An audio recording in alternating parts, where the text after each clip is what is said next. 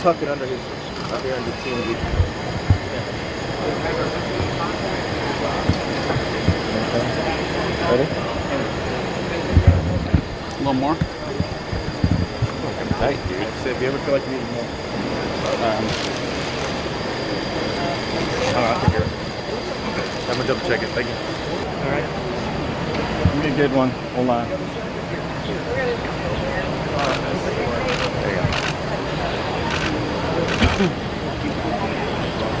There you go. All right, good.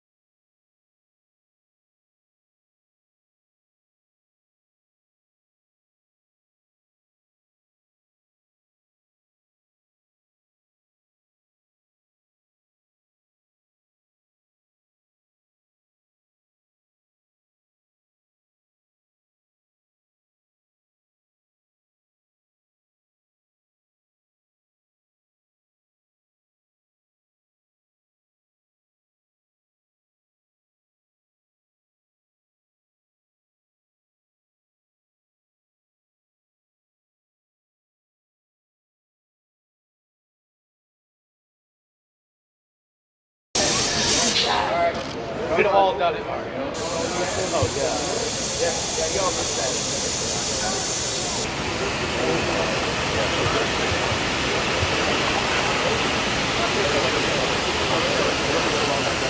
All right, here's the money maker. Hey, watch that safer. You wanna? I got this one. Hold it.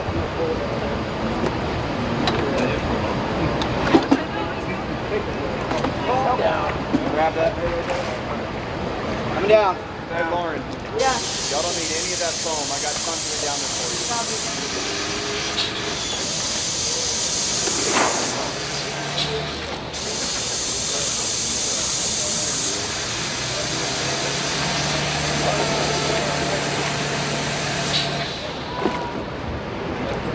All right.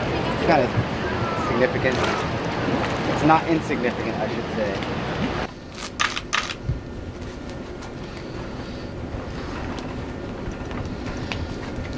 I'm gonna let this float.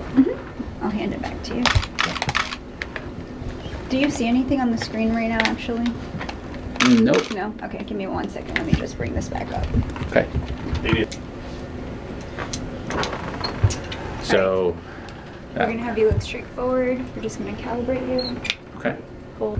Trying to throw them off station. Good to go. Oh yeah, no, so our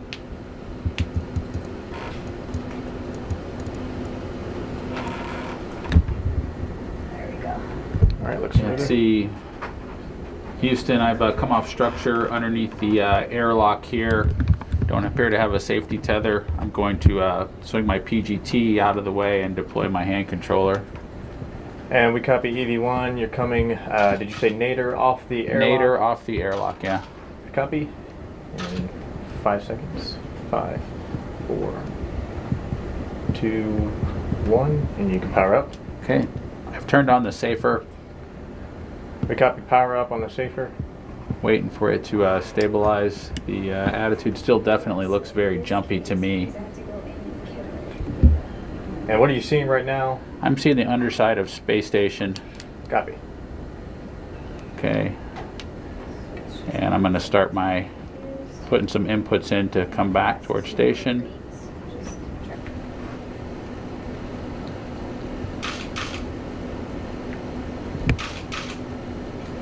I think I'm closing the gap. EV2, I'm making my way towards node 2. Looks like you're going to come in between. I'm aiming for what looks like there's an antenna and a line of handrails just on the nadir side of the lab here. Copy. We see you passing the arm. Looking at the station cameras. Coming in at a good speed. Copy. And we'll count that. Okay, well, I'll get to another handrail over here. Yeah. There we go. There's not a dedicated Z book. Okay. Essentially, that would be part of the task list activity. We'll tell you, hey, go to this Z book, This unplug is this the one. equipment. Okay. That way you can plug in. And we're still missing one more called P2. Okay, like I that. think, yeah, like this side is always more intuitive for me. And that just the same way we calibrate when you're doing training down here, that's how we do it there. So wherever you're pointing forward, that's going to be your new forward. Okay. So if you move your head down and double tap, that becomes your new forward. Okay. Okay. So this is where you can look down and see your display. Okay, I can see my display 74%, 73%, so it's using up some of the propellant. I'm going to pitch a little bit to get pointed in the right direction here. Okay.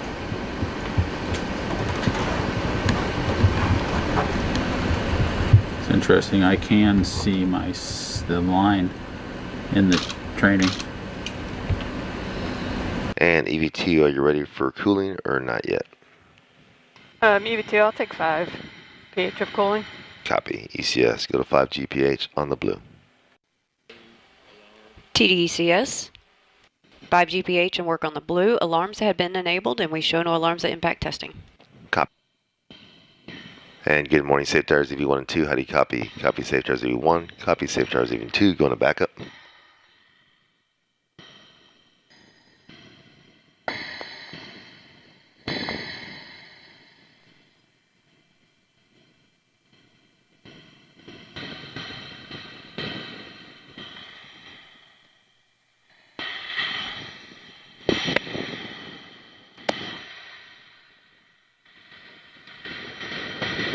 Copy.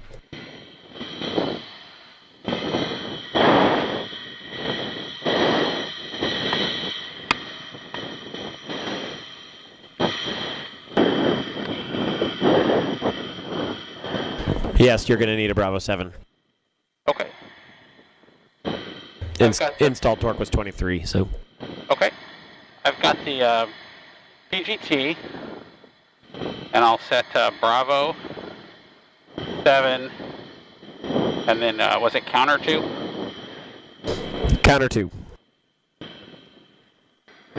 Okay.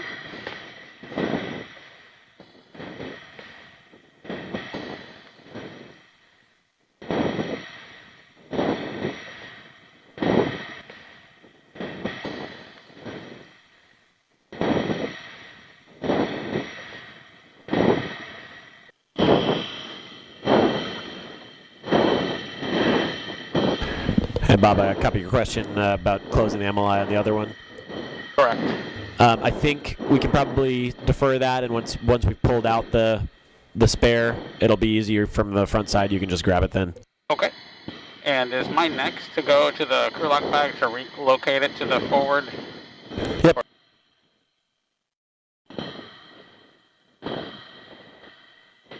And Bob, copy, your tethers are in now? Yes. Gotcha.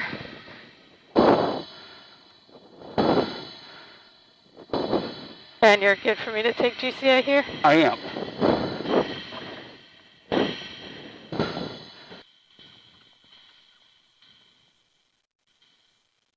Can release my feet.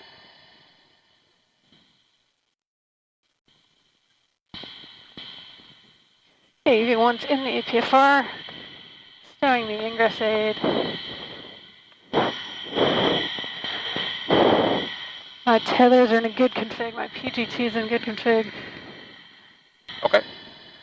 Okay, for M1 from EV1, ready, begin GCA, and I'd like 10, 9, 8, 7, 6, 5, 4, 3, 2, 1, 0.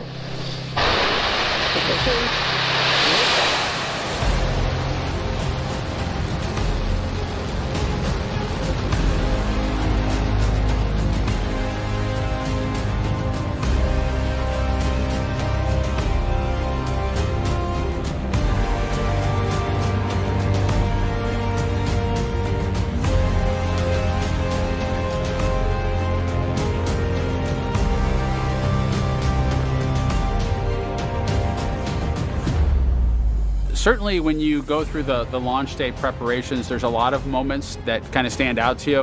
When the engine's light, you know you are going, and you know you're going somewhere pretty fast. When the engine shut off, you go from 3 Gs to 0 Gs instantaneously, and things start floating. And I remember distinctly just thinking, what just happened? Same thing happens when you get to space station. It's kind of a defining moment when you get the hatches back open. By sharing this experience with SpaceX and creating another partner that has the same capability, I think we really set the future up to continue to blossom. This will be the first time humans have ridden on the Falcon 9, even though it's flown many, many times. And so just taking in that experience and the sounds and all those things that we can relate to future crews is going to be something important to do too.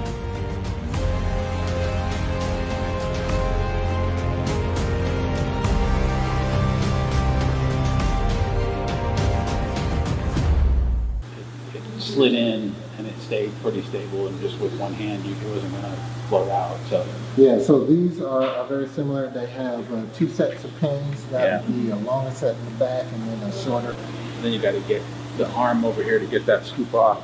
And then you got to get the scoop off. Either that or I give it to you, but probably give it to you before it goes away. Is that the amount of force that you need to turn it in the clockwise direction is significant. Sure. Is it okay? Yeah. Without using my weapon? No, you do not. And then so this is where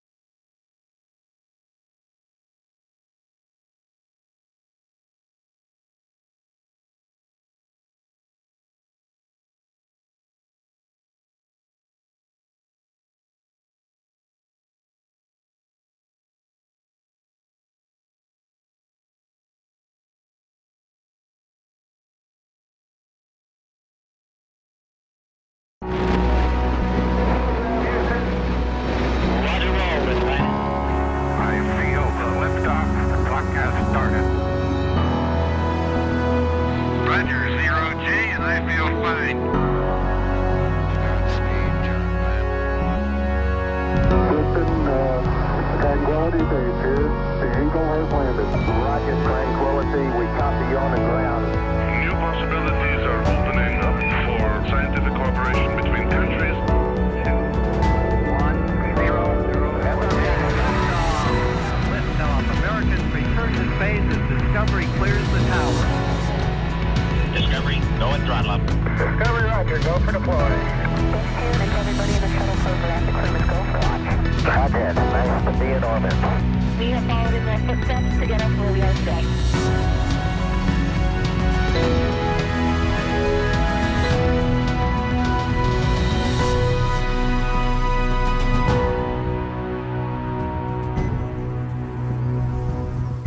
And there it is. You're looking at the American-made rocket and spacecraft that will return American astronauts to the International Space Station from American soil for the first time since the retirement of the space shuttle, last flown nearly 9 years ago.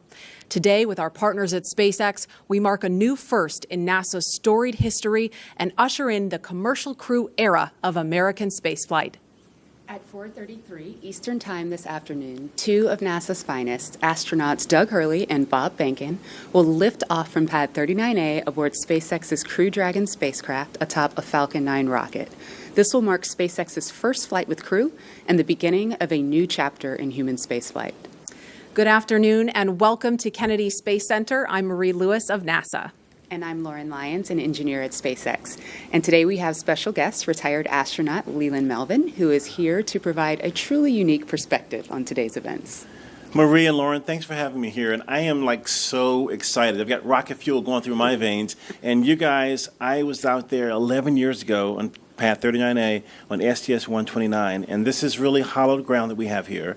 And you think about the storied legacy of Mercury, Gemini, Apollo, shuttle, and now this new era, SpaceX Crew Dragon. It's an exciting time. Yeah, it's going to be awesome, and we're so excited to have you here to go through it with us. We want to talk first, though, about the weather, because that's the big story of the day right now, the headline. And teams from NASA and SpaceX are keeping an eye on the weather here at NASA's Kennedy Space Center in Florida. Meteorologists from the U.S. Air Force 45th Weather Squadron are predicting a 50-50 probability for launch, so keeping things exciting. A rain shower passed through the area just a moment before the start of our coverage, which delayed us by just a few minutes, and which is why we are indoors now. That weather is expected to pass, but teams will continue to monitor our flight rules, including flight through precipitation, as well as anvil and cumulus clouds around the launch pad. Teams look at more than just the weather around Kennedy, but also weather and sea states in the flight path of Crew Dragon. That's really important. All of those need to be favorable before launch. Now, Tropical Storm Bertha has been causing some weather that teams will continue to monitor to make sure it's okay for rescue operations, just in case that's needed.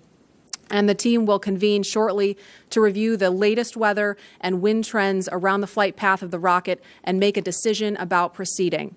Now, if all is go, we will be tracking a 4:33 p.m. Eastern launch for the return of human spaceflight to the International Space Station from U.S. soil.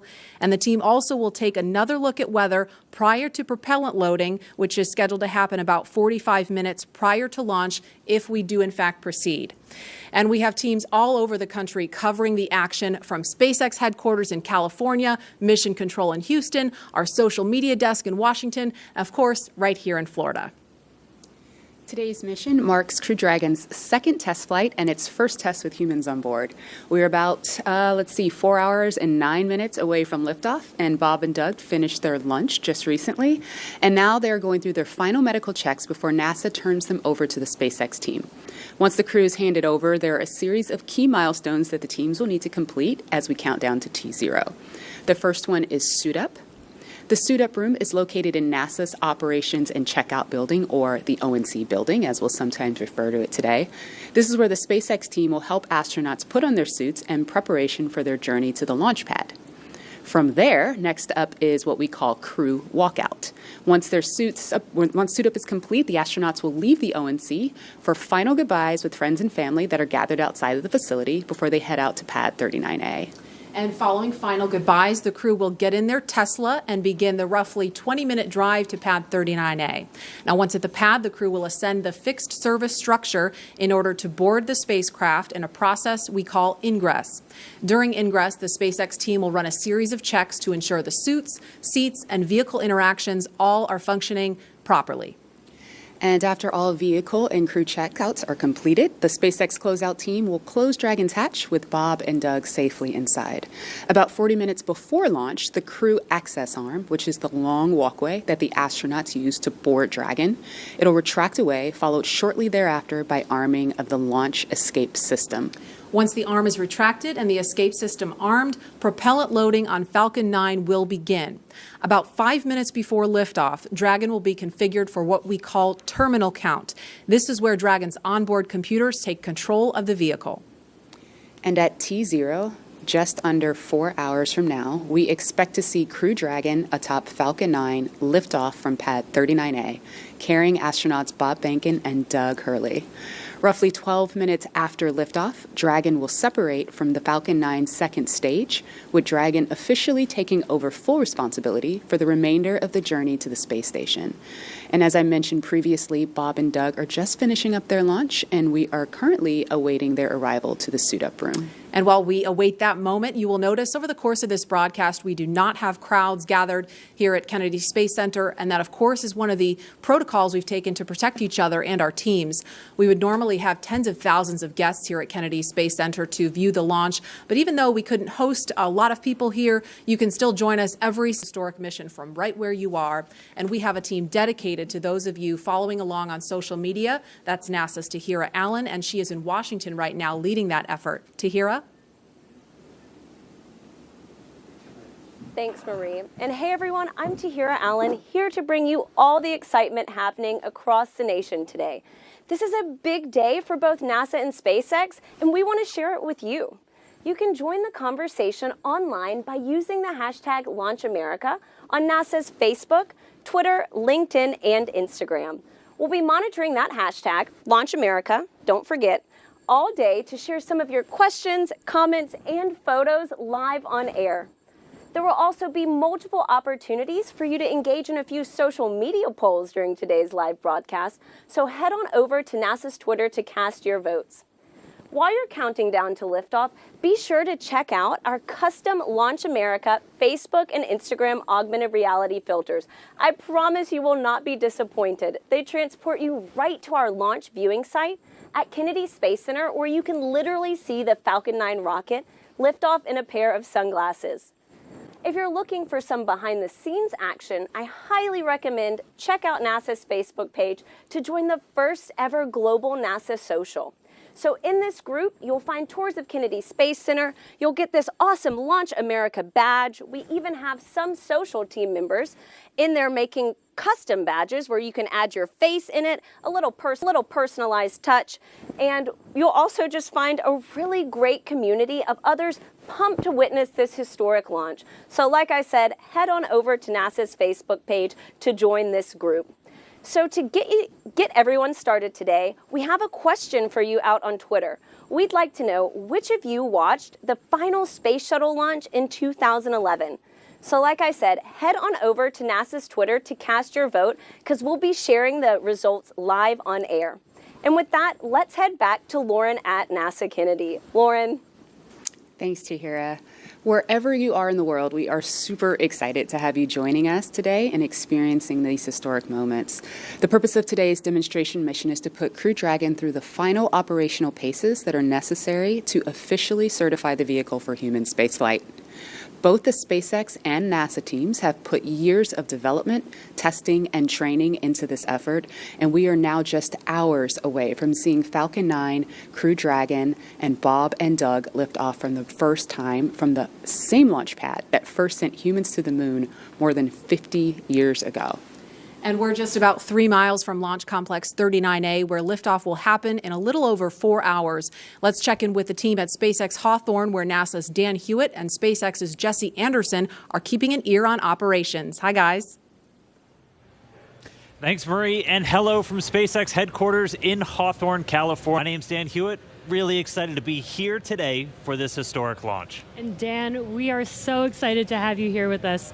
My name is Jesse Anderson, and I'm a lead manufacturing engineer here at SpaceX. We are so honored to be NASA's partner in returning humans to space from the shores of Kennedy Space Center. 10 years ago, we sent the Dragon that's displayed right behind us on its first orbital demonstration flight. And I speak for all of us at SpaceX when I say we could not be more excited to finally be sending humans to the International Space Station. It's a great day.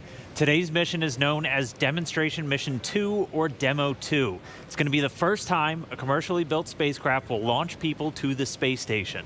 Demo-2 is an end-to-end flight test from launch all the way to docking and ending with splashdown. And it's the final test for NASA to certify SpaceX for regular crew flights to the space station.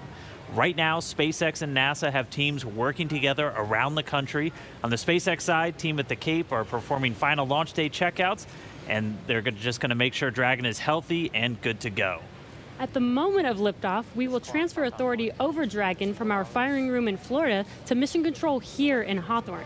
Mission Control will have insight and command of Dragon systems for the entirety of this upcoming mission. Since Dragon is a highly autonomous vehicle, our teams in Mission Control will be continuously monitoring the health and performance of the spacecraft through the entire duration of its journey, from liftoff all the way until Dragon splashes back down on Earth. And while there are a number of people on headset in Mission Control right behind us, the mission director is the one in charge. It's also where the SpaceX Core, which stands for Crew Operations Responsible Engineer, essentially the voice talking to the astronauts, is going to reside. Dragon and Falcon 9 together have years of operational experience, or what we refer to as flight heritage. SpaceX has successfully completed 22 flights of Dragon to and from orbit since 2010, and that includes 21 trips to the International Space Station. To get us where we are today, not only have we conducted thousands of hours of testing, but we've also enhanced and added a number of safety features to Dragon. And one of those most important safety features on Crew Dragon is the launch escape system. It's a huge advancement in the safety of human spaceflight. We were able to demonstrate this system in two important tests, first back in May 2015 with the pad abort test, and then again more recently just last January where SpaceX conducted the in-flight abort test. Dragon's launch escape system is outfitted with 8 Super Draco engines that are integrated directly into the spacecraft body. This enables Dragon to separate from Falcon 9 and carry astronauts to safety in case of an emergency on the launch pad or all the way up to orbit. In addition to the launch escape system, SpaceX has completed over 80 parachute tests, which include nearly 30 tests of just the upgraded Mark III parachutes flying on today's vehicle. And this is to ensure a safe landing back on Earth, even in the unlikely event that one of those 4 main parachutes fails. And let's not forget the significance of our first demonstration mission, which took place just last year. And that was also an end-to-end flight test to and from the International Space Station, just no humans on board that time. For now, though, let's turn it over to SpaceX's Principal Integration Engineer, John Insprucker, for our first status update. John? Hello from SpaceX headquarters in Hawthorne, California. As Dan said, I'm John Insprucker, and I'll be bringing you status updates throughout the countdown. We're currently coming up at T-minus 4 hours and counting for the launch of Falcon 9 with Dragon to the space station. Listening right now to see if we get a status brief on the countdown net.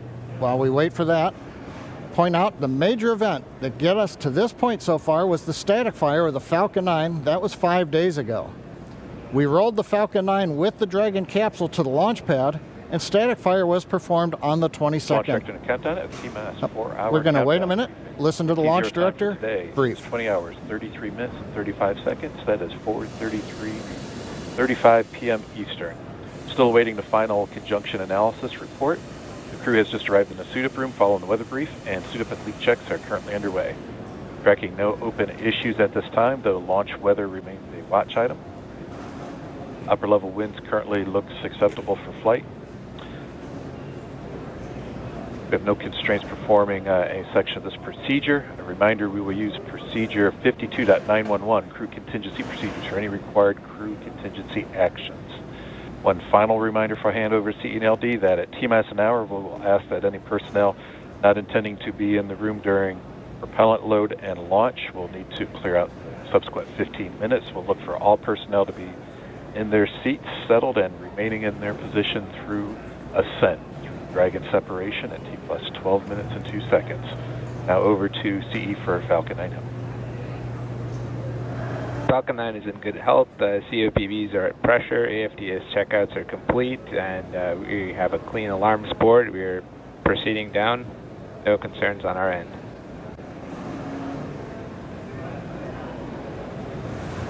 No questions. Back to LD.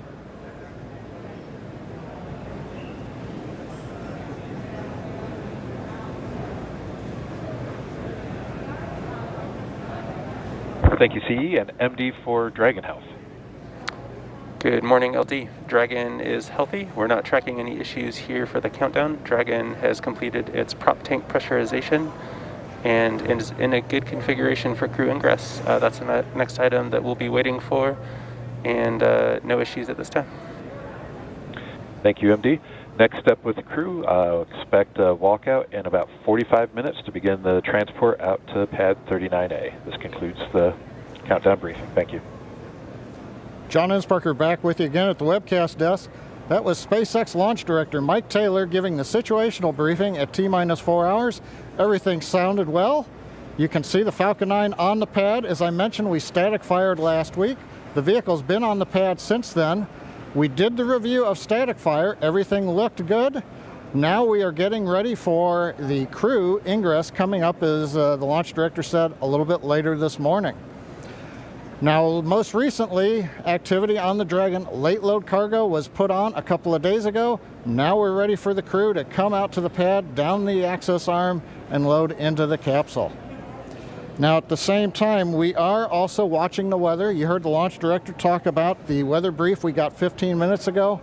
The tropical storm has begun moving onshore. That's actually improving conditions, both downrange in emergency splashdown locations if needed for Dragon, as well as at the launch site. We do expect, though, the probability of violating conditions is still 60%.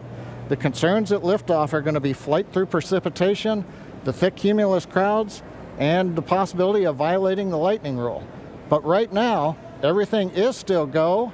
So with everything looking good from Hawthorne, we're going to send you down to Houston, where Gary Jordan is with the flight control team at NASA's Johnson Space Center in the Mission Control Houston. How are the teams looking down there, Gary? Thanks, John, and welcome everyone to Mission Control Houston. Today, I'm joined remotely by NASA astronaut Tom Marshburn. From this room, we've been supporting humans aboard the International Space Station for nearly 20 years, nonstop, every single day. Crews from all over the globe have visited the orbiting station, but it's been almost 9 years since they started their journey into space from American shores. And while the teams here may appear subdued and focused, there's definitely an excitement around the entire center to be returning launch operations to America. It really is, and our astronauts are thrilled to be taking a new spacecraft into orbit. This will be the new first for us, flying to space on a commercial vehicle, and the entire astronaut corps will be watching. As with every first flight of a system, there are still things to be learned and proven out, but we believe this crew and this system is ready. You know, many people think of mission control when they think of Johnson Space Center, but this center is also home to world-class training facilities and thought leaders in spacecraft development. We have drawn from both of these disciplines and spent the last 3 years alongside the SpaceX team to make sure the Crew Dragon is the best spacecraft possible and that the astronauts are prepared for every scenario. And this mission comes at a critical time for the space station, with only 3 crew members currently aboard, among them NASA's Chris Cassidy as the lone American.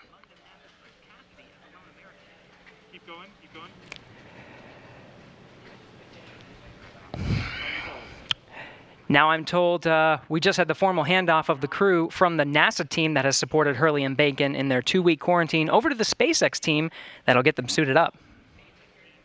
There will be a lot of firsts today, including a new suit for the crew to use during launch and entry. The crew quarters at Kennedy Space Center has supported human spaceflight for 5 decades, and now a new chapter is being written. And it's exciting to witness it here today. Tom, thank you so much for joining us. Let's go back to the Kennedy Space Center to watch Suit Up in action as we continue to count down to launch. Leland. Hey, thanks, Gary. Hey, Marie, this is amazing. We're in the suit-up room. I mean, I remember this back in 2009 when I was sitting in Lazy Boys from back in the Apollo era, but they have these really cool new suits and new seats that they're working in here, so. Yeah, it's so amazing to see this first live look in the room. There's astronauts Bob Behnken and Doug Hurley sitting in those seats, being helped by the suit technicians. This room was first used for the first Apollo mission, Apollo 7, that they suited up in there in 1968. And there they are, giving a thumbs up. That looks like Doug giving a thumbs up there. Of course, Bob was mission specialist on STS-123 and STS-130. Bob's a native of St. Anne, Missouri, so I'm sure folks in his hometown are watching. Lots of hometown pride going on right now. And same for Doug. He was born in Endicott, New York, which happens to be my hometown too. Oh, wow. Okay. But he considers Appalachian his hometown, so I know folks are watching there. And Doug was the pilot on STS-127, STS-135, which was the final shuttle flight. So it's so cool to see them in there, Lauren and Leland. Last time this room was used for this purpose that you see here was STS-135 in 2011, and Doug Hurley was one of the astronauts in there doing that. So this is really amazing to see. Wow, so the suits are actually much more than just garments. They actually connect directly into Dragon seats.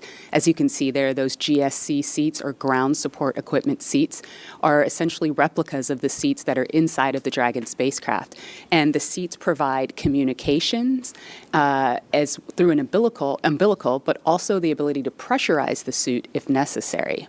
So right now what the suit team is doing is they're doing communications checks as well as a pressure check to make sure that the spacesuit can hold pressure in the event of a cabin depressurization emergency. This is the last time that we're going to do this check prior to the crew boarding Dragon, where we'll do it all again. So the way that leak check will work is we will provide or essentially inflate the suit with air and hold that pressure for a few minutes, watch the depressurization rate, and make sure that it stays within bounds. And as we stay looking in the suit-up room, you can see Doug Hurley there in the seat. He is the spacecraft commander for DM-2. And while he continues with checkouts, we want to give you a closer look at the veteran Marine Corps fighter pilot and spaceflight pioneer.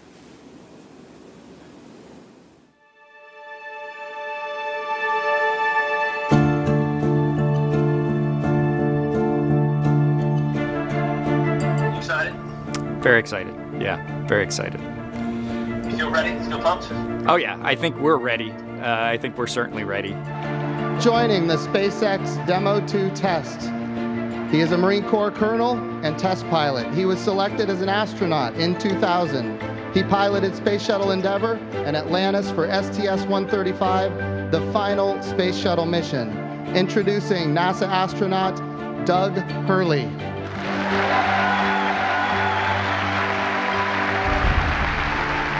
It's a life-changing process in so many ways to fly into space. It's just overwhelming in some respects. Just the sensations, the rumbling, the shaking, the acceleration.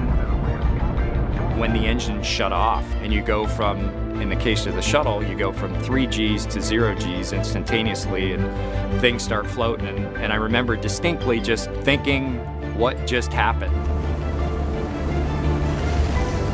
To see a rocket launch in person is, it's a pretty emotional event. I remember the first time I saw a shuttle launch and it was amazing. And then when I saw a shuttle launch with my wife on it, that is quite the emotional experience. My name is Doug Hurley, and I'm the spacecraft commander for the DM-2 mission to the International Space Station.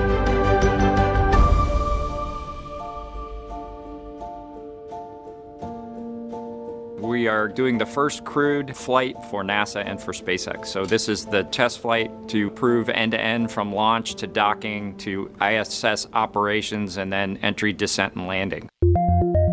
This will be the first time the Dragon had a crew on board, and so there's a myriad of objectives we want to achieve for this mission. SpaceX has been responsible for design and and essentially making this vehicle what it is. What the astronauts bring to the table is the crew vehicle interface. What would work on orbit, what might not work on orbit, what would definitely work, to be able to just have the entire integrated team that's going to support us getting to and from space station, talking together, working through the challenges that simulators typically throw at you. It was really neat being part of it. It's just been an incredible undertaking to see where we've come just in the last 5 years that Bob and I have been a part of this, and to be, shortly flying to the International Space Station with the Crew Dragon. It overwhelms you to think about how many people have, in some way, shape, or form, touched this program and this vehicle to get us to this point. And we are the lucky ones that get to fly it, but we certainly not for 1 second take for granted the amount of effort that so many other people had to put into this to make it successful. For Doug personally, he's worked so hard, through his entire life, to get to where we are right now. As a test pilot, this would be the dream, to fly a new vehicle. So it makes me so happy to see that he gets to be part of this mission, the spacecraft commander. I'm just glad to see his hard work and his dreams come true for that. It's been a long road in a lot of ways for not only us, but certainly for all the folks that work in the Commercial Crew program, as well as SpaceX in our case, just working to get to this point. It's been a huge amount of sacrifice and time away from home, but the fruits of our labor are coming to fruition.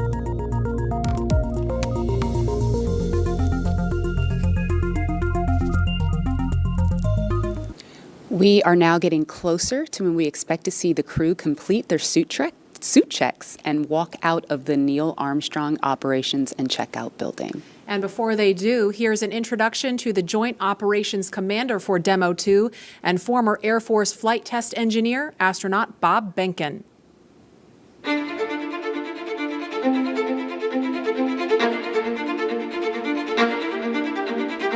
When you go through the launch day preparations, there's a lot of moments that kind of stand out to you. One is the kind of the celebratory piece of it, which is that you're walking out of the suit up room and getting in the vehicle that's going to take you to the launch pad. When you close the hatch, that's really when Doug and I are in the vehicle, and it's our vehicle, and we're really in control of the mission at that point.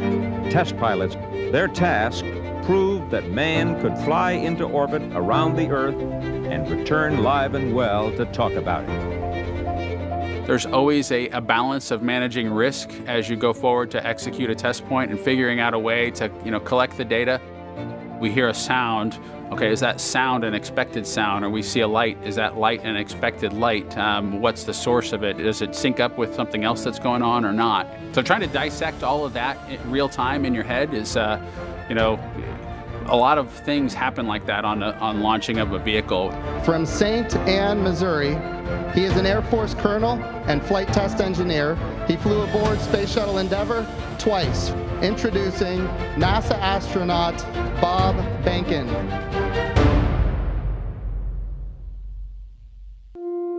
My career at NASA has kind of spanned a couple of decades at this point. I arrived with the class of 2000, went through the training program, primarily focused on the Space Shuttle and the International Space Station, learning those systems. Having launched a couple times on vehicles, the second time was definitely different than the first time.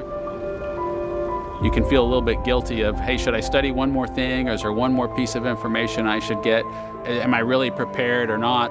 So that's definitely different between where I was on my first flight and where I'm at right now.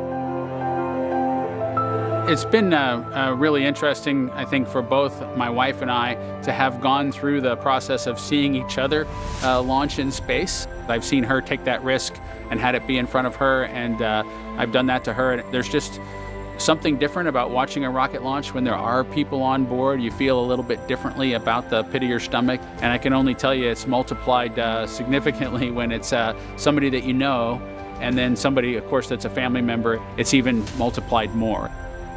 For me personally, as a spouse, watching everything that Bob has put into this over the last 5 years, The dedication that he's shown, the perseverance is pretty special. For both of us, though, the way our minds work, it won't be until sort of the mission is complete that you have really a chance to savor it and celebrate it. This is a huge accomplishment for an Air Force flight test engineer to be part of the demonstration mission of a brand new vehicle. It's going to be amazing. Without a partner that has that same appreciation, I think it can be challenging for some folks. There's a lot of work and a lot of time that takes away from family that that my spouse appreciates, and I love her for that. Really, my role on the DM-2 mission is to make sure that we get this vehicle tested and evaluated so that we can move on to more operational missions at the International Space Station. We've got a lot of objectives on board the vehicle that we need to accomplish to really make sure that it's good to go. We'll make sure all those systems are working during the test flight so that the future missions will have them available even if they don't plan to utilize them. Through years of the NASA team, I'm helping to share that experience and teaching them the lessons that we've learned by going through this. Now there's another capability in the U.S. besides NASA to operate something of this magnitude. When is the last time humans launched on a new vehicle? Certainly on the American side, it's been several decades.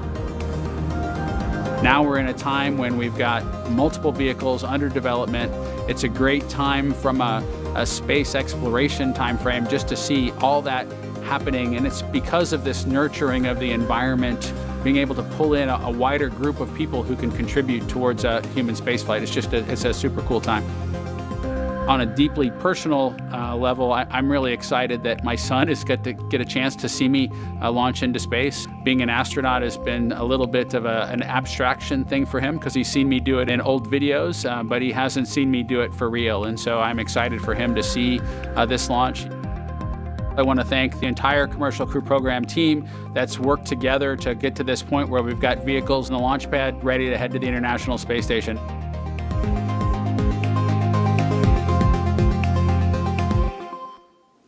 And we're back live in the room now with Bob Behnken on the left of your screen, Doug Hurley to the right.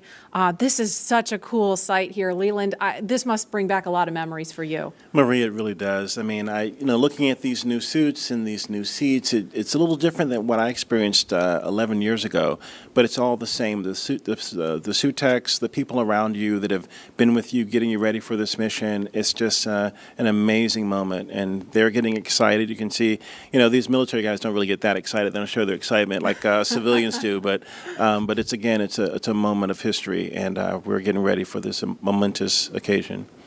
Yeah, and it was pretty cool. We heard that earlier this morning they stepped outside with a cup of coffee in hand. Oh, we've got some visitors in the room now. It looks like SpaceX founder Elon Musk to the right of your screen, and NASA Administrator Jim Bridenstine. Of course, you see a partition there to keep them a safe distance from the crew, but they're in there to say hello, wish them well before they depart the suit-up room. That's really cool to see there, and we can't hear what they're saying, but I'd love to be a fly on the wall in there right now. Lauren, I wonder what Elon is saying. Oh, just probably telling them how honored he is to be able to give them a ride today. And I know the NASA administrator, he talked about this yesterday. I mean, he's met with the crew before today even and said, I've told Bob and Doug, it's not too late to call this off if you have any second thoughts. And of course, they had none. They're super pumped about this, ready to go. And right now, it's just, we just need the weather to cooperate. Yeah, I try to think who could potentially be more excited than the SpaceXers, Bob and Doug. Yeah, right? And, it's amazing how we have commercial and government working together to send these two NASA astronauts to space safely. It's just it's a great combination of what we can do when we put our minds to things and be creative and innovative and work together as one community. I totally agree, Leland. I see Bob and Doug walking around our headquarters in Hawthorne all the time. They're basically family members. They're in the cafeteria. They're getting a drink from the soda machine. Every now and then, there are times when the teams can have breakfast with them, which is really cool. And we call them the dads. The dads. They are dads. It's they fitting. are, and they're incredible human beings. They really are. They're brilliant. They're sharp. They are excellent to work with, but they're just great people. Yeah, no, I'm really inspired and honored to have known these two guys, and I can't wait to see them launch in space. And I was with you, Lauren, out at SpaceX when we were doing a little tour, and I think you kind of snuck me back in to where they were training, and I got a chance to see them working and training. But when they came back out, I was having lunch, and everyone around was just like, hey, these are our team also. Yes, yes. It's really amazing. And Lauren, you said, I mean, you talked about what they're like, and they are just two of the most humble people too. I mean, every time I've seen them do an interview, they're getting asked questions about themselves, right? Because they're the stars of the show. Right. They're the ones getting on the rocket, but they always bring it back to the people who made it possible for them. They're always talking about the NASA team, the SpaceX team working behind the scenes that have sacrificed so much to keep them safe and made sure that they are always vigilant. And I know we've talked about this before too, but if you're not looking for something wrong, you're not doing it right. So the teams, even now, they're always looking for any little thing that could go wrong to make sure that Bob and Doug are safe when they strap in and get going. Absolutely. Around the office, we don't just say, oh, we're launching a rocket, we're launching Dragon. We say, we're launching Bob and Doug. And that human element of this is essentially leveling SpaceX up in a major way today. Absolutely. Yeah, I mean, all the technology, all the hardware means nothing if it's all about the people. Absolutely. And we see just a handful of folks in the room, and we've acknowledged the distance that Mr. Musk and Mr. Bridenstine are standing from the astronauts, and of course they have masks on. This wouldn't really look that much different, though, even if we were not in the midst of a pandemic. I mean, Leland, you know very well what it's like to live in quarantine, getting ready for a mission, and so this coronavirus situation has just kind of underscored the importance of quarantine and keeping the astronauts protected. But can you speak a little bit about what it's like to live in quarantine, getting ready for a mission? Yeah, we start in quarantine about a week before we come down to the Cape to get ready for launch. And I think that everyone around you that comes to the crew dinners, they have to get checked by the doctors. And so we really make this a very serious thing, even without a pandemic going on. But I think once we get down here, like we have these crew parties for our families, and we can't go to the parties, we have to FaceTime into the parties, but that's a very serious thing, and we only see our spouses at the beach house and have a dinner and celebrate this momentous moment. But it's a very serious thing, even without pandemics going on. Absolutely. And obviously, Doug Hurley and Bob Behnken are two of the best at what they do, and it's starting to really sink in that the mission is on as you see them in their suits there. It's getting real. It's getting real. So I remember the very first time that I saw Bob and Doug in these suits at a crew training event at SpaceX. Not only did they look really awesome, astronauts tend to look pretty cool, but the suits looked like they were from the future. Our team designed the spacesuits to maximize safety and functionality with a little bit of style. And so here's Chris Trigg telling us how the SpaceX spacesuit came to be. I think one of the things that was important in the development of the suit was to make it easy to use, something that the crew just has to literally plug in when they sit down, and then the suit kind of takes care of itself from there. So the suit is really kind of one part of the bigger Dragon system. It's really part of the vehicle. So we think of it as kind of a suit-seat system. So the seat that the crew is in and the suit are in a lot of ways working together. And so it made sense that we were designing Dragon in-house to also design the suit. Our spacesuit is completely designed in-house. It's built here in Hawthorne, California, in the same building as the rocket and the capsule. The spacesuit is custom-made for each crew member, and that is to optimize the fit for the crew member. We definitely wanted to innovate, and we wanted it to look inspiring, but first and foremost, we wanted it to be safe and reliable. The spacesuit's primary purpose is to protect the crew in the unlikely event that the cabin were to depressurize. But the suit does a number of additional things. It provides cooling and communication to the crew inside of the suit, provides them hearing protection, and the outer layer of the suit is flame resistant, so it provides flame protection as well. When the crew gets in the capsule, they get in their seats and they plug the suit into the umbilical that's attached to the seat. And the umbilical is providing everything that the suit needs. So it provides the avionics or electronics for communications, it's providing the air to cool the suit, and then it also provides gas when needed to pressurize the suit. So it's really a single point that lets the suit do all the things that it needs to do. We designed the helmet in-house. The helmet serves a number of different functions.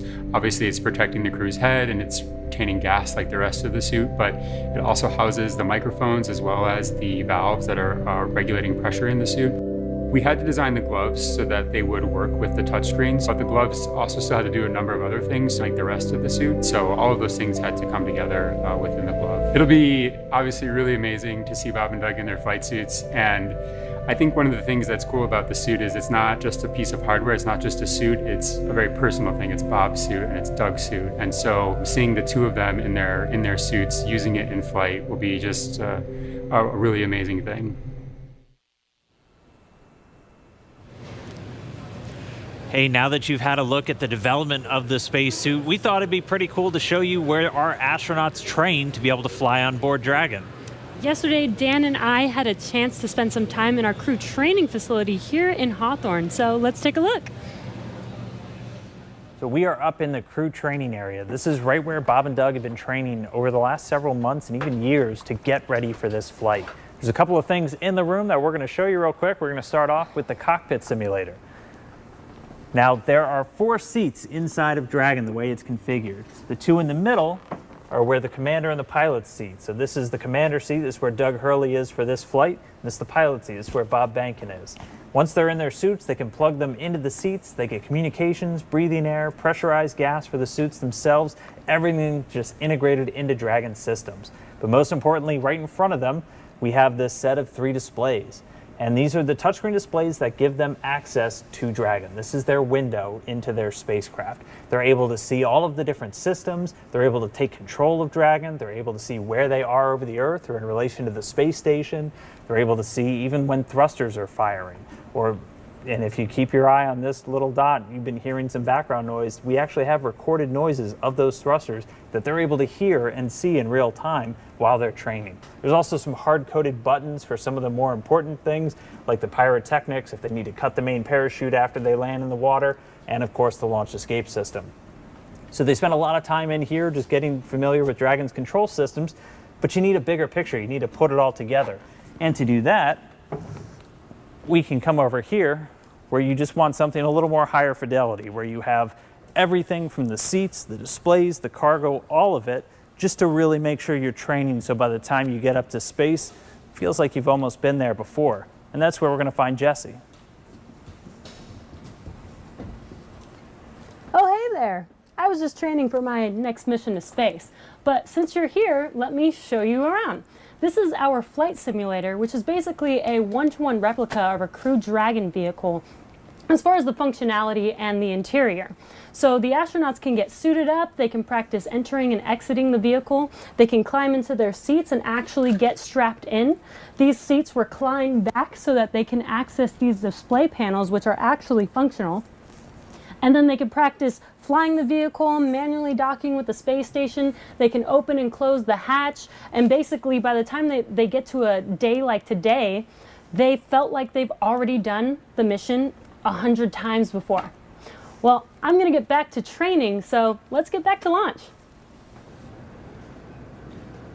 We're coming up on T-minus 3.5 hours, and all continues to go well for today's launch. Now at the launch pad, Falcon 9 is powered on. Engine and stage checkouts were performed several hours ago. Everything's looking good on those. Now we're currently monitoring telemetry and pressurizing the gas storage vessels on board both the first and second stages. And as I mentioned, the good news is there's nothing significant to report on the rocket. Now on top of the Falcon 9 in the picture there, behind the crew access arm is the Dragon spacecraft. The spacecraft is ready for the crew who you saw suiting up. They'll be walking out here shortly. We'll bring that to you. Functional checkouts of the spacecraft were performed in preparation for the crew arrival. Most recently, the Dragon propellant system was pressurized to the final flight pressure just about an hour ago. And currently, all spacecraft systems are go. Right now on the pad, you can see some silhouettes in the access arm. The ingress technician team is up there. They've opened the side hatch and now getting ready for the crew to arrive a little later this afternoon. Now the Air Force Range is supporting us today with air and sea space clearance. They've got no issues at this time. We're also releasing weather balloons. The initial balloons have been released. They don't give us a go for launch, but they start to tell us that things in the upper altitude are acceptable if this trend continues. So while we're going to wait on those results to give us a better idea, all the way down to about T-minus 30 minutes, we are anticipating acceptable weather for launch at the upper altitudes.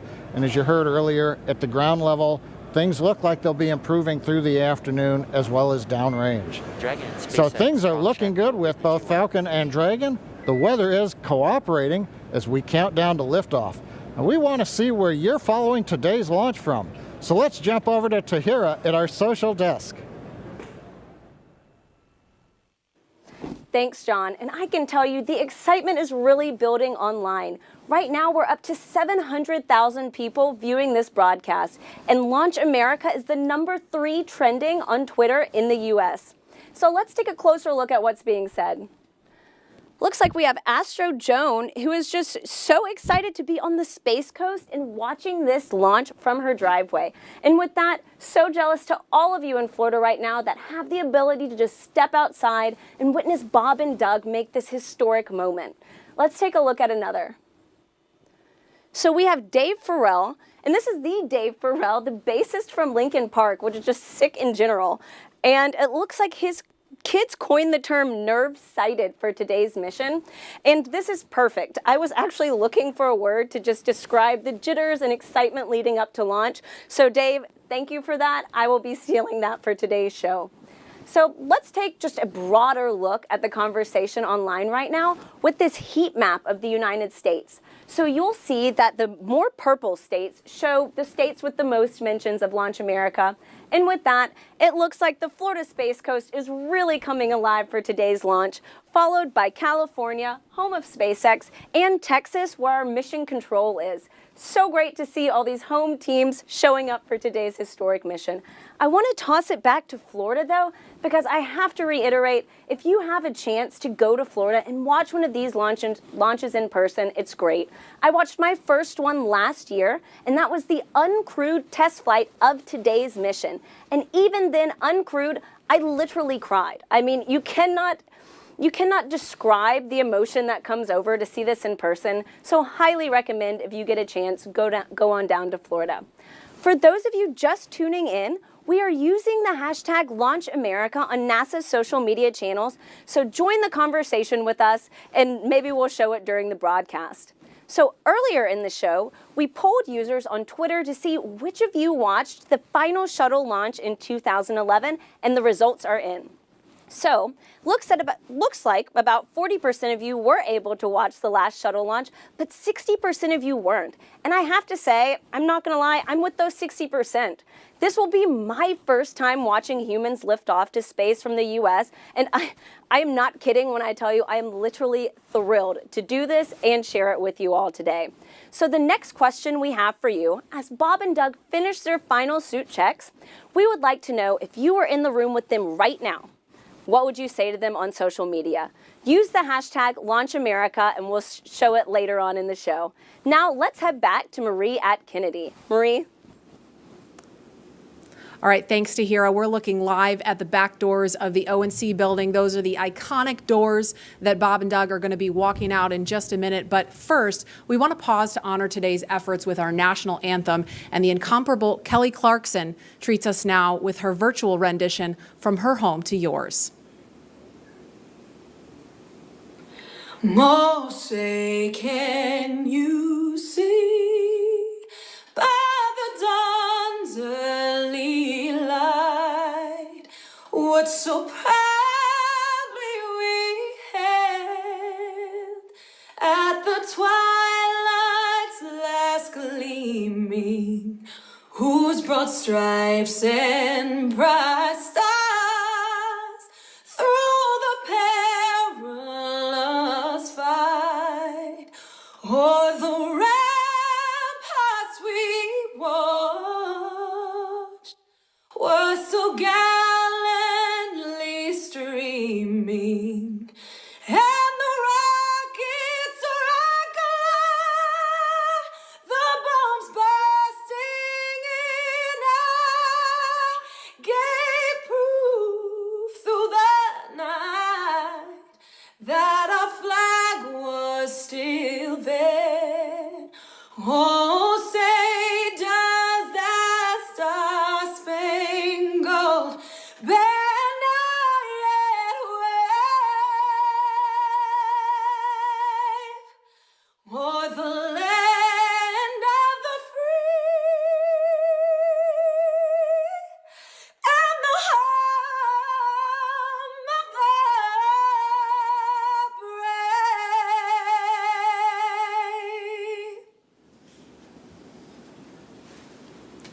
And any moment now, we are going to see Bob and Doug walking out. We're looking at the pad right now, but you guys, that just gave me chills listening to that. And we saw them getting into the elevator. So they're making their way down to the first floor where they're going to be walking out of those doors any moment now.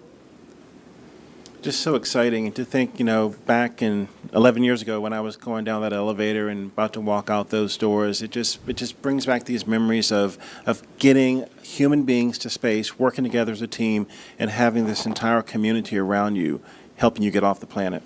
Yeah, and Leland, I know you have a really cool memory about somebody special that you saw when you walked out of those doors. Oh my goodness, Marie. When I walked out of those doors, my chemistry teacher was right there from high school who inspired me to be a scientist. And she said, "Go Leland." And that's what's going to happen when they come out. These people that, their families are going to be there. I wish other people could be there, but it's just an amazing moment. Yeah, and the shot you just saw there with people carefully spaced apart, we saw them walk out right before the anthem started. It was Vice President Mike Pence along with Elon Musk and Jim Bridenstine. Of course, they left the building just ahead of the crew, so they are standing, we're looking now at the doors, but they're standing just right of that across from the Teslas. There's also a designated spot for Doug and Bob's immediate families. There's that shot now, so we're looking at the back of Elon Musk, Jim Bridenstine, and Vice President Mike Pence.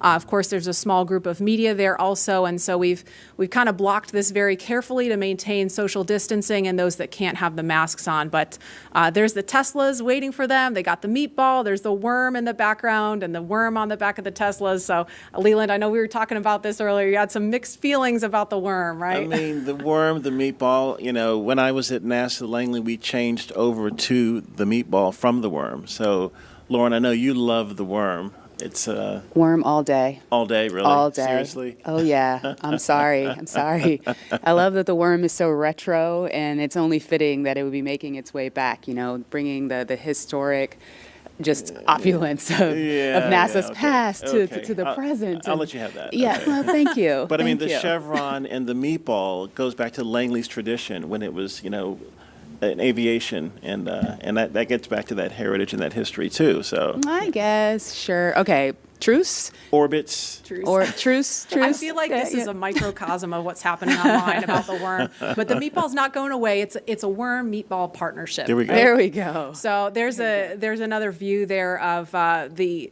crosswalk. There is where Bob and Doug are going to walk out any moment.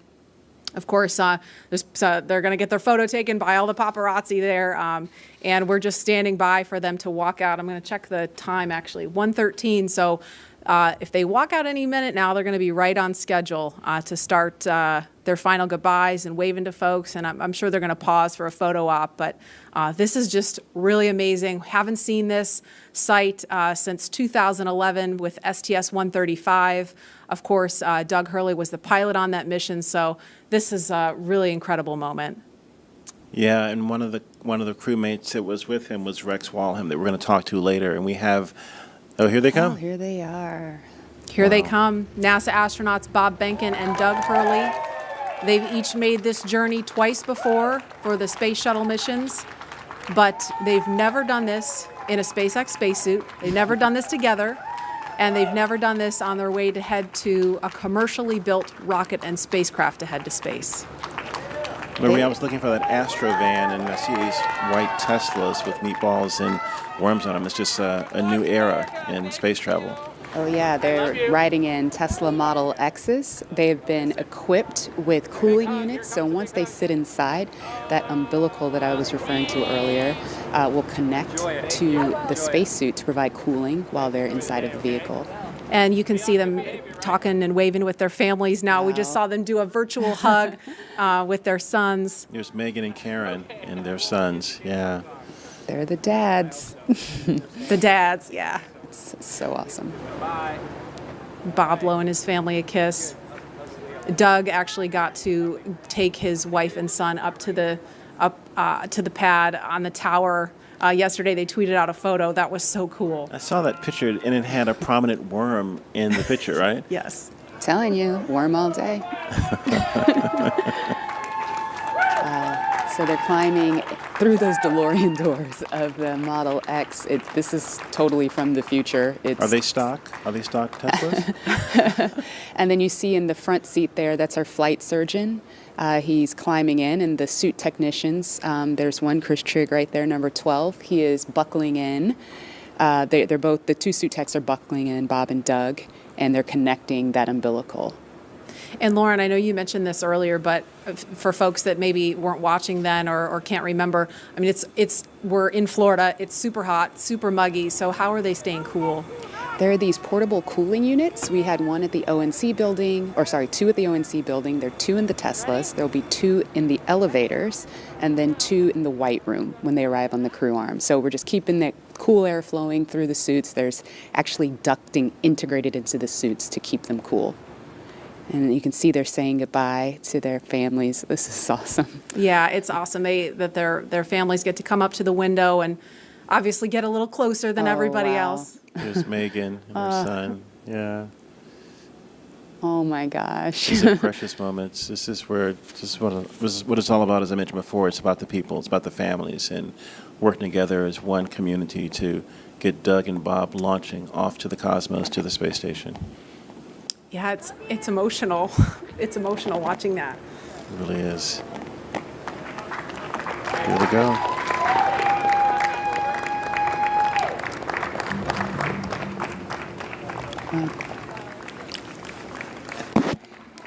Now, as we see the convoy begin the journey to the pad, 39A, we are thinking about each and every one of you, our colleagues and friends at SpaceX and NASA, who have had a hand in seeing the Crew Dragon commercial crew program come to life. And we wish every single one of you could be here up close to see this, but we want you to be a part of this journey regardless of where you are watching today. And so for the next few minutes, while they're making their way to the pad, we want to highlight those people whose hands and words and thoughts built all that we see here today. And we hope all of you watching can feel that pride that each of these NASA and SpaceX team members has for today.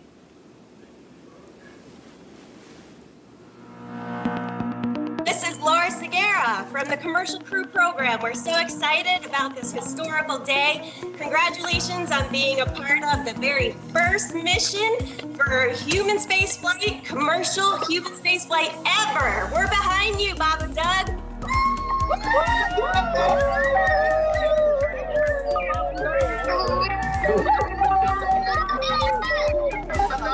I'm Nicole from SpaceX in Cape Canaveral, Florida. Congratulations to SpaceX for hitting another major milestone, and safe travels to Bob and Doug. Bob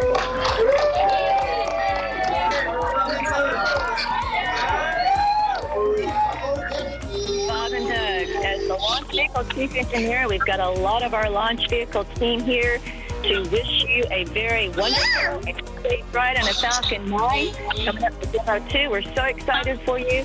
And Launch America, it's time to launch. Let's go. Hi.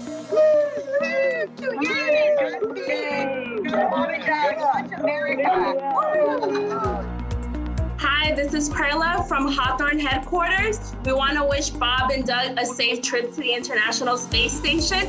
Go Dragon!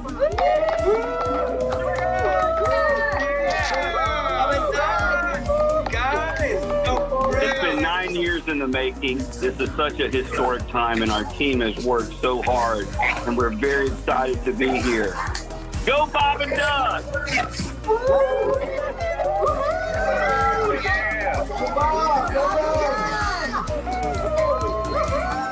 This is Sam from McGregor, Texas. Go Bob and Doug, go NASA, and go SpaceX.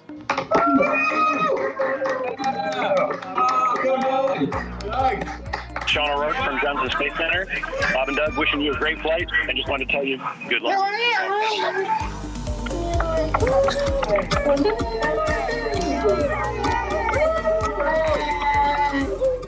Hi, I'm Dustin Kamak with NASA Kennedy's Communications and Public Engagement Directorate, and we all want to wish Bob and Doug safe travels and Godspeed. You are both an inspiration to us all. Now, let's get out there and launch America. Let's do it. Come on, launch America.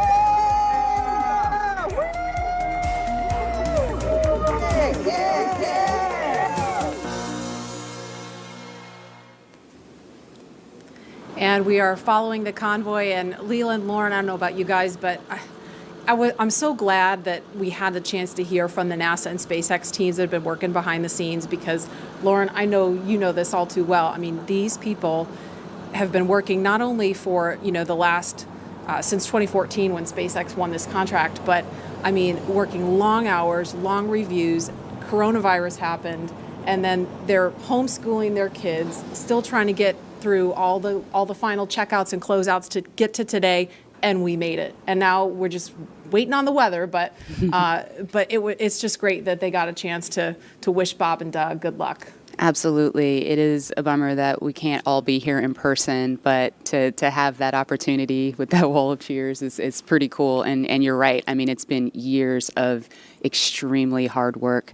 Fortunately, we've had little milestones along the way, like Demo 1 and IFA, the in-flight abort mission, but it was all leading up to this. And I speak for all of my friends and colleagues that are still working on this program.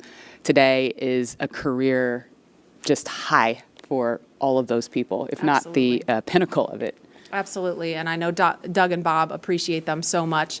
And as they continue to make their way to the pad, the next astronauts to make this journey are also watching very closely. NASA astronauts Shannon Walker, Victor Glover, and Mike Hopkins, and Japan Aerospace Exploration Agency astronaut Soichi Noguchi will also be flying. They'll be in the Crew 1 mission a little later this year. Of course, that's after Bob and Doug return home. Now, Crew 1 will be the second space flight for Walker and Hopkins, who each flew on the Russian Soyuz. And it will be the first space flight for Glover and the third space flight for Noguchi. He flew on both the space shuttle and the Soyuz previously. Now, the Crew 1 mission will be the first in a series of rotational flights to station after Demo 2, once NASA certifies the SpaceX systems for regular crew flights. And right now, Victor and Mike are following along from the Johnson Space Center in Houston, and they are standing by to talk to NASA's Daryl Nail. Daryl, are you? All right, I'm sorry, we don't have Daryl, but as we continue to follow the convoy, we've got actually a little chase car following the convoy. I think we're going to be actually talking to Victor and Mike from right here. Victor and Mike, are you there? We are here. All right, hi guys. I'm just going to ask you first. You're going to be two of the next people to get on board Crew Dragon. So what are all your thoughts and feelings as you're watching Bob and Doug in the Tesla right now? As you can imagine, there's a lot of emotions. Of course, we're excited for Bob and Doug, excited for NASA, excited for SpaceX, and really the whole country. A lot of pride in what it's taken to get to this moment, all the thousands of people that have contributed to getting to this moment. But then there's also a bit of sense of duty of business as usual. So for us, we're going to be watching, we're going to be listening, we're going to be learning, and all of that to help get us prepared for when it's our turn. And your mission called Crew 1. Sorry, I didn't mean to cut you off. Go ahead. I was just going to say it was also great to see them walk out just now and say goodbye to their families and do the virtual hugs. That was great. There are a lot of emotions, but that's probably the best one. And Victor and Mike, I know recently you had Shannon Walker and Soichi Noguchi also assigned to the Crew 1 mission with you. What can you tell us about them and your relationship with them and your training so far with them? Yeah, I'm very excited about Crew 1. We've got a very experienced crew. You guys hit on that a little bit earlier. Of course, Shannon, she's been with NASA for around 30 years. She's been with the astronaut office for more than 15 years, and of course Soyuz long duration, so she's seen a lot around here. Soichi, you know, with Jackson, he's done it all. 1996 when he first became an astronaut, shuttle, space station, short duration, long duration, spacewalks, you name it. And so, you know, we kind of late in the game here had our full crew complement, and so it's really helped getting them in with all of that experience. It's really streamlined the process for our becoming more cohesive as a crew. Yeah, you know, they really hit the ground running. We showed up to our first sims, and it felt like we had done it several times before. And so it's great because we do have a lot to get done. We not only have to learn to fly and to operate the Crew Dragon spacecraft that Bob and Doug are going to do later today, God willing. We also have to be ready to do all of the things that a crew on board the space station does. The spacewalks, the research, the basic upkeep of the space station. And so we also have all that training going on as well. And that's what we've been doing for the past several months together. And now I have a specific question for Mike. I know that you've flown on the Russian Soyuz, and not specifically on Space Shuttle, but can you talk about the tradition of the ride out that we're seeing now? Yeah, the ride out, you know, it's very symbolic. It's symbolic of that transition, the transition from months and years of preparation to the actual execution of the mission itself. And so for the astronauts, for Bob and Doug right now, it gives them an opportunity to reflect on all of the work that it took to get to this moment, but then it also gives them time to focus on the job, to really mentally prepare for game day. And then when you think about DM-2 and this particular mission, you know, that's this symbolic of this transition from almost 9 years where we have not had human launch capability in the U.S. to a new age of government and private partnerships that are going to be launching humans into low Earth orbit and beyond. And that's happening right here from the United States of America. And a question for Victor, because I know, you know, if all goes well, when you fly on Crew 1 a little later this year, it's going to be your first trip to space. Can you put yourself in the seat right now, in the car with Bob and Doug? I mean, walk me through what that's going to feel like for you, knowing you're headed to the launch pad, you're going to be launching into space for the very first time. You know, it'll be tough to, or it is tough now to imagine what those feelings are going to be like. We were able to simulate that and run through a day of launch exercise and ride out in the Teslas to the launch pad, up the elevator, up the set of stairs, and out the crew arm to where the vehicle would be. And just that day was amazing to me. We were able to do it with the full convoy and to see what that would be like. And that was overwhelming after being a kid watching something similar to that on television. And so I can't imagine what it's going to feel like on our actual day, but I tell you what, I'm looking forward to it. And again, to go back to that moment where Bob and Doug got to say goodbye to their boys, and Karen and Megan, I can't wait to see my kids standing there. It's something that I look forward to. It's going to be great. Victor Glover, Mike Hopkins, thank you so much, and we can't wait to wish you well and cheer you along on that journey. Lauren? Thank you. So that was so cool. Now, as you're watching this live from wherever you are, you can send a shout out to the crew with a like or a comment on Twitter or Instagram with the hashtag LaunchAmerica and be a part of this moment. So, Leland, I mean, it looks like the convoy is headed past the vehicle assembly building. We're looking at the pad now. They've got probably about 3 more miles to go at this point. But what do you think that is going through their minds right now? Well, you know, I was watching some video of Bob and Doug, the kind of the lighter side, and I would imagine that the two of them, they've trained so hard, they are meticulous at what they do. They might be telling jokes like we did when we were in the Astro van heading to Pad 39A. You've been together for so long, you know the systems, you know exactly what you're doing, and we had a moment of levity where we would tell jokes, and we wouldn't even tell the whole joke, we would just say the number, because we had said them so many times. And, you know, we were high-fiving, we were chest bumping, we were, you know, getting ready mentally. But it was that moment of just, we've made all this preparation, and now it's game day. And we're ready to get up in that vehicle and go to space. And now we're going to go out to Hawthorne for the last leg of the convoy's trek to the launch pad. Dan? Hey, thanks, Marie. So at this point, the convoy's getting really close to pad 39A, and pretty soon they're going to be entering what's known as the BDA, or the blast danger area. Before any pad technicians, engineers, or obviously our astronauts enter this area around the launch pad, SpaceX and NASA teams do some internal go, no-go polls just to make sure everything is clear. And you already saw people on the arm and the crew's moving in, so everything is clear. This storied launch pad, which has been the beginning point for so many firsts, is the perfect backdrop for today's historic launch that marks a new first and a new era in human spaceflight. But with new vehicles being designed and launched, this launch pad required some major upgrades. That's right, and Daryl Nail is going to show us a couple of those upgrades at pad 39A, where SpaceX completed a 21st century makeover to help launch us into the next chapter of human spaceflight. We're go, same type, we're go. Altitude, velocity, light.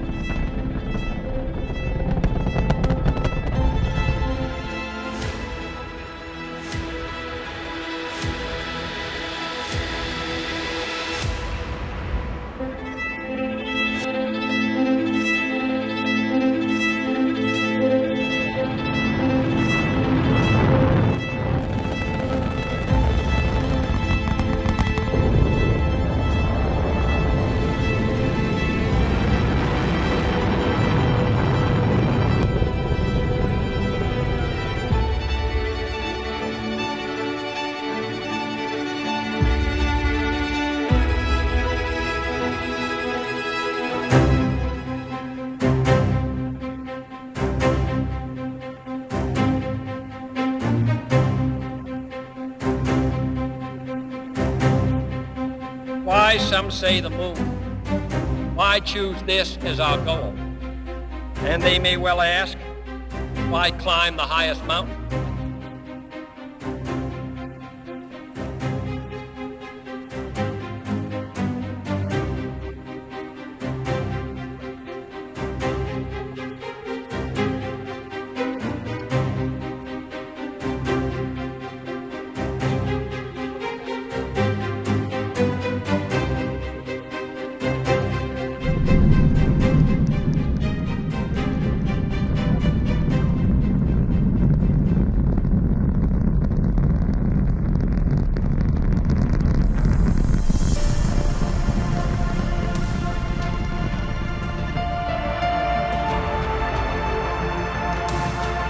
Contact light. Okay, engine stop.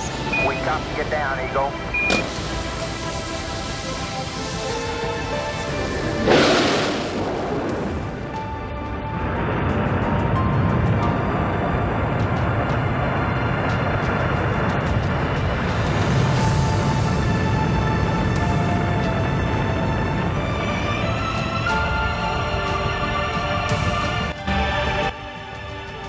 Start.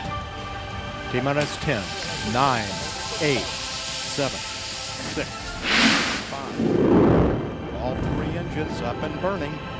2, 1, 0, and liftoff. The final liftoff of Atlantis on the shoulders of the space shuttle. America will continue the dream. Roger, roll, Atlantis.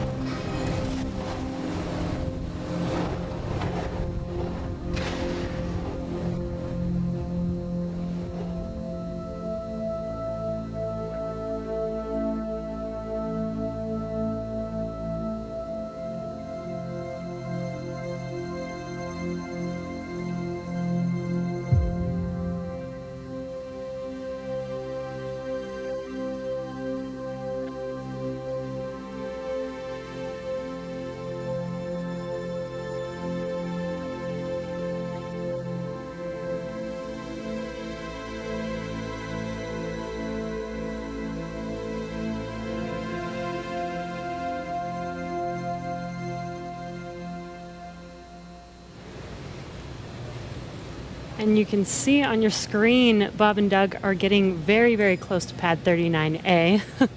In addition to these launch pad upgrades, SpaceX also made changes to both Falcon 9 and Dragon to enable flying crew.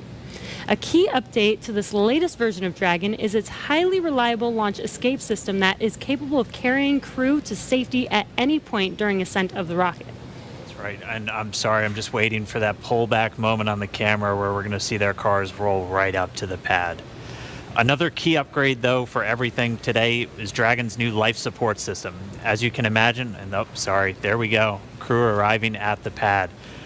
As you can imagine, flying humans requires keeping a habitable environment inside Dragon throughout the entire flight. And so that's everything like providing breathing air, keeping the capsule at a safe pressure, keeping it free of contaminants, removing carbon dioxide, regulating temperature and humidity, and implementing a waste collection system, aka the toilet. The changes to Falcon 9 were small but extremely meaningful to meet NASA's requirements for safety for human spaceflight. And specifically, SpaceX had to prove a high degree of fault tolerance, meaning that small failures in the system would not lead to mission failure. Falcon 9 was already able to handle engine failure, but new emphasis was put on making sure that a failure throughout any phase of launch would not mean mission failure. And that's a really cool view on your screen with Bob and Doug getting out of their Teslas. That is amazing.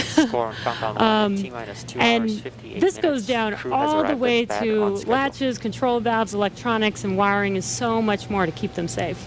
All right, well, with the astronauts now on location at Pad 39A, Marie, Lauren, Leland, take us through the crew making their final steps towards that Dragon spacecraft. All right, thanks, Dan. That was really cool to see. We can see the Teslas on the screen there. They're going to stop for Bob and Doug to take a little nature break before they make their way up to the pad. And we're expecting it should be about T-minus 2 hours and 55 minutes, so just under 3 minutes from now, we should hear a formal announcement on the loops that the crew is on the pad. So we'll quiet down to listen for that when we get a little closer. But Lauren, you didn't get a chance to mention while they were driving out there, they have a very cool playlist they had on the way out, right? Yeah, I remember Bob tweeting, what should I listen to on the way out? So here's what they chose. The first is AC/DC's Back in Black. I think he actually tweeted that one, or someone recommended it, which is super cool. And the reason being, they are back. Then they also listened to the elevator music from the Blues Brothers film, that song "Girl from Ipanema." And that one? I believe so, yeah. Got another career. Yay. That and meatball loving. But the sort of symbolizing the fact that they're waiting. And the third song was the Star Spangled Banner, the Army French horns version, for very obvious reasons, that one. Yeah, I got to set the mood, set the tone, right, Leland? You know all about that. Little meatball, all good. Mm-hmm. Don't make me come over there, Lauren.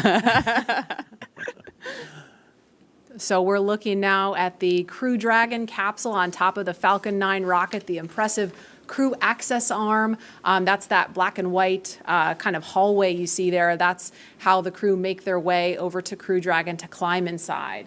And that Falcon 9 rocket stands about 230 feet tall. The Crew Dragon trunk, from the bottom of the trunk to the top of the nose cone, that's another 27 feet on top of that. So here in just a couple of minutes, Bob and Doug are going to be making their way up in an elevator. They don't have to climb the whole way. It's just about 10 feet of stairs at the last leg of that trip.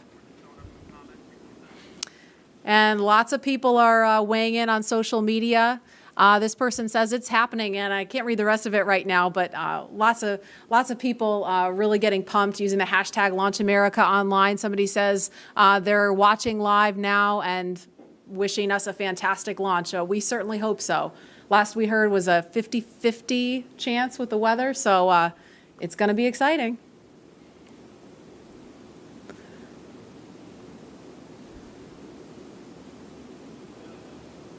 And it looks like, I'm not sure if that one is Bob or Doug in this one here. Can't tell from this view, but it looks like one of them is getting ready to get out of the Tesla in just a minute. Lauren, our suits our pumpkin suits had different colors for what mission position you had. Do these suits have colors to designate the two astronauts? Do you know? Not that I'm aware of, but their names are on the suits. Maybe that helps. Well, we had names too, but yeah. But I mean, if you're trying to find out what suit that you have, I guess it's only two of them, and it could be up to seven. astronauts, though, right? Dragon is capable of carrying 7, but for NASA missions, it's 4. It's just 4. Okay. Yes. There go those doors. I'm going to call them the DeLorean doors. Yes. Can I call them that? Sure. I think that's totally fair game. Acknowledge the inspiration. Yeah. Yeah, for sure. Again, we're looking at the base level there. And Leland, I know we talked about this. You know, you were out here last week and we were talking about how the pad looks so different from the shuttle days. Can you talk about what you remember and kind of how it's different now? Yeah, I mean, the form and the function. I mean, this black pad with the white ticking, and you know, it's a really beautiful. You think about STEM education, but this is totally STEAM: science, technology, engineering, arts, and mathematics. And I think, you know, SpaceX has done an incredible job of making things look really beautiful and functional, and you know, everything just fits perfectly. And I think, you know, when we were having our launch pad, there were hoses and things hanging off, but this is a very sleek and elegant and kind of futuristic look at the next era of space travel. And you know, I just love seeing these Teslas versus the Astrovan. Are they doing selfies? Looks like they're trying to strain to see the top of the Crew Dragon, just taking in the sight. It's pretty high. And I don't know if you caught this one. We could see it briefly on the shot, but the license plate says ISS BND, ISS bound. Oh, you nice. follow? Nice. Yeah. And hopefully they will be today. We just need the weather to say, I mean, it looks pretty nice right now, right? But I mean, obviously it's not just what the weather conditions are here. They've got to think about downrange in case of an abort, make sure it's okay for recovery if we get into a situation like that, which is unlikely. So this elevator is going to take them up to level 255. It's not 255 floors, but that's 255 feet. And from there, they'll take, once they get up there, and this elevator is pretty zippy, so they'll get up there pretty quickly, they'll get out, and they'll walk up another flight of stairs to level 265, and that's where they will greet the crew arm. And I don't know, well, obviously Leland's been in the elevator. Lauren, I'm pretty sure you've been out there too, but the first time I rode in the elevator, I was like, whoa, we're really moving in this. Pull some G's. A little bit of a jolt when it first goes. Yeah, you get used to it. And then the jolt is a little bit more extreme when you get in the rocket and take off. Just a little primer. It's a primer. The doors are opening.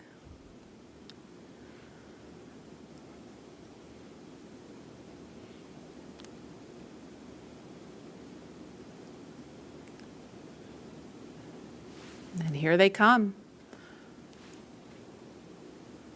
It's a beautiful view up there too of the, you know, all of the surroundings in Florida and this national wildlife retreat that we have here. But getting ready for the business at hand of getting in the rocket and heading to the cosmos.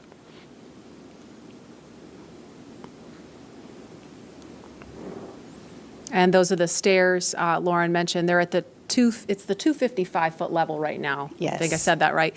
And now they're headed up the stairs to the 265-foot level. That's a level that will take them to where the crew access arm is in the white room. Yeah, that's the view right there that they're looking at. And Lauren, what are those chevrons, those white chevrons on the floor? What do they lead to? Those are basically highlighting the exit path. So in the event that that anyone up there needed to get away ASAP, they follow those arrows to where escape baskets await them. There's 7 baskets, and they'll hop in there, and it's kind of like a zip line. They'll slide all the way down from that fixed service structure down to the ground, safe and away from the rocket. Great. And at the top right of your screen where you see them, there's actually a phone right up there next to the worm. There's the worm again, Leland. But there's a phone. With that. I'm okay with that now. It really pops up there. Yeah, it's like it belongs there or something. It's funny, isn't it? Leland, tell us about the phone. What's the significance of the phone up there? Yeah, I mean, you can call family members that you maybe weren't able to come to the launch, and in this case, there are quite a few of them. But you know, it's a last minute to say goodbye and say that you're going to talk to them when you get to space. Absolutely. And again, they're just kind of taking in the sights before they go into the white room, and the pad team is there. You can see them. They're in black with the white numbers on their back. They're all members of the pad team. They're going to be helping them when they get into ingress. Actually, we're at T T-minus 2 hours and 50 minutes right now at about T-minus 2 hours and 35 minutes. So just under 15 minutes from now is when the astronauts will ingress. That's the term we use for climbing into Dragon. And of course, they will have the assistance of the suit techs and get buckled in. And so we want to head over to Hawthorne now for a preview of what's in store for not just Bob and Doug, but future space travelers. Shortly after we begin to regularly fly NASA astronauts to and from the space station, SpaceX will also begin flying private passengers to station and beyond using Dragon. That's right. NASA is going to be enabling up to 2 private astronaut missions to visit the space station each year, just as part of our support of a broader economy in low Earth orbit. It's just one of the many ways NASA is opening access for companies to manufacture products in microgravity, for new commercial modules in space, and to enable more people to be able to explore the stars firsthand. And the more people out there exploring the stars, the closer we get to becoming a multi-planetary species. Earlier, we showed you a first-hand look at where you would train if you were to fly with us on board Dragon, but now let's take a peek inside of the spacecraft itself. When we wanted to take Dragon and make it human-rated, I think we took a different approach to spaceship design than has previously been done, because we wanted this to feel like a 21st century spaceship. We wanted it to inspire another generation of astronauts. Really, everything when you look at Dragon was driven by function. We took into account everything from the placement of all the cargo supplies to the light rail on the top, doubled as a handhold. Probably one of the biggest features of Dragon are the touch screens on the inside. We designed them not just to be very functional, but with a user experience in mind. It's very intuitive to know what we need to do at any given moment in time. When I think about comfort for the astronauts, it's really every aspect of how you could interact with the spaceship that comes to mind. We have 3 different seat sizes. We even go so far as molding the foam around the astronaut's body so that there's not any pressure points, and it's just generally a pleasurable journey to space. Dragon is a spaceship that's all about safety and reliability. We designed it to be 2-fault tolerant, which means that any 2 things could fail. So I could lose a flight computer and a thruster, and I could still bring the crew back home safely. We also added a launch escape system. If anything goes wrong on ascent, the crew can get away from Falcon and get picked up safely. I've worked on Dragon since 2012. When I see Dragon lift off, I think I'm going to feel a buildup of emotion of 8 years of working with some of the best engineers and technicians across the country that put their heart and mind into making this incredible moment happen for everybody. Ingress has started on schedule.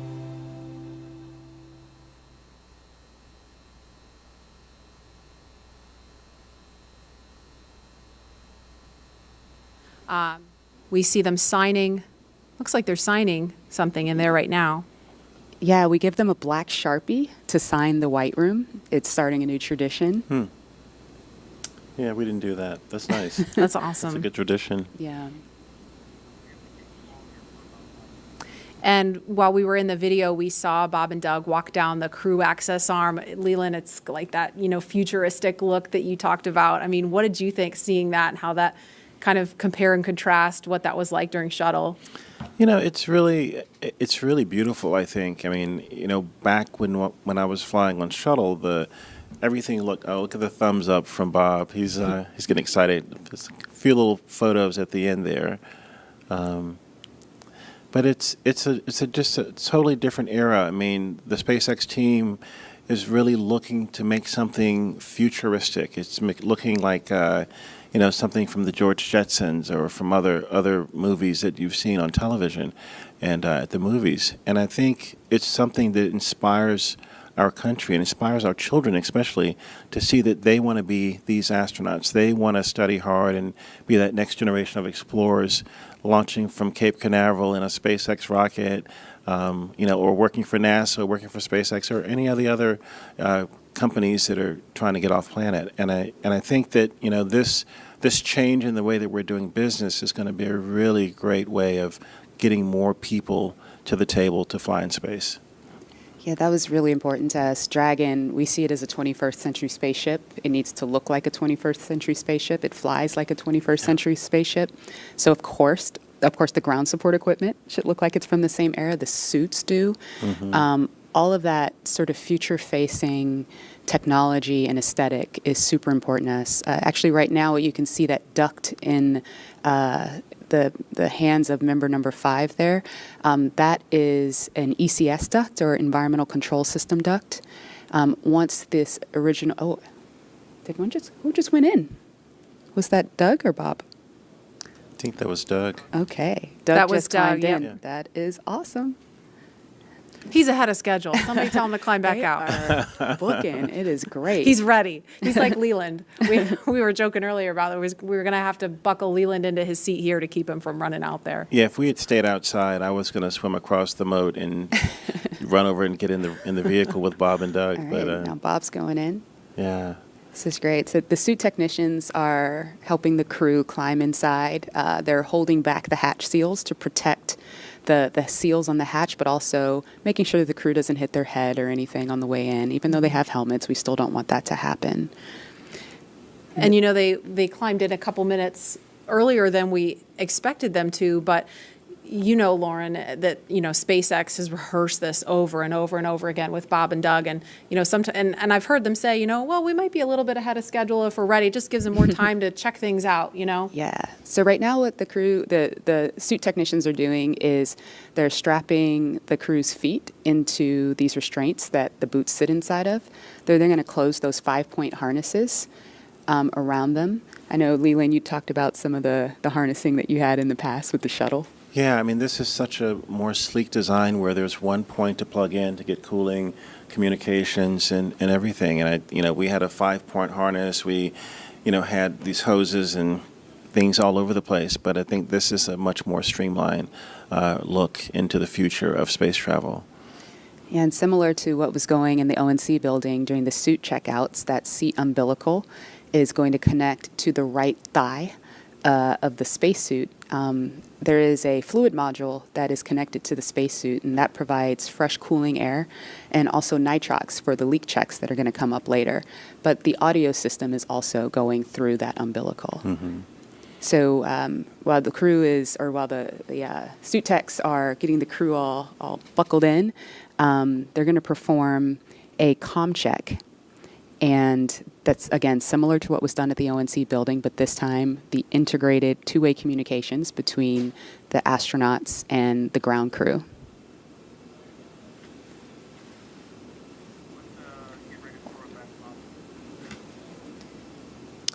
And we're going to head back to Hawthorne now, as we just saw Bob and Doug ingress Crew Dragon. Dan? Hey, thanks. Yeah, it's incredible to see them inside the capsule. If you're just now tuning in, great timing. You're watching our coverage of the mission known as Demonstration Mission 2 or Demo 2. Today, SpaceX and NASA are going to be sending people into orbit on a mission to the International Space Station for the first time from U.S. soil since 2011.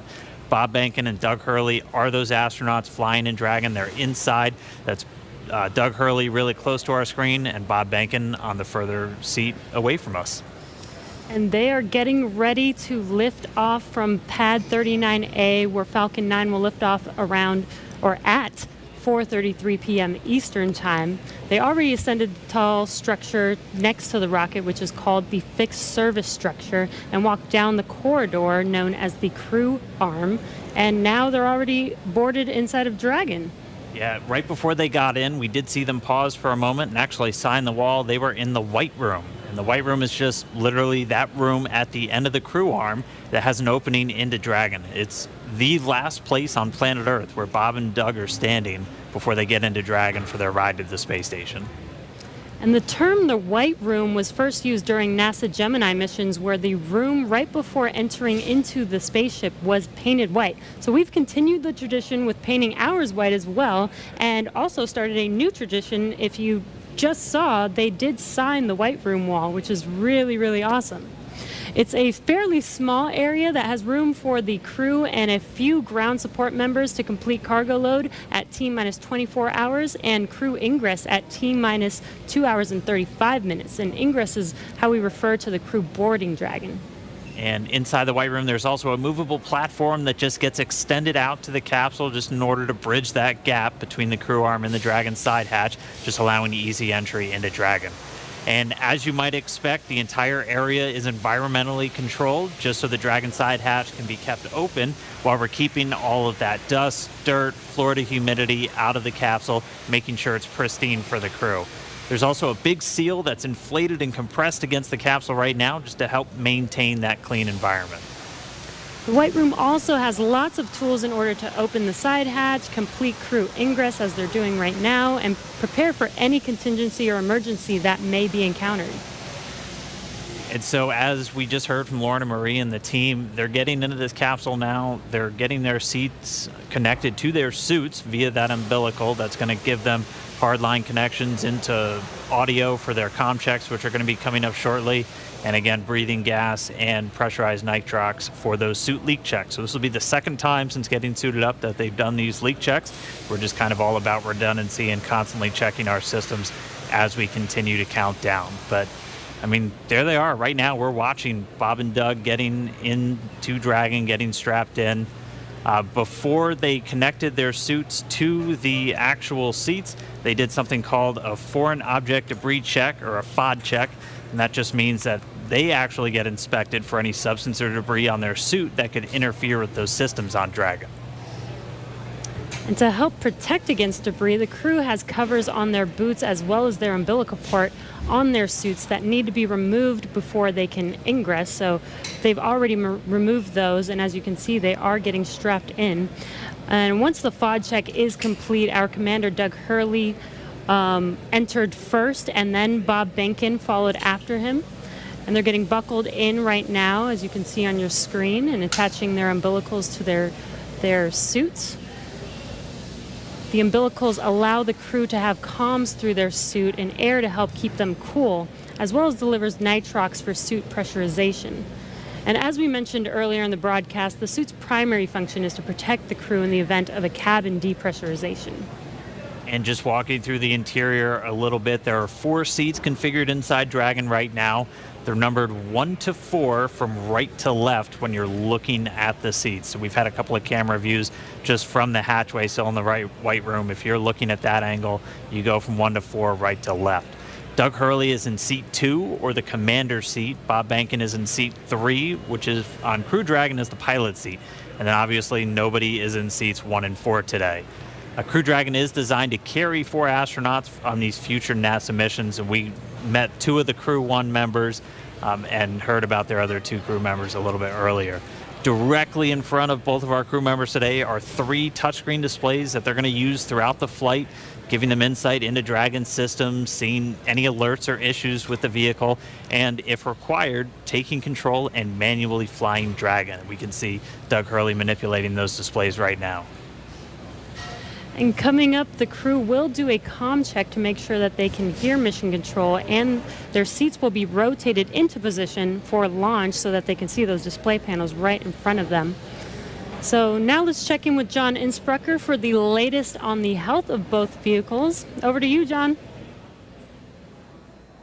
We're at T-minus 2 hours, 36 minutes, 30 seconds in the countdown for the launch of Falcon 9 with Dragon to the space station. The Dragon launch ops team has completed their major activities to prepare the spacecraft for the astronauts. Checkouts are complete of major systems, including the escape system. And as you can see, ingress of the astronauts well underway. They're hooking their suits up to the various cabin systems. Right now on Dragon, there are no issues in work. Comm checks will be coming up shortly on the Dragon spacecraft with the crew. We might be able to hear some of that, and we'll bring it to you as it happens.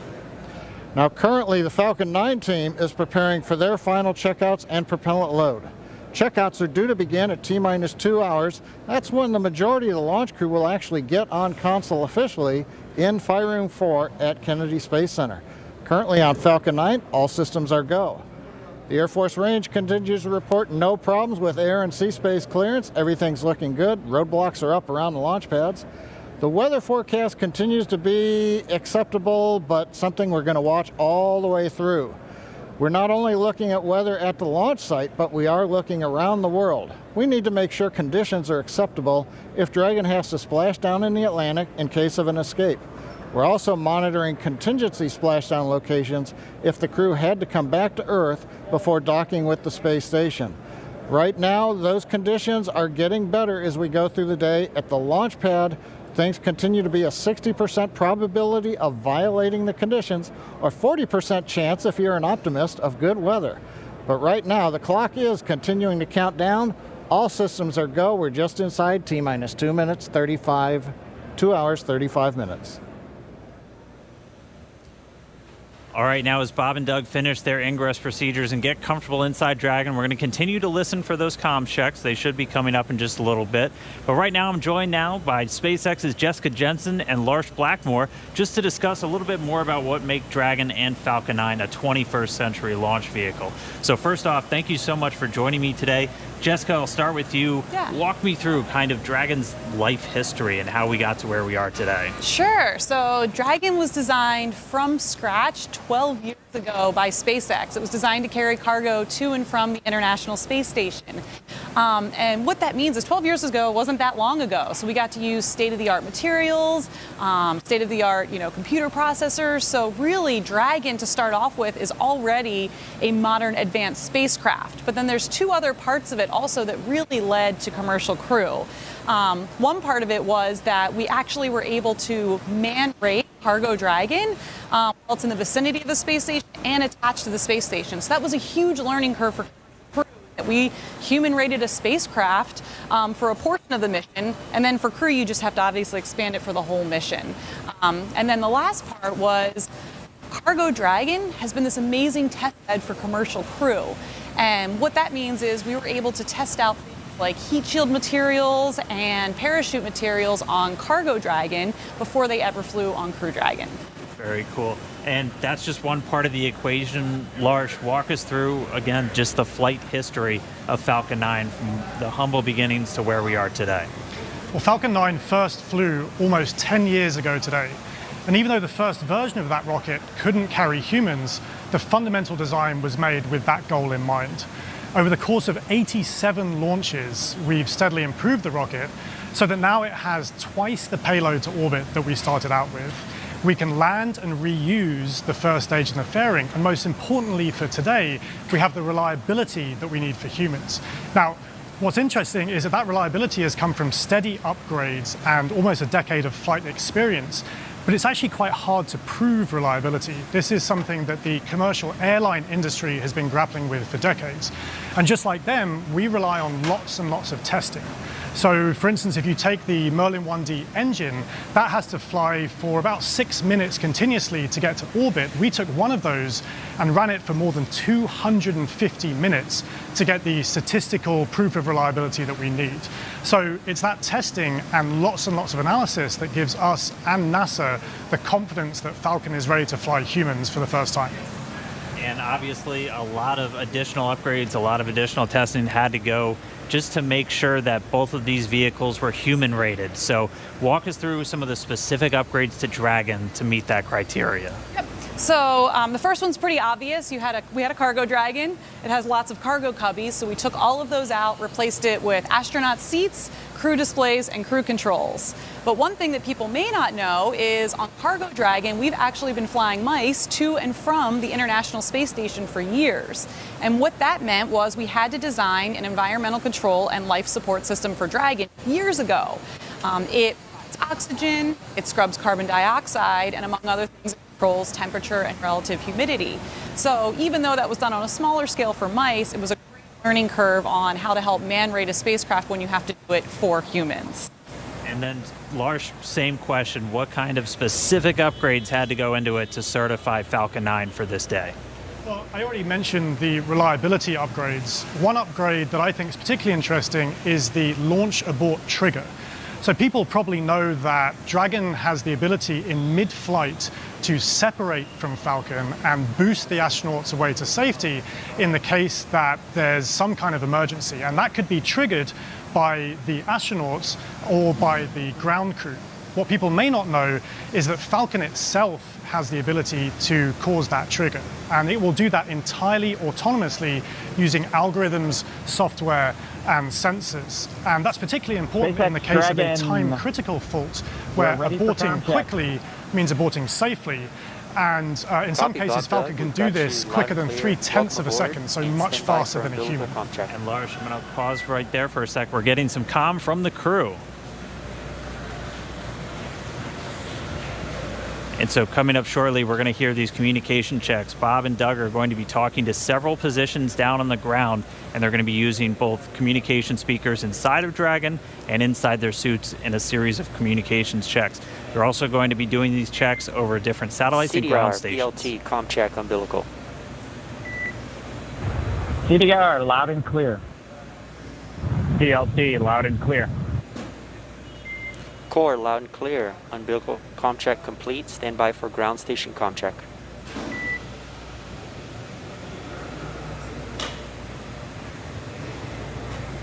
And you'll hear him referred to CDR as Doug Hurley. That's the commander. PLT pilot. That's Bob Behnken. And so that first one we heard was through the umbilical, so that communication linked directly into their suit. Now they're going to do a communication check over the ground stations. We'll also hear one over TDRS, that's the tracking and data relay satellites. Same satellites we use to talk to the International Space Station. That's what we'll be using to talk and track Dragon throughout its entire flight.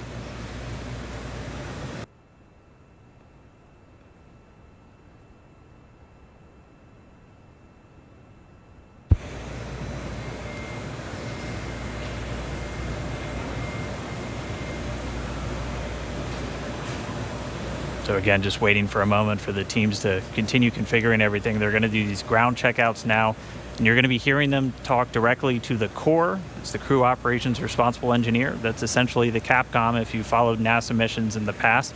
It's a position right here in Hawthorne at SpaceX Mission Control, which is just a few feet away from us, where the team's going to be watching over Bob and Doug for their entire flight. That's where the main person whose job it is to talk to them is going to be sitting. We'll also hear them do some checkouts with the launch director down there at the Cape inside firing room 4.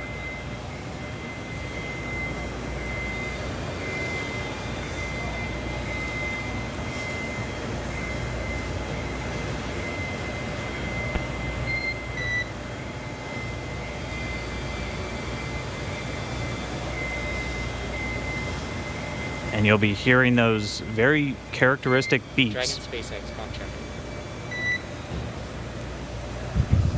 SpaceX Dragon, weak but readable. Copy. We have you the same. Stand by. We're still configuring for ground station contract. Dragon copy.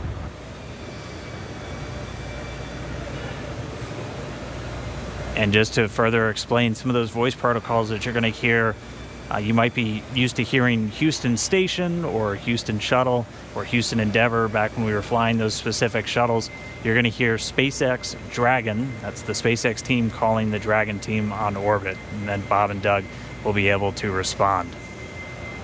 And so they're going to continue to configure. We'll get these ground station checkouts momentarily. And just a reminder, you're going to hear that very unique beeping sound. That's called a quindar, and that's been something that's been used throughout space-to-ground or air-to-ground communications throughout spaceflight history, and that's really just for teams who are in mission control or supporting the launch know when you hear that sound, it's time to listen. Dragon, SpaceX, com check, ground station. Dragon has a loud and clear, much better, Jay. And core, loud and clear, ground station com check complete. Stand by for TDRS com check.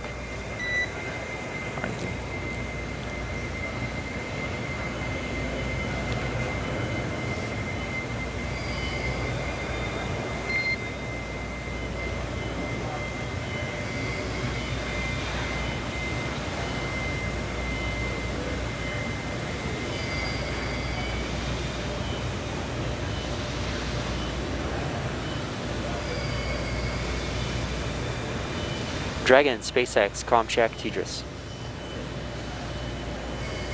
SpaceX Dragon, loud and clear. Core, loud and clear, TDRS com check complete. Stand by for checks with MD, LD in the launch configuration. Dragon, MD on countdown 1, comm check.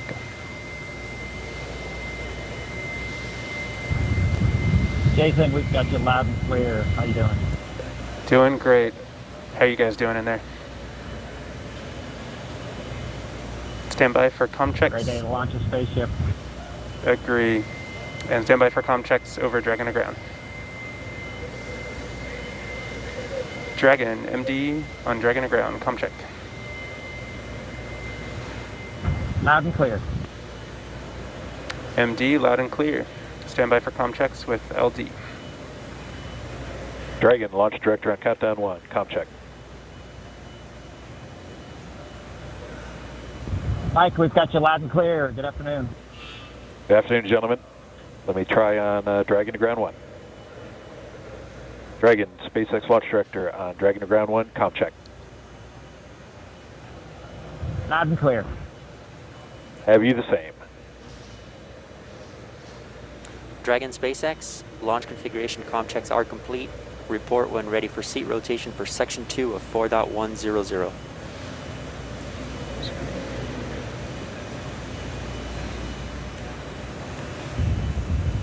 SpaceX Dragon, we're ready for seat rotation. Copy, ready for seat rotation. We will report when initiating. All right, so that wraps up those communications checks. Everything going good with the spacecraft. Bob and Doug talking to the teams on the ground. Pretty soon they're going to get their seats rotated.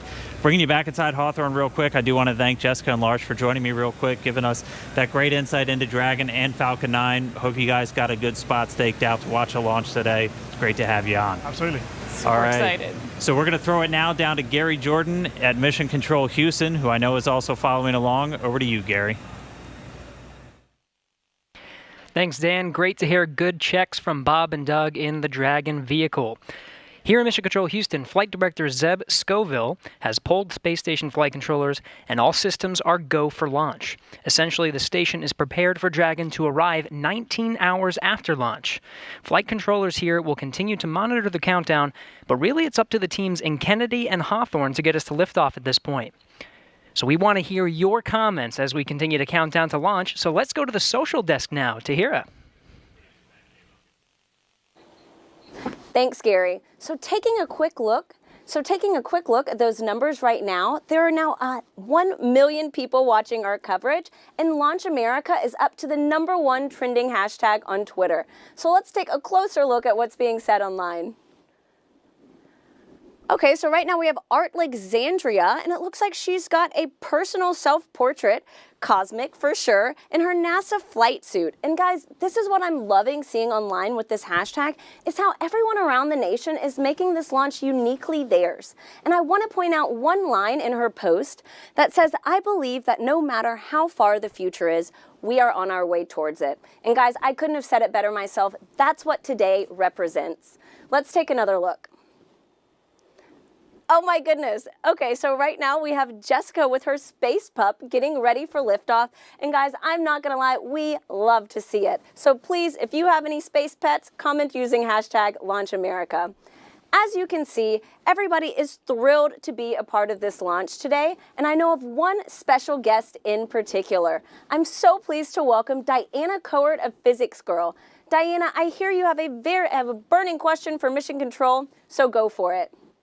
Hi, Tahira. Thank you so much for including me on this incredibly special day. I'm Diana from the YouTube channel Physics Girl, and I've always been so fascinated by space and especially space exploration because we bring together so many people for such a complicated task to send a rocket up into space. So my question is along the lines of what goes into a mission like that? What we all know, I think we're familiar with how much preparation and training astronauts have to do, but preparing for a mission like this, and maybe preparing in the future for a mission to the moon or to Mars, what kinds of things does the whole team have to do in order to prepare to launch a rocket? So Diana, that is such a great question because, I mean, sometimes I think it does get overlooked what all goes into making a moment like this happen. So Gary, what has the team there in Mission Control been doing to prepare for this historic launch? Thanks, Tahira. And Diana, that's a fantastic question.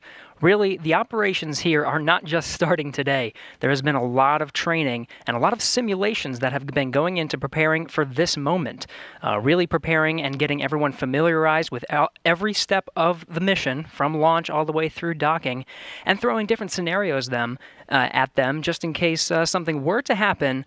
Every flight controller you see behind me will be prepared to respond effectively. Now, I do want to make a shout out that it's not just the flight controllers here in Mission Control Houston that have dedicated so much time to this launch. In fact, I've been talking to Zeb Scoville, the flight director here in Mission Control Houston, who said that even before he was a flight director back in 2014, they were working on some of the operations for commercial crew missions. But really, this team expands across the country. You've already seen a lot of people working in Hawthorne, in Florida, in Houston, and really it takes an integrated and dedicated team to make a mission like this possible. Diana, thank you so much for the question. And really thanks to everyone sending in questions and for sharing in this historic mission today. Remember, as you're posting, to use the hashtag launchamerica. I do want to make a shout out to the flight controllers here in Mission Control Houston. In fact, some traditional flowers have been sent to Mission Control Houston. This dates even back before the shuttle days for every mission to dedicate it to the operations and the controllers here who are working so closely and are integrated in every part of the mission. But now let's head over to Hawthorne for the latest status on the crew and on Dragon. Dan. All right, thank you, Gary. As you can see, Bob and Doug in a little bit different position now. Their suits have been rotated to the launch position. So this just puts their backs a little bit more horizontal with the ground itself, or parallel with the ground itself, and places those displays directly in front of them. We've also already moved into suit leak checks, so this is the second time they've had these leak checks done in their suit. So pressurized nitrox now flowing into those launch and entry suits that they're going to be wearing throughout the dynamic phases of this mission. So right now we are under 2 hours and 20 minutes from launch. We're about 2 hours and 18 minutes and counting from liftoff of the Falcon 9 from the Kennedy Space Center in Florida. It's going to be carrying our NASA crew members today, Doug Hurley and Bob Behnken, aboard SpaceX's Dragon spacecraft. It's been a really exciting day so far. We're fighting against that weather, but we're continuing to press on for launch. The crew has been up since about 6 a.m. as they prepare to head to the International Space Station for part of this DM-2 mission for NASA. Yeah, and as you can see on your screen, it looks like they're just waiting and getting ready for this mission today. It's been such an exciting day so far. Again, as Dan said, their seats are rotated into launch position so that they can see those screens that you see there on the left side right in front of them. Their suit leak checks have been complete. Their comm checks are complete. So let's throw it over to Lauren in KSC. All right, so Dragon hatch close is expected at T-minus 1 hour and 55 minutes, and we are just pretty close to that. It's getting really, really close. So this is one of the the final key visual milestones on that timeline to lift off, the closure of that hatch and locking Bob and Doug inside. Now, we have a couple of special guests joining us with Daryl at the OSB-2 viewing location. That's NASA Administrator Jim Bridenstine and SpaceX Chief Engineer Elon Musk.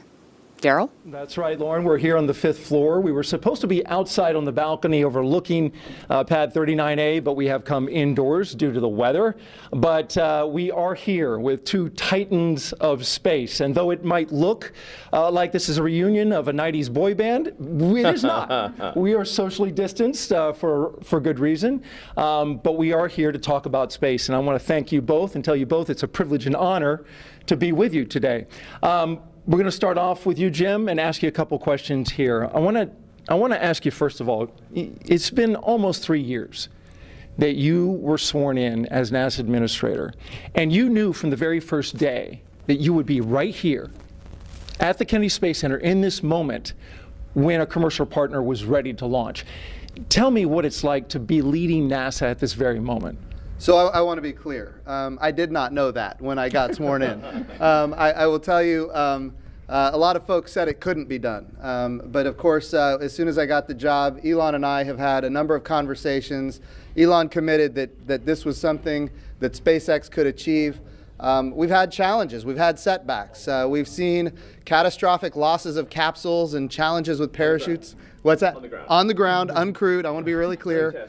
Tests, but that's what's unique about SpaceX. SpaceX can do things that NASA historically has not done. They test, they fail, they fix, they fly, they test, they fail, they fix, they fly, until the point where we are today, where not only is SpaceX comfortable, but NASA is comfortable. We are ready to go. But if you would have told me even 2 years ago we'd be right here, I might have even been questioning it then. But this is a monumental achievement. It's a Herculean task by the SpaceX team, which we're very grateful for, and also by the NASA team that has been working hand in glove with them to get to this point. And it's good we have Jim and Elon both here to fact check each other, so that's good. Thank you for that.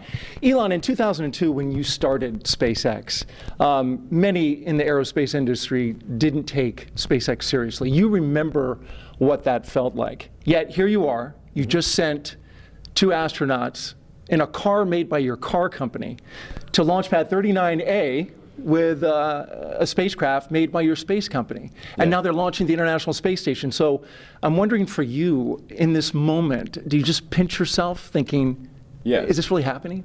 This is a dream come true, I think, for me and everyone at SpaceX. This is not something that I ever thought would actually happen. So when starting SpaceX in 2002, I really did not think this day would occur. I expected 90% chance we'd fail to even get to low Earth orbit with a small rocket.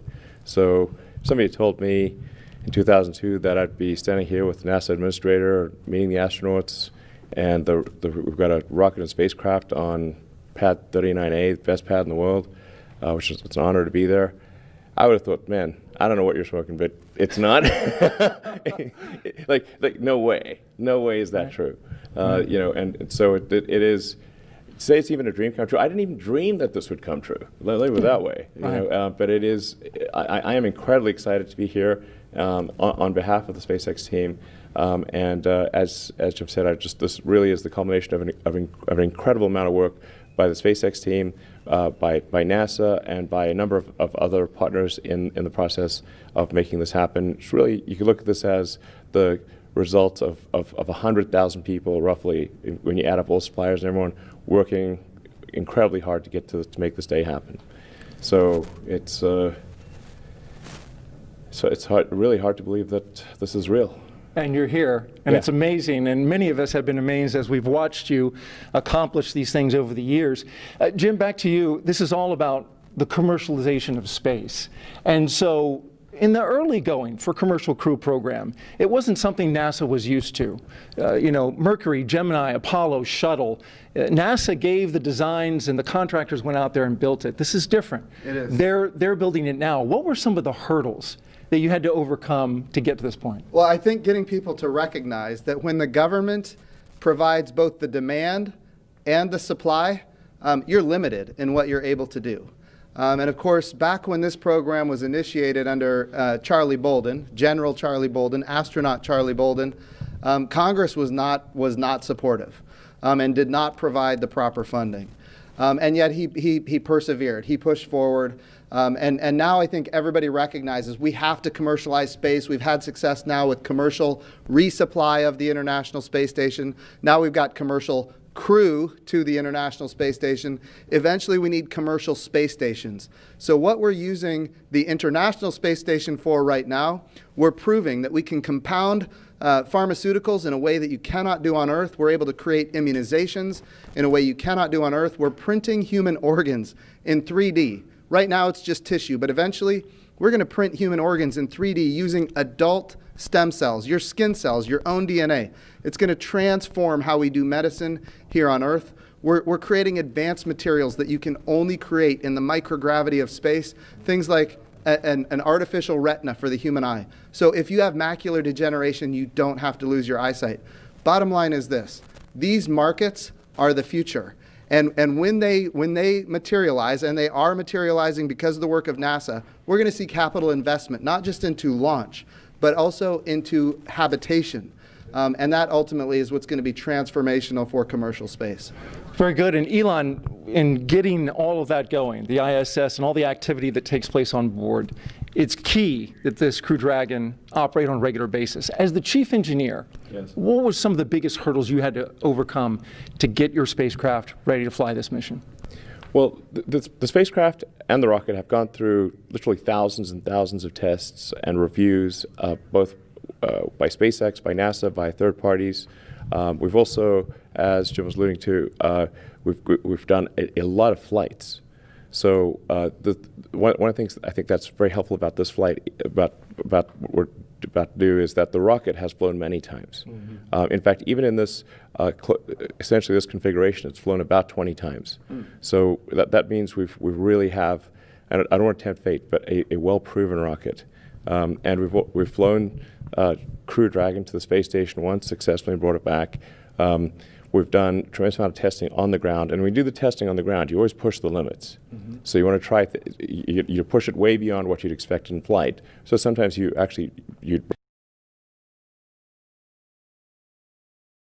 So this is a result, like I said, of thousands of tests, of thousands of design hours, and a tremendous number of smart people working incredibly hard to make this day happen. And you've got 2 astronauts on board now. Yes. Do you feel that responsibility? Yes, absolutely. I felt it, I think, most strongly when I saw their family just before coming here. And did you say anything that you can share? I said we've done everything we can to make sure your dad's come back okay. Thanks for sharing that with us. Jim, you had some words with the astronauts. What was your take on how they were feeling? I will tell you, Doug Hurley, Marine Corps test pilot, of course, veteran of multiple space shuttle missions. Bob Behnken, flight test engineer, United States Air Force, again, veteran of multiple space shuttle missions. This is not new to these guys. All I could do is convey to them how much all of America appreciates what they're doing. That the entire world is watching, and just how grateful we are as a nation. And I will tell you, their demeanor is loose. They are ready to go. They were joking around. They were talking about what they had for breakfast and how it might come up later. It was steak and eggs. Yeah, I saw that. Yeah. Right. So it was nice to see. They are in their element, and we are just so grateful and proud of them. Well, that's good to hear. That gives you great confidence, I'm sure, in your positions as you hear that. We're going to go to a social media question, and we've got this question coming from Brooklyn, and she wants to know, I noticed some changes in the crew spacesuits. They look much thinner and lighter. What changes in the space capsule allow to have these futuristic suits? Well, we spent a lot of time designing the spacesuit. I personally spent a lot of time on the spacesuits. It took us 3, almost 4 years to design suits that both look good and work well. So you can see a spacesuit in the movie, looks good, doesn't work. and then you can make a spacesuit that works but doesn't look good. Because fundamentally it's a pressure suit that's got to survive in vacuum. Right. So it's so it tends to puff up, when it's under pressure, and it's got to handle all that pressure. So it took us many iterations to get the suit to. We really wanted to look great. Fundamentally, what it's about is like we want to inspire kids to say that one day they want to wear that uniform. They want to wear that spacesuit. And get them fired up about, I want to be an astronaut. I want to work on aerospace engineering. I want to advance space flight. And I think what today is about is reigniting the dream of space and getting people fired up about the future and excited. It's just one of those things that I think everyone from all walks of life, from all parts of the political spectrum in the United States and elsewhere should be really excited that this is a thing that is made by humans for humans. And it's just a great, exciting, inspiring day, and it's one of those, like I said, one of those things that makes you glad to wake up in the morning. Yeah. Functional and inspiring. And there's one on a model right over there, and you got me so excited. I might run over there and put that thing on, Elon. Yeah. They're custom tailored, by the way. I think you won't fit in that one, but we could make one that you would fit in. Well, I appreciate you. I appreciate you saying that. Yeah, because I'm 6'8", so you're gonna have to do a lot of sewing. Well, and the Dragon spacecraft can take someone who's 6'8". My size. Yes. This commercial thing, I'm getting excited. Yes. Yeah. I'm ready to fly, Jim. Yeah. Sir. We've got another social media question we're going to ask. Ashton J. wants to know, how do you think that launching astronauts on American soil for the first time since 2011 will revolutionize future missions? Yeah, so what we're doing here is unlike anything we've ever done before. We are not purchasing, owning, and operating the hardware. We are turning to commercial industry. And going back to the spacesuits, it's the same for the capsule, it's the same for the rocket. We did not tell industry what to build. We gave them top-level requirements. We said, here's the requirement for payload. Here's the requirements for safety. And then we let the innovators, commercial industry, American commercial industry, innovate. And they came up with solutions that had never been dreamed of before. And that's the success of this program. So we're really revolutionizing how we do spaceflight. And I really think when we look into the future, we're going to see these models of doing business with public-private partnerships apply not just to low Earth orbit, which is what we're doing today, but we're taking this model to the moon and even onto Mars. And I hear something about Tom Cruise shooting a movie at the International Space Station. Is that right? I'll tell you what I told Elon just yesterday, and that is this. People ask me about Tom Cruise all the time now, and the answer is yes. We would love Tom Cruise to fly to the International Space Station and make a movie. I'm all for that, and we're going to do what we can to make that happen. But you should know this. There was a day when I was in elementary school and I saw the movie Top Gun. And from that day, I knew that I was going to be a Navy pilot. It's just the way it was. The goal here, and this is what we're doing today. Exactly. And Elon is all about this. Get the kids fired up about wanting to wear that spacesuit, That's exactly wanting to fly that, go to orbit, go to the moon, go to Mars, reigniting the dream of space, and just getting people of all walks of life, young, old, excited about the future.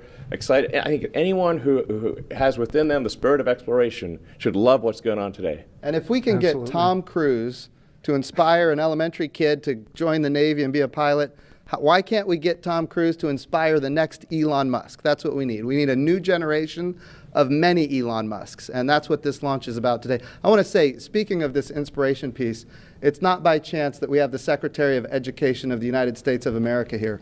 This is all about the next generation. If we have great success in our generation, it's not enough. It has to continue. The challenge with the Apollo program is that it ended. What we're doing now is sustainable, and that's why we have the public-private partnerships and commercial capabilities that are coming online. Very good. And the good news for Tom Cruise is he does a lot of his own stunts. Yeah. So in zero gravity, he should get hurt a lot less. I think it's going to be super cool. Yeah. And as Joe said, it's like this is going to, you want to capture the public imagination, have them see cool things happening in real orbit, real space stations. It's like, I think I'd want to watch that movie. Yeah. And it's like I said, you think it was like this is really just the beginning, because we want to go from low Earth orbit, we want to go back to the moon, and the moon to stay, have a moon base like Moon Base Alpha, and have build a city on Mars and be a spacefaring civilization out there among the stars. This is a super exciting future that I think that's the kind of thing where you're like, can't wait for it to happen, If you can't get excited after listening to you guys, I'd say you need to have your pulse checked. Yeah. Elon Musk, SpaceX CEO and Chief Engineer, thank you very much. Thank you. Jim Bridenstine, we appreciate you leading NASA in this time, Administrator for the agency. And we're going to send it back to Marie.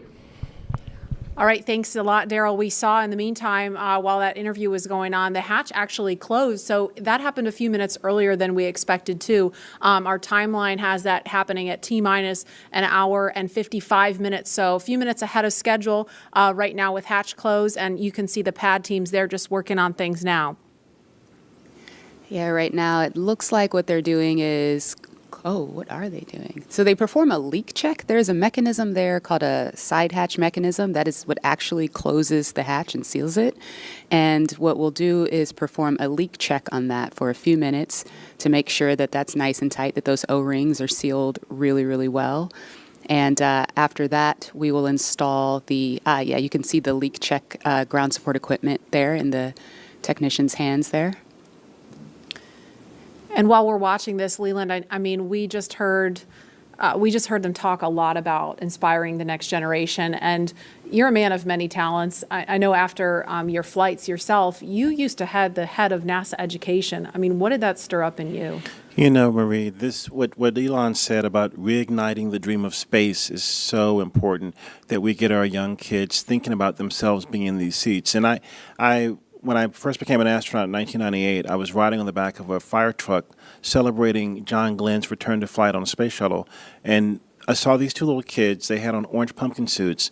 And when their dad turned them around to point to look at me on the fire truck, and it was almost as though when they saw my face, they started launching into space with rocket fuel because they were inspired, because they saw someone who looked like them. And I think that if we can reignite this dream through SpaceX's launch, through the partnership with NASA, we can get so many more kids to believe in themselves and know that they can be just like Doug and Bob flying on the SpaceX Dragon. Absolutely. I mean, it's really just breathtaking to see them there in their suits now and looking at the screens in front of them. Lauren, I know we've talked a lot about the spacecraft. We've heard about that. But for folks that maybe are just tuning in, what are they looking at in front of them now? Yeah, so they have 3 different touch screens in front of them. Overall, that whole assembly there is called the control panel. So you'll have those 3 LCD touch screens in front of them where they have, the displays are showing them details on the vehicle's pressure, its temperature, there's audio control. That center screen has the procedures that they're going through today on day of launch. You can also see the vehicle's attitude. You can see its velocity, its apogee, its perigee, its inclination, details on the status of the hatch, the thermal control system loops, basically all the cool stuff that helps them have situational awareness of the vehicle. That's displayed on those displays. Additionally, there are some actual buttons on that button panel that you see down below. And some of the things that allow them to do is if the crew ever needed to do any sort of manual overrides like that, right in the middle, right underneath that center LCD screen, that's the crew's ability to initiate an abort. It's called an abort handle, and it's right in the middle where both crew members could use it if they needed to. And the audio controls are also on those button panels. When they're not in their suits, there's actually speakers that are coming off of the control panel that allow them to hear mission control, hear the core, hear ISS, when they're not in their suits where the audio systems are integrated into that. And we see them using the touch screens now. Leland, what's your take on this? Because this has got to look totally different from what you were looking at during shuttle. Touch screens, I mean, we had these displays and these buttons, and it was one of those moments when I'm looking at this now when I had knee boards that had procedures and things on there, and the procedures are now all run in that middle screen, and the malfunctions and the things that you do to mitigate problems with the vehicle if something happens, it's all controlled right there with the 2 of them. And so it's a radical departure from what we did with the shuttle. But it's, again, ushering in this new era of space travel. For post-ingress brief and a check on how that suit air feels about now.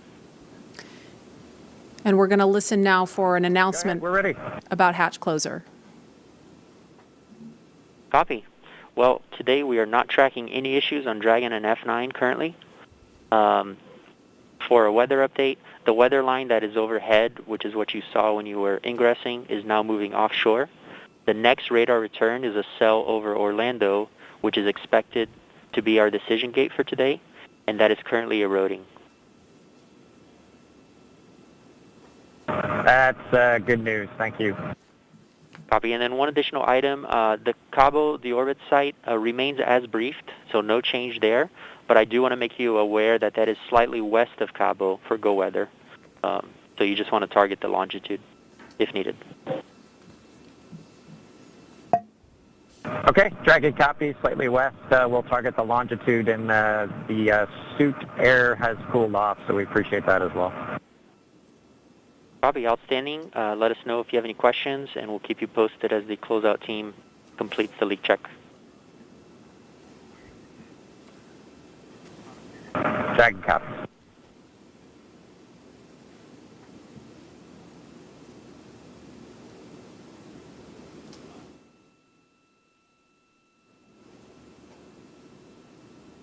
So what we actually heard was a little bit more discussion about the weather, still looking at things, and we're about a minute away from an announcement about hatch closure. Excuse me.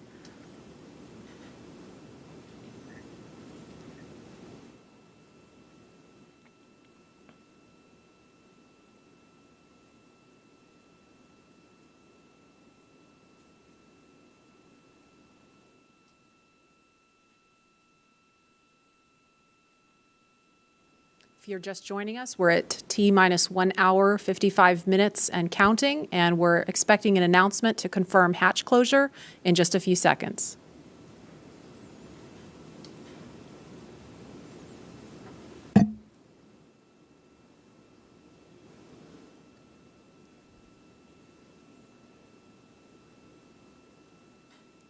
Dragon, SpaceX, for comm checks with Falcon 9. Go ahead. Okay, we are ready for that at that time, if you are ready. We are ready. Check with the crew.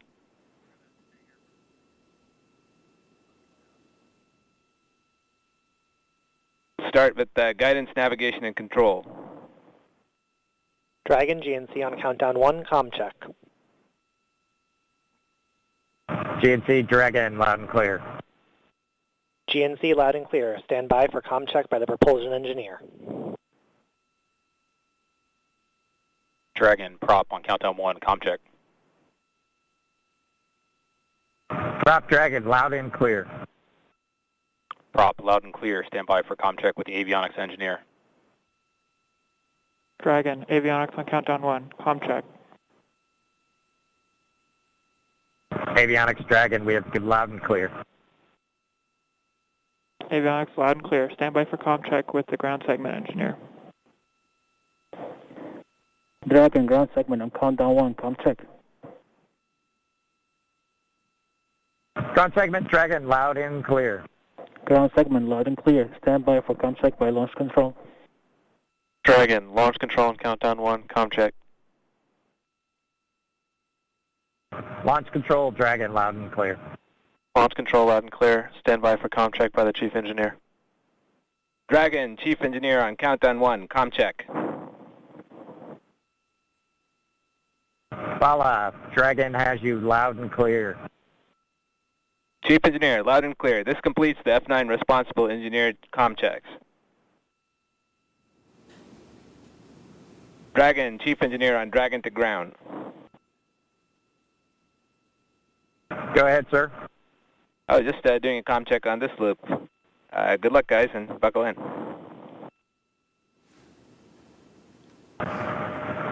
Thanks to you and the F9 team, Bala. We really appreciate it. Thank you. Thanks, Bala.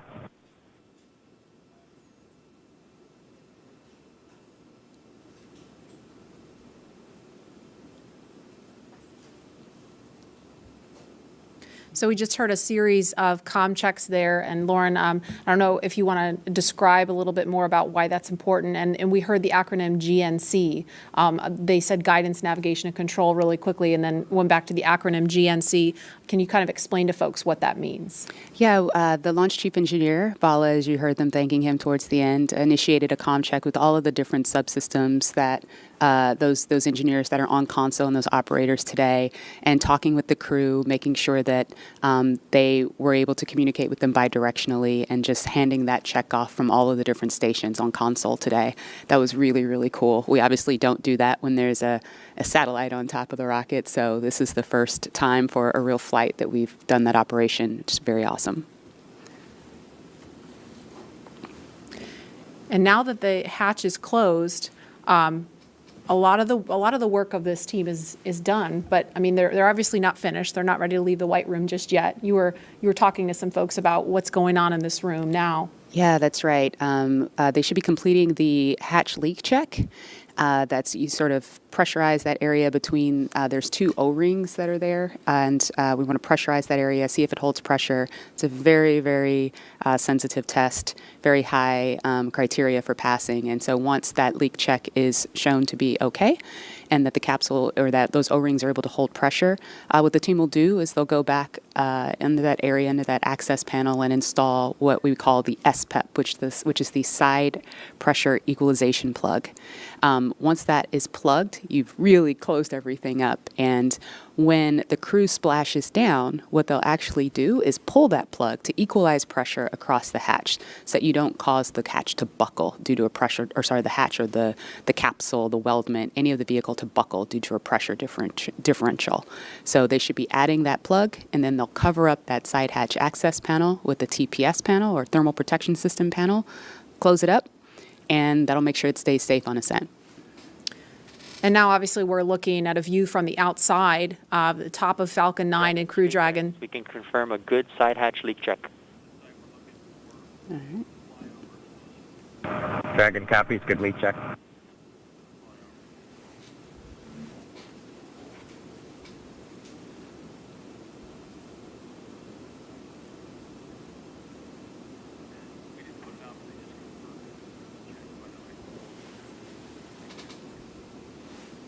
And we just heard confirmation of a good leak check.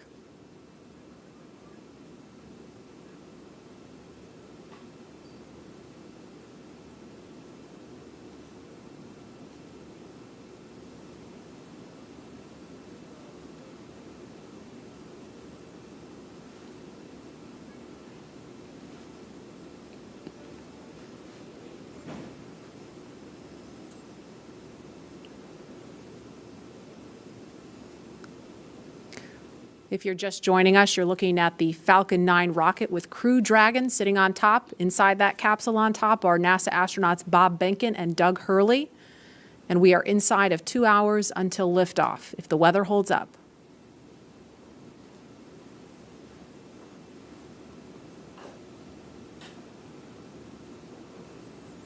There's another stunning aerial view of the crew access arm extended out towards Crew Dragon. That is the final path that the astronauts took to climb aboard Dragon before they strapped into their seats and the hatch closed.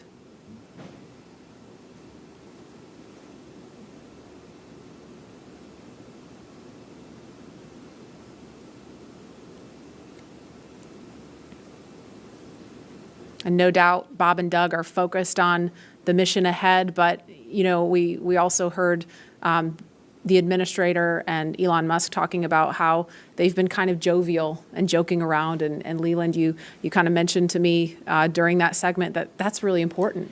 It really is, Marie. When we were in the vehicle, after we got to this point when the hatch was closed, we were all going back to those moments of our training, you know, when we were going through, you know, ascent and entry training on the shuttle and just different phases of flight that we would be going through.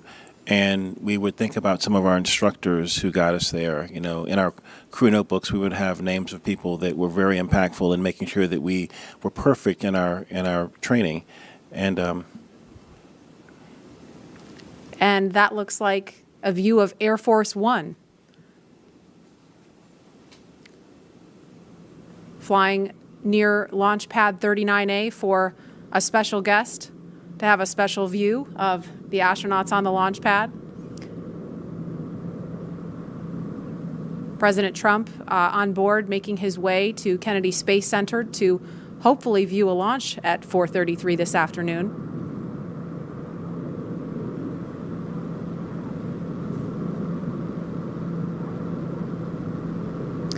And there they are in view of the launch pad, so no doubt he's looking at the window, looking out the window at Bob and Doug on the pad. That's got to be an amazing sight to see from on board Air Force One.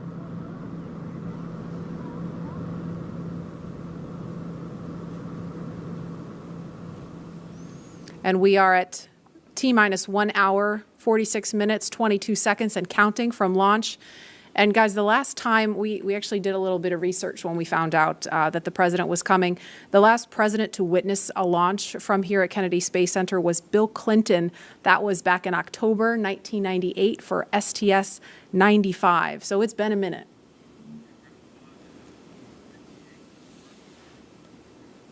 Okay, and we are about 56 seconds away from the, oh, no, we're not. We have an hour and 56 seconds away. Never mind. Instead, we are 1 hour and 45 minutes away from launch. And Tahira, you are there with the social teams. I bet you are seeing some excitement on all the things we just saw on the screen there. Hey, Lauren, I mean, like you said, things are really ramping up on social media right now, especially seeing that hatch close and also just watching this flyover happen. We are up to 1.7 million viewers across all of our social media channels. And let's check out what people are saying on Twitter right now. So it looks like we've got more creativity still going on. Some people are crying with pride in Houston, feel it. We even have Elizabeth Banks, who from the Hunger Games, that's awesome. We have more just good luck and well wishes for Bob and Doug across the nation. This has been a constant online today, which is so great to see. More just future astronauts and kiddos getting excited. We even have the band Bastille tuning in for launch. This is awesome. And just looks like more people standing by to witness this historic launch today. And so, guys, on top of what's being said on social media, we've also got a lot of well wishes from everyone across our country showing us what today means in their creative way. So let's take a look at that video. I am so ready to launch America.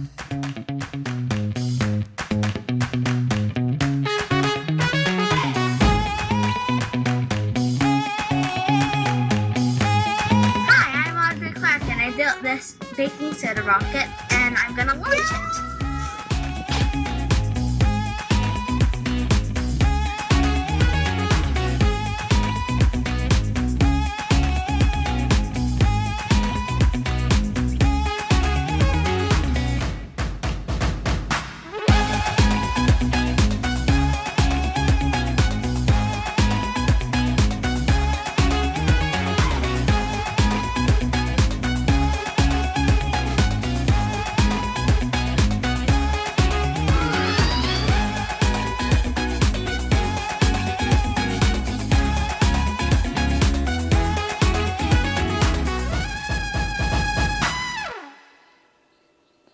Wow, I mean, guys, just look at everybody excited for today's launch. If that doesn't get you pumped, like, come on, let's go. We even got to see astronaut Snoopy in there, which is a personal favorite of mine. I actually have my lucky Snoopy pin here. You probably can't see it, but he is literally my spirit animal. Anyways, guys, get excited. The time is almost here. And with that, let's toss back to Lauren at Kennedy. Lauren. Thanks, Tahira. Tahira likes the Snoopy. I like the little girl doing the worm, Leland. She wasn't doing the meatball. She was doing the worm. There's someone out there doing the meatball, I'm sure. I want to know what that looks like. No, I don't. I don't. Clearly, this is capturing the attention of people all across the country and the world. So please continue to join the conversation by using the hashtag LaunchAmerica across Facebook, Twitter, LinkedIn, and Instagram. And we've had the opportunity to share with you a lot about the SpaceX Crew Dragon vehicle the crew is sitting in right now, a lot about the crew themselves and the significance of today as the official return of human launch capability to American shores. And now we want to turn our attention to where the crew is going, the International Space Station. And for that, let's take you to Mission Control in Houston. Gary? Thank you, Marie. The International Space Station is an incredible facility whose construction, operation, and ongoing science, all these efforts have been made possible by an unprecedented international collaboration. So to tell us more about the space station, we have International Space Station Chief Scientist Kurt Costello with us. Kurt, welcome. Gary, thank you. It's an amazing day to be here to talk to you about this historic launch to the ISS.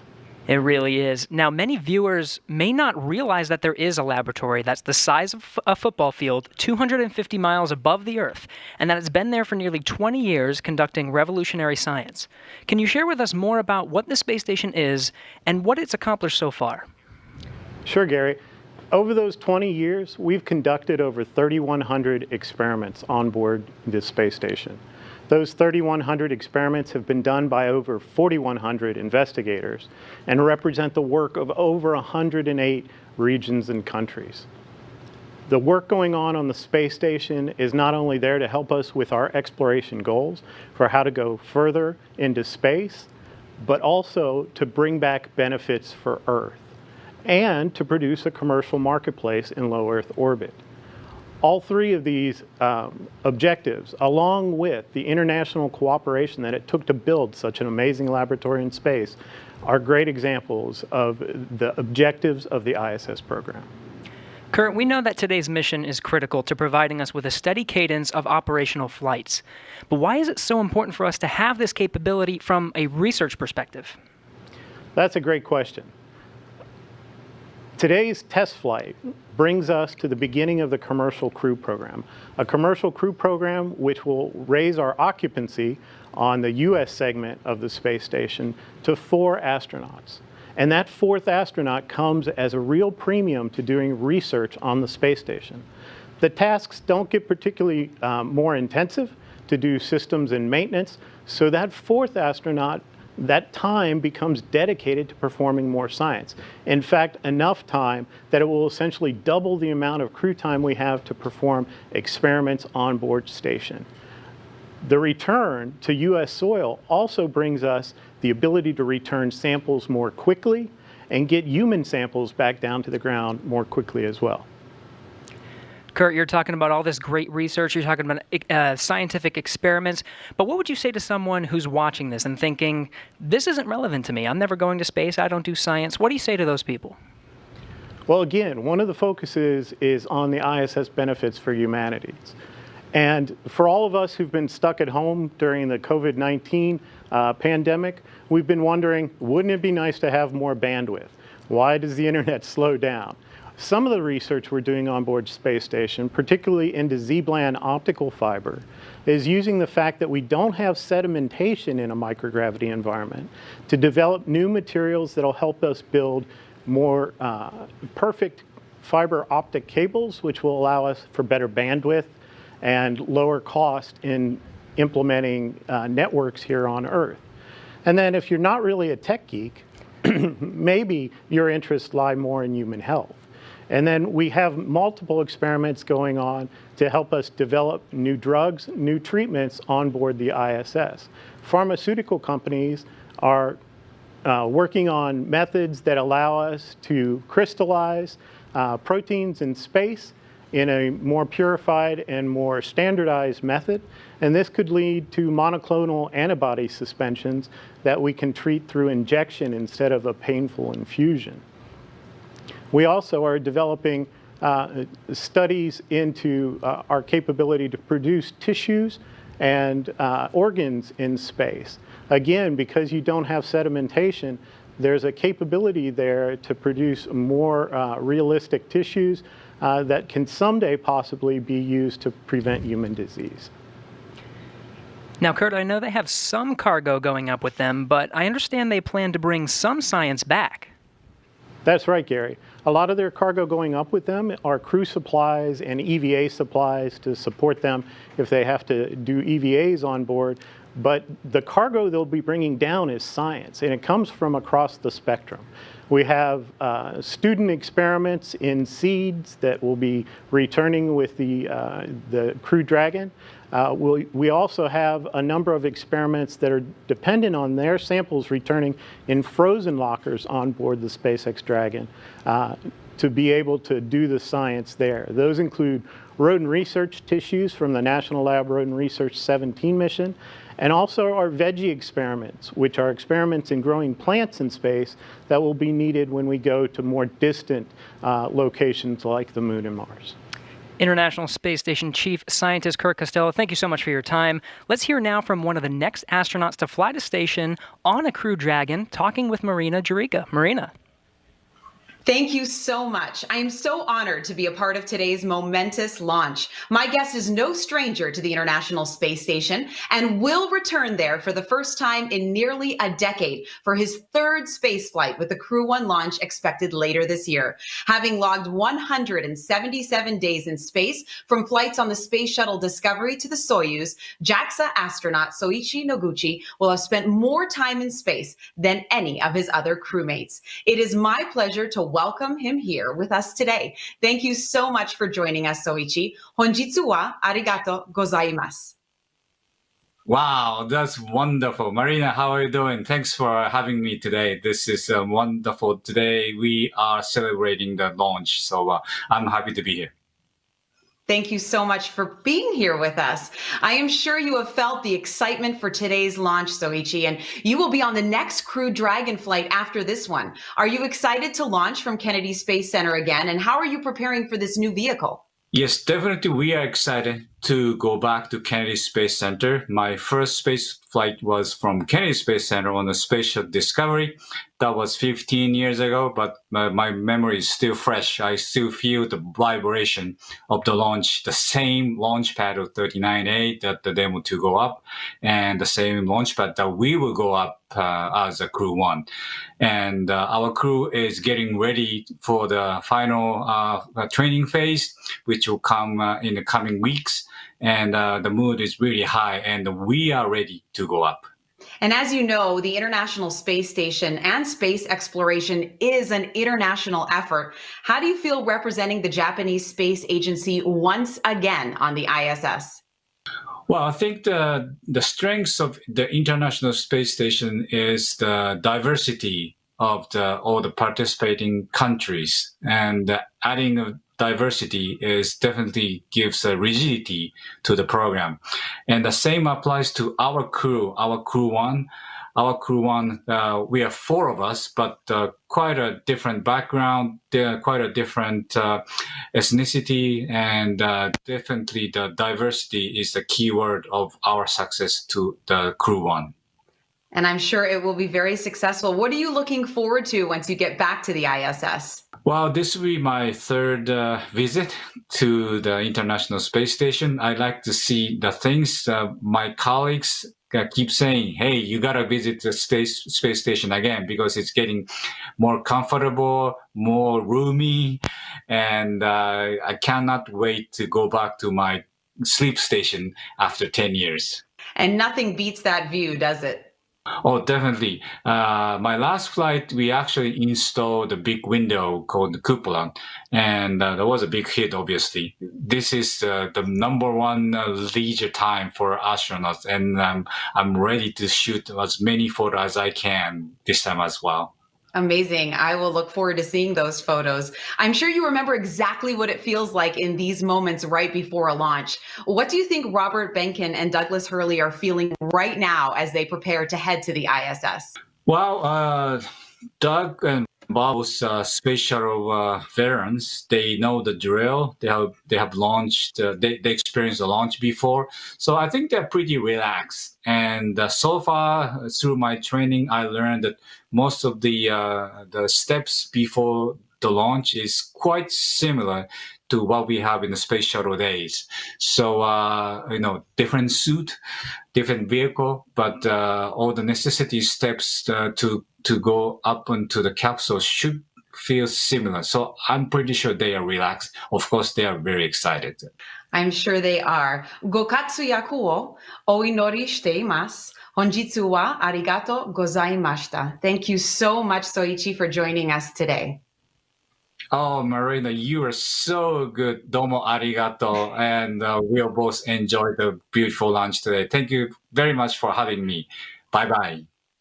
Bye-bye. Good luck with your launch later this year. And as the excitement builds towards launch, I will send it back to you. Thank you, Marina. I now have the distinct pleasure of being joined by one of NASA's record-setting astronauts and a recent resident aboard the International Space Station, Christina Cook. Christina, thanks for joining us. Great to be with you, Dan. Christina, we're coming up on 20 years of continuous human presence on the space station, and you were one of those humans. What's it like to see a new milestone like this launch unfold after so much history already? So much history indeed. It is really just such a testament to NASA. Not only are we pushing the boundaries of knowledge and discovery and exploration, but we're pushing the boundaries on how we accomplish that mission. We're bringing in commercial partners, we're fostering a space economy, so we're making sure that we're always pushing forward, always taking that next step. I think it's such a privilege to be part of an organization that recognizes if we're not actually making steps and innovating every single time we do this, then we're not truly answering humanity's call to explore and to push those boundaries. Christina, I know Bob and Doug are veterans themselves, but what advice do you have for Bob and Doug, given your experience as a long-duration station crew member? Well, being able to live on board the International Space Station and work there is just such a privilege. You know, you're a steward of this amazing laboratory that's bringing so many benefits down to Earth and also learning how we can push farther into the universe. So it is quite an honor, and I think that's the main thing about how it feels to be up there for a long duration. You know, in terms of advice, Bob and Doug have been great mentors for me. They've given me advice for so many years. It's strange to be the one who could be in a position to offer them anything. But I would say that as, you know, shuttle flyers, they used to participate in missions that were really, really intense, go, go, go all the time. Long duration space flight is more of a marathon than a sprint. So I would tell them to take that moment, enjoy it, and, you know, really welcome the opportunity to have part of your mission be taking it all in and sharing that with the people that got you there. Thanks again, Christina. Always a pleasure to hear from you and fantastic words. Thank you for sharing. Thank you. My pleasure. So once again, once Bob and Doug arrive at the station, they'll be greeted by astronaut Chris Cassidy, but before we do that, let's toss to a briefing.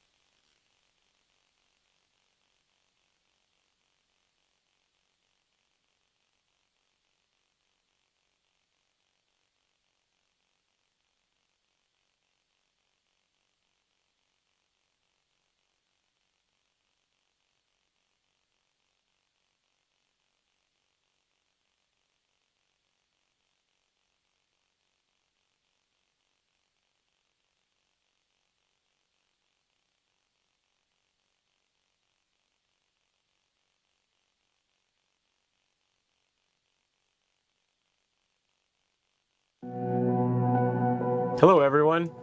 I'm astronaut Chris Cassidy, commander of Expedition 63 on board the International Space Station, flying 250 miles above the Earth. Like you, I'm excited about today's launch and the possibilities it will bring to America and to the world.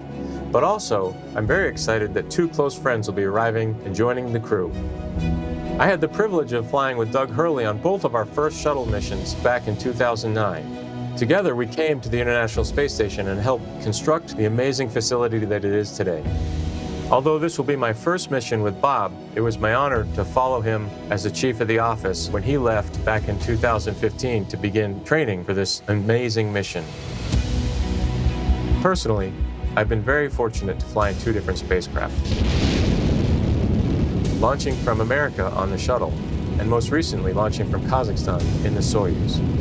But I can't tell you how exciting it is to know that we're once again launching Americans from the coast of Florida. And finally, here's a story I'd like to share with you.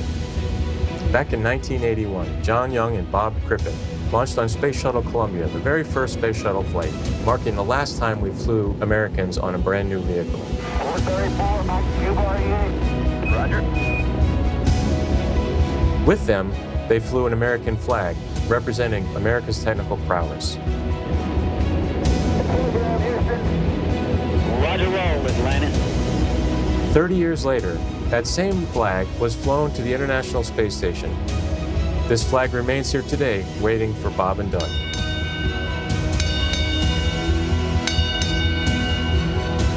Our flag means so many things to our country, and this small piece of America represents what we'll be able to achieve together. We'll never stop exploring. And so Bob and Doug can take this very special flag home to Earth, where it awaits its next journey to the cosmos. In a few years, the first Orion crew will take this flag with it around the moon. All of this starts today. I'll be watching outside the window along with everyone else in America and around the world. I can't wait to look out the window and see my friends on close approach.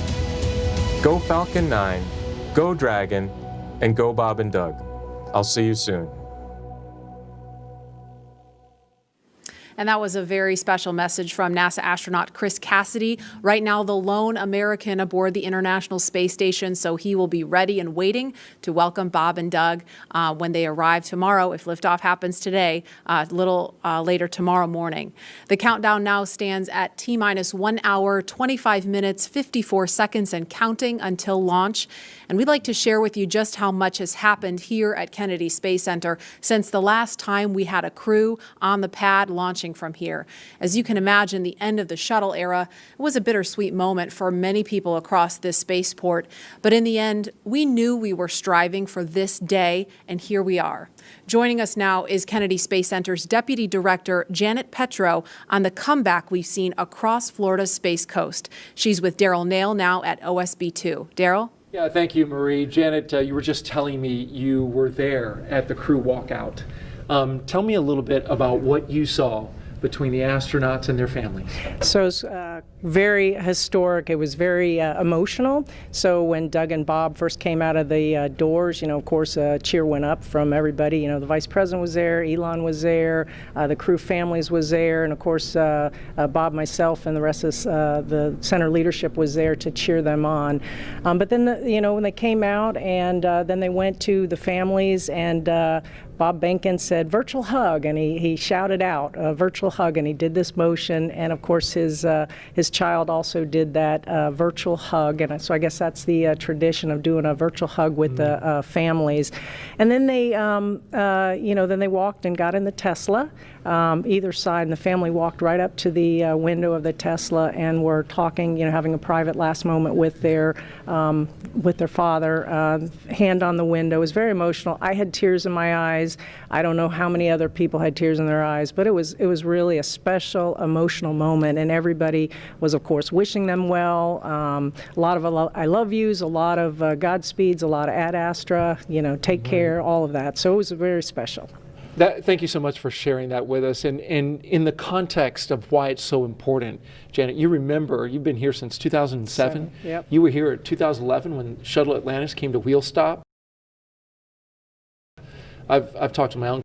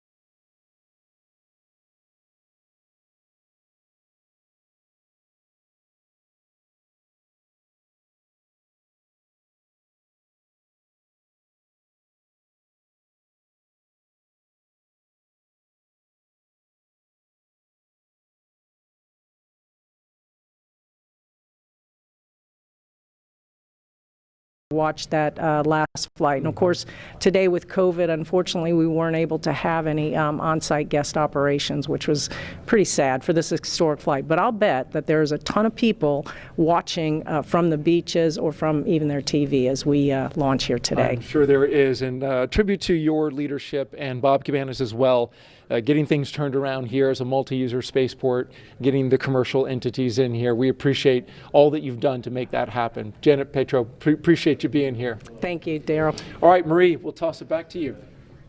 All right, thanks, Daryl. And as NASA and SpaceX have worked for years to get to this moment, today's mission opens the door to an entirely new era in human spaceflight, not only for astronauts, but someday for the general public as well. From the beginning, it has been our mission at SpaceX to help make humanity a multiplanetary species. And today's mission is an important step towards that goal. The key to opening up space access for people like you and me is reusability. Without it, traveling to space is just far too expensive for the average person to do. Imagine how expensive a flight from LA to New York would be if you had to throw the plane away after a single trip. A lot. Yeah, exactly. That ticket would cost hundreds of millions of dollars, and almost no one could ever afford to fly. Both the Dragon spacecraft and the Falcon 9 rocket are designed to be reusable, which not only improves the reliability of the vehicles in that they're flight proven again and again, but it also drives down cost.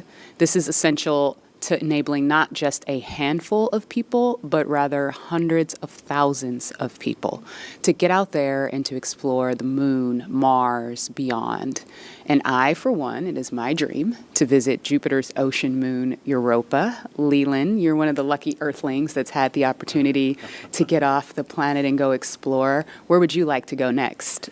You know, Lauren, I think I would like to go to Mars and, be there for, about a year each way and then a year on the Martian surface. But the one condition I would have, my pups would have to go with me because it's about exploring new places, but taking your family with you. We have these crewmates that are people that you get to know and love, over a course of training, but it's nothing like having your family with you. And I think that's something that we're going to be seeing in the future, people living and working on other planets as a family. I think Absolutely. There are a lot of people who want to see your dogs with you in space. Well, we've seen them in an official portrait. I know that the dogs came in with you to take a picture in your spacesuit back in the day. Yeah, it is. Well, we kind of snuck them in. No dogs allowed at NASA.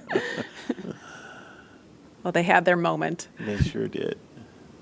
And knowing that the opportunity to fly to space as a private citizen or a private dog maybe one day is right around the corner, we have a new poll question on Twitter for you. So if you were given the opportunity, would you travel to space? Let us know, and we'll share the results a little bit later. All stations come All right. Well, there is not a lot of cargo. Chief engineer technical poll for launch escape arming and propellant loop. All right. Now, while there's not a lot of cargo in today's mission, Dragon is carrying 2 special payloads, aside from Bob and Doug, of course. The first is a series of custom art pieces entitled Humankind by Los Angeles artist Tristan Eaton. These indestructible, double-sided paintings are made from gold, brass, and aluminum, and they celebrate how far humanity has come, as well as how far we still have to go. It includes a beautiful homage to the Saturn V rocket, as well as a nod to Bob and Doug's current ride to space. You can find more images and information about these pieces on SpaceX's social channels. Next, in the spirit of inspiring the next generation of explorers, we wanted to celebrate the class of 2020, from kindergarten all the way through graduate school. SpaceX and NASA invited students from around the world to submit their photo to fly on America's first human spaceflight in nearly a decade. Each graduate's photo was used to create a mosaic image of the planet Earth, which we printed, and is being flown aboard Bob and Doug's flight on the Crew Dragon spacecraft. We received nearly 100,000 photos. So thank you and congratulations to all the world's graduates. I am so proud of what we're doing today. And I think about regular people flying in space on a SpaceX rocket one day. When I first went to space, I thought my primary task of installing the Columbus laboratory would be my aha moment, but it was when Peggy Whitson invited us over to the Russian segment to have a meal. She said, "You guys bring the rehydrated vegetables, we'll have the meat." And we're doing this, having this meal, and it's with African American, Asian American, French, German, Russian, the first female commander, breaking bread at 17,500 miles an hour, going around the planet every 90 minutes. And when I think of that perspective shift that I got looking out the window, flying over my hometown, flying over Leo's hometown in Paris, flying over Yuri's hometown in Russia, it brought us all together as a civilization. And I think that's what spaceflight does for us. The more people that have the opportunity to go to space will feel like it's an international family of people working together for the good of humanity and all humankind. Absolutely, and it's exactly what that piece of art was all about. Yeah. And following today's mission, we will be one step closer to a future where we can all have that experience. We can all have that orbital perspective and the ability to explore new worlds. In just over an hour from now, Bob and Doug will be the first people to launch on an American vehicle in almost a decade. For the team at SpaceX, it's really hard to put into words how honored we feel about the trust that Bob, Doug, and NASA have put into our team to carry out this critical mission. I worked on Crew Dragon for 2 years, and I can just imagine what all of my friends and colleagues are thinking right now as they sit in anticipation and excitement for what's to come. Absolutely. And speaking of those who have carried the hopes and dreams of science and exploration, we have a few shout outs to share with you from some big fans of NASA and SpaceX. Wow, we're making history again. The NASA program. I'm there with you guys in spirit. Bob, Doug, good luck. I know you'll be fine. I'll be watching and got everything crossed, arms, legs. I'm tied in a knot. Can't wait for you to get back safely.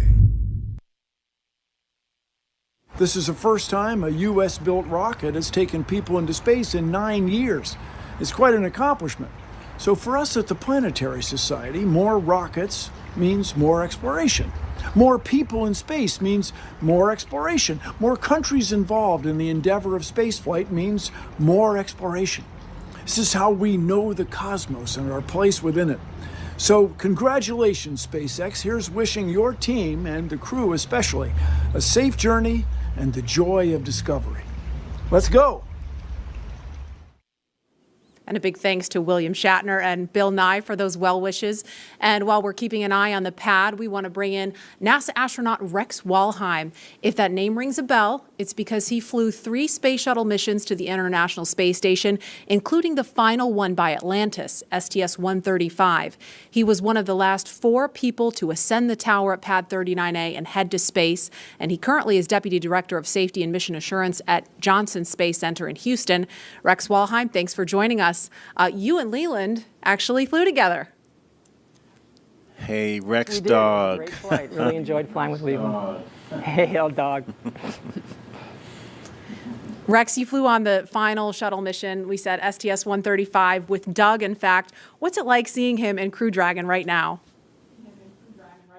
It's great. This is what we've been looking forward to. You know, after the end of the shuttle program, you know, it was a very important time where we wanted to transition to this commercialization of spaceflight to allow these commercial companies to take our astronauts to and from the space station. So in the 9 years we've had since we last landed on Atlantis, we've really worked hard for that. We've worked with our SpaceX partners and our Boeing partners, and here we are. Today's the day. We're taking that first step in this new era. What do you remember most about launch day for STS-135?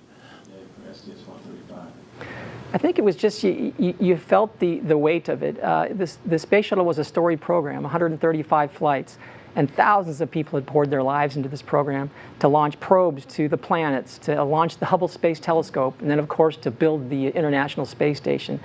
So you knew the incredible accomplishments of this program, and so you wanted to finish strong. And then when it finally became launch day, you'd finished the studying, you'd worked really hard, and now it was time to kind of soak it in. And I think that's what Bob and Doug are doing right now. They're sitting on the vehicle, talking to each other, listening to the sounds, and feeling the vibrations as it starts up. And it's going to be a great experience for them. Hi, Rex. What is your take on private astronauts going to space? I think it's great. I think the more we can do to commercialize space, to make access easier, the better we are. And I think that's part of this whole program. You get the cost down, then more people can afford it. And you get the cost down, you can do more things in space, more science, more research. And it is a transformative experience to fly in space, and I wish more people could see that. When you look out on the planet, like Leland was talking about earlier, with your crewmates from different countries all around the world, it gives you a different perspective. It gives you a perspective that we're all crewmates on this planet Earth. And we kind of get that now with the pandemic. We understand that we're all in this together. And that's what the space program does, and I want to see more people get a chance to see the Earth from that vantage point. And I think it'll bring us all closer together. Hey, Rex, a very serious question here. The worm or the meatball? Leland, I saw you dissing the worm earlier. How can you do that? The worm is awesome. I'm so glad to have the NASA worm insignia back. It's great. All right. Well, thank you very much, Rex. We appreciate you. And as we watch Bob and Doug there in the capsule, we are an hour, 10 minutes, 57 seconds and counting from launch, and we're going to send it over to Hawthorne for an update. Jesse? Thanks, Marie. We're just an hour and 13 minutes away from launch, and things are really getting ready to pick up here. Since arriving at the spacecraft, Bob and Doug were helped by our closeout engineers to get into their seats, attach their suits to special umbilicals that provide breathing air, pressurized nitrox, and a communication link to Dragon systems. They conducted leak checks, which were successful, and communications checks with the Corps here in Hawthorne, which is the person who will speak to them directly throughout the entire mission, as well as the launch director in Florida. This is where they are checking their comm path through both ground stations and the tracking and data relay satellites that we'll use to talk to the crew the entire way to the station. That's right, and after those suit checks were complete, the closeout team was able to seal up the hatch, which also got its own leak check, and we confirmed that it was good to go. The closeout team at this point has already departed the area around the pad. They were about 25 minutes ahead of their schedule, and right now weather operators are kicking off their final check on wind speeds at the pad, which are going to be used, and they're really important for that final go, no-go for launch. Before we get to that final go, no-go, various teams at both NASA and SpaceX are going to do some internal go polls, just making sure conditions are good with Falcon 9, the Dragon, the Crew, the range, and the space station before the final go is given. So let's check back in with Houston real quick for a status on the team there supporting the space station on their readiness for launch.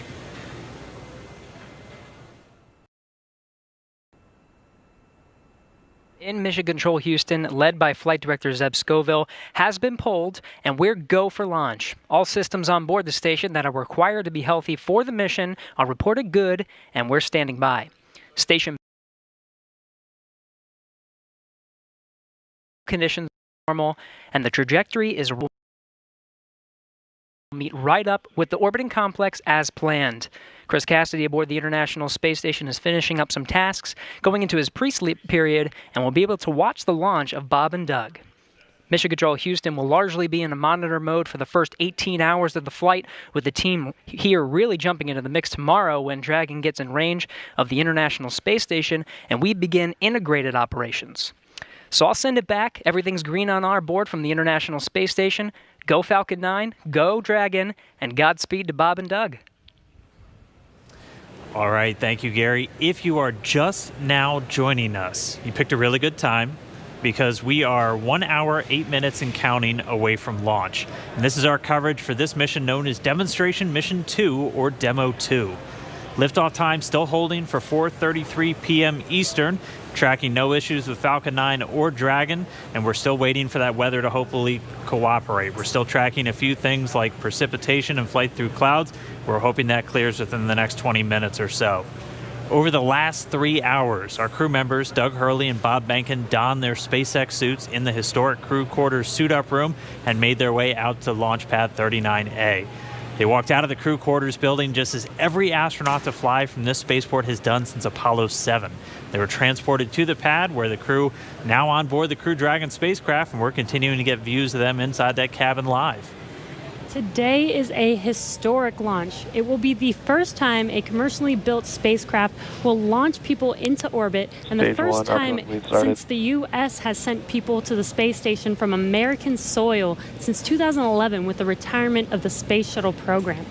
Over the next hour, we will conduct a series of polls to get ready for launch, have Bob and Doug arm the launch escape system, and begin fueling Falcon 9. Launch is set for 4:33 p.m. Eastern. This will include a 12-minute flight to orbit and then a 19-hour flight to dock with the International Space Station at 11:30 a.m. Eastern Time tomorrow. Today's mission is the culmination of years of work between the teams at SpaceX and at NASA.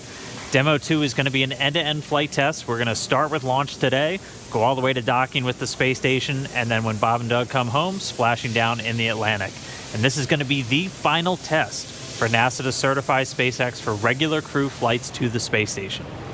And we've been hearing a little from the crew on board Dragon, which they are currently strapped into their seats, as you can see on your right screen. They're already through their seats, or they've already been strapped into their seats, and through communications and leak checks, they're able to follow all the milestones still ahead on those displays just above them that you can see there. Go ahead. Yeah, we're going to equalize the pressures in the common manifolds just to raise them a little bit. So we will be momentarily cycling the tank isolation valves. I just wanted to let you know for awareness. Just wanted to take a pause to listen into the nets. Okay, we appreciate that, Jay. So they'll be getting insight into all of the Dragon and Falcon 9 systems as we proceed towards launch. At T-minus 1 hour and 7 minutes, let's check in with John Insprucker for a status update on both of those vehicles. What's the update, John? Well, the good news is we've had a smooth countdown this afternoon. SpaceX team is working no technical issues on either the Falcon 9 or the Dragon spacecraft. For the Falcon 9, operators have they're actually still in work. They're going to complete in a few minutes propulsion checkouts that are being done on both the first and second stages. The team will be assessing their launch readiness with a final go, no-go poll. That'll come at T-minus 45 minutes, and that'll be followed by propellant loading starting at T-minus 35 minutes.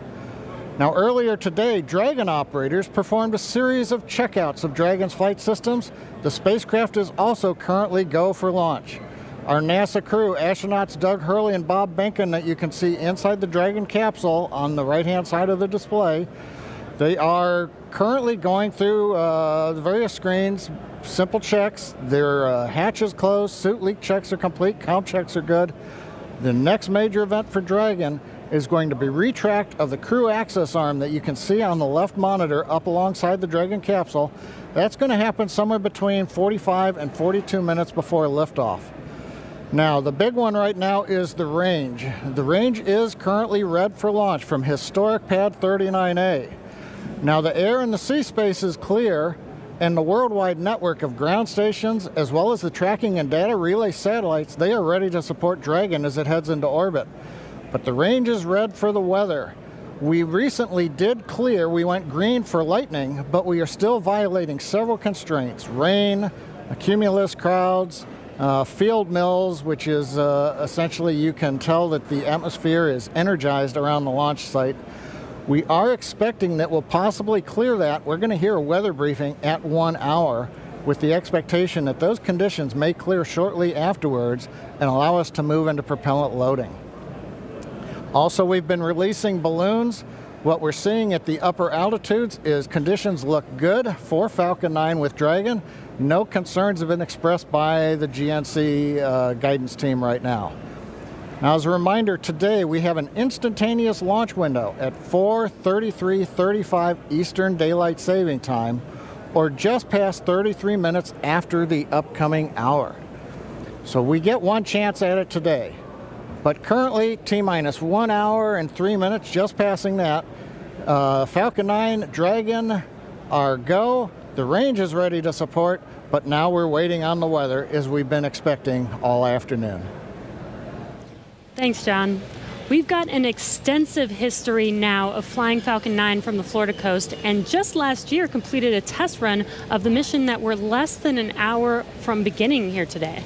Yeah, the purpose of that mission was to demonstrate Dragon's capability to safely and reliably fly to and from the International Space Station. The success of Demo 1 was a really exciting moment, and it paved the way for today's mission, where we are just moments away, hopefully if we get that weather, from flying U.S. astronauts from U.S. soil for the first time since 2011. Dragon and Falcon 9 together have years of operational experience, or what we refer to as flight heritage.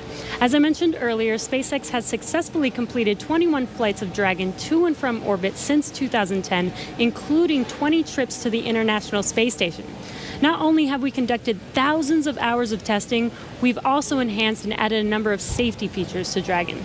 Much of what was learned with the cargo Dragon was leveraged in the design of this vehicle. Valve cycling is complete, expected behavior, and wanted to hear if you were able to hear those. We actually did, Jay. We were just making a comment about that and heard some clicking, and Bob watched it on the systems display, so absolutely. Copy all.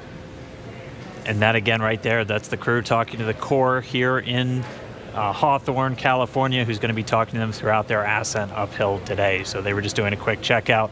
Bob and Doug confirmed they were able to hear it. Sounds like everything's still good, so still no issues with Falcon or Dragon. Back to what we were talking through as we're describing these systems, a lot of what SpaceX did with Cargo Dragon has been leveraged into this Crew Dragon. The vehicle is designed to be fully autonomous, which means it can basically fly itself, but it also features a full manual override capability if the crew needs to take control in case of emergency. Many of the other enhancements help towards SpaceX's goal of reusability and less refurbishment time between missions.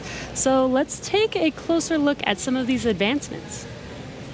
Standing at almost 27 feet tall from bottom of the trunk to top of the nose cone, Crew Dragon's composed of two main elements. We have the capsule up top, which is designed to hold the crew and any pressurized cargo, and then an unpressurized section known as the trunk on the bottom. And the nose cone at the top of the capsule protects the docking system as well as the guidance navigation control system, or what we call GNC. The nose cone opens for docking and remains attached to the Crew Dragon spacecraft, unlike the previous version of Dragon, that helps towards our reusability Dragon efforts. SpaceX, we are at T-minus 1 hour. We are go for section 6. When ready, we report go for launch. SpaceX Dragon will put section 6 in work. So the crew just has a couple checks, Copy. and when they are ready for launch, we're going to hear them report to the core that they are go for launch. Continuing to walk you through the Dragon spacecraft, opposite of that nose cone is the trunk. We can see it on the left-hand screen there, where it's kind of split right down the middle with the left side black and the right side white. The trunk provides an attachment point to Falcon 9, the Dragon capsule, and can carry any cargo uphill. On the outside, one half of the trunk contains a radiator that rejects heat from the active thermal control system into space using SpaceX's new Pica tiling technology. The other half contains solar cells that are used to charge the spacecraft's batteries during flight. SpaceX Dragon, Bob and I are go for launch.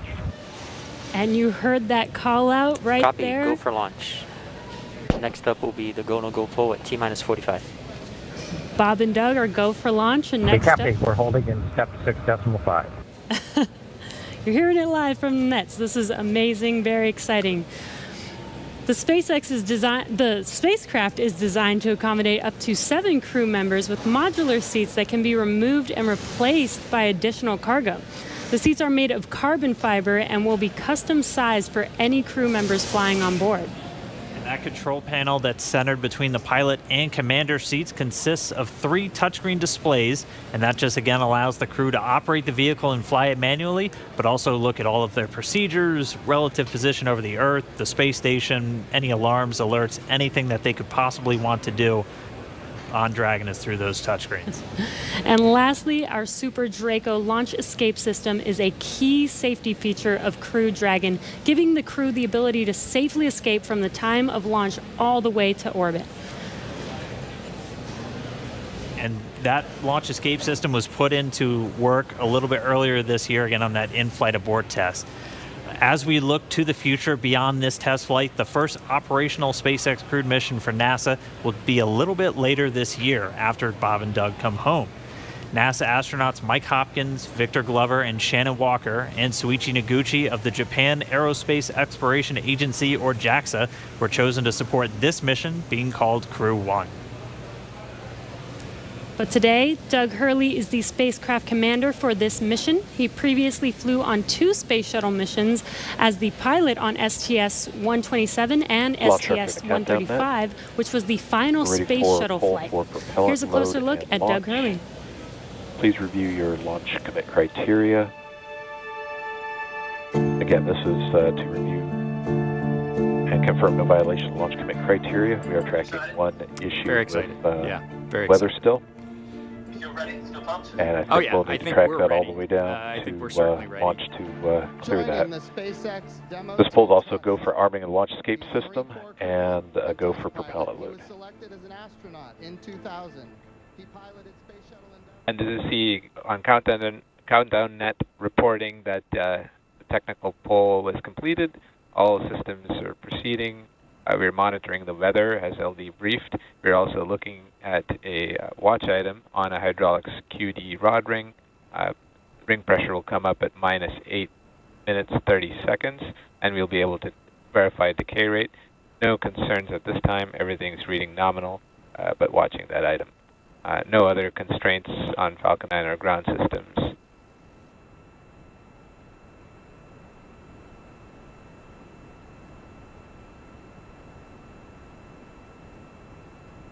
Stage 2 RP1 bleed is complete.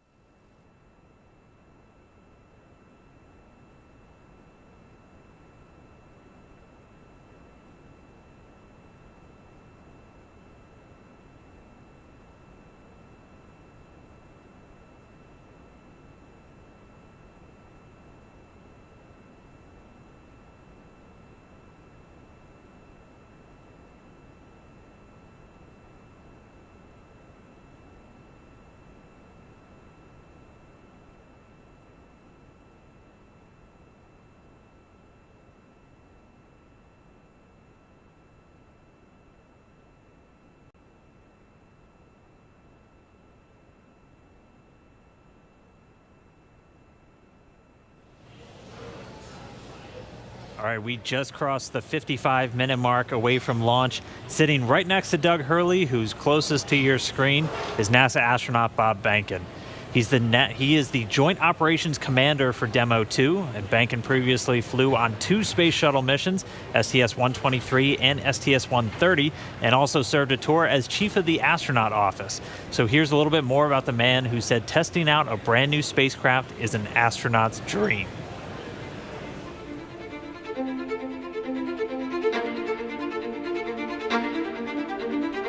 When you go through the launch day preparations, there's a lot of moments that kind of stand out to you. One is the kind of the celebratory piece of it, which is that you're walking out of the suit up room and getting in the vehicle that's going to take you to the launch pad. When you close the hatch, that's really when Doug and I are in the vehicle, and it's our vehicle, and we're really in control of the mission at that point.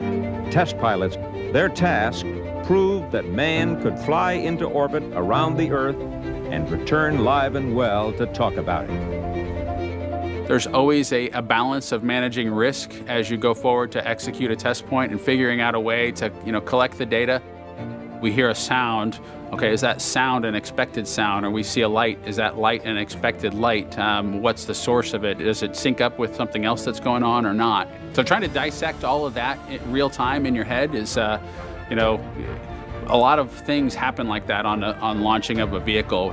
From St. Anne, Missouri, he is an Air Force colonel and flight test engineer. He flew aboard Space Shuttle Endeavour twice. Introducing NASA astronaut Bob Behnken.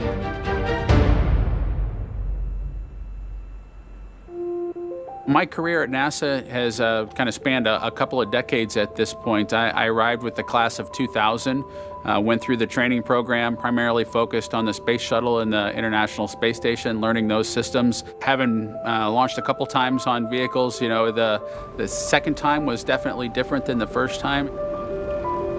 You can feel a little bit guilty of, hey, should I study one more thing, or is there one more piece of information I should get? Am I really prepared or not? So that's definitely different between where I was on my first flight and where I'm at right now. It's been really interesting, I think, for both my wife and I to have gone through the process of seeing each other launch in space. I've seen her take that risk and had it be in front of her, and I've done that to her. And there's just something different about watching a rocket launch when there are people on board. You feel a little bit differently about the pit of your stomach, and I can only tell you it's multiplied significantly when it's somebody that you know, and then somebody, of course, that's a family member. It's even multiplied more. For me personally, as a spouse, watching everything that Bob has put into this over the last 5 years, the dedication that he's shown, the perseverance is pretty special. For both of us, though, the way our minds work, it won't be until sort of the mission is complete that you have really a chance to savor it and celebrate it. This is a huge accomplishment for an Air Force flight test engineer to be part of the demonstration mission of a brand new vehicle. It's going to be amazing. Without a partner that has that same appreciation. I think it can be challenging for some folks. There's a lot of work and a lot of time that takes away from family that that my spouse appreciates, and I love her for that. Really, my role on the DM-2 mission is to make sure that we get this vehicle tested and evaluated so that we can move on to more operational missions at the International Space Station. We've got a lot of objectives on board the vehicle that we need to accomplish to really make sure that it's good to go. We'll make sure all those systems are working during the test flight so that the future missions will have them available even if they don't plan to utilize them. Through years of the NASA team, I'm helping to share that experience and teaching them the lessons that we've learned by going through this. Now there's another capability in the U.S. besides NASA to operate something of this magnitude. When is the last time humans launched on a new vehicle? Certainly on the American side, it's been several decades. Now we're in a time when we've got multiple vehicles under development. It's a great time from a space exploration time frame just to see all that happening, and it's because of this nurturing of the environment, being able to pull in a wider group of people who can contribute towards human spaceflight. It's a super cool time. On a deeply personal level, I'm really excited that my son is going to get a chance to see me launch into space. Being an astronaut has been a little bit of an abstraction thing for him because he's seen me do it in old videos, but he hasn't seen me do it for real. And so I'm excited for him to see this launch. I want to thank the entire Commercial Crew program team that's worked together to get to this point where we've got vehicles in the launch pad ready to head to the International Space Station.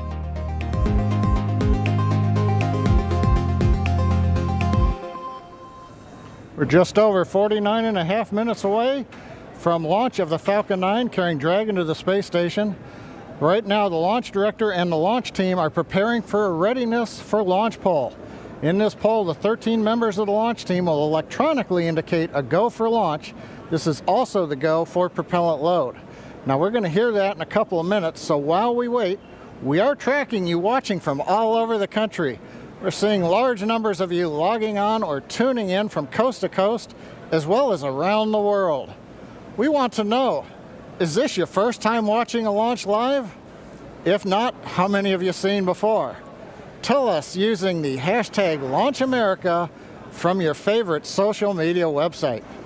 As for me, this isn't my first one. I've seen a lot, but everyone is exciting. Now coming up, we're going to go into a readiness poll, as I mentioned. Currently right now on other nets, the SpaceX launch director is checking to verify the Dragon team is ready and that the NASA launch management team is ready. They'll come back at about T-minus 47 minutes with instructions to the SpaceX Falcon 9 team to make their final assessments. Then they log into the procedure. It's a little different than the old days where you would hear a go, go, go, position by position, all up and down the row. In this electronic age, everybody just clicks on whether they're go or no go. The launch director will then at T-minus 45 minutes summarize the end of the poll and will then provide instructions for the team. At the same time, we will begin getting ready for the crew access arm retraction, and we'll show you that on one of the screens that we've got up.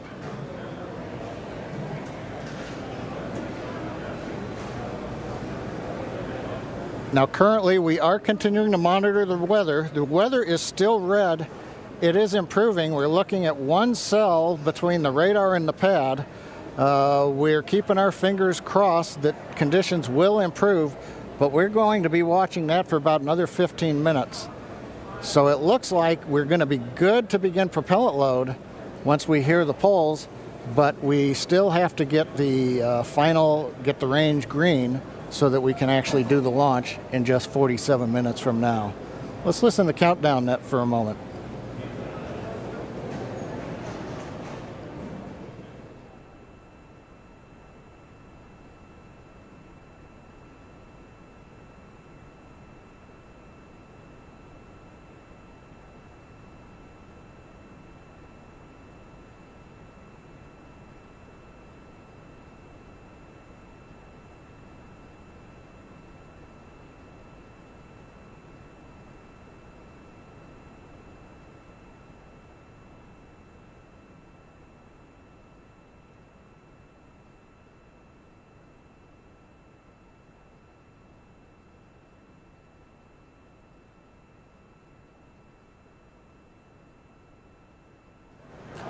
Right now coming up on 46 minutes, 10 seconds before launch. Didn't hear any significant chatter coming over countdown 1. Yes, launch director in the countdown net. Pull is complete, and we have a go to proceed with propellant load. Launch control, proceed with swinging the crew arm. Arming crew arm movement for T-minus 45 minutes. Thank you, launch control. A reminder in control room on hold and launch escape protocol. For non-urgent no-go conditions, brief CE or LD, and it will approve aborting the launch auto sequence and proceed to launch abort. For urgent issues affecting the safety of the operation, operators shall call hold on the countdown net. Launch control will abort the launch auto sequence immediately and proceed into the launch abort auto sequence. Operators shall also advise the launch director whether structural breakup or fire is imminent or occurring per Dragon manual escape flight rules. Remainder on fire alarm instructions. Here in Fire Room 4, in the event of a fire alarm, key operators, previously briefed, will remain at their post while the alarm is evaluated. In the event that personal safety is threatened, we will evacuate to the south-facing emergency exit, which leads directly outside. One final reminder, they'll be arming the launch escape system momentarily. Need all personnel, please stay in your seats from now through orbit insertion and Dragon separation from the second stage.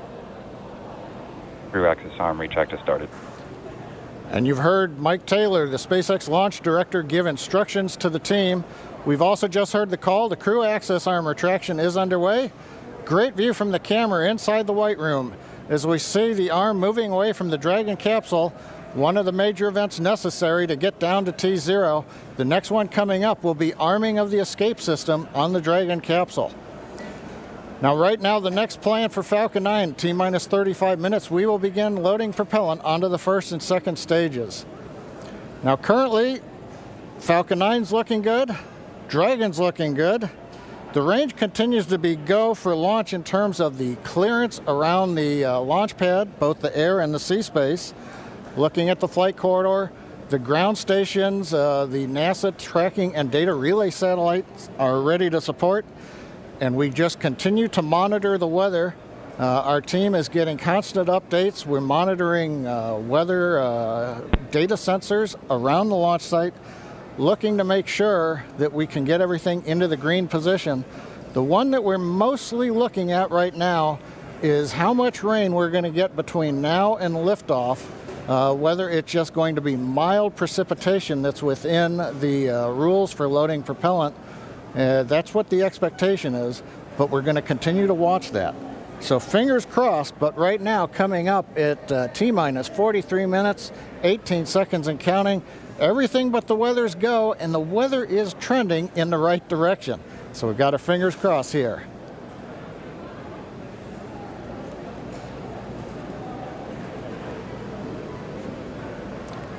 At this time, we're going to send it back over to Kennedy Space Center as the action is picking up on the launch pad. Thanks, John I. Now that countdown clock is continuing to tick, and we are 42 minutes and 46 seconds away from launch. Now, as you just saw, the crew arm retracted. That is the last major visual milestone before liftoff. And we should be hearing out on the net soon confirmation that the launch escape system is armed. When that happens, all 8 of the Super Draco throttle valves are opened, which means that those engines can ignite. For section 7. Okay. So that means those 8 throttle valves are opened, and if those Super Dracos needed to fire in order for a Dragon to escape off of the pad, they could. And so things running just a little bit ahead of schedule right now. Fuel bleed is complete.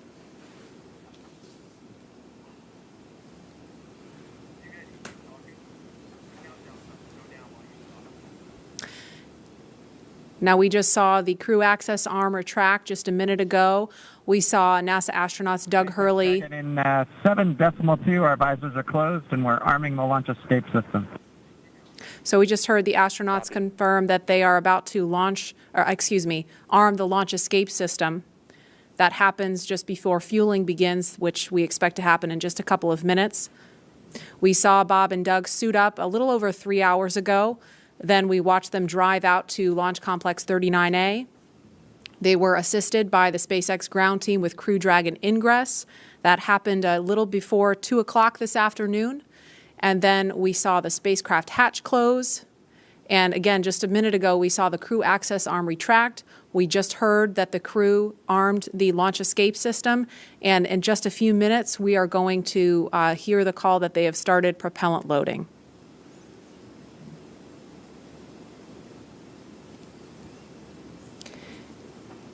Launch escape system is verified armed. So we just heard that verification that the launch escape system is armed. We're switching to GN2.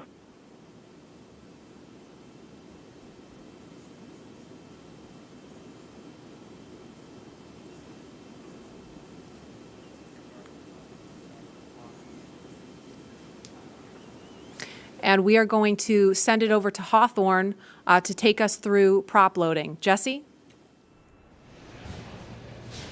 From the parachutes to the launch escape system, SpaceX has designed Crew Dragon and Falcon 9 to be the safest launch vehicle ever flown. And joining us today, we have SpaceX's Nick Picone, who was our mission manager for our in-flight abort mission earlier this year and currently works on the Starlink team.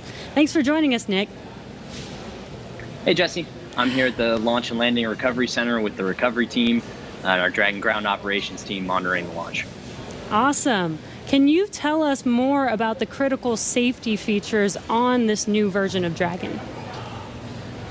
Sure. So Dragon 2 was designed with long-term reuse and reliability in mind. So fundamentally, there are multiple layers of redundancy to any of the failure modes that we could conceive of, that NASA could conceive of when we were working to design and test this vehicle over the past few years. But in the event that we encounter an unforeseen failure mode or multiple failures which push us outside of our design space, Dragon also has backup systems and operational controls intended to keep Bob and Doug safe. I'm sure you've heard a lot about it today, but the launch escape system is the primary backup system that we have from the moment that the vehicle is here on pad being fueled all the way up until orbital insertion. At a high level, the launch escape system, in the event of a major Falcon anomaly or emergency, will terminate Falcon thrust, separate Dragon from Falcon, and it'll use Dragon's 8 Super Draco engines to quickly pull the vehicle away from any kind of Falcon anomaly. And you talked a lot about the launch escape system. How exactly is that activated? Is it autonomous? Is it manually activated? Definitely. So for this system to work as designed, you have to remember that the vehicle could be flying at hundreds or thousands of miles an hour through the lower atmosphere. So it's really important that it's extremely fast and highly reliable with very low chance of false positives. The launch escape system fundamentally is set to look at a set of pre-programmed criteria which are on board the vehicle. Dragon and Falcon are looking at high rate telemetry, looking for abnormal vehicle dynamics, loss of communication between critical systems, or manual commanding. Our launch director and chief engineer, who you've heard a lot from today, are capable of sending a manual command to Dragon to initiate a launch escape, and Bob and Doug are also always able to actuate the launch escape handle and initiate a launch escape themselves as well. Now that the system is armed, all of this is currently active on the vehicle. Wow, it sounds like there's a lot that goes into it. And we did have an in-flight abort test earlier this year to test this out. Can you tell us what we learned from that test?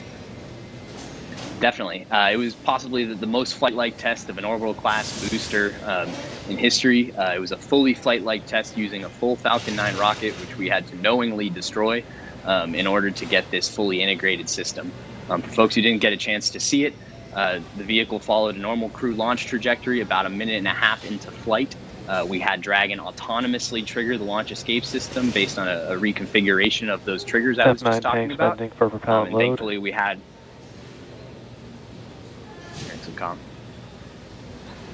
we continued through flight, had a successful parachute deployment and splashdown, and we did see Falcon rather spectacularly blow up about 10 seconds after separation. It's important to recognize that all of that happens from command to actual separation of the vehicle in under half a second. Wow, yeah, that sounds amazing. Thank you so much, Nick, for joining us and talking through those details with us. Enjoy the launch today. So we're going to send it back to KSC with Lauren. Thank you, Jesse. We are about a minute and a half away from propellant load. At T-minus 35 minutes, we should hear the call out on the nets that propellant load has started. So that's about a minute and 13 seconds away.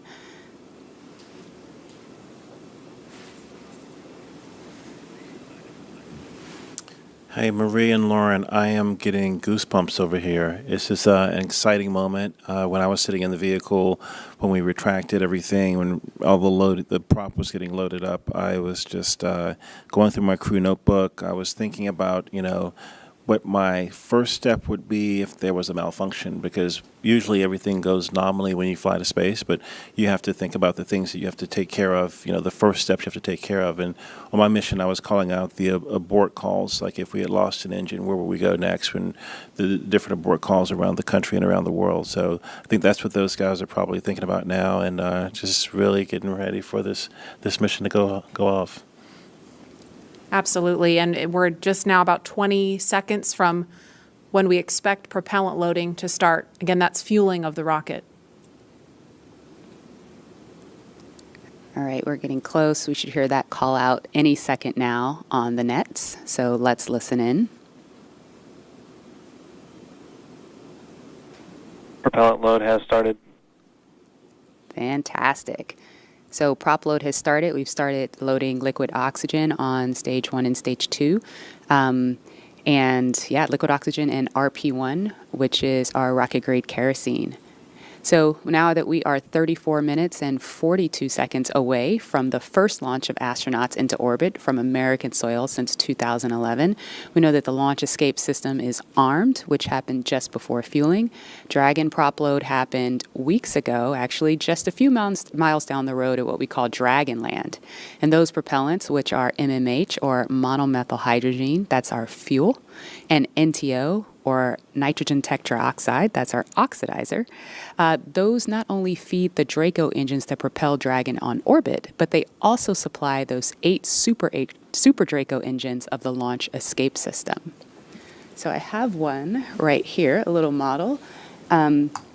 It doesn't come off the stand. Don't break it, Lauren. All right, I know, it's very nice. As you can see, the Dragon is actually broken up into 4 quads, and each quad has 2 of the Super Draco engines for a total of 8 of them. And as I mentioned, they are biprop engines. They have MMH and NTO as their oxidizer. Now, most abort systems from past space vehicles, I believe like Soyuz, Mercury, Apollo, they all had a pointy escape tower on top where there was essentially like a mini rocket engine or series of rocket engines on top. And if they weren't used, that escape tower would have to jettison itself from the vehicle. If it was used, it would be used to lift the vehicle off of the rocket. Well, Dragon is a little bit different in that its escape system is actually integrated into the vehicle. And that's great for a couple of reasons. One less thing you have to jettison on a nominal flight. Right. And so they're pretty dormant, just those throttle valves open unless they're used, and hopefully they never have to be. The other thing that offers you is the ability to escape from the pad all the way to orbit. Right. Because if you jettisoned your escape system prior to that, you couldn't. Mm-hmm. That's Little Dragon there. Again, right. New era, much safer design. Yeah, yes. Absolutely. Thanks for walking us through that, Lauren. Again, the launch escape system is armed. That protects Bob and Doug so that if something were to go wrong, they can shoot off of the pad away from the rocket and parachute to safety in the ocean. That is such a crucial safety capability. And so now we want to go over to Hawthorne for an operational update with John. Thanks, Marie. We are counting down those final minutes. Everything is still looking good on the Falcon 9 and the Dragon vehicles for an on-time launch, but weather is trending the wrong way right now. We're keeping our ears open in case we hear that the weather is going to be no-go for the rest of the count. Right now, we are counting down at T-minus 32 minutes. Stage 1 locks and Falcon 9 RP1 did fluorides begin are nominal. propellant load at T-minus 35 minutes, right on time. The propellants we use on Falcon 9 are a fuel, which is rocket-grade kerosene, also called RP1, refined petroleum. We use an oxidizer, and that's the super chilled liquid oxygen, or LOX as we call it. Those two propellants come together, but they don't light, so we need an ignition source to complete the fire triangle. For this, Falcon 9 uses a fluid called T-tub. You might see that just before first stage ignition, or maybe later in the second stage ignition. You get a green colored flame as the T-tub comes out into the oxygen, and that ignites the main engines right before the rocket takes off or the second stage engine lights. Now currently in the fueling, RP1 fuel is about 10% full on the first stage. That's the bottom 2/3 of the stack of the vehicle you can see on the left. The first stage is that long white cylinder at the bottom plus that black cylinder called the inner stage. That's the entire first stage that we're loading with LOX and RP1 kerosene. That's the part that comes back to Earth. The second stage just above it, the white cylinder, and then above that will be the Dragon trunk and the capsule. Now currently the second stage is also loading fuel with RP1. That's about 8% full right now. We are loading liquid oxygen on the first stage. The second stage liquid oxygen load will begin at T-minus 16.5 minutes if the weather cooperates. So LOX loading will then continue on both the first and second stage until the last few minutes of the countdown. Helium loading is also underway into pressure vessels on the second stage. We use that to pressurize the tanks in flight as the propellant is being pulled out by the Merlin turbopumps. Dragon on board the spacecraft. You can see the astronauts are monitoring systems while propellant is loaded into the Falcon 9. Now when we flew the first demo flight last year and then the in-flight escape test earlier this year, the sounds inside the Dragon capsule were recorded. So as part of the training, the sounds of the propellant loading were played back to acclimate the crew to what they're experiencing now. I'm listening to some discussion on one of the back nets, trying to track where we are with the weather criteria. We're just passing another weather gate right now, trying to see whether or not the conditions are go. In certain situations, when the weather is no go, you have to wait 30 minutes, and we are now inside of 30 minutes. But if the cloud moves away, if the conditions improve, we may be able to continue the countdown for another 14 minutes and reassess. So we're waiting to see whether or not we can continue the count. Currently we are. The range, they're ready to support with no problems in the air and the sea space area. But again, the weather, that's the one that's looking bad, and we're going to continue to listen. And as a reminder, today we have an instantaneous launch time. So at this point, if we hear a hold for any reason, we're going to have to stand down and target our backup launch opportunity on May 30th.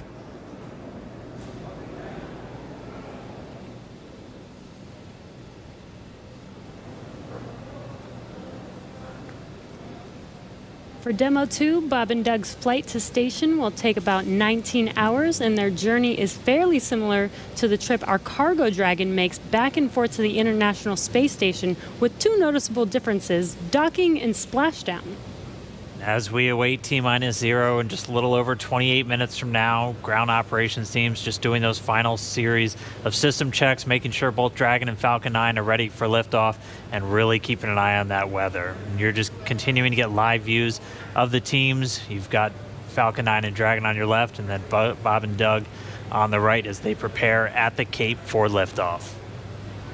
Once we hit T0 and a successful launch occurs, we will watch Falcon 9 and Dragon make their ascent until Falcon 9 and first and second stages separate and send Dragon on its way to the space station. And once it gets on orbit, mission operators will prepare Dragon for on-orbit operations, where Dragon will execute a series of burns that are going to gradually raise its orbit to align more closely with the International Space Station. And you're seeing some of that track in the animation on your screen right now. After doing enough of those burns, they'll put Dragon... Oh, sounds like we're going to get a weather update real quick for the crew. Go ahead, Spacer.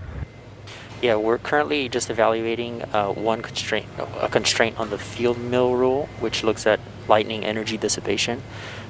We expect to have an update at about T-minus 20, and more information there on whether we would be able to continue into the prop load or scrub at that time.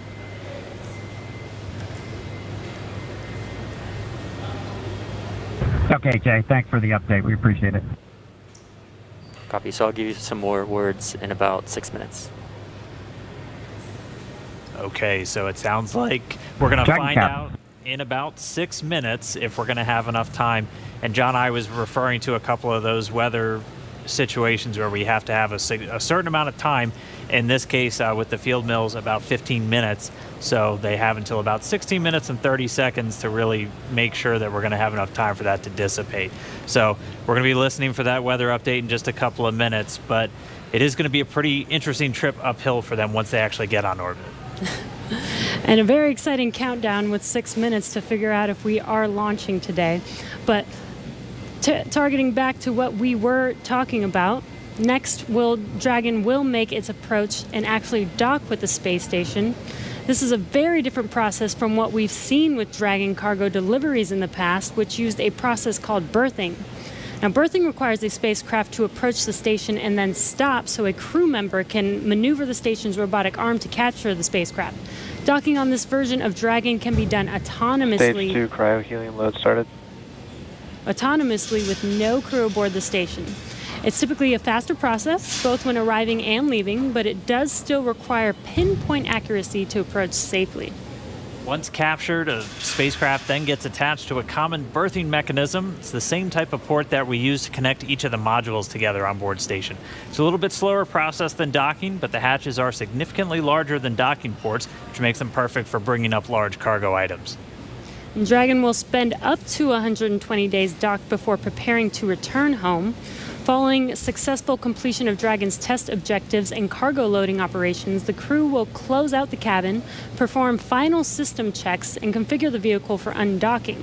Once the automated undocking sequence is complete, Dragon will complete 2 departure burns using its Draco engines, pushing it away from the space station. And then after Dragon departs the station, it's ready for its trip home. And that'll have deorbit entry and landing and a number of other operations. If you're looking at this animation, it might look like we're playing the one we played originally in reverse, because that's kind of how it goes, but just a little bit quicker. All of the operations following the final departure maneuver will include things like trunk separation, closing that nose cone again, executing a deorbit burn, and once they're inside the atmosphere, deploying drogue and then main parachutes, and then finally splashing down off the Florida coast, at which teams will move in, get Bob and Doug up out of the water, and get them out of the capsule once they're on the boat.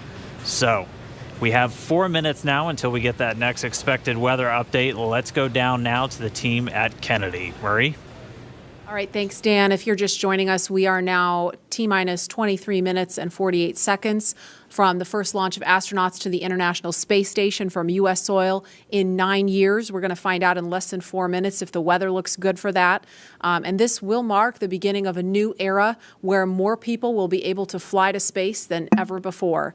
In fact, we took a poll a little bit earlier to ask you if you had the opportunity to fly to space, would you go? And 86% of those of you watching answered that you would go to space. That's an incredible number. I think, realizing that you don't have to be a military astronaut or a NASA astronaut to fly in space.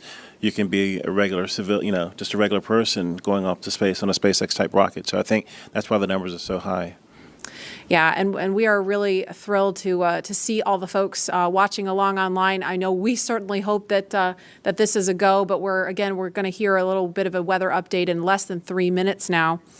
And Leland, I know they're waiting for a weather update, and they've come, almost all the way down the count. What do you think Bob and Doug are thinking about right now? We on STS-129, we were having some weather problems, and I think we were getting close to the countdown, and then it seemed like the sky just cleared up right above our heads. We saw it, and we knew where we were going. And, we always know that, you can have any types of delays, fuel, prop delays, all kinds of things that can happen, but we've trained over and over and over again for these types of scenarios. And so, we want to be safe. We want to be safe for our families, and we'll, do this another day if it doesn't work with the weather. I love that John I. always says weather. It's that thing that everybody talks about, but no one can do anything about it. I know. And it is this interesting thing of just, succumbing to Mother Earth. She's going to tell us if we can go or not today. Right. Yeah. Well, if it happens, look at it this way. Bob and Doug got one really great rehearsal in, right? It's always best to practice and practice and practice, yes. So again, we're less than 2 minutes now from that weather update that is going to go directly to Bob and Doug, and we will quiet down so we can listen in for that, because I know we can't wait to find out what that is. And those of you watching that have been following along, we are eagerly awaiting to hear whether the weather is going to be a showstopper today.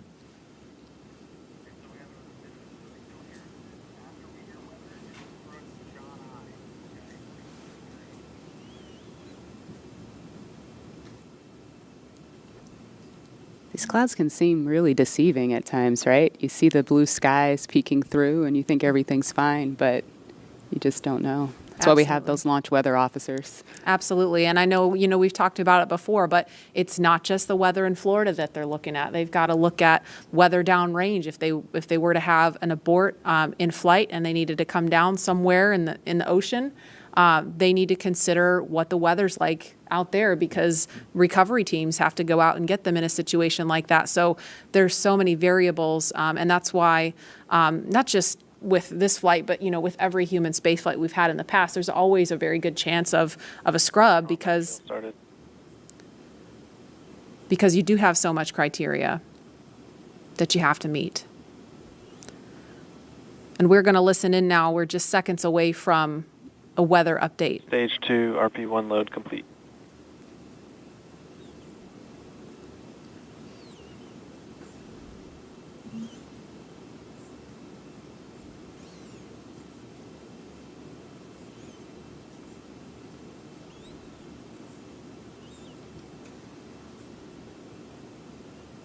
That is liquid oxygen you see venting off the rocket. That's completely normal and expected. We're standing by for a weather update. Unless you can give us another 10 minutes, I don't think we're going to get there with any of the rules today. I'm going to give you 10 minutes. I mean, another 10 minutes past T0. Oh, 16:45 local. I think we'll probably be clear on all the rules, but not quite going to make it for this. Okay. We're going to check back in with you in about 2 minutes, and then I'll call it up at about T-minus 17 minutes. Okay. Yeah, there's some of them are starting to count down, but we still have one above 2,000. So if that gets below,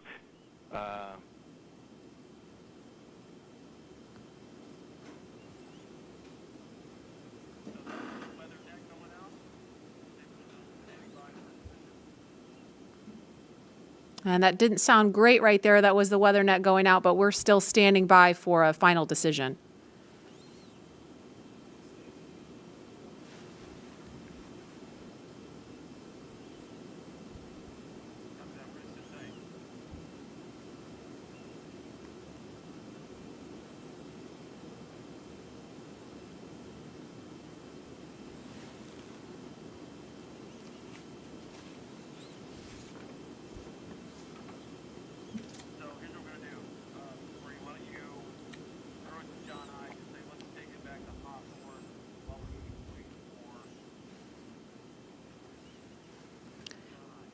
And we're going to continue to listen in for an update. But in the meantime, we're going to go over to John Innsbrucker at SpaceX headquarters in California. John? And Dragon SpaceX on weather. We're still T-minus 18 minutes and counting. LD is we are still red some on weather. Expect an update from LD. We're waiting in about another minute for one final check with weather. We're going to check at T-minus 17 minutes possibly. We don't really expect that things will have improved. The weather officer was not optimistic that the weather would clear up that rapidly. We did hear the launch director, Mike Taylor, joke that, if we could move 10 more minutes past the T0, weather conditions may improve, but Mike was not able to do that. We have an instantaneous window today. So at 17 minutes, we want to make that call, because shortly after that, we will begin loading liquid oxygen onto the second stage. So if we're not going to have the opportunity to launch, if the clock's going to run out, stand by. Continue to violate a couple different weather rules that we now do not expect to clear in time to allow for a launch today. We go ahead and end today's launch attempt. Launch control would end the launch auto sequence and proceed into the launch abort auto sequence, please. Launch abort has started.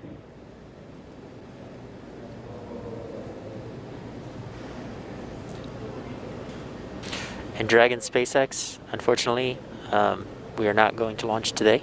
You are go for 5.100 launch scrub.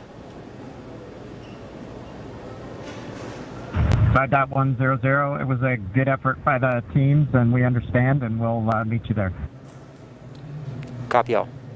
We've heard the call from the crew. They have been informed. Launch Director Mike Taylor has called a scrub for the day, and we got the feedback when the Dragon team informed Bob and Doug. They said we gave it a good try, but they understand, and we are here to try another day. So right now we did officially hold the clock. It looks like at T-minus 16 minutes, 54 seconds. The launch automatic sequence that controls the Falcon 9, the loading of propellants, the cycling of valves, that is also stopped. We now proceed into what is a normal scrub sequence for us. We practice this every launch. So now we move into safely taking the propellants, the pressurization gases back off the first and second stages. As things get into a safe configuration, then we will disarm the escape system on Dragon, and we'll bring the crew access arm back around the spacecraft. So right now, we got down to just inside 17 minutes. The hardware was working very well on both Dragon and spacecraft. We had the fuel loading going on. We had liquid oxygen loading going on, everything but the second stage. And the weather just needed a little bit more time to clear the conditions. We didn't have that time because we had an instantaneous window. And so with that, SpaceX launch director had to call upon the input from weather. Dragon, copies had to all, call about 30 a minutes. scrub Thank for you, the bye. day per the safety rules that we have for this flight.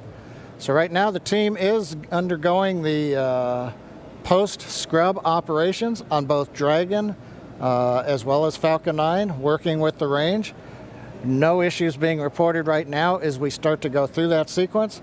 Everything looks good. And Dan, we had a good webcast going here until the very end. So, we'll look at it as now we've had another great dry rehearsal. Last Saturday we did a dry one, I should say, and today we've done a wet dress rehearsal. But sorry, we just couldn't get there, Dan. Yeah, thanks, John I. And obviously we can't control the weather. We came right down to the wire there, hoping we could just squeeze in between those cloud systems to get a launch today, but it wasn't to be. But it doesn't mean we're done. We're going to have another attempt coming up in just 3 days, so we're going to be doing this all over again essentially on Saturday on the 30th, and that launch attempt is going to be coming at 3:22 p.m. Eastern Time, so a little bit earlier in the day. It's going to look largely the same to everything that we saw today, with the crew waking up, going through suit up, making their way to the pad.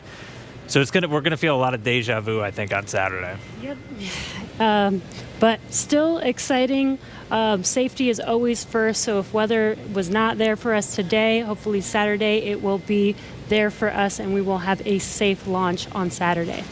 Yeah, the initial weather report still had us at about, I think, a 40% possibility of violation. So weather a little bit better, but we're still going to be kind of rolling the dice. It is Florida in the spring and summer, so storms are always a possibility. Mm-hmm.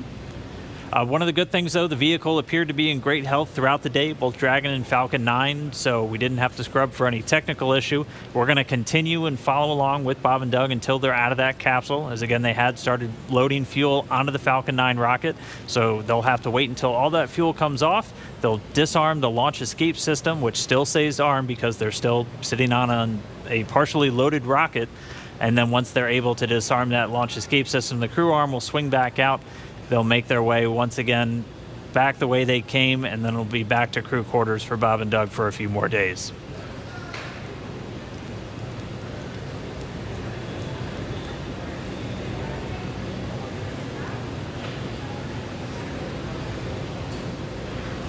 But if you're just now tuning in, wondering why we're not still counting down, we did have a launch scrub today. We were just a little under 17 minutes. Stage 1 LOX and fuel flow rates are nominal for offload. Expecting about a 40-minute offload time. And so that call out, the LOX, the liquid oxygen fuel pumping out of the first stage of the Falcon 9, everything looking good with that. Expecting about 40 minutes for all that fuel to come off. So again, once that fuel comes off, Bob and Doug will be able to disarm the launch escape system, and that crew access arm will swing back out. They'll be able to make their way back down and then over to crew quarters. So unfortunate scrub today because of weather. That was the one thing we were tracking from the moment we started today, watching Bob and Doug get suited up for their launch. We did abort today's launch, or scrub today's launch, with a little under 17 minutes to go until our T0 time, which was 4:33. So that's going to move us to our next attempt, which is coming up on Saturday, and that time is going to be 3:22 p.m. Eastern time, so a little bit earlier in the day for Bob and Doug and for everybody else watching around the world. They're still going to have a 19-hour flight to station if that's when we launch, and a lot of the stuff that we saw today is going to look very similar, but we're just going to have to try again, cross our fingers, hope for a little bit better weather the next time. And again, this goes with every launch. We do track everything all the way down to T0 to make sure that everything is go, making sure that the range is go, weather is go. So this is standard procedure. We always tend to make sure that we have a backup day, launch day, in case we do have scrubs like today. So this is pretty normal and standard. Nothing to be worried about.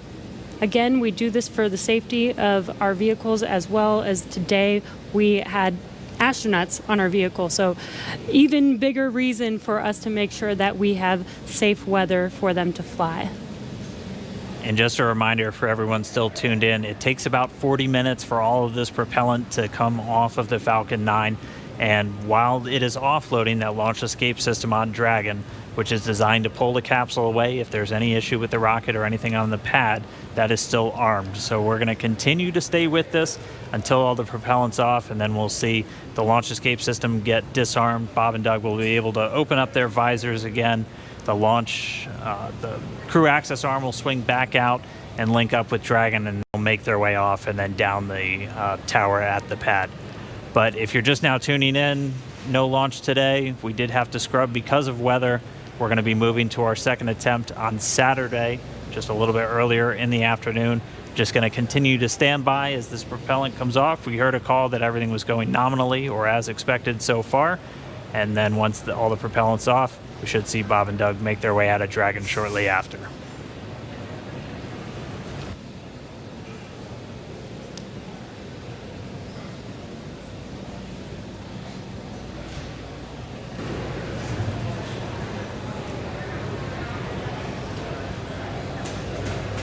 And what you're seeing on your screen is a live view of Bob and Doug on the right side inside of Dragon as they're waiting for propellant to be removed from the vehicle so that it is safe for them to disarm the launch escape system.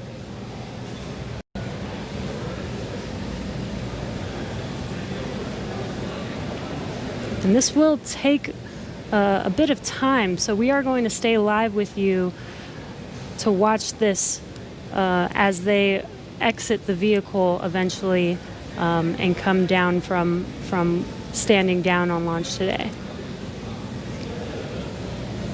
Up until the point of the scrub, we had a really clean countdown, weren't tracking any issues with Falcon 9 or the Dragon spacecraft, so always a good thing to see. We did have to scrub because of that weather. To be a little bit more specific, we were still in violation of one of the weather criterias. It was the strength of electric fields in the atmosphere that the 45th Space Wing and other weather operators are monitoring around the launch pad. And that's one of those rules where we need a certain amount of time if we're in a violation. In this are case, nominal, roughly 50% on stage 1 locks in fuel, 85% on stage 2 fuel.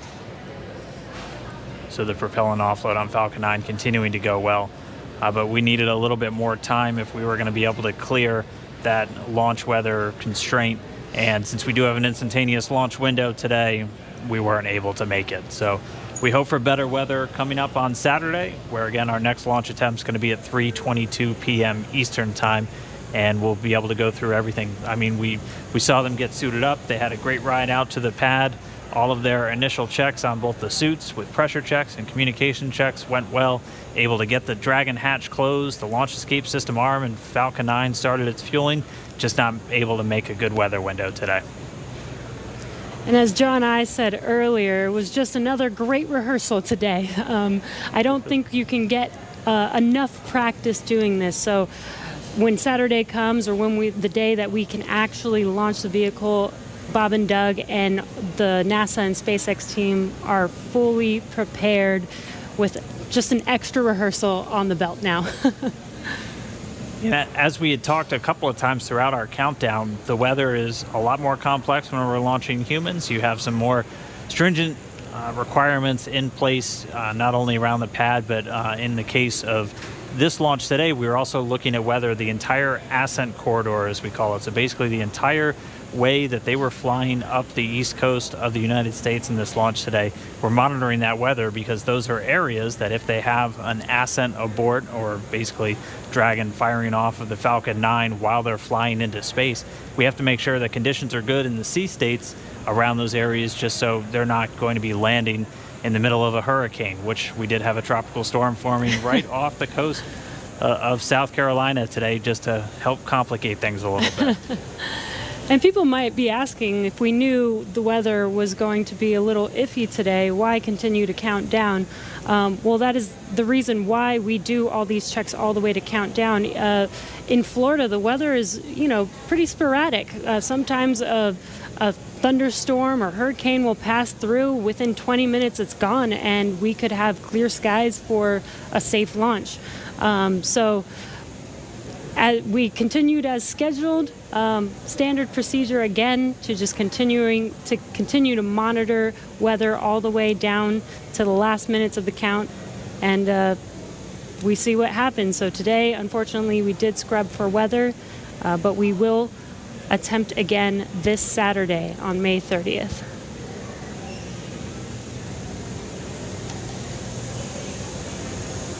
And Dan, Jesse, a couple of things to add on there.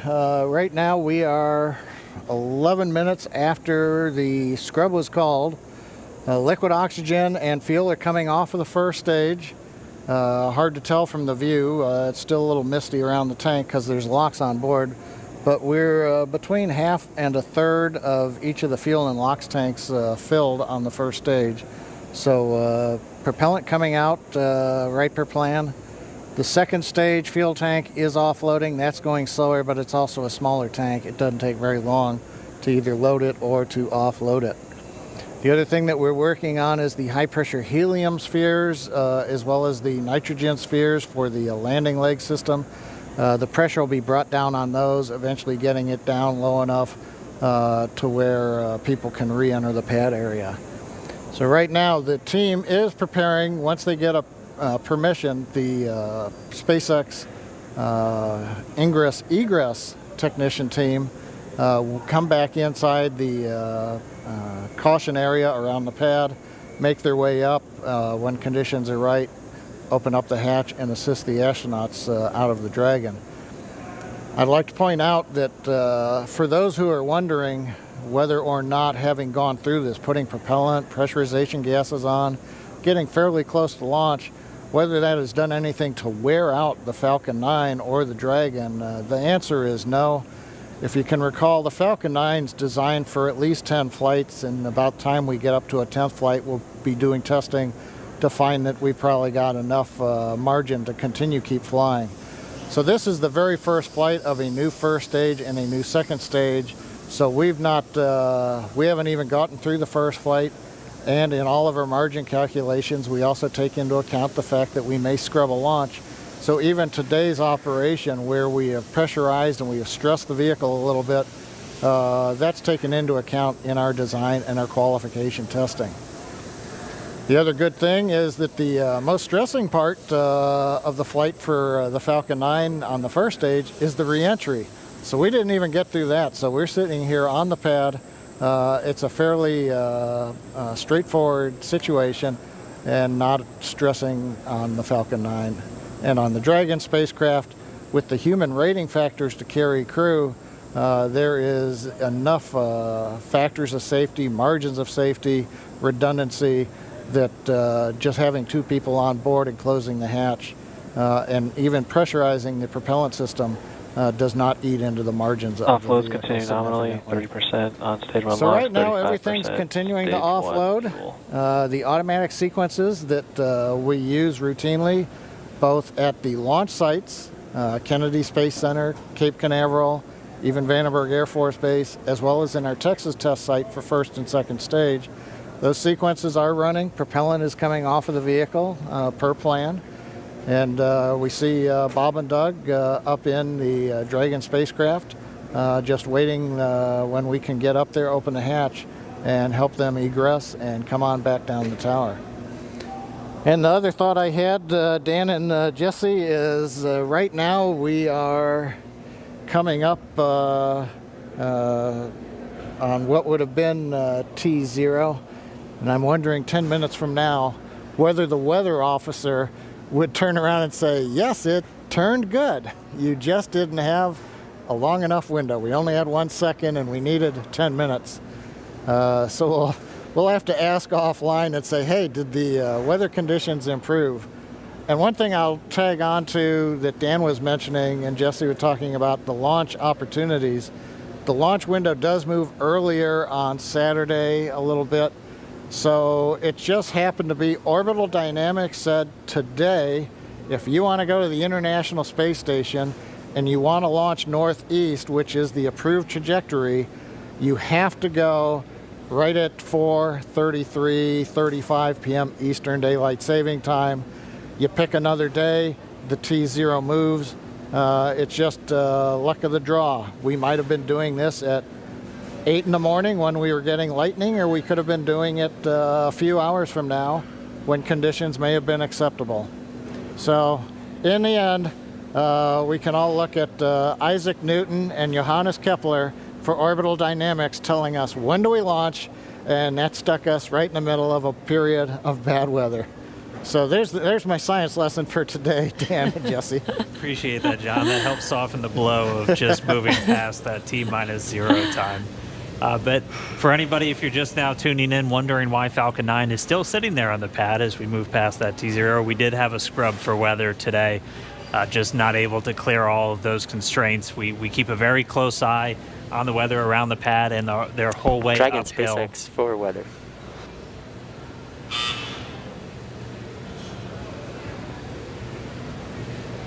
Right now, Bob and Doug are still inside of Dragon, go ahead for weather.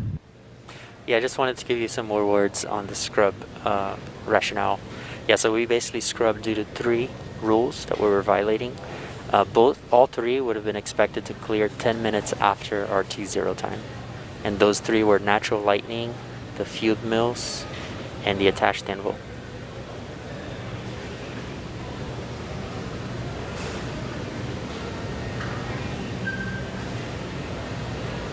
Yeah, we copy, Jay. We appreciate that update. We can see some raindrops on the windows, and just figured that whatever it was too close to the launch pad at the time we needed it not to be. So we appreciate that. Understand that everybody's probably a little bit bummed out. It's just part of the deal. Everybody was ready today, and we appreciate that. And the ship was great. And we'll do it again, I think, on Saturday. Copy all. And yeah, we concur. And appreciate your resilience sitting there in the vehicle for us. We got the easy job. Nothing better than being prime crew on a new spaceship.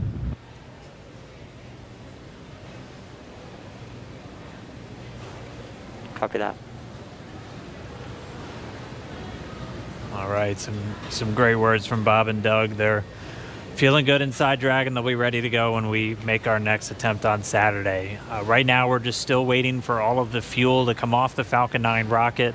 After Stage that, 1 LOX and fuel roughly 20%, and Stage 2 fuel 36%. and so that call right there, we're still at a little over 20% on fuel, RP1, and LOX, liquid oxygen on the first stage, and then at about 26% on RP1 on that second stage. So again, it takes about 40 minutes once the process starts, so we should have right around 30 minutes or so until all that fuel's off. And then the crew will get to go to disarm the launch escape system. We'll see that crew access arm swing back into place, and they can begin to egress or get out of the Dragon spacecraft. And you heard it live, that weather update of what we violated. We were just 10 minutes off, unfortunately, but again, today was an instantaneous launch. And as John explained, it's due to the orbital mechanics and making sure that at the time we launch, it will allow us to get to the space station on time and accurately. So you can see on your right screen, Bob and Doug are patiently waiting. They do still have their visors on and still strapped into their seats. The launch escape system is still armed right now as we are offloading fuel and will not disarm until prop offload is complete. And this is just to ensure the safety of Bob and Doug and make sure that they can egress safely from the rocket.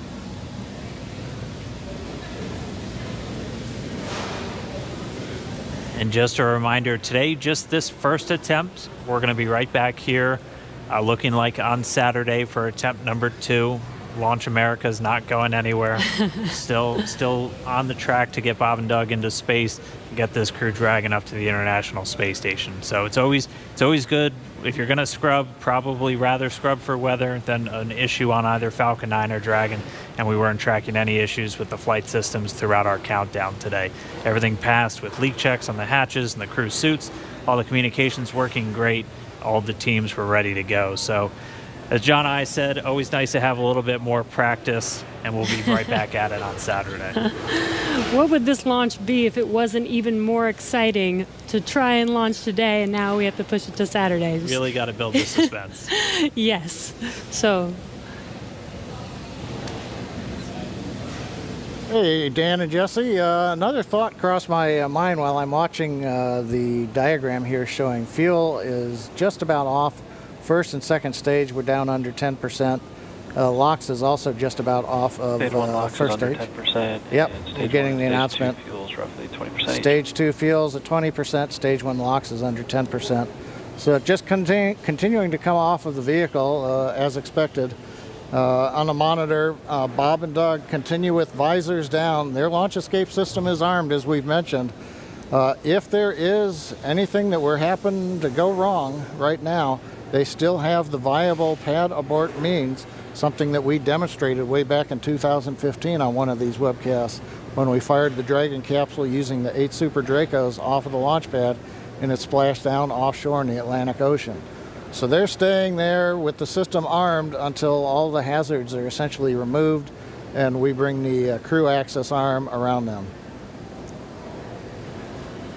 We're standing by a minute. We're going to listen to Launch Director talking to the weather officer.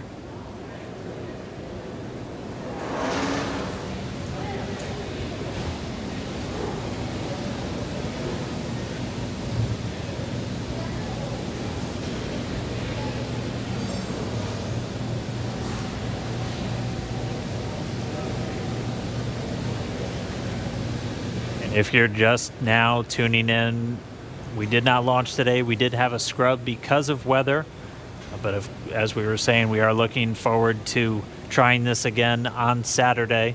Our launch time on Saturday will be another instantaneous window, so we'll have to have the weather cooperate again, and that launch time will be at 3:22 p.m. Eastern. I think our last weather update put us at about 40% probability of violation. John and I can check me real quick. Yeah, Dan, what I saw coming out of the Air Force was 40% probability of violation, I believe. It's always tough because they report in terms of violation, and the optimists have to subtract that from 100% to go, hey, 60% chance, I'll plan my picnic. We were listening, the SpaceX launch director, Mike Taylor, was talking to the launch weather officer asking about the 3 criteria that scrubbed us today. It sounds like in another minute or two, the lightning and the attached anvil cloud rules will clear. The field mill rule, charge in the atmosphere, is still bouncing around, and so, hey, we may need several more minutes before that one would clear. So we'd need even longer than 10 minutes in the window today, it looks like, for all the rules to clear. That brings up what I wanted to mention a little while ago. I got lost listening to the weather brief. But there are a lot of folks that are going, why an instantaneous launch window for Falcon 9 and Dragon? Now, typically when we go to the space station, when we do the mission planning, it's an instantaneous window. There may be enough performance in the rocket to launch somewhere in a 5-minute period, but you've got to pick a time in there. But in the case of Falcon 9, once we start propellant load at T-minus 35 minutes, it doesn't matter so much if you can move 5 or 10 minutes left or right, because the whole sequence is scripted. We do the flight analysis assuming that the temperatures of the propellants are below a certain amount so that we know how much performance is available to the rocket, how much margin we're going to have. So essentially, if you start the countdown, 4 hours, 8 hours out like we were doing today, and you have a very short window, once you get into propellant loading at T-minus 35 minutes, you have to go as soon as you get to zero. We don't have the ability to stop the countdown, wait 5 minutes. Now all of a sudden the liquid oxygen starts warming up from 340 degrees below zero in the ground system, and that changes how much performance you get carrying into orbit, and we don't want to cut into those margins. Now, if we had had something like a 4-hour window, which some communication satellites have, we could actually get down to almost zero, hold the count, detank the Falcon 9, wait a while, it takes us about an hour and a half, reload a whole new batch of cold liquid oxygen and fuel from the big storage tank that we've got there at Pad 39A, and try to launch again. But in that case, you have to be able to launch, about an hour and a half or so later after you scrub. And in the case of the International Space Station, an hour and a half from now, it's nowhere near where we need to be to get to orbit with the performance of the Falcon 9 and the Dragon. So today, it's a combination. We start the day with a 1-second window. Yeah, just informing you, it's but been once 2 we hours, get inside of 35 minutes, it becomes an instantaneous window for the Falcon 9, regardless of what the customer may be able to give us. So there's a little explanation for folks who are wondering why we have such a tight window. Right now, it looks like we are bringing the last bits of fuel off of the stage, and liquid oxygen is just about off of the stage. So things are clocking right along per the 40-minute timeline. Everything looks good, and we'll wait to hear that we're clear, and then when we get the call for Bob and Doug to go ahead and disarm launch escape system, and the crew access arm will watch come back out, center itself around the Dragon hatch, and then the ingress team will go up there and open the hatch. Thank you for the science lesson, John I. Hey, no charge. Much appreciated. We did hear a quick call to the crew there. We should be just under 10 minutes away from that prop offload completing. It looks like we're just tracking Stage 2 the RP1 fuel offload is complete. And there we have the confirmation. Stage 2 offload's complete. And we should have now just the RP1, so that densified propellant, or the RP1 is kerosene. We should be under 10%, a little under 10 minutes until that's off. And then we'll step through those events we were discussing, where they'll be able to disarm the launch escape system, get the arm back out there, and Bob and Doug can begin to exit the Dragon spacecraft.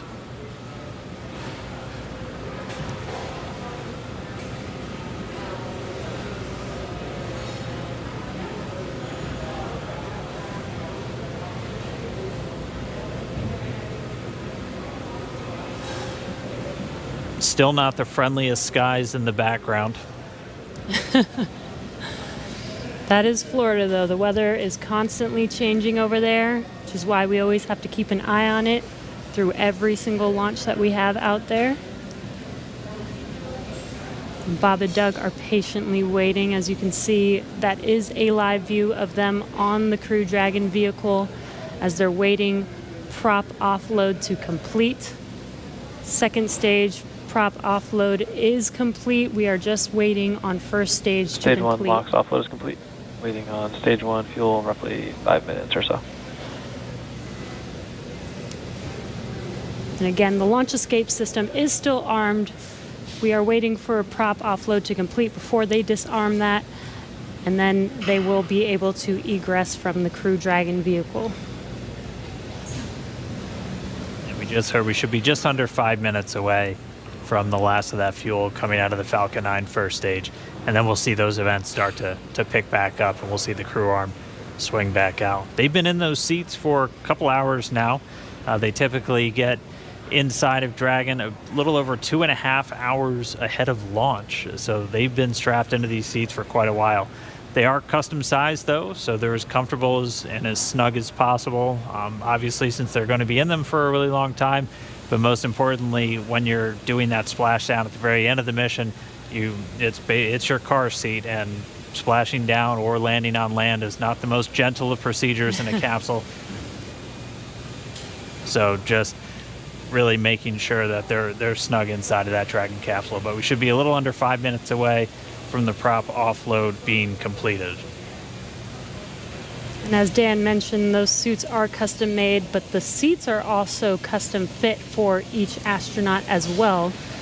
They do remain on Crew Dragon for this mission for almost 24 hours so we do want to make sure that they are comfortable and make sure that the suits and the seats are comfortable enough for them to stay in that position for a while.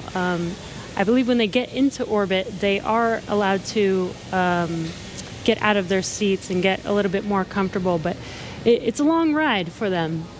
Yeah, once they do get on orbit, they are able to get out of the seats and actually out of their suits too, since for this flight path today, it was going to take them about 19 hours. So Bob and Doug would actually have had about 8 hours to sleep on board the Dragon capsule. So we weren't able to launch today, though. The rendezvous on Saturday should be very similar to what we would have had if we launched today, where it'll take them about 19 hours to get to the International Space Station. So they'll launch, and they'll have a number of different events that we'll be able to walk you through, including manual piloting of Dragon and just really putting the spacecraft through all of the paces before it arrives at the International Space Station. Because, again, this is a test flight.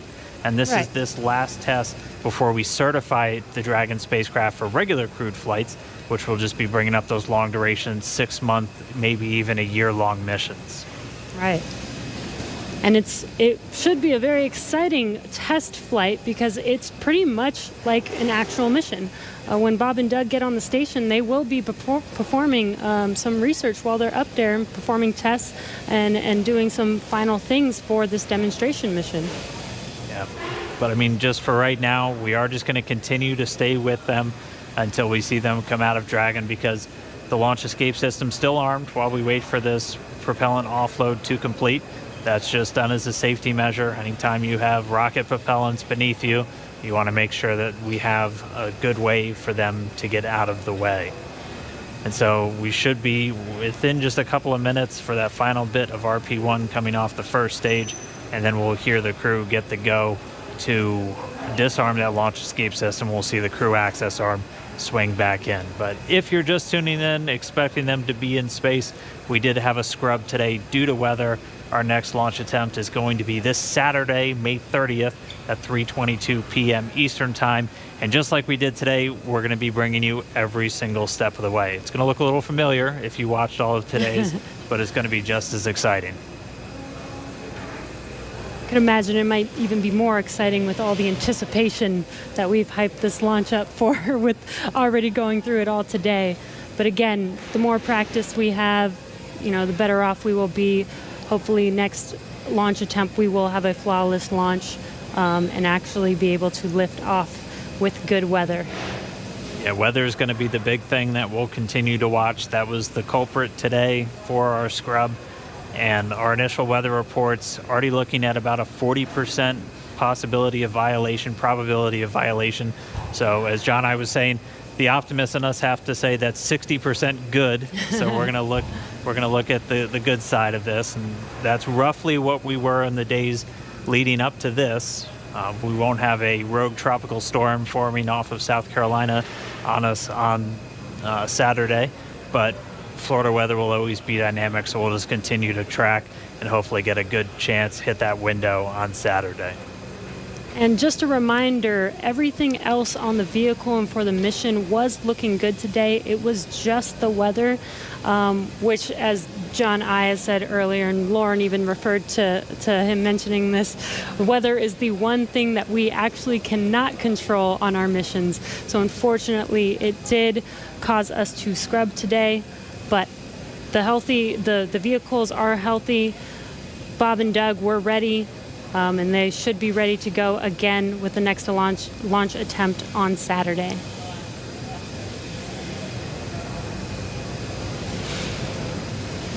Just looking at our data, it looks like that RP1 is just about all out. So we'll just kind of stand by for a few more moments. Hopefully we get that call soon, John I. Yeah, I was going to, while we're waiting to hear the call, that the last percentage of fuel is off. I was going to comment on Jesse's discussion about it was just the weather. I think during this countdown, there were more words said about the weather than everything else. Uh-huh. I'm listening right now to a weather discussion in the background.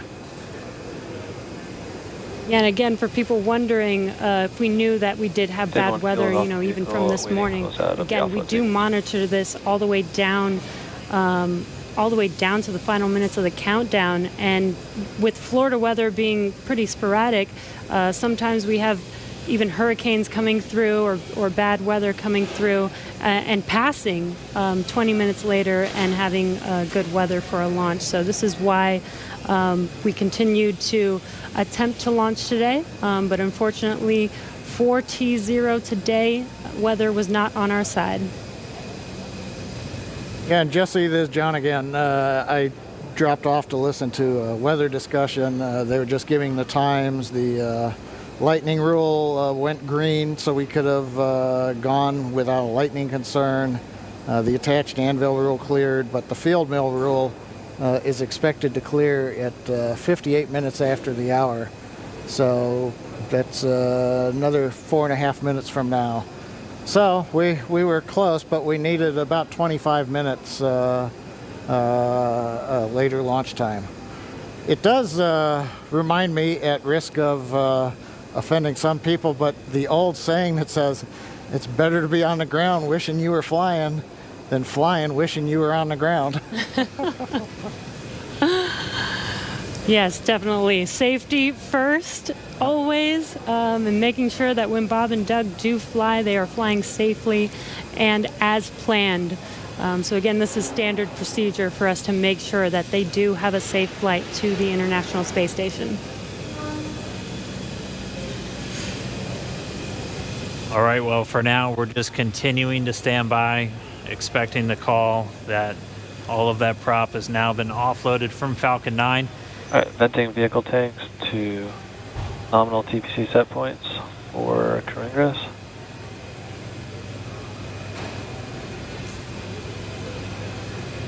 At this moment, the launch escape system is still armed. Once the prop offload is complete, that'll be the next step in our procedures to have Bob and Doug begin to make their way out of Dragon.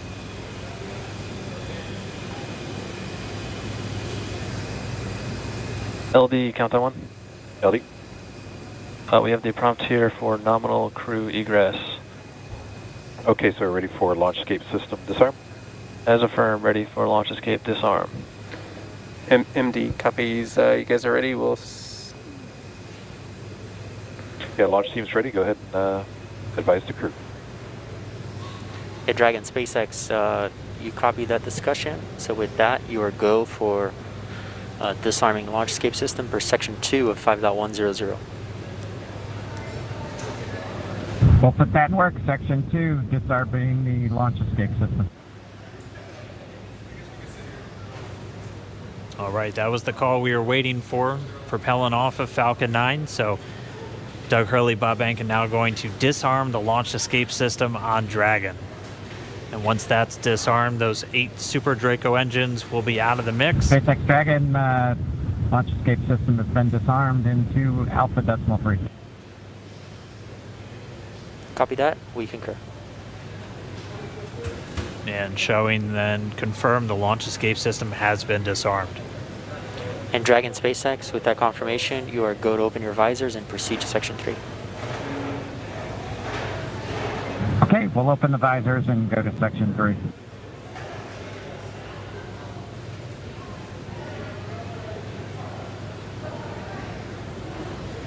As you heard and you can see, Bob and Doug can now open their visors and get ready for exiting the vehicle. Again, they kept their visors on while the launch escape system was armed, while prop offloading was continuing, and that is just to make sure that they are safe. Now that there is no more propellant on any of the vehicles, they are safe to have disarmed the launch escape system and now are getting ready for that crew arm to swing back, the hatch to open, and for them to egress. SpaceX Dragon with an update. We're holding in 3.4 and we're ready for seat rotation when you are. Copy that. We'll wait for the closeout team to open the hatch and verify clearance, and then we can execute seat rotation.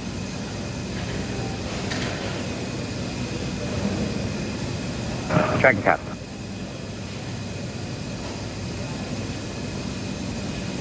And there's that crew arm swinging back towards Dragon.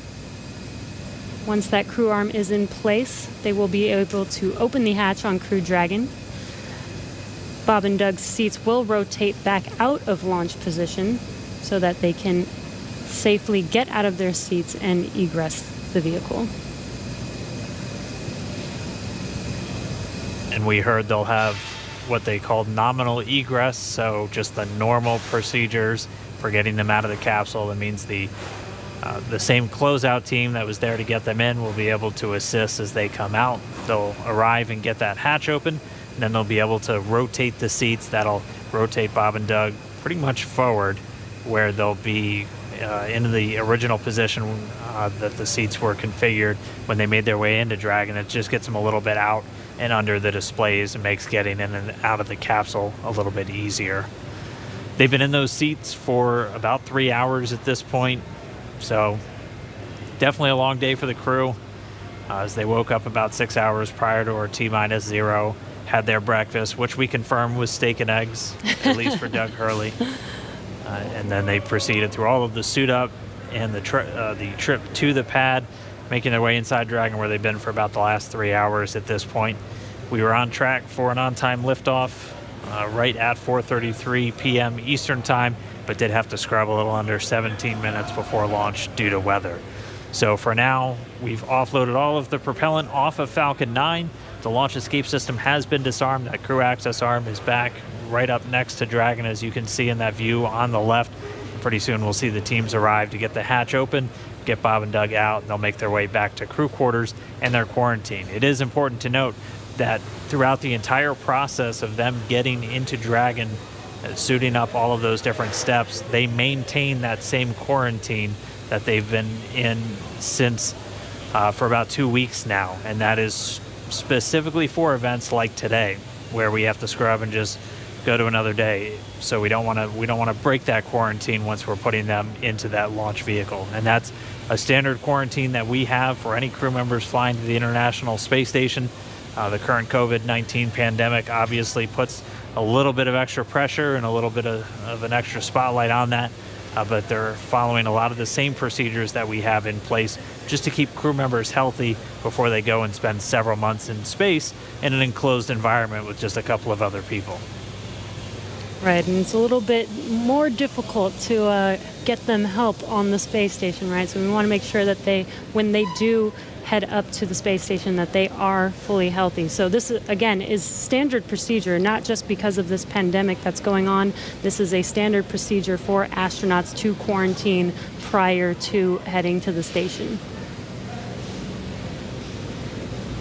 And as Dan mentioned, this is a standard procedure to exit the vehicle as well. We did scrub today, but this is not an emergency state. This is standard procedure. This is something that is practiced and rehearsed and made sure that we do follow our standard procedures to make sure that everything is still safe. Bob and Doug exit safely and go back into quarantine and get ready for our next launch attempt. Looks like they're getting a chance to stretch their legs, though. Yeah. Yeah. Dan, Jesse, I'm monitoring along in the scrub procedure right now. They're getting the goes to get the folks back to the pad, the crew that'll open the hatch.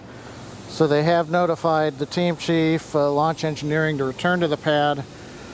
As a reminder, around the pad, the Air Force and NASA set up roadblocks to make sure nobody gets into the hazard area. So they will head to the roadblocks, they'll pull them open so that they can drive to the pad. So launch director, I think, is estimating it's still about 15 minutes for the crew to drive all the way down out to 39A, get up the tower, and then begin operations on the hatch. They have confirmed that the purge of the Dragon service section, which is nitrogen during the countdown to avoid an oxygen leak, that is back on air now. The crew access arm is on air, so they're ready for the egress team to get up into the tower. But it's going to take them a little bit still, I think, to drive down the road in the vehicles and go up the elevator. But everything continuing to run per a normal scrub countdown, which we have had the opportunity to practice with the crew in, for example, the dry dress rehearsal last Saturday, after we had done the static fire of the Falcon 9 the day before.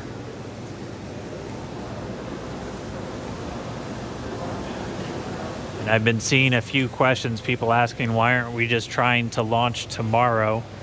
As John and I was talking us through, there's some very specific times you have to identify when you're going to be able to link up with the International Space Station. You'll only have so much fuel, which can only generate so much energy to make sure you're going to intersect with the station, which is flying at over 17,000 miles an hour. So you're hitting Dragon one bullet SpaceX with another comms. bullet. Some of our other launch attempts are able to make it to the station, but have much longer Dragon, times. to prevent us from losing comms, we're going to be switching to umbilical at this time. I'm going to be unmerging Countdown 1, but we'll keep you updated here on Dragon Ground. Okay, yeah, we see the TDRS countdown with a little over 3 minutes. We'll stand by for your next call on umbilical. Copy. The crew getting a call, they're just going to reconfigure some communications. But as to why we're not launching, say, tomorrow... And core and Countdown 1 loops are merged.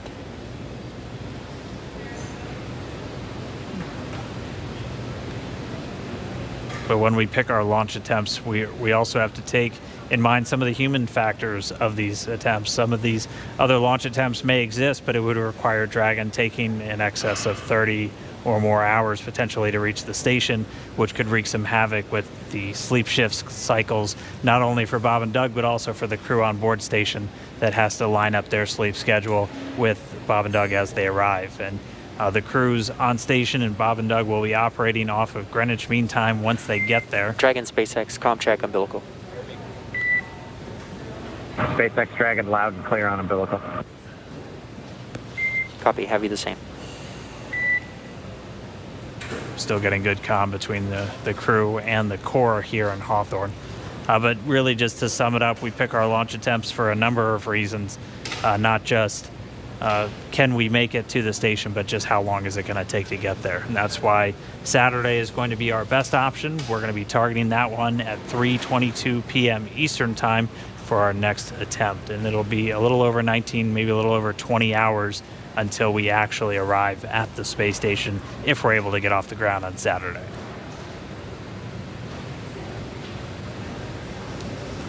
Right, and this gives Bob and Doug, a few days to kind of shake off the nerves from today's launch attempt, give them some more time to rest, and again, get ready for our launch attempt on Saturday.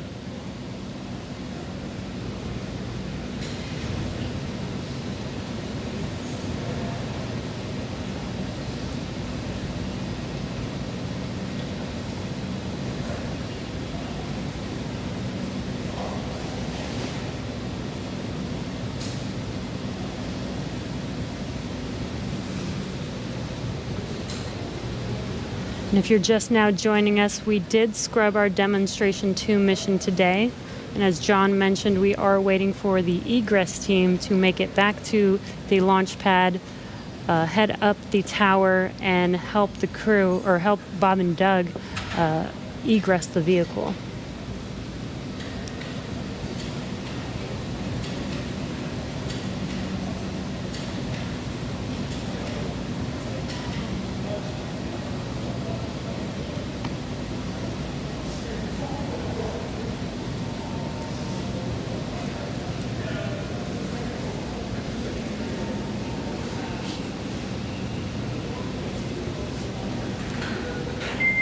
Dragon SpaceX for closeout team status. Go ahead. Yeah, the closeout team has arrived at the pad and they are proceeding to the white room. Copy that.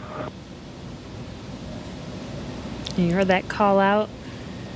The egress team is at the pad and are proceeding to meet Bob and Doug in the white room, where they can open the hatch and help them exit the vehicle. Yep, and we'll continue to stick with Bob and Doug until we see that hatch get open and them start to make their way out.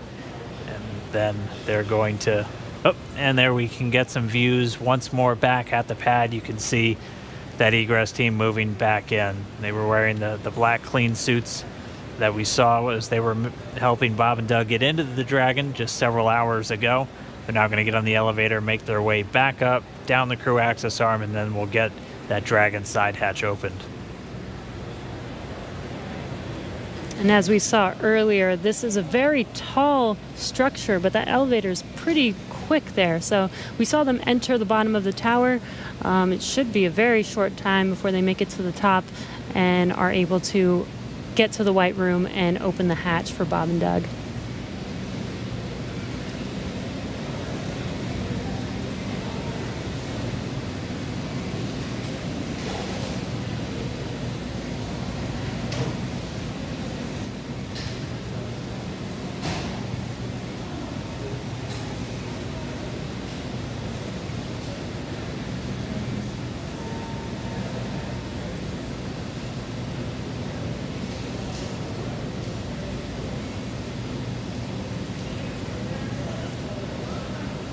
If you want.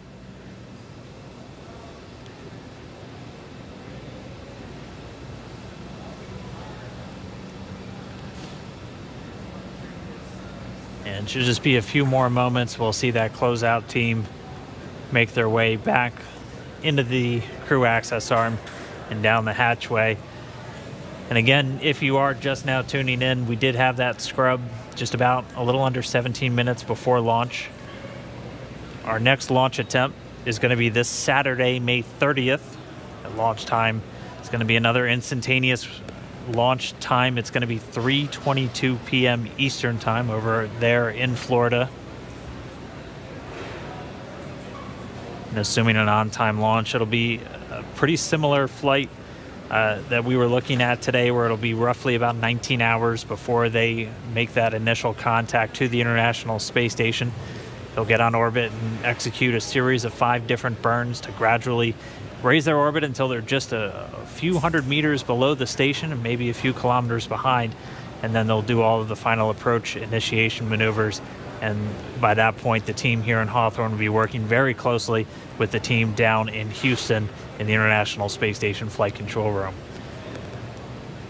Weather for Saturday still not ideal, but it's roughly what we started out with today, where we have about a 40% chance, possibility of violation, and it'll be tracking a lot of the same issues with cumulus clouds and potential precipitation. We'll also be keeping an eye on all of the downrange weather. Oh, it looks like we're seeing some people start to make their way into the crew access arm now, so we should see them get that Dragon side hatch open in just a few minutes. But as a reminder, we'll be looking at weather around the launch pad and weather downrange in their flight path on the way to orbit, and that's always checked just in case they have to do any kind of emergency maneuver and land down in the Atlantic Ocean. We will be making sure that the weather is at acceptable levels all the way until they're into space. So you can see the team coming down now. Should see the hatch open momentarily, and then we can begin to get Bob and Doug out of the Dragon spacecraft.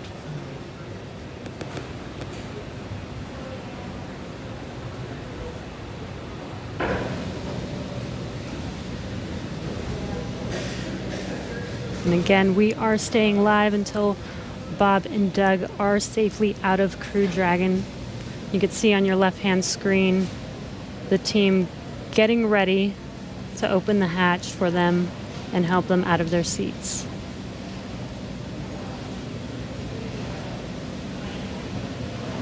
And at this point, the launch escape system has been disarmed. That was done after we successfully offloaded all of the propellant from the first and second stage of the Falcon 9 rocket.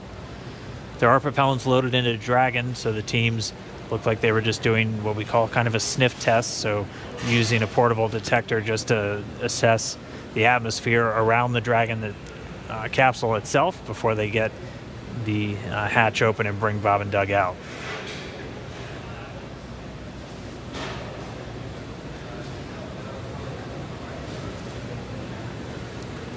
All of this is standard safety procedures for egressing the vehicle. This is to ensure the safety of the crew as well as Bob and Doug. Dragon, SpaceX for status. Go ahead.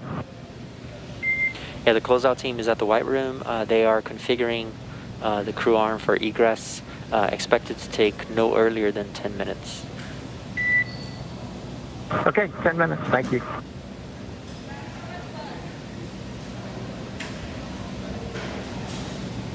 It should be just about 10 minutes. As a reminder, they're in the White Room. We walked through that a little bit earlier in our coverage this morning. The White Room name simply because of its color, and that's something that started all the way back during earlier Gemini missions. And that is literally the last place on planet Earth where astronauts are standing before they get loaded into this vehicle. It has an environmental control apparatus and a seal that it can put right up against the Dragon spacecraft just to keep all of that dust, dirt, and Florida humidity and Dragon out of the SpaceX, capsule. we're right at 3 hours in seat rotation. I just wanted to check in with you on comfort levels. I'd say no changes, Jay. It hasn't been too bad at all. Copy all. And obviously at this point, with the launch escape system disarmed, we have loosened up straps and gotten our feet out of the straps on the bottom of the seat, so it's a little more comfortable anyway. Copy all. Looks comfortable.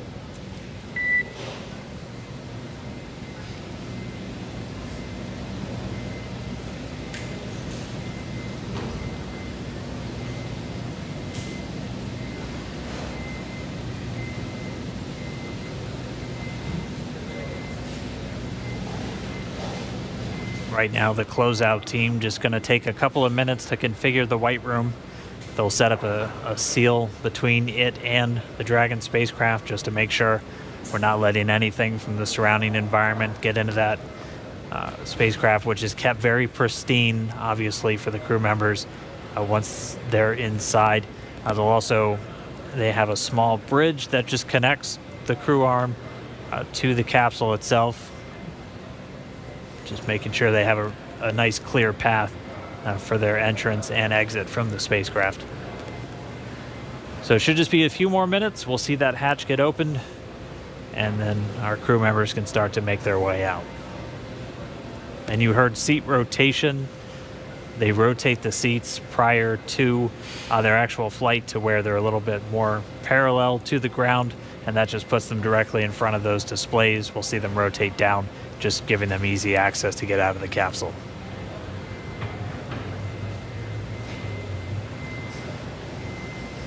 And as Dan mentioned, we want to keep FOD out of the capsule. FOD is foreign object debris, so that's basically anything that does not belong inside of the vehicle. So not just like dirt and dust, but just anything that was not meant to be inside of there should not be there. So we are doing everything as a standard procedure to make sure that we do keep FOD out, especially since this is going to be another attempt and another opportunity for FOD to enter the vehicle.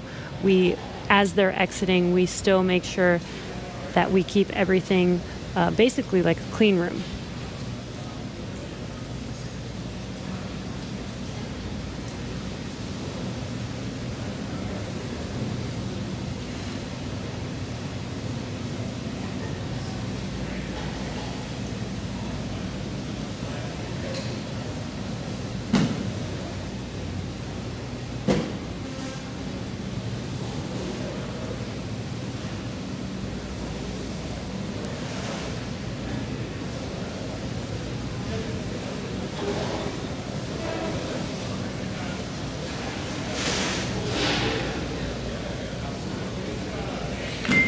Dragon SpaceX, you may hear some vehicle venting in about 20 seconds.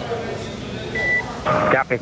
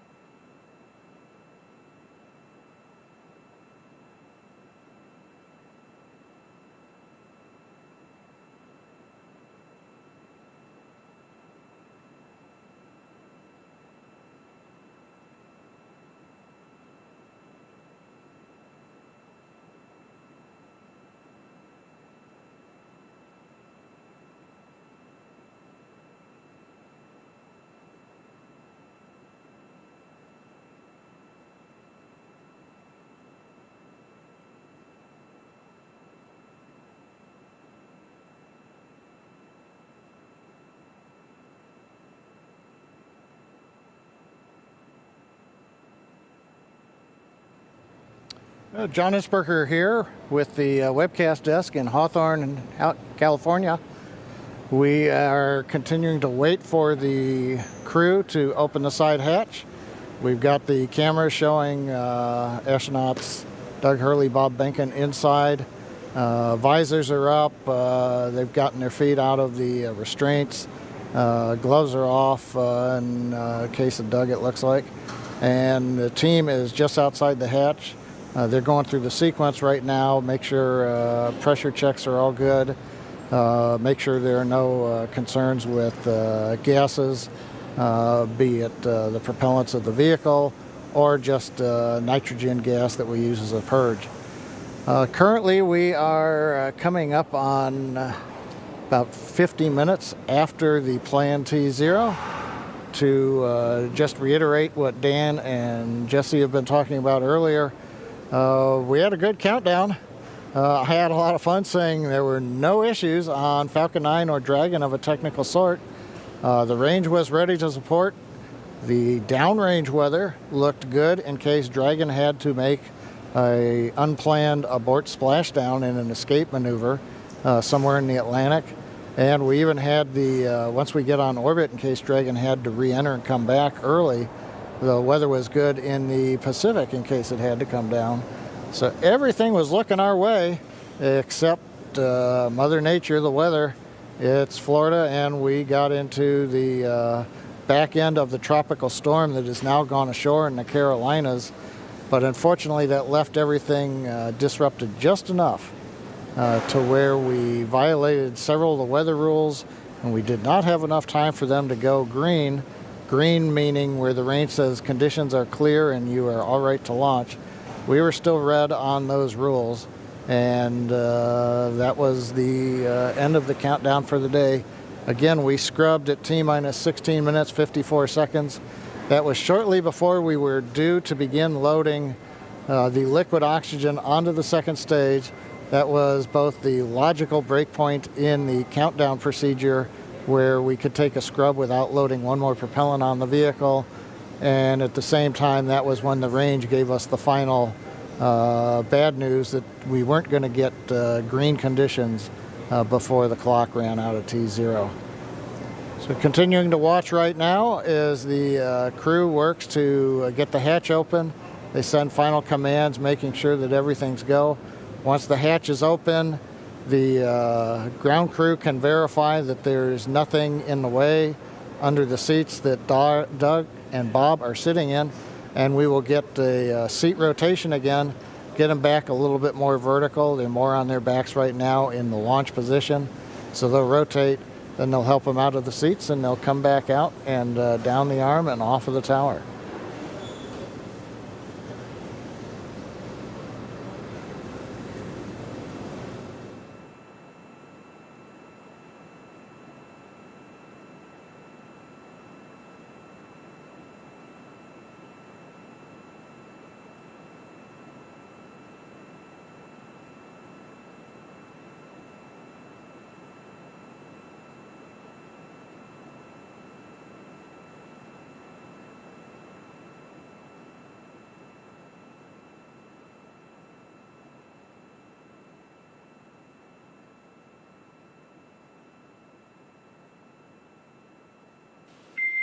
Dragon SpaceX, for status, it looks like the closeout team is inflating the hatch seal, the arm seal right now. Okay, yeah, we can see the folks outside the window.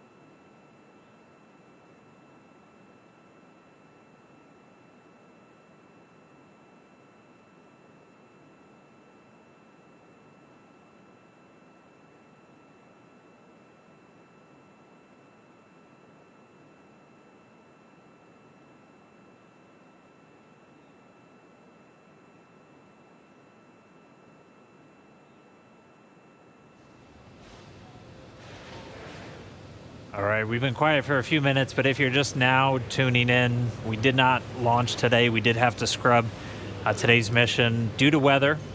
We were just under 17 minutes away from our T0 time at 4:33 Eastern when the call was made. We were still in violation of a few of the weather constraints that just are really there to inform teams when it's safe to launch.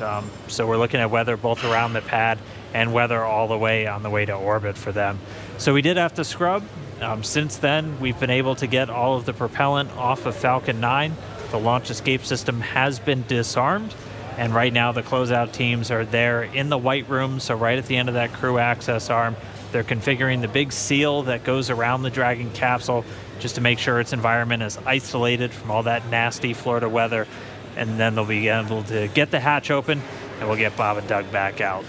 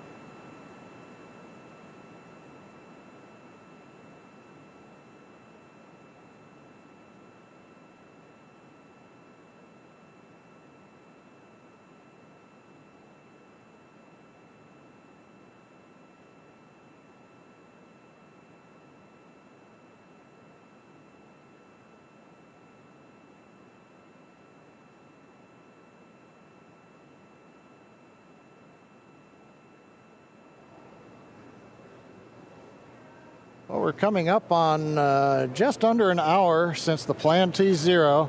Again, if you're just joining us, well, we've been here summing up for a while.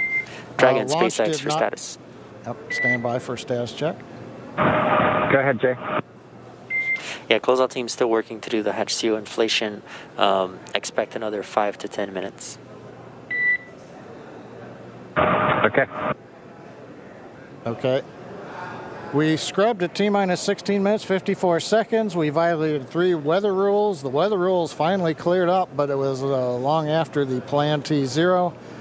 The SpaceX egress team did return to the pad.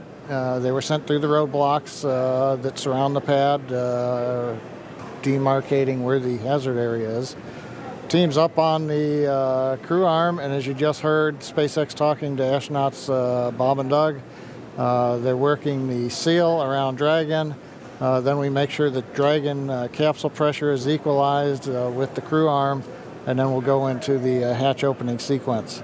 So we've still got several more minutes. We'll carry that as we go. A couple of points to bring up. Once the crew comes off of the Dragon and comes back down, goes back to the crew quarters to desuit, we will be Dragon leaving. SpaceX for awareness. We're going to command the vehicle into pad hatch open in preparation for hatch opening. Copy that. Okay, that's good. That'll get them into the sequence to make sure that the pressures inside and outside And are note equal. this will equalize cabin pressure, so you may notice something there. Okay, thanks.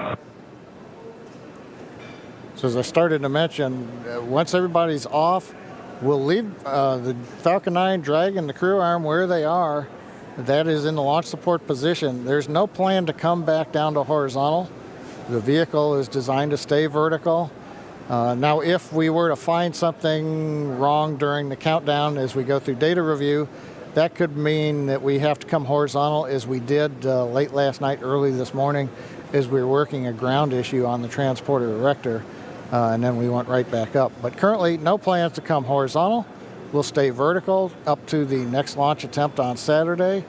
There will also be, as is typical, engineers will go through all of the data they collected today, and then there will be a report out in what's called a Delta Launch Readiness Review, probably this Friday before we get into the next launch attempt on Saturday. That's where the engineering disciplines will brief management, chief engineer, launch director, mission director, the NASA customer, where we stand on today's countdown, what we learned as well as our readiness to proceed into another countdown attempt. But currently at Kennedy Space Center at historic Pad 39A, we're getting ready for the hatch opening and the crew to be able to leave Dragon, come back down, get out of their suits, and wait to go another day, hopefully this coming Saturday, the 30th.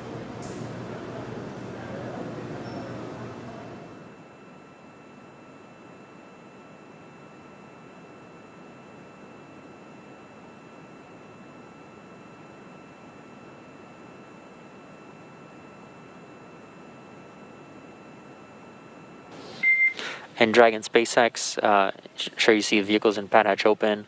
The AVVs are now open, and that nitrox injection is complete. Yep, we felt it and heard it, and copy all.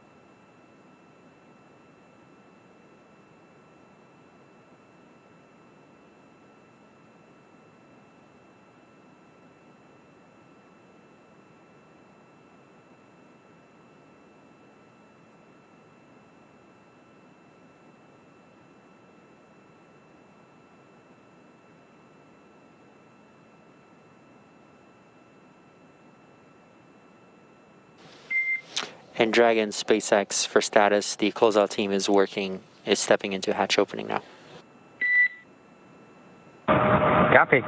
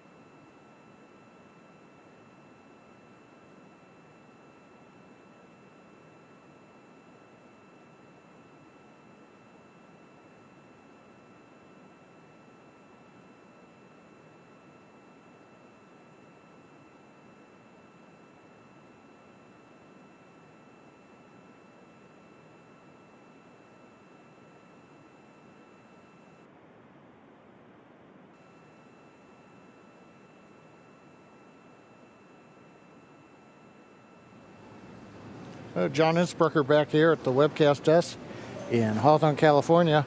We've got another camera up, and you can see the side-by-side view on the monitor.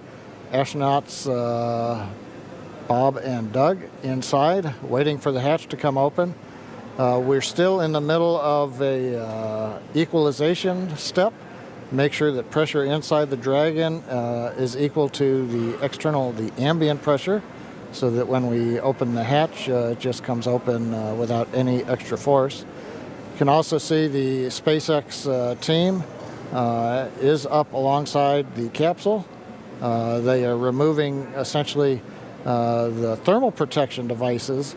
You know, for example, if you have a door handle on your automobile, if you're going to have to re-enter from outer space, you're going to have to put a small heat shield over that door handle. Otherwise, any kind of protuberances, cavities could be subject to burn-up. So they have to take their time, make sure that we get all of the thermal protection safety devices off, so that they can then get access to the mechanism to go ahead and bring the hatch open. So what you are watching right now on the left monitor is the egress team going through the steps. This is typical. We're not hearing any chatter over the pad net that they're having any problems. They just take their time and make sure that everybody's ready to bring the hatch open when they finally get there. So currently we are T plus 1 hour and 11 minutes or so since the planned launch. Obviously, we're still on the ground as we're going through the post-scrub operations to bring astronauts Doug Hurley and Bob Behnken out of the capsule. And you can see now hatch is coming open.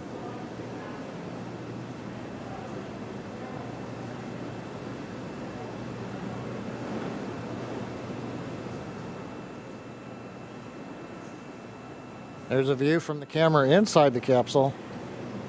You can see the hatch area. Crew gave a quick wave to the ground crew when it came open.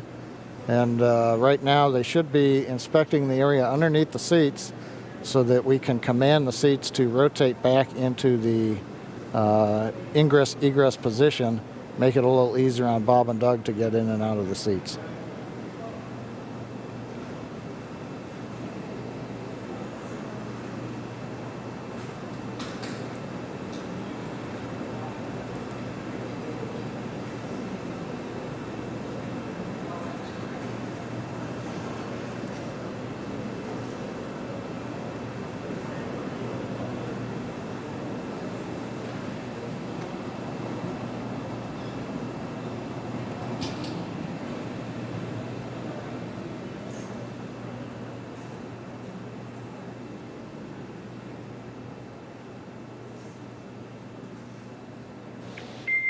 Dragon SpaceX, just for awareness, they have a few more steps in their procedure, and they should be calling to us for seat rotation shortly. Okay, copy that. Yep, we see them working on that, and just as a lead into that, we are ready for the seat rotation. So just let us know when you're ready to start. We'll go.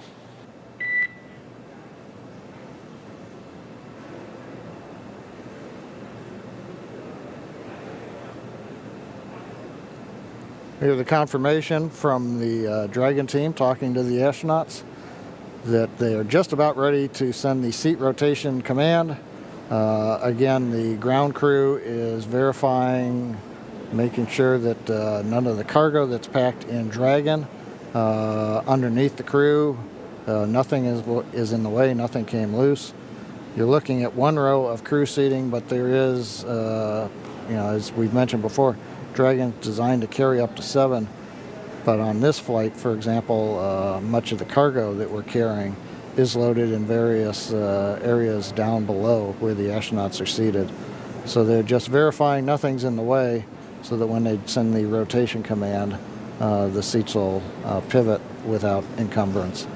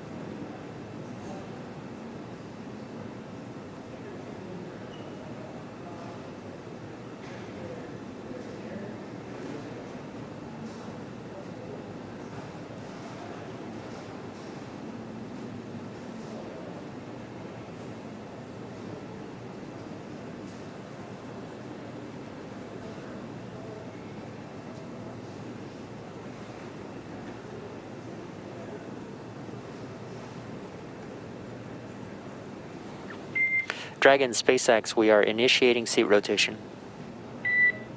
Dragon copies, we're ready.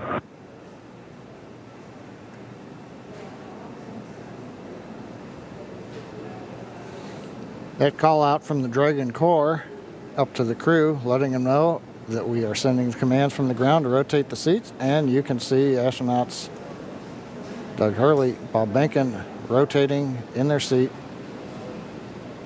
back to a more comfortable position to get in and out of the capsule.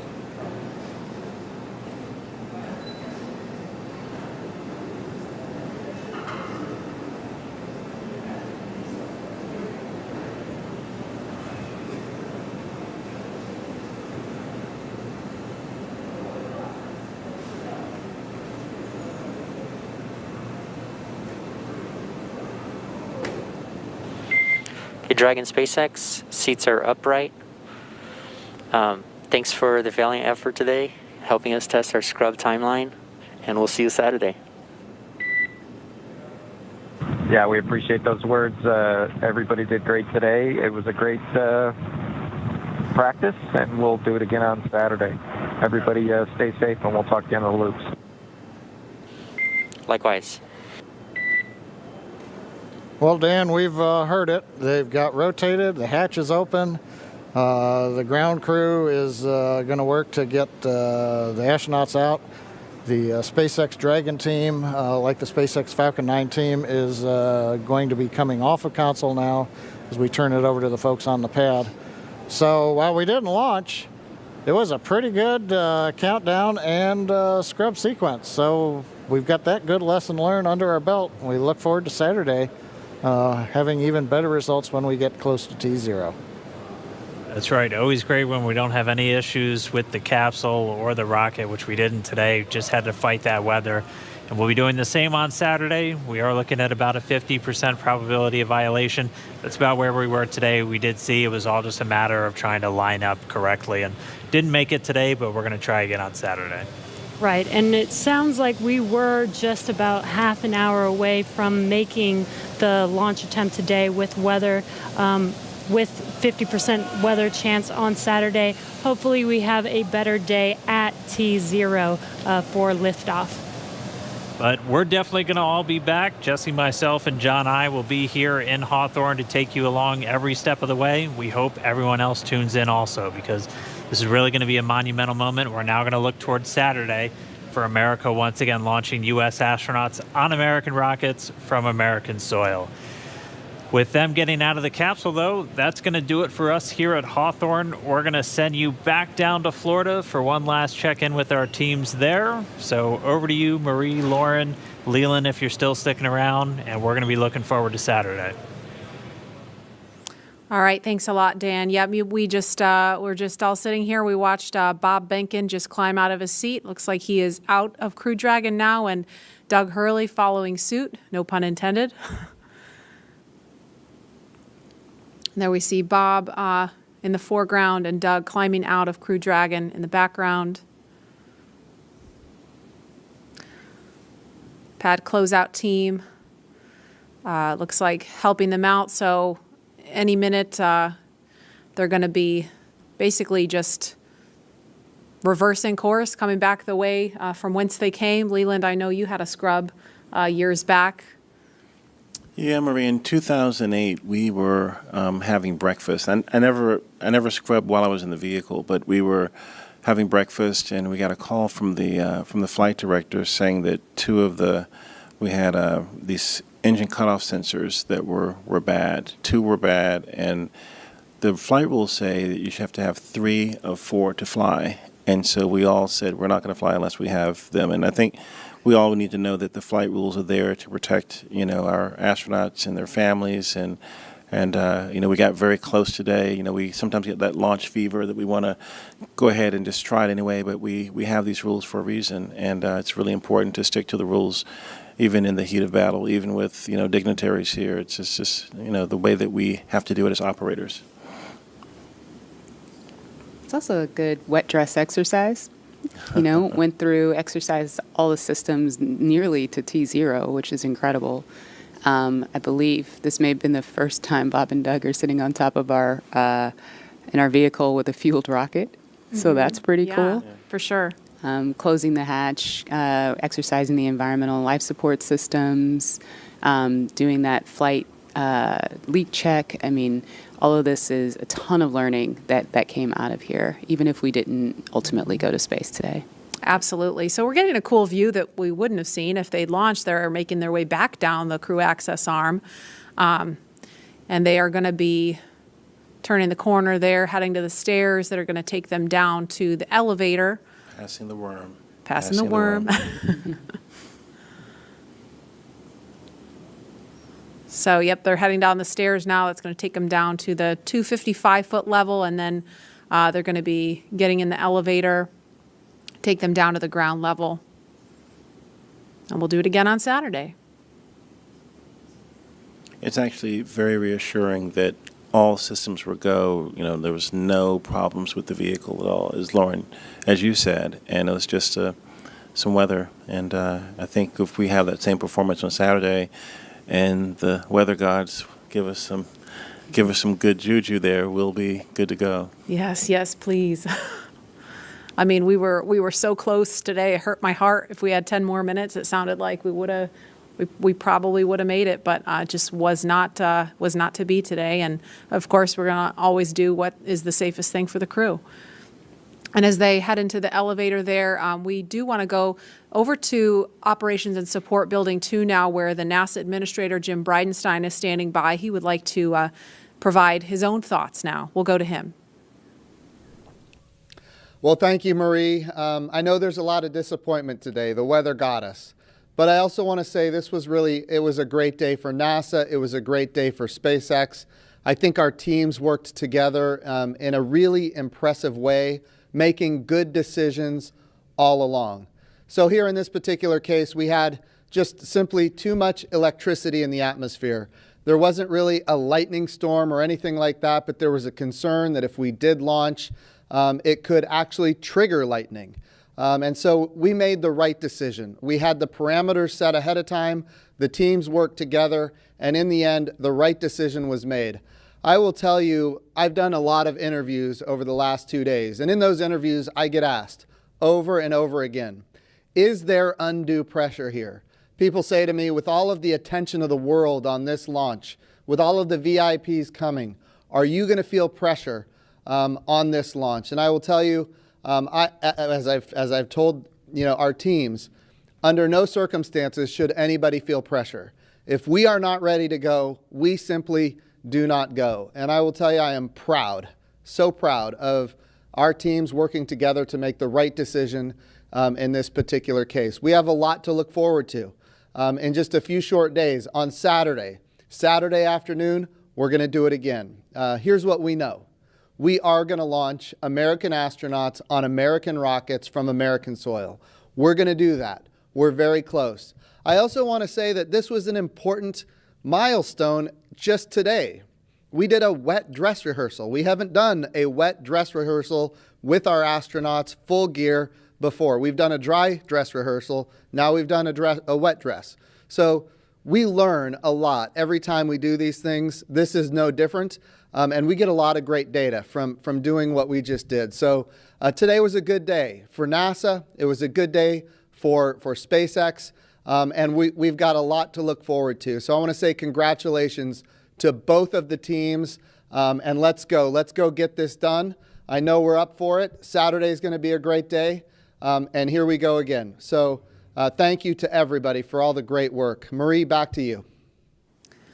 All right, thank you so much. Those were some great insights from Jim Bridenstine, the NASA administrator.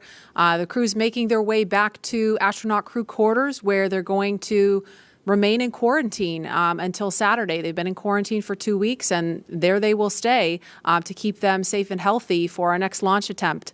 Again, we had to stand down from launch today because of unfavorable weather conditions around Launch Complex 39A, but we're going to be ready to do this again Saturday, May 30th. The new launch time will be 3:22 p.m., and our coverage will begin live here on NASA TV at 11 o'clock in the morning Eastern Time, Saturday. So be sure to tune back in on NASA television and nasa.gov/live if you're watching along online. And we will be back here to take you through it every step of the way. Thanks for sticking with us, and we will see you back here Saturday.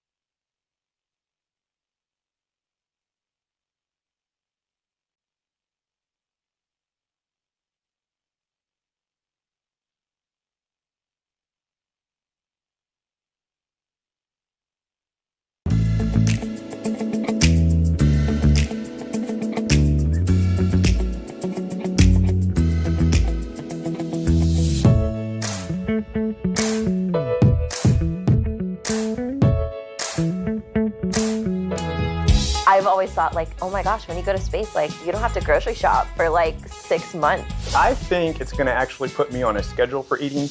I am horrible at eating at all hours of the night. I miss lunch. We're also talking about like beverages. Like, we can probably only drink powdered beverages or water. So nothing, no sodas. No sodas. Nothing carbonated. No. Yeah. Just. I think it'll be a little bit more healthy than what I normally eat. Plus, I get to eat everything with tortillas, and I'm from San Antonio, so. I will say we are doing this over a holiday weekend. You have huge barbecues and lots of great food, so I think I'm gonna want to eat some really good ribs and, you know, and like fajitas. snacks. Solemnly swear to eat all of the astronaut food and not cheat. Never. Never. We're in this together, so if we feel Never, weak, ever, ever. we'll text each other. Maybe We chose 7 days out of the standard menu. You're going to have a protein, some carb, some fruit. The other large category of products that we have are thermostabilized products.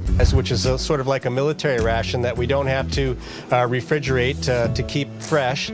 Can't do them in a microwave I was going because to say, they got it looks foil. like something that can't go in a microwave. I was going to ask because I didn't want to find that out the hard way. We also have rehydratable food, which is this type in a vacuum pack where we have to add water, either hot or cold.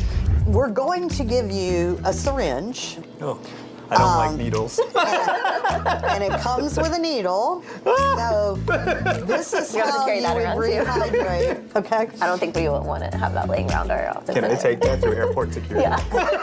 It is the day before we start the food challenge, and I just went to go pick up all the materials from our wonderful food lab. So they're all packaged and in my trunk. I asked them what I should eat as my last real meal, and they said something fresh, maybe a salad. The problem is I was thinking nachos, so...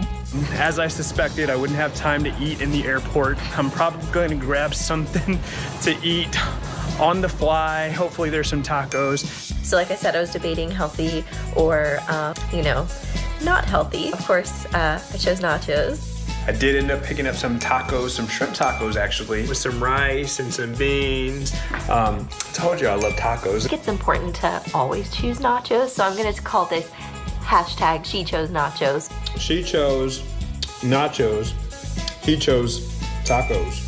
So I have beef and mushrooms, rice pilaf, tomato and artichokes, and a wheat flatbread. Well, I don't know about that. I have grilled chicken, mac and cheese, vegetarian chili. We're in Texas, come on. Cran apple dessert. Oh man, I already, remember she told us to tear it so there's no extra pieces of trash. Oh, so like if we were in space, So this like would all be floating around. Yeah. Once we open those packages, the food is what we consider to be liberated, and it can just float anywhere. And sometimes you find yourself using your spoon or your mouth to chase around the food and make sure you get it all in your mouth instead of stuck against the wall or somebody's face.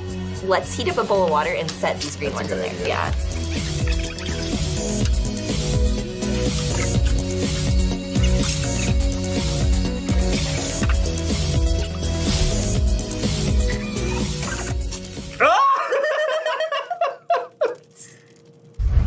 And it looks like it's getting to be the right consistency. Yeah. We might have not done hot enough water too. That might be why it's not absorbing like all the way.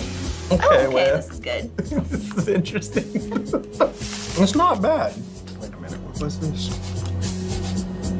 This is is good. Yeah, the artichokes and tomatoes are good too.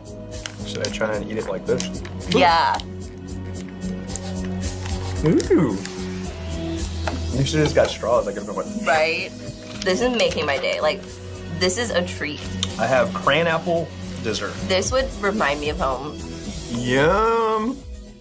So it's been a long day, but I did not get hungry at all. I had my butterscotch pudding as part one of my snacks. I was wondering if the workouts will be hard. They're pretty much the same.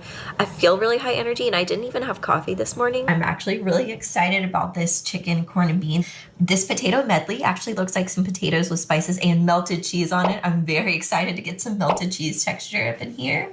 Little butter cookies look really delicious and super bougie. So you'll see I have some Caribbean chicken, pesto pasta with some corn, tortillas, vanilla pudding, and some pears. I got a little bit better at actually making the space food today, but I punctured the actual corn. I cut through it, so I had to rehydrate it through the side. So lesson learned, this smells absolutely delicious. It's my boyfriend's last day at his old job, so one of his favorite clients brought him these delicious, huge-looking cupcakes, so none for me. Ooh. Do you see that? This is science, y'all. So, Be a nurse now. I get. My mom would be proud. Like, Mom, I'm doing nurse things today. Look at this. Oh, okay. This looks like oatmeal. Do PR for NASA, they said. It'd be fun. What are you having for lunch? What's your main? I have citrus salad, and then my main thing is Fiesta chicken. Ooh, I love Fiesta. Yeah, and rice. yeah, rice with butter. And so tacos. I'm really excited because I think our food's gonna be warmer today. I agree. I think we did this right with some practice yesterday.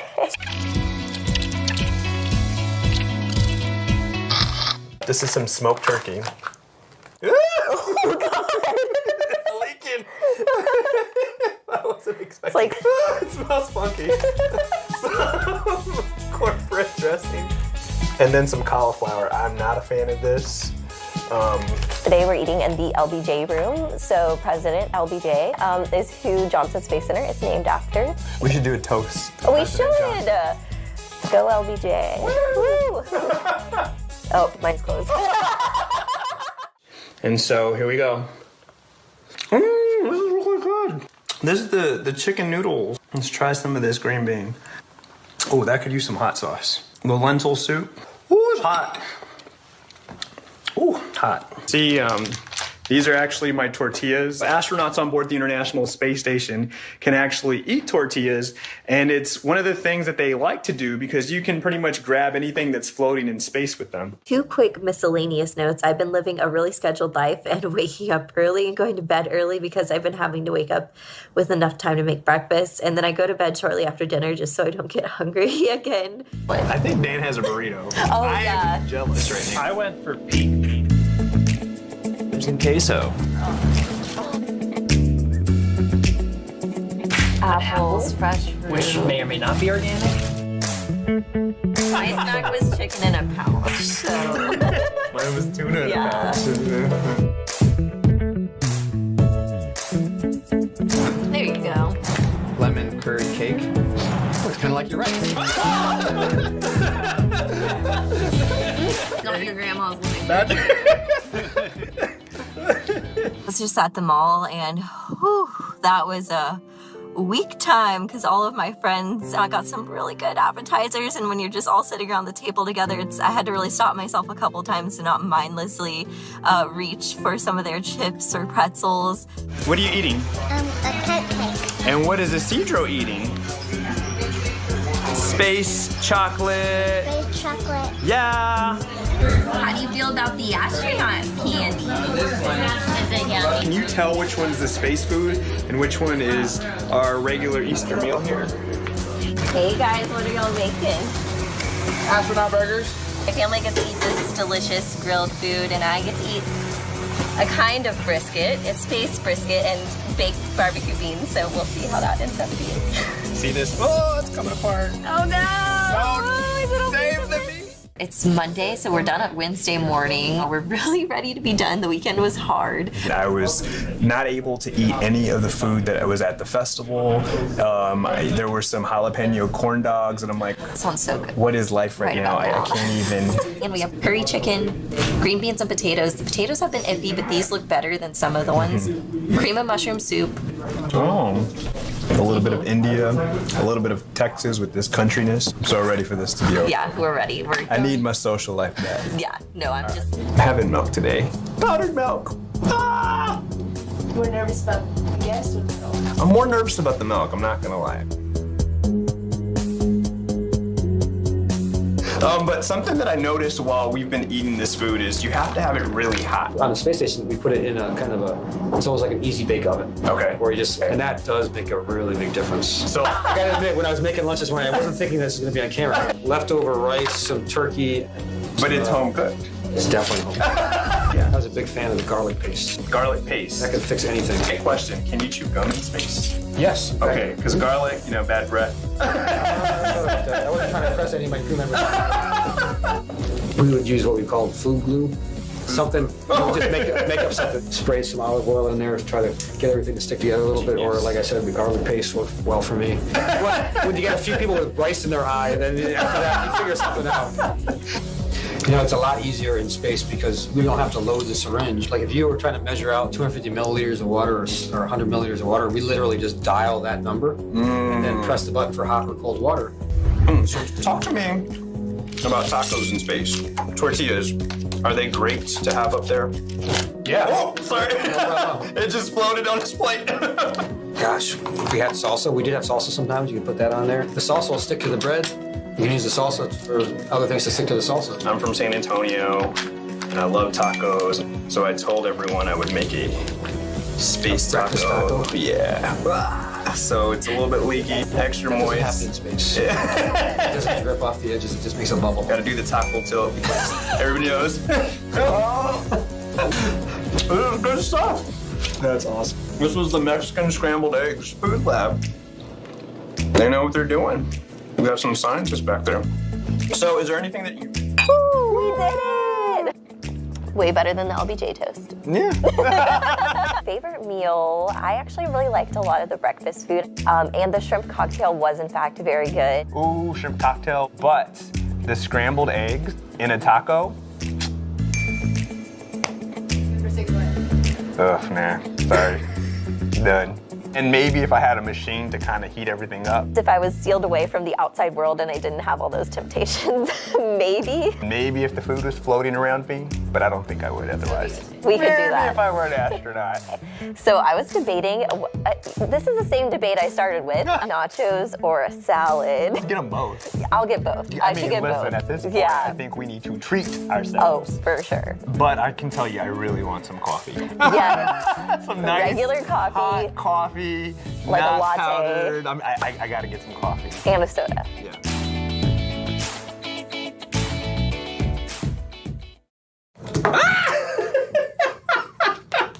This is not easy, y'all. I'm telling you.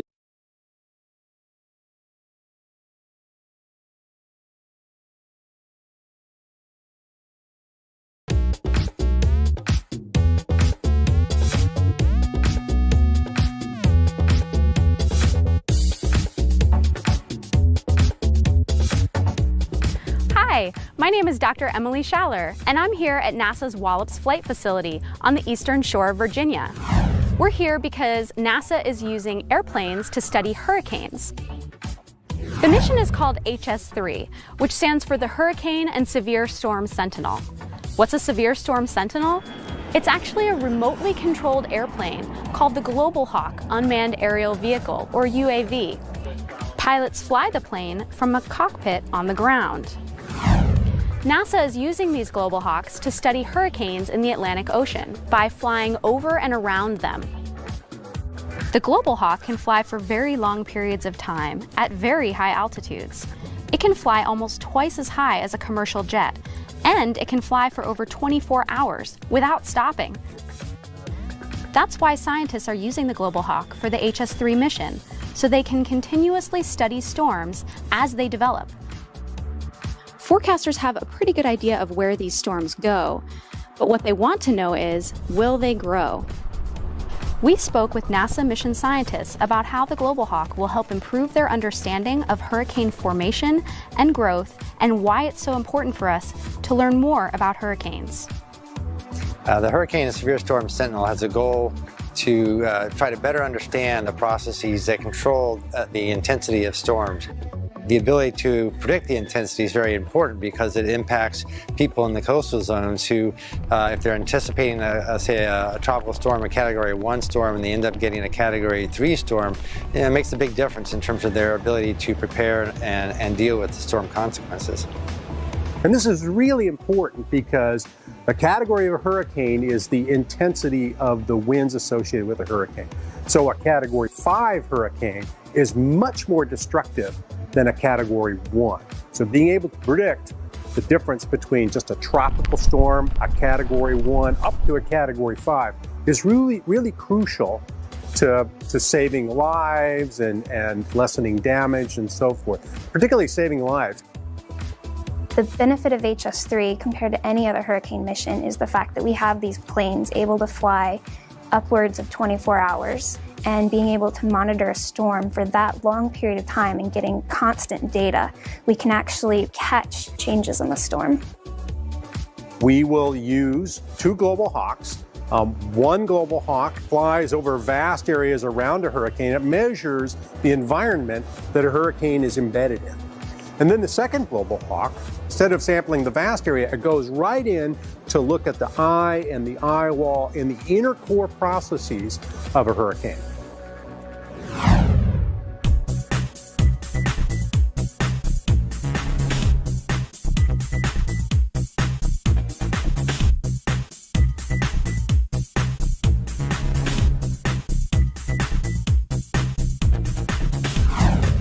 The Global Hawk unmanned aerial vehicles flown by NASA were originally built for the military and used for flight testing at Edwards Air Force Base in California.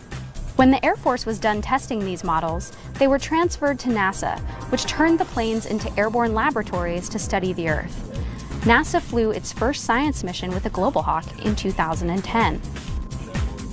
The Global Hawks are really a new aircraft for doing hurricane studies. Manned aircraft typically fly for, say, 8 to 10 hours when they do a research flight. Of that 8 to 10 hours, you may have 4 hours or more just getting to and from the storm, so that in a typical flight, you only get 4 to 6 hours actually sampling within the storm. With the Global Hawk, we can get 3 times, sometimes even 4 times as much as you can get with manned aircraft. Now this plane can fly to 65,000 feet. It can fly 13 miles up. It can also fly for nearly 30 hours. So this plane can take off here from Virginia, on the coastline of Virginia, close to where hurricanes form. It can fly all the way to Africa. It can spend about 10 hours on the coastline of Africa and then fly all the way back. There's no plane that can do that in the NASA vehicles that we have. Because the Global Hawk can fly so high for so long, scientists can study larger areas of the Earth for longer periods of time, in places where planes with pilots on board may not be able to reach. We spoke with pilot Phil Hall about the Global Hawk and what it's like to fly the plane without actually being inside it. So the 2 Global Hawks that we're flying for HS3, Air Vehicle 6 and Air Vehicle 1, from a pilot perspective, it's a very different aircraft. We don't have any rudder pedals or a control yoke. We actually use a mouse and keyboard. We actually have a control room on the ground. We have 2 of them now. We have one at Edwards Air Force Base in California, and we have one here at Wallops Flight Facility in Virginia. So it's basically like a trailer. It's been specially designed for Global Hawk. It's full of computer systems that can talk to the aircraft. So we can connect to the internet, and all these satellite products of lightning, the storm from satellite images, we're able to download that almost real time and use that to actually navigate the storm. For the first part of the mission, we actually fly the aircraft from Wallops. And once we get about 2 or 3 hours into our flight, we actually transfer control of the airplane back to Edwards Air Force Base, NASA Dryden Flight Research Center. It's very different from any other kind of aviation operation in that we have pilots on both coasts, and we can actually transfer control of the aircraft during the flight to the other pilots. And when you have these long missions, like 26 or 27 hours, one person can't sit there for the entire flight. So we actually have 3 or 4 shifts of people that come and go to man this aircraft. Now, pilots know how to fly planes and they can tell the plane where to go, but how does a pilot actually know where to go? You have to have scientific information. Now, the scientists sit in a separate trailer. We have computers sitting in front of us. We bring in satellite information. We bring in forecast information. And because weather can change so fast, they can collect that information, interpret it, and then relay it to the pilots and say, well, instead of going over to this point, why don't you go over to this point over here, which is where we think the eye has relocated. So it's a great team between the scientists and the pilots to actually get the most information you can out of a flight. How can you become involved in our mission? You can follow the plane too, just like the pilots and scientists do, by participating in live chats, where you can get live updates on where the plane is flying right from your own classroom. It can definitely be a part of our mission by actually being able to look at the same screen we're looking at. I'm looking at where the plane is flying with respect to the storm, and you have access to the same data I get to look at. You have access to see the plane's altitude, you can see the wind speeds, you can see the wind direction, and you can chat live with pilots, with forecasters, mission scientists, and we're looking at the same thing you are, and that's just really exciting to know that you can ask us any question at any time, and we are right there looking at the same thing. To learn more about our mission, visit nasa.gov/HS3. See you next time on NASA Airborne.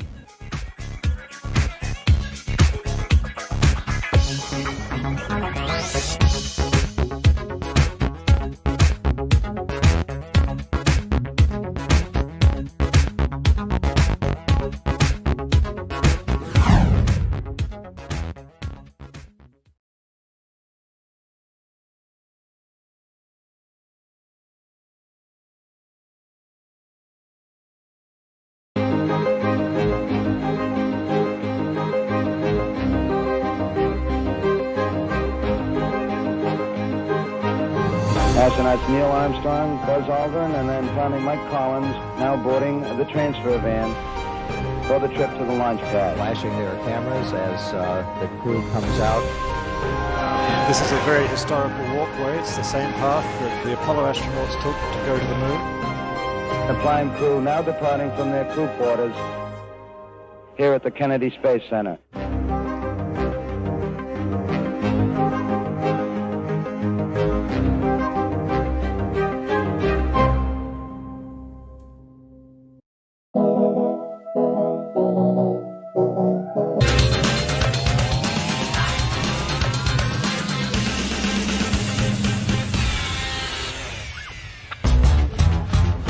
I'm here with Jim. He's going to teach us how to get oxygen on the surface of Mars. Jim, can you tell us where we are right now? Absolutely. This is the JPL Mars Oxygen In Situ Resource Utilization Laboratory. We call this the MOXIE Lab for short.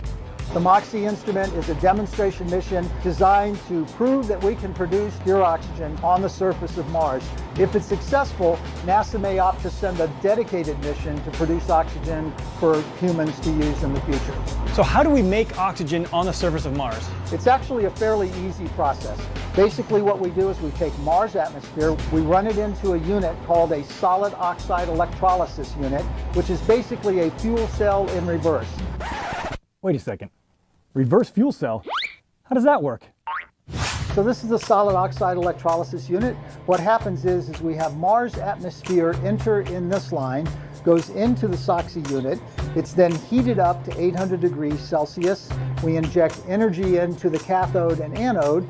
And then what happens is oxygen is separated from the CO2 and comes out this line over here.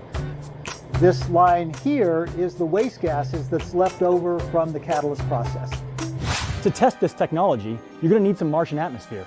Where on Earth are you going to find that? We know the composition of Martian atmosphere. It's 95% CO2 with some trace gases. And there are companies here on Earth that will mix that gas for us. We call it Mars mixed gas, and we use it for most of our testing. Well, what if we land on top of a mountain or down in a valley? The conditions for extracting oxygen are totally different. We've got to test for all of that. So the way we test for it is we design an instrumentation system that covers all of the conditions of the instrument. Lower pressures, higher pressures, clogging filters, oxygen purity, all of that stuff. Why don't we just bring the oxygen with us when we go to Mars? It's very difficult to bring something from the surface of the Earth to the surface of Mars, and it costs millions and millions of dollars. So it's much easier and better for us if we try to get that resource from the planet. Well, it's obviously a huge challenge, but we're both really optimistic up here. We're excited to see it on the Mars 2020 mission. Engineering. Heads up, Watney.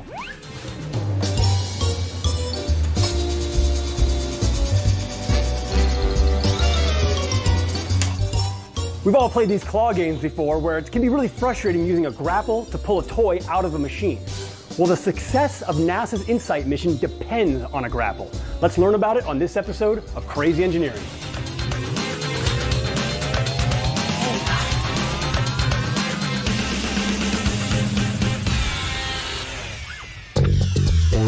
All right, we are here at the InSight Lander Surface Test Bed. This is Nick. He was one of the key engineers on the grapple mechanism. Nick, thanks for joining us. Sure. If we got this grapple, what does it do? What's its purpose? So its purpose is to grab the instruments so the robotic arm can then lift them and place them down onto the surface. When I play these arcade games, right, they're really hard to get that toy out of the game.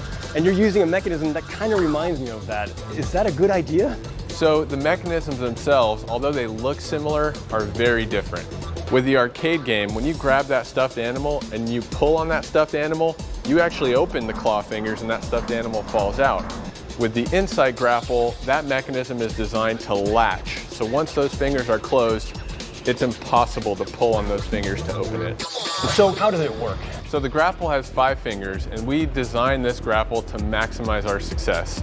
It uses a wax actuator to open the fingers. We grab onto little hooks at the top of each instrument, and then the robotic arm picks those instruments up and places them down on the surface. You said wax, that we're using wax to open and close the grapple? Yeah. Why do we use wax? Why don't we use a more typical solenoid or an electric motor? It's actually a thoroughly proven technology. It's used in space applications like the InSight grapple, but it's also used for decades in things like our car thermostats and our appliances at home. It uses a heater to melt some wax inside of a little housing, and when this wax melts, it expands and it develops this hydraulic pressure, and that pressure pushes out a rod which we use to actuate our mechanism. Once it's completed its primary function of putting the instruments down, what does it do after that? How does it get out of the way for other things you want to do? So there's actually another hook on the side of the robotic arm, and the robotic arm can maneuver itself so the grapple can re-stow itself on the side of the arm. Then the arm is free to essentially do whatever it needs to do. Nick, this grapple mechanism is truly unique. It's really fun to learn about. Thank you so much for bringing us into the test bed and answering all these questions. And as always, thank you out there for paying attention, and check back here for some more crazy engineering.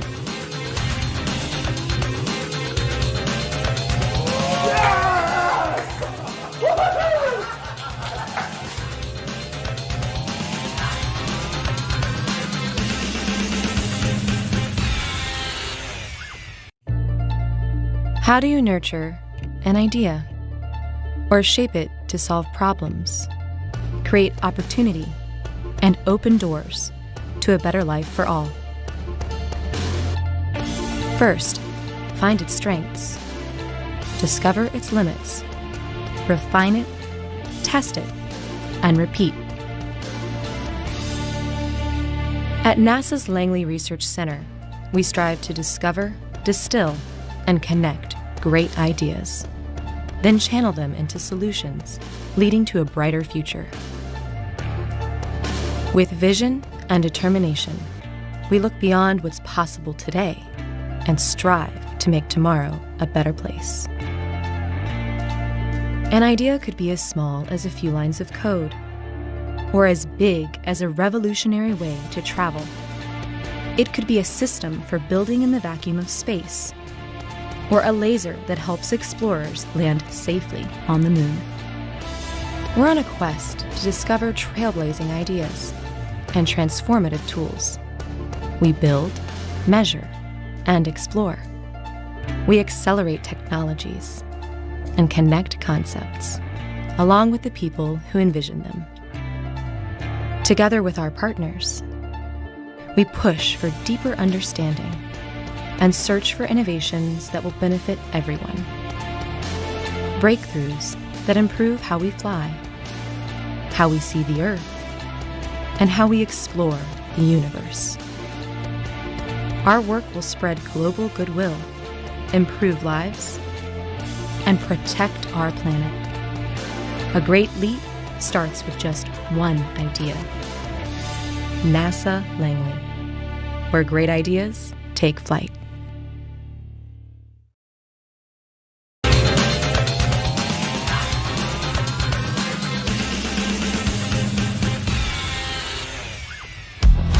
Okay, everybody, we're here with Neil. He's one of the key engineers on the GRACE follow-on mission.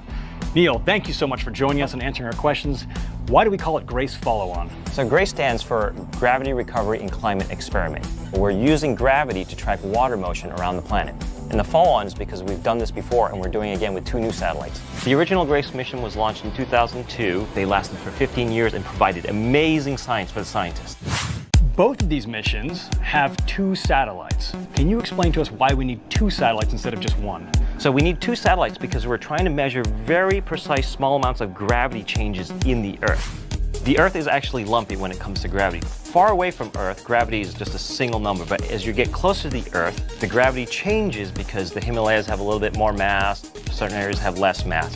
And so as a satellite is orbiting the planet, as it comes towards a large mass, like the mountains, it actually will speed up. And then as it leaves, it will slow down. And so with 2 satellites, we're able to measure the distance between the 2. How far apart are these satellites, and just how precise do they have to have the knowledge of each other's position? We have the satellites at 200 kilometers apart, but we're measuring down to an accuracy of a micron level, which is about 1/10 of a human hair. That is extremely precise, but sounds like a very hard engineering problem. What's the technology that lets us do this? We're using microwave technologies at about 30 gigahertz. Here you see one of the satellites, and 200 kilometers away is the other satellite. And what we're doing is we're firing an RF signal to the other satellite, and the other satellite's measuring that. And as you move backwards and forwards relative to the sine wave, you can measure the distance changes to the levels we need. Neil, it's been well more than a decade since the original GRACE mission. I assume we're upgrading some of these technologies. Can you describe some of those? Sure. Like technology advances in general, we've upgraded computer systems, we have more efficient solar cells, we have better star cameras, and like everything else in the future, we now have lasers. Lasers, yes. What do lasers actually get for us? So we're actually using the lasers to do the measurement between the 2 satellites. We're using RF systems from the previous missions. On top of that, we have this new technology demonstrator where we're going to fire laser beams between each other to make a more accurate measurement between the 2 satellites. I am here with Morgan. She's a scientist on the Cassini project. The grand finale, it's going to be 22 orbits, about 6 months. What do we hope to accomplish in that amount of time? We hope to accomplish a lot of incredible science, things that we have never been able to do before with the Cassini mission. We're going to go screaming over the top of Saturn. We'll be able to study the hexagon at Saturn's North Pole in greater detail than ever before. We're going to go shooting between Saturn and its rings, threading the needle, which means we'll be able to taste the ring particles, be able to understand more about what those are made of. We'll also be able to taste the atmosphere of Saturn. We're also going to get a better idea of the interior structure, since we'll be getting closer to Saturn than we've ever been. And then this will all culminate in Cassini's final plunge into Saturn's atmosphere, taking data for as long as possible and transmitting that back to Earth. To be able to do this engineering, to thread that needle between Saturn and its rings, is really challenging. That requires something called astrodynamics. Okay, so what is astrodynamics? It's a form of engineering, but when we think about engineering typically, we think about people who are using physics and technology to build stuff. Astrodynamicists are building flight paths that will take our spacecraft to where they need to go.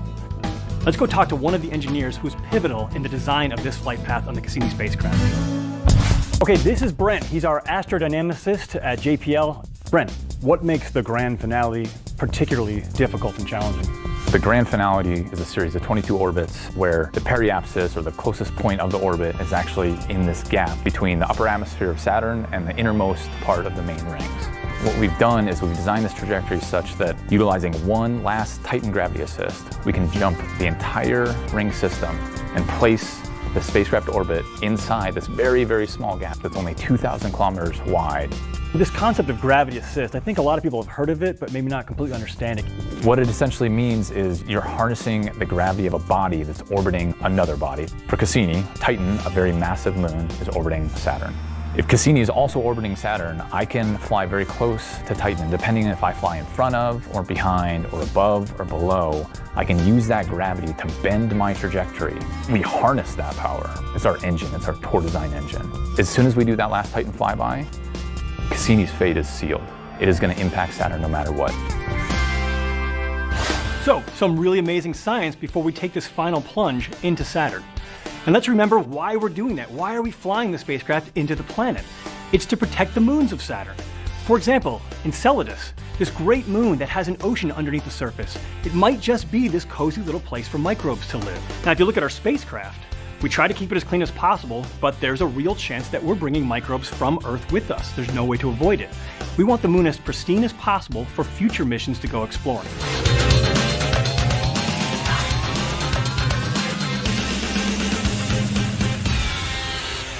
Curiosity, insight, spirit, opportunity.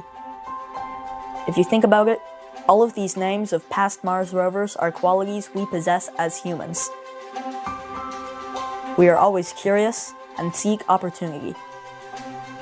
We have the spirit and insight to explore the Moon, Mars, and beyond.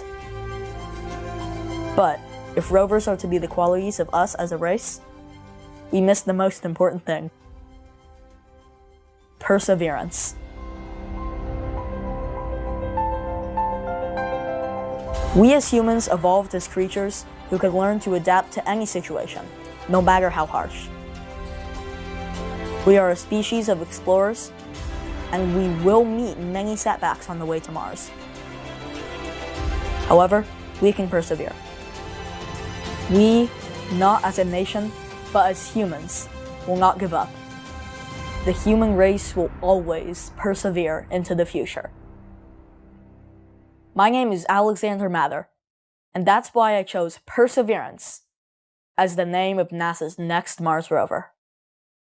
I don't really think that there is a word in any human language that can describe the feeling of having your name selected to be part of a mission from the greatest agency in the world, doing the most important things to help humanity spread to the stars.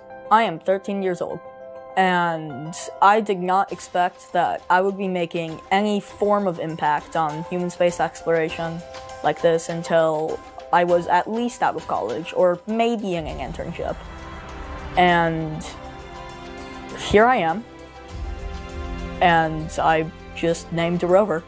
Something I submitted was chosen by people who one day I plan to work with, and that's incredible. To me, perseverance means that in the inevitable setbacks that we're going to face on the main way to Mars, humans won't give up. Humans will keep on sending new missions, humans will keep on improving technologies, and humans will eventually live on other places throughout the solar system, and maybe even beyond. And that's just so important for all of our futures.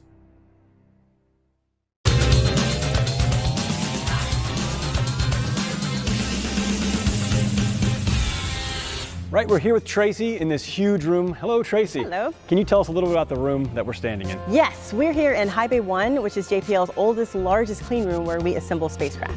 Okay, and what are we standing in front of today? We are standing in front of one of the test units for a Juno solar array. Juno's a mission that's going to Jupiter to learn more about the planet and how it was formed. So this is a full-scale test unit, and it's one of 3 on the Juno spacecraft. Why does it have to be this big? Jupiter is 5 times farther away from the sun than the Earth is, and the amount of sunlight you get is decreasing by the square of the distance. So instead of 1/5 the amount of power, we have 1/25 the amount of power. So we need to have a lot of area on our solar arrays because the spacecraft is so far away from the sun. And also over the last 20 years, we've had about a 50% increase in solar array efficiency, and that makes it easier to do at that distance. If we had these solar arrays here on Earth, they would actually generate about 14 kilowatts of power. But all the way out at Jupiter, they only generate about 500 watts of power. These things are so huge and heavy, I imagine it's a bit of a challenge to test them on Earth before you go to space. Yeah, these solar arrays weigh about 250 pounds apiece. Here on Earth, when we tested them, we only deployed one at a time because we didn't really have a clean room facility big enough to do all 3. And we also had to do them sideways and support them on these posts with wheels on the bottom so you could gently roll them out and make sure that the hinges and the dampers and all of that were working just fine. Juno is one of the largest spacecraft I've ever seen. How do you package that up onto a launch vehicle? Our spacecraft is about 65 feet across, the array's deployed, and that certainly wasn't going to work. So when we launch the vehicle, it has to be folded up small enough to fit into the nose cone of the rocket. And you'll notice that the cells are on the inside, and so they wouldn't be getting any power from the sun. So that was a really interesting time for the team during launch, is knowing that we had to make sure the arrays were deployed to get sun, or the spacecraft would just have died. All right, we're here with Nick Siegler in this very fun-looking lab. Nick, can you tell us a little bit about where we are? Mike, we're in JPL's Starshade lab. What exactly is a starshade used for? Mike, there are 2 techniques that NASA is advancing to look for life on exoplanets. The starshade basically is a large shade that is flown outside of a telescope with the intention of blocking the light of the star. so then we can see the planet's light skirt the shade and captured by the telescope. Okay, so this is much like I'm looking up at the sun and I want to see a bird or an airplane. I put my hand up to block the sun's light, but we have to do it on a much larger scale for a star. The star shade itself is tens of meters in diameter. That's the size of a baseball diamond. Just about how far away from the telescope would it have to fly? It's tens of thousands of miles. You can fit like 4 Earths between the telescope and the shade. It's got its own propulsion system. It's literally its own spacecraft. How do we get it up into space? That's the engineering challenge, is how do we get something that has to deploy to tens of meters in diameter that could sit on top of a rocket? So now our engineers have come up with a technique based on the ancient practices of origami. Sounds difficult. How do you know that's going to work? Well, we do what we always do. We start small and we work our way up. So we started in this case with something just a few inches in size. Then we built something 1 meter in diameter, and we matured up to 2 meters. And now we finally got up to 5 meters. The one that flies in space is going to be tens of meters. Okay, so you're using origami to make this really large star shade. It's a fun mechanical engineering project. But you mentioned that NASA is actually investing in 2 different technologies. What's the second technology?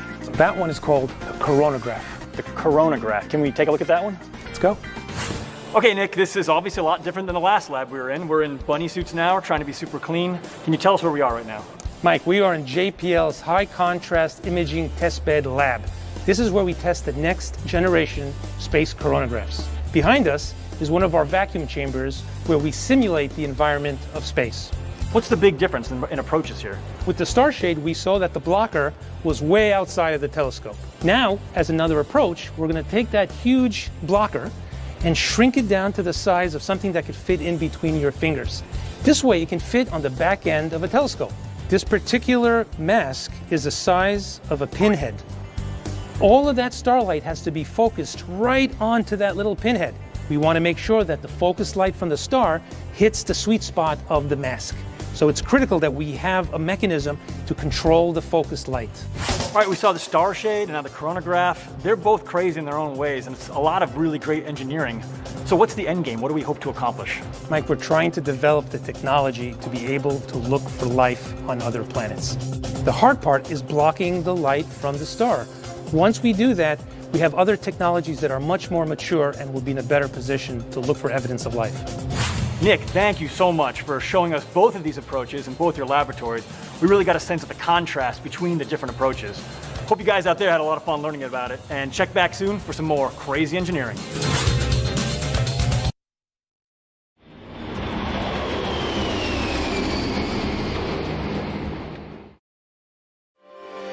Experience. Innovation.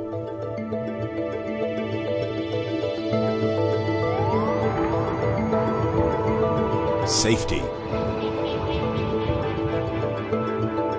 The Aeronautics Test Program at Dryden Flight Research Center. Flight Loads Laboratory. Research Aircraft Integration Facility. Western Aeronautical Test Range. Support Aircraft. The Aeronautics Test Program at Dryden Flight Research Center. NASA Dryden's Aeronautics Test Program, Flight Operations and Test Infrastructure Project offers government agencies, corporations, and institutions an extensive range of state-of-the-art support aircraft, communication and telemetry, simulation, and structures research capabilities. NASA's Aeronautics Test Program assets located at Dryden Flight Research Center. Advancing technology and science through flight.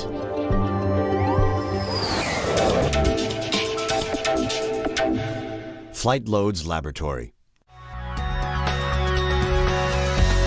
Given its vast physical resources and highly experienced technical staff, the Flight Loads Laboratory is a unique national resource constructed to support flight research and tests of aircraft structures dating back to the X-15 Hypersonic Research Program.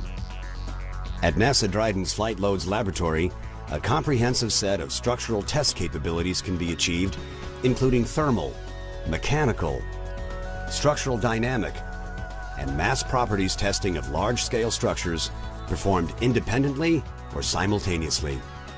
To support testing capabilities, the Flight Loads Laboratory utilizes both conventional and advanced instrumentation technology.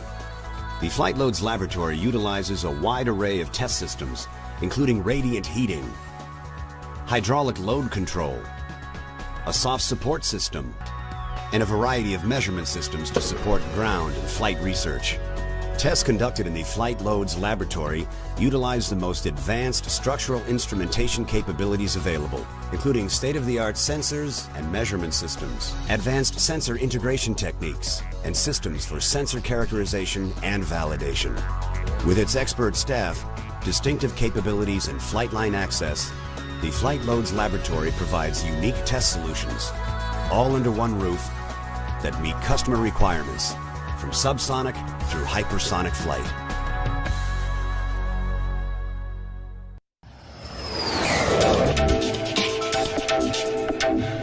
Research Aircraft Integration Facility. Another one-of-a-kind resource offered by Dryden Flight Research Center's Aeronautics Test Program is the flight simulation capability, located in the Research Aircraft Integration Facility, known as the RAFE. Designed to house project and facility management, vehicle maintenance, and engineering personnel, the RAFE can support a wide variety of advanced, highly integrated research aircraft through all phases of a research program, from concept to flight. Okay, we'll drive all the way to hold and get some gas. Copy. Among its more rare capabilities, the RAFE offers high-fidelity, real-time and batch flight simulation, closed-loop, hardware-in-the-loop, pilot-in-the-loop, and vehicle-in-the-loop verification and validation testing. The RAFE offers 11 different simulation labs with the ability to customize for specific research aircraft and unmanned vehicles. The co-location of project and facility management, vehicle maintenance, and engineering personnel allows the RAFE to support advanced aeronautical and space-based research throughout all phases of the research program within a single facility.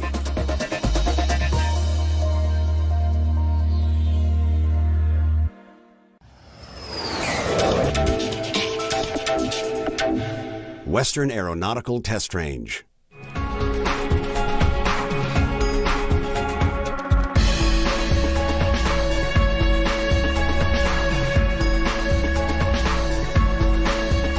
Located at Dryden Flight Research Center and part of the Edwards Air Force Base Complex, the ATP's Western Aeronautical Test Range, or WATR, supports flight research operations and low Earth orbiting missions, supplying a comprehensive set of resources for the control and monitoring of flight activities, and utilizing the most advanced tracking and data acquisition technology available.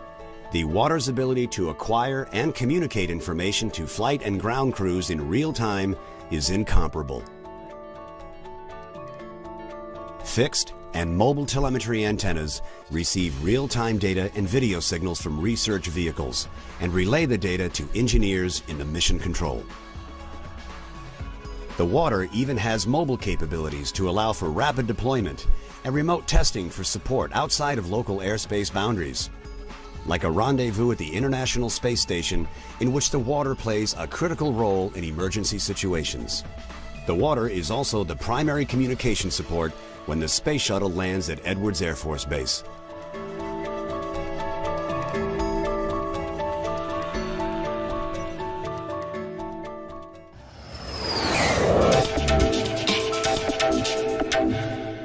Support aircraft.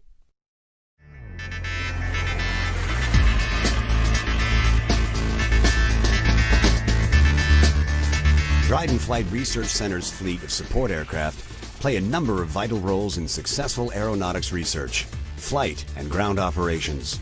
The aircraft provides safety chase support for research flights, mission video, and photography support, and can be utilized as adaptable research platforms if needed during modification and maintenance of research aircraft.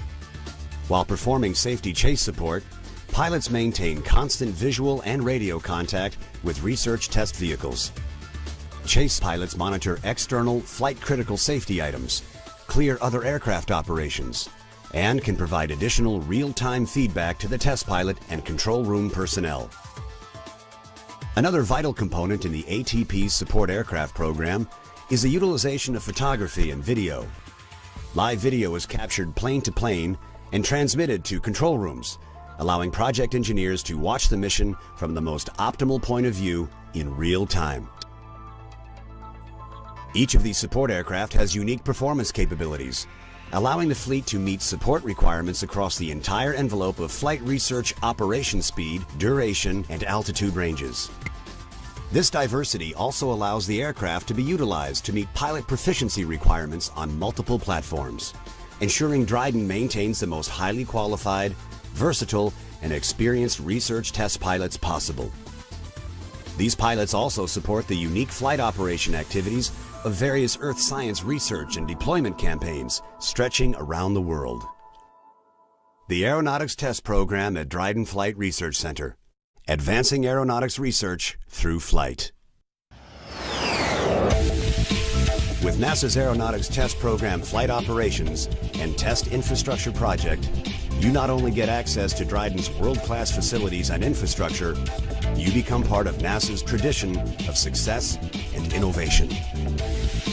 Dryden Flight Research Center. To fly what others only imagine.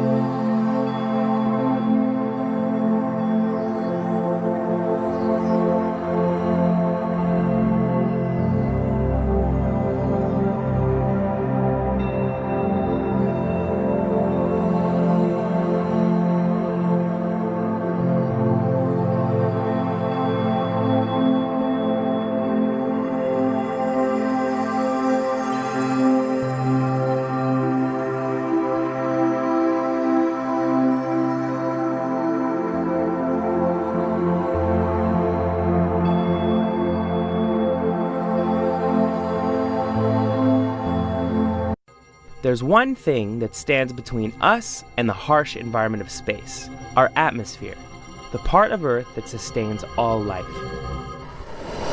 But here, in the closest town to the North Pole, it's slowly leaking away.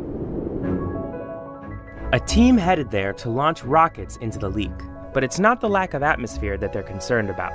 The leak is a natural process that will take billions of years, so we're not going to run out anytime soon. It's part of the larger story of how a planet's atmosphere changes over time, a key factor in the search for life on other planets. We have 35 residents and 60 of our team together in a town that is completely isolated. There's a plane twice a week, and there's 1,000 polar bears nearby. This is Doug Rowland, a NASA scientist who's taken his team to Ny-Ålesund on the island of Svalbard. The island lies beneath one of two regions near Earth's poles called the cusps. It's where we can access space directly, and where 100 tons of atmosphere escapes into space each day. This escape gives clues to how long an atmosphere will last, and ultimately, whether it stays around long enough to sustain life. What we're trying to understand is how did Earth's atmosphere evolve over time? And how do other planets that might be like Earth or more dissimilar to Earth, how did their atmospheres evolve? So Doug joined forces with Göran Moen, a professor at the University of Oslo, who started the Grand Challenge Initiative, CUSP. It's an international mission to launch 12 rockets into the Earth's northern cusp. And Doug, he's the mission leader for the first 2 rockets of the campaign.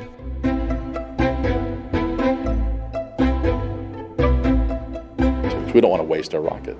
It'll take us 3 years to make the rocket and only 15 minutes to use it, and I don't want to waste my shot here. He's using a sounding rocket, which is different from the bigger rockets that carry satellites and humans into space. It's a small suborbital rocket that flies briefly into space, collects real-time data for around 15 minutes, then falls back to Earth. It's affordable, quick to build, and can launch towards a precise point. The major advantage is that you can launch into a target on the sky. But there's a limited launch window and only one chance to get the launch right. We have these unguided rockets They go where you point them, unless the wind is blowing, because the wind literally just blows them over. We don't launch when there's high wind. So to measure the winds, they launch balloons with GPS trackers. They're released every 15 to 30 minutes, and then they're monitored to see how fast the winds are carrying them. The ground winds were 12, 13 meters per second, gusting 17, which is way off. You're filled with trepidation. Oh my gosh, this thing that I built, is it going to work after all this? So I think we're going to scrub for today. I'd like to thank everyone. I think it was a great performance. Thanks a lot. This means that we are scrubbing this operation for today, and we'll try again tomorrow.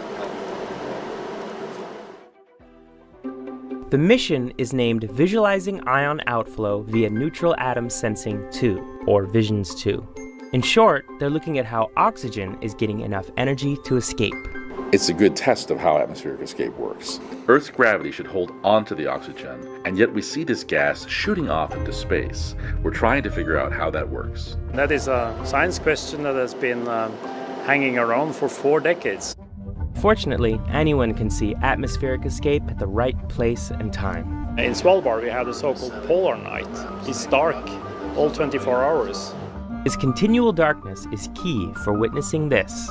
This is the cusp aurora. It's a type of northern lights that appears between 8 a.m. and noon, and you can only see it when it's dark during the day. It looks similar to the aurora that occurs at night, but when these iridescent colors dance at this hour each day, 100 tons of oxygen escapes from Earth's atmosphere into space. This is our sport now to chase the aurora. Working with them is the iSCAT radar and Kjell Henriksen Observatory. They have additional instruments to find the aurora. Sometimes it's cloudy, so we use radars to track the cusp. We can give advice that this is the right type of aurora. This is the Wall of Science, a collection of data from satellites and ground instruments that helps them predict where the cusp aurora will be. So the cusp actually isn't a fixed point in space, it kind of moves around. What's controlling the cusp's movement is the sun interacting with Earth. Our planet is surrounded by a magnetic field that helps us hold on to our atmosphere. But at the north and south poles, the magnetic field bends inwards, creating a corridor between Earth and space. When energy is released from the sun via a solar flare or coronal mass ejection, all of that energy in the form of radiation rides down the magnetic field lines of the Earth and is transferred and dumped into the Earth's atmosphere. Electrons cascade into Earth's atmosphere. They accelerate and collide with oxygen particles, giving them energy to release light and sometimes enough energy to escape. Collectively, this forms the cusp aurora and streams of escaping oxygen. This cusp is in constant motion. And we've got a fixed trajectory. We really can't aim at where the cusp is. We have to wait for the cusp to come across our line of sight. Can you guys hear Chelmar? We'd like you, as soon as you see an indication the cusp is moving close, to move it, the radar dish if we can. This is iSCAT. It's been very quiet, very difficult to launch.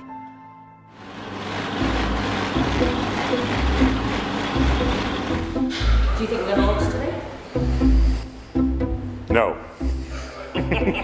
Probably about a 60% chance of launching.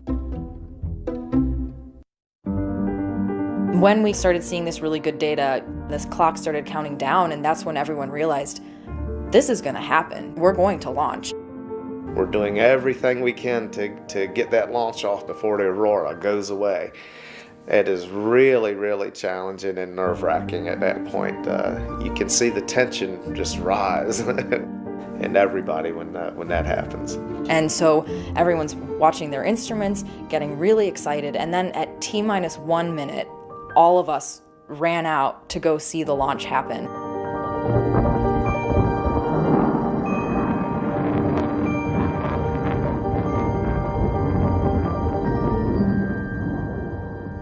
And then we immediately turned around and ran right back in to look at all the data that was coming back from the instruments.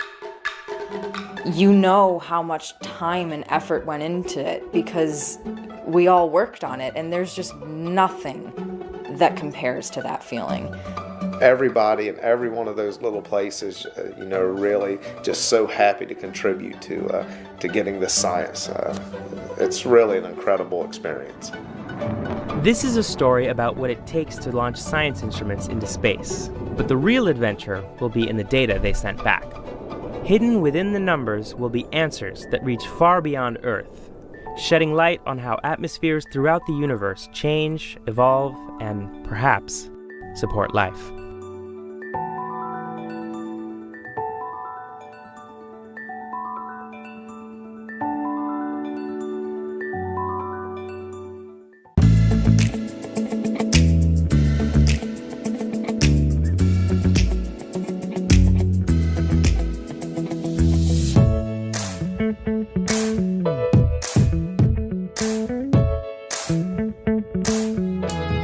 I've always thought, like, oh my gosh, when you go to space, like, you don't have to grocery shop for like 6 months. I think it's gonna actually put me on a schedule for eating.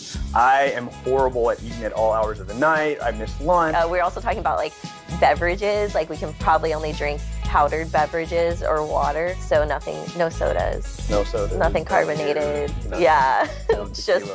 I think it'll be a little bit more healthy than what I normally eat. Plus, I get to eat everything with tortillas, and I'm from San Antonio, so. I will say we are doing this over a holiday weekend. You have huge barbecues and lots of great food, so I think I'm gonna want to eat some really good ribs and, you know, like fajitas. snacks. Solemnly swear to eat all of the astronaut food and not cheat. Never. Never. We're in this together, so if we feel Never, weak, ever. we'll text each other. Maybe We chose 7 days out of the standard menu. You're gonna have a protein, some carb, some fruit. The other large category of products that we have are thermostabilized products. Which is sort of like a military ration that we don't have to refrigerate to keep fresh.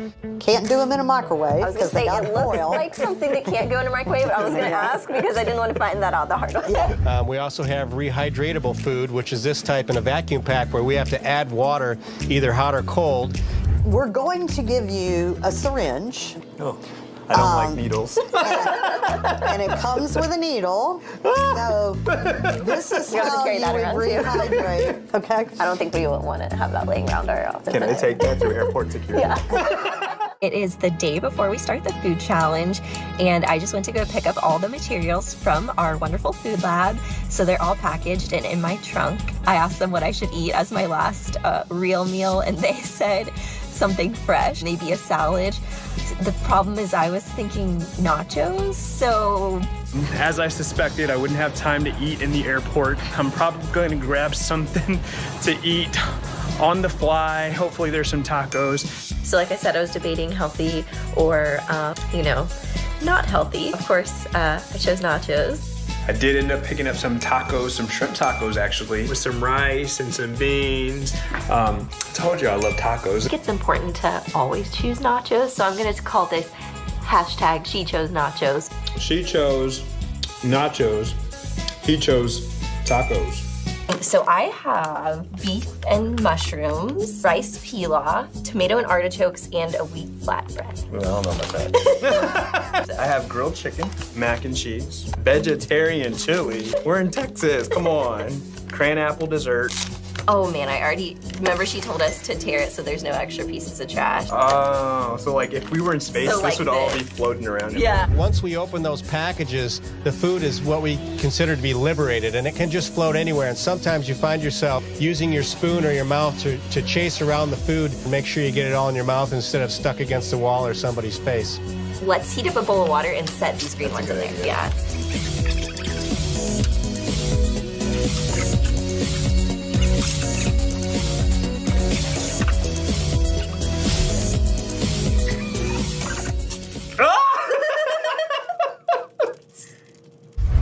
And it looks like it's getting to be the right consistency. Yeah. We might have not done hot enough water too. That might be why it's not absorbing like all the way. Okay, Well, this is good. This is interesting. It's not bad. Wait a minute, what was this? This is good. good. Yeah, the artichokes and tomatoes are good too. Should I try and eat it like this? Yeah. Ooh. You should have just got straws. I could have been Right? This is making my day. Like, this is a treat. I have cran apple dessert. This would remind me of home. Yum. So it's been a long day, but I did not get hungry at all. I had my butterscotch pudding as part one of my snack. I was wondering if the workouts will be hard. They're pretty much the same. I feel really high energy, and I didn't even have coffee this morning. I'm actually really excited about this chicken, corn, and bean. This potato medley actually looks like some potatoes with spices and melted cheese on it. I'm very excited to get some melted cheese texture up in here. Little butter cookies look really delicious and super bougie. So you'll see I have some Caribbean chicken, pesto pasta with some corn, tortillas, vanilla pudding, and some pears. I got a little bit better at actually making the space food today, but I punctured the actual corn. I cut through it, so I had to rehydrate it through the side. So lesson learned, this smells absolutely delicious. It's my boyfriend's last day at his old job, so one of his favorite clients brought him these delicious, huge looking cupcakes, so none for me. Woo! Yeah, see that? This is science, y'all. So, be a nurse now. I get my mom would be proud. Like, Mom, I'm doing nurse things today. Look at this. Oh, okay. This looks like oatmeal. Do PR for NASA, they said. It'd be fun. What are you having for lunch? What's your main? I have citrus salad, and then my main thing is Fiesta chicken. Ooh, I love Fiesta. Yeah, and rice. yeah, rice with butter. And so tacos. I'm really excited because I think our food's gonna be warmer today. I agree. I think we did this right with some practice yesterday. This is some smoked turkey. Oh God! It's leaking. I wasn't expecting. It's like it smells funky. Some cornbread dressing, and then some cauliflower. I'm not a fan of this. Today we're eating in the LBJ room. So President LBJ is who Johnson Space Center is named after. We should do a toast. We should. Go LBJ. Woo! Oh, mine's closed. And so here we go. This is really good. This is the chicken noodles. Let's try some of this green bean. Oh, that could use some hot sauce. The lentil soup. Ooh, it's hot. Ooh, hot. See, these are actually my tortillas. Astronauts on board the International Space Station can actually eat tortillas, and it's one of the things that they like to do because you can pretty much grab anything that's floating in space with them. 2 quick miscellaneous notes. I've been living a really scheduled life and waking up early and going to bed early because I've been having to wake up with enough time to make breakfast, and then I go to bed shortly after dinner just so I don't get hungry again. I think Dan has a burrito. Oh, I yeah. am jealous right now. I went for peak. And queso. Apples, fresh fruit. Which may or may not be organic. My snack was chicken in a pouch, so. Mine was tuna in a Yeah. pouch. There you go. Lemon curry cake. Looks kind of like your rice. Not your grandma's was just at the mall, and whew, that was a week time because all of my friends got some really good appetizers, and when you're just all sitting around the table together, I had to really stop myself a couple times to not mindlessly reach for some of their chips or pretzels. What are you eating? A cupcake. And what is Isidro eating? Space chocolate. Space chocolate. Yeah. How do you feel about the astronaut candy? Is it yummy? Can you tell which one's the space food and which one is our regular Easter meal here? Hey guys, what are y'all making? Astronaut burgers. My family gets to eat this delicious grilled food, and I get to eat a kind of brisket. It's space brisket and baked barbecue beans, so we'll see how that ends up being. See this? Oh, it's coming apart. Oh no! Save the meat. It's Monday, so we're done at Wednesday morning. We're really ready to be done. The weekend was hard. I was not able to eat any of the food that was at the festival. There were some jalapeno corn dogs, and I'm like, sounds so good. What is life right now? I can't even. And we have curry chicken, green beans and potatoes. The potatoes have been iffy, but these look better than some of the ones. Cream of mushroom soup, Oh. A little bit of India, a little bit of Texas with this countryness. I'm so ready for this to be over. Yeah, we're ready. I need my social life back. Yeah, no, I'm just... I'm having milk today. Powdered milk. Ah! You were nervous about the guests or the milk? I'm more nervous about the milk, I'm not gonna lie. But something that I noticed while we've been eating this food is you have to have it really hot. On the space station, we put it in a kind of a, it's almost like an easy bake oven. Okay. Where you just, and that does make a really big difference. So I gotta admit, when I was making lunch this morning, I wasn't thinking this was gonna be on camera. Leftover rice, some turkey. But it's home cooked. It's definitely home cooked. Yeah, I was a big fan of the garlic paste. Garlic paste. That could fix anything. Okay, question. Can you chew gum in space? Yes. Okay, because garlic, you know, bad breath. I wasn't trying to impress any of my crew members. We would use what we call food glue. Something, just make up something. Spray some olive oil in there to try to get everything to stick together a little bit. Or like I said, the garlic paste worked well for me. When you get a few people with rice in their eye, and then after that, you figure something out. You know, it's a lot easier in space because we don't have to load the syringe. Like if you were trying to measure out 250 milliliters of water or 100 milliliters of water, we literally just dial that number and then press the button for hot or cold water. So talk to me about tacos in space. Tortillas, are they great to have up there? Yeah. Oh, sorry. It just floated on his plate.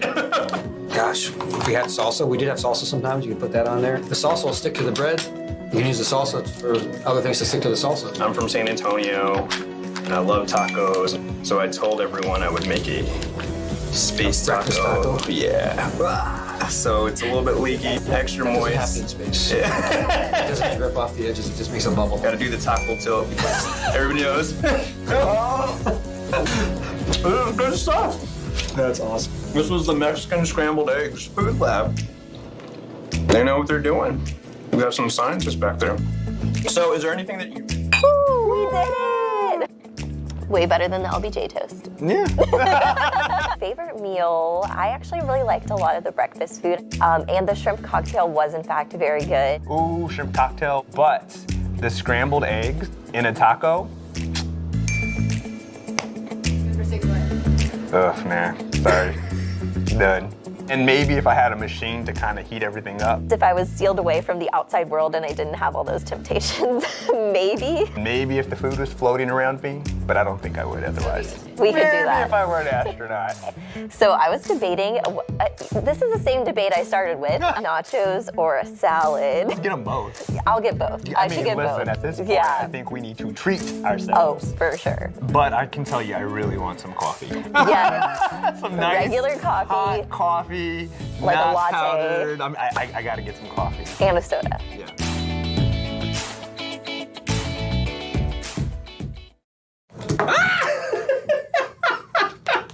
This is not easy, y'all. I'm telling you.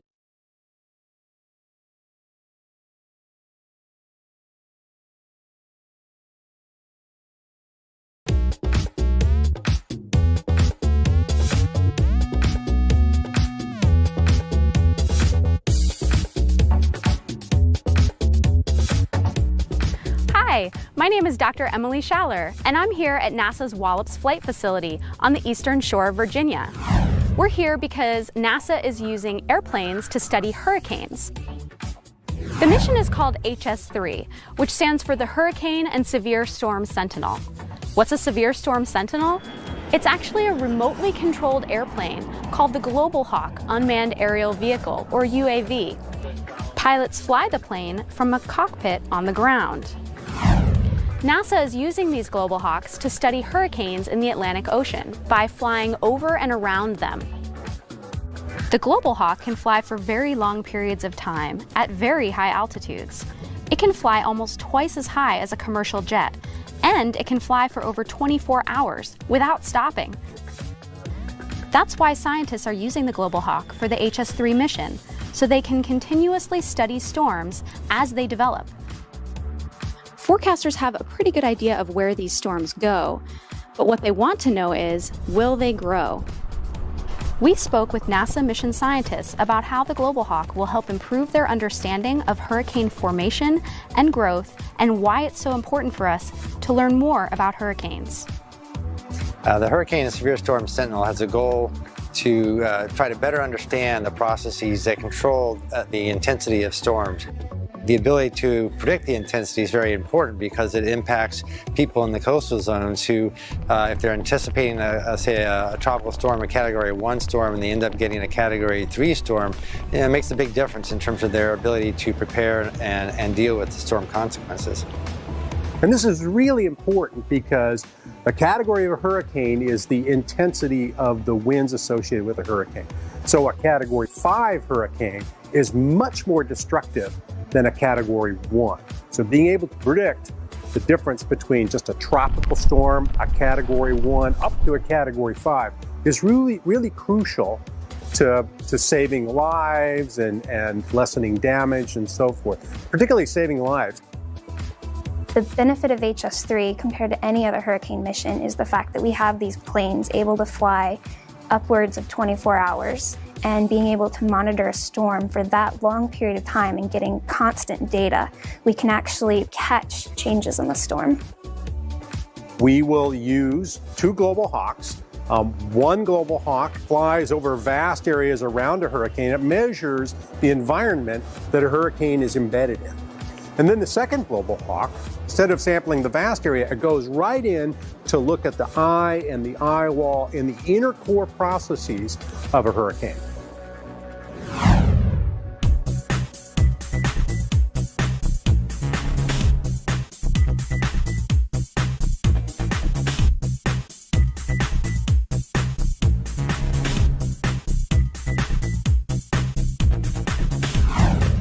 The Global Hawk unmanned aerial vehicles flown by NASA were originally built for the military and used for flight testing at Edwards Air Force Base in California.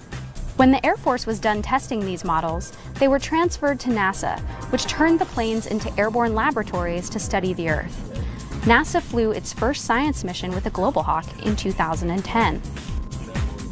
The Global Hawks are really a new aircraft for doing hurricane studies. Manned aircraft typically fly for, say, 8 to 10 hours when they do a research flight. Of that 8 to 10 hours, you may have 4 hours or more just getting to and from the storm, so that in a typical flight, you only get 4 to 6 hours actually sampling within the storm. With the Global Hawk, we can get 3 times, sometimes even 4 times as much as you can get with manned aircraft. Now this plane can fly to 65,000 feet. It can fly 13 miles up. It can also fly for nearly 30 hours. So this plane can take off here from Virginia, on the coastline of Virginia, close to where hurricanes form. It can fly all the way to Africa. It can spend about 10 hours on the coastline of Africa and then fly all the way back. There's no plane that can do that in the NASA vehicles that we have. Because the Global Hawk can fly so high for so long, scientists can study larger areas of the Earth for longer periods of time, in places where planes with pilots on board may not be able to reach. We spoke with pilot Phil Hall about the Global Hawk and what it's like to fly the plane without actually being inside it. So the 2 Global Hawks that we're flying for HS3, Air Vehicle 6 and Air Vehicle 1, from a pilot perspective, it's a very different aircraft. We don't have any rudder pedals or a control yoke. We actually use a mouse and keyboard. We actually have a control room on the ground. We have 2 of them now. We have one at Edwards Air Force Base in California, and we have one here at Wallops Flight Facility in Virginia. So it's basically like a trailer. It's been specially designed for Global Hawk. It's full of computer systems that can talk to the aircraft. So we can connect to the internet, and all these satellite products of lightning, the storm from satellite images, we're able to download that almost real time and use that to actually navigate the storm. For the first part of the mission, we actually fly the aircraft from Wallops. And once we get about 2 or 3 hours into our flight, we actually transfer control of the airplane back to Edwards Air Force Base, NASA Dryden Flight Research Center. It's very different from any other kind of aviation operation in that we have pilots on both coasts, and we can actually transfer control of the aircraft during the flight to the other pilots. And when you have these long missions, like 26 or 27 hours, one person can't sit there for the entire flight. So we actually have 3 or 4 shifts of people that come and go to man this aircraft. Now, Pilots know how to fly planes and they can tell the plane where to go, but how does a pilot actually know where to go? You have to have scientific information. Now, the scientists sit in a separate trailer. We have computers sitting in front of us. We bring in satellite information. We bring in forecast information. And because weather can change so fast, they can collect that information, interpret it, and then relay it to the pilots and say, well, instead of going over to this point, why don't you go over to this point over here, which is where we think the eye has relocated. So it's a great team between the scientists and the pilots to actually get the most information you can out of a flight. How can you become involved in our mission? You can follow the plane too, just like the pilots and scientists do, by participating in live chats where you can get live updates on where the plane is flying right from your own classroom. You can definitely be a part of our mission by actually being able to look at the same screen we're looking at. I'm looking at where the plane is flying with respect to the storm, and you have access to the same data I get to look at. You have access to see the plane's altitude, you can see the wind speeds, you can see the wind direction, and you can chat live with pilots, with forecasters, mission scientists, and we're looking at the same thing you are, and that's just really exciting to know that you can ask us any question at any time, and we are right there looking at the same thing. To learn more about our mission, visit nasa.gov/HS3. See you next time on NASA Airborne.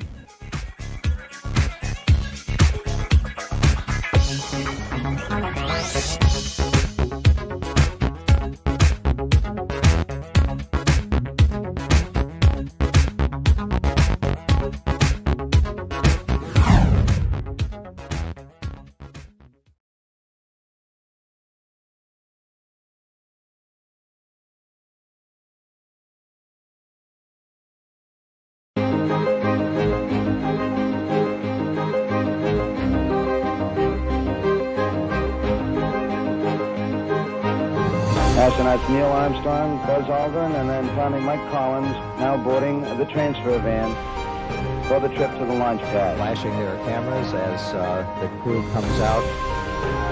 This is a very historical walkway. It's the same path that the Apollo astronauts took to go to the moon. The flying crew now departing from their crew quarters here at the Kennedy Space Center.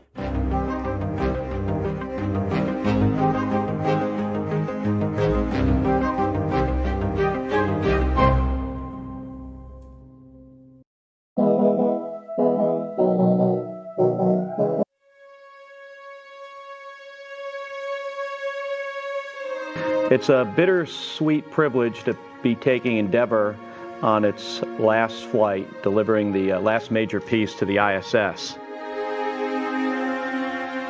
I was there before they put the wings on it. It was just, so it was almost like it was my baby. That space station assembly mission was perfect from start to finish, and a lot of that was Endeavour. It just, phenomenal vehicle. The eagle represents, the United States of America. It's something we're proud of. That's our bird. That's the eagle. After nearly 2 decades of achievements in space, Endeavour makes one last reach for the stars on its 25th and final mission. Endeavour is traveling to the International Space Station with 6 veteran space flyers, Commander Mark Kelly, pilot Greg H. Johnson, and mission specialist Mike Fink, Drew Feustel, Greg Chamatoff, and Roberto Vittori from Italy, representing the European Space Agency. Well, I'm the commander of STS-134. We've got a whole list of mission objectives, probably 30 things on the list.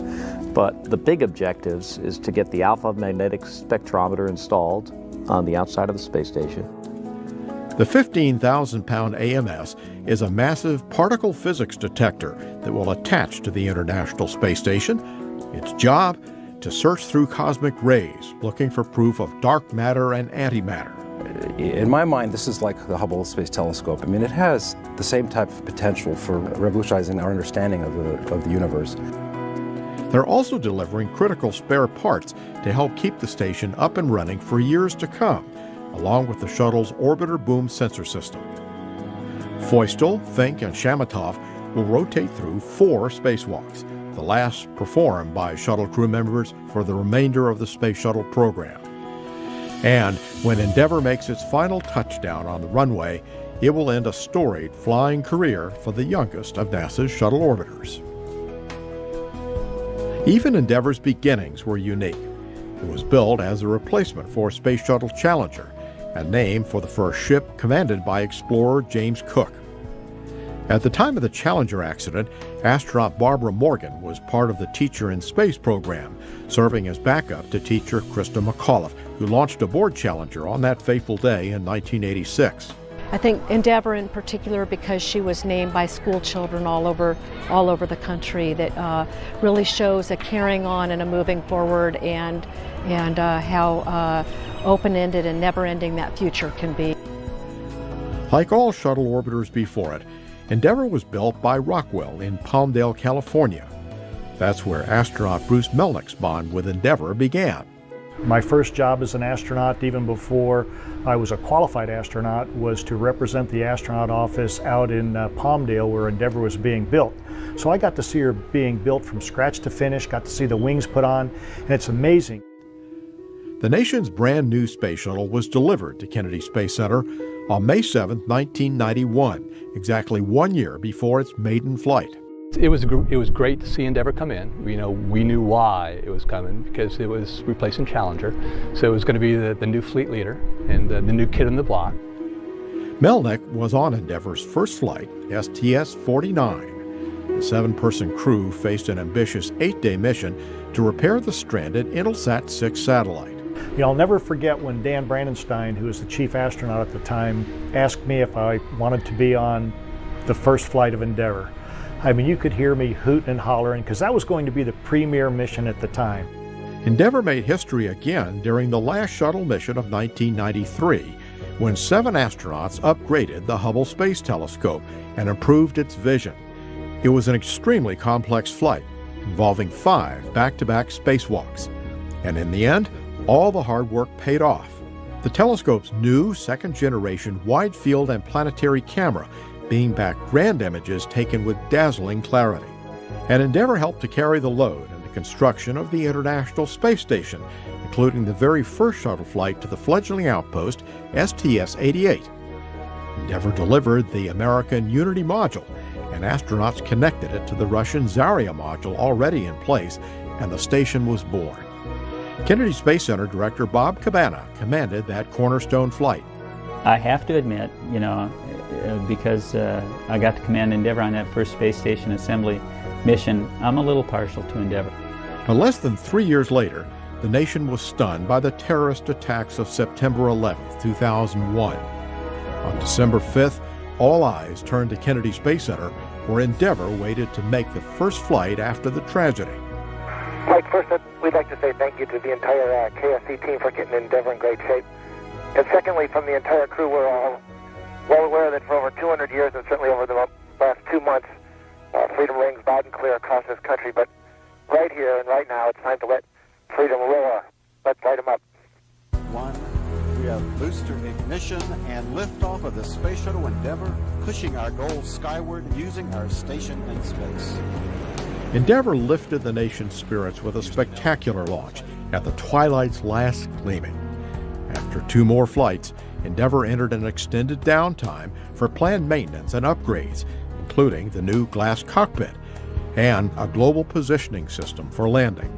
I think the missions you remember the most are the missions that were the toughest to get there, but we met our goals on the way. We powered up in time after coming out of a major power down period and the major upgrades with the glass cockpit.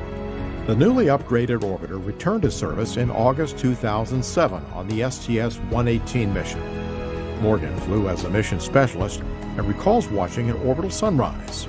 So I looked back up the horizon again, and there was a crescent moon. And it literally seemed, even though it's not this easy to do, but it literally seemed all we had to do was yank on the tiller, take a right turn, and sail straight to the moon. And that's when I really understood how natural and how right space exploration, human space exploration is. And Endeavour played a big part of that. STS-134 will be Endeavour's 12th flight to the International Space Station. One of the most memorable deliveries was its most recent, the cupola with 7 windows, offering astronauts a room with a captivating view of their home world.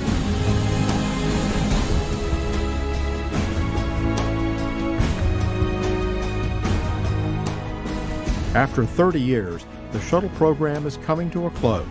When you look up and you see that vehicle take off the launch pad, I mean, it's just such a sense of pride, and you feel the shock waves hitting you in the chest, and it just vibrates you. It just brings a tear to your eye that, you know, we're a part of that program. And then to see Endeavour go up, the last ship that I flew, and I was on her maiden voyage, and she, you know, treated us so well. To see her go into space for the last time, knowing that she's going to be retired after this flight, is going to be a real sad day. The vehicles we see, you know, every one of the vehicles, including Endeavour and Discovery and Atlantis, they're all part of us, and they all are, you know, they're alive, and they represent each and one of every one of us that had worked on them. The close-knit shuttle processing team is adjusting to the shuttle's end while still maintaining laser-sharp focus on the job. You know, personally, we do have to think about putting our emotions aside. We have our job number one, which is to get this vehicle prepared safely for the mission at hand with STS-134 launch. But the toughest moment will be that final wheel stop when Endeavour returns to Earth for good. Houston, Endeavour, wheel stop. Roger, wheel stop, Endeavour. Welcome home. I didn't want to get out of the seat. I mean, this was my spaceship. You know, it really, that was hard getting out. In fact, of all the things I've done, it was hard. Getting out of that seat and giving Endeavour back to the team was, that was tough. When Endeavour flies for the last time, it'll be show respect for everything that we've done for many, many years. We love the shuttle program, and we love this vehicle. Any vehicle that flies has to, you know, prove that it's flight worthy, and Endeavour did that. It's been a great vehicle.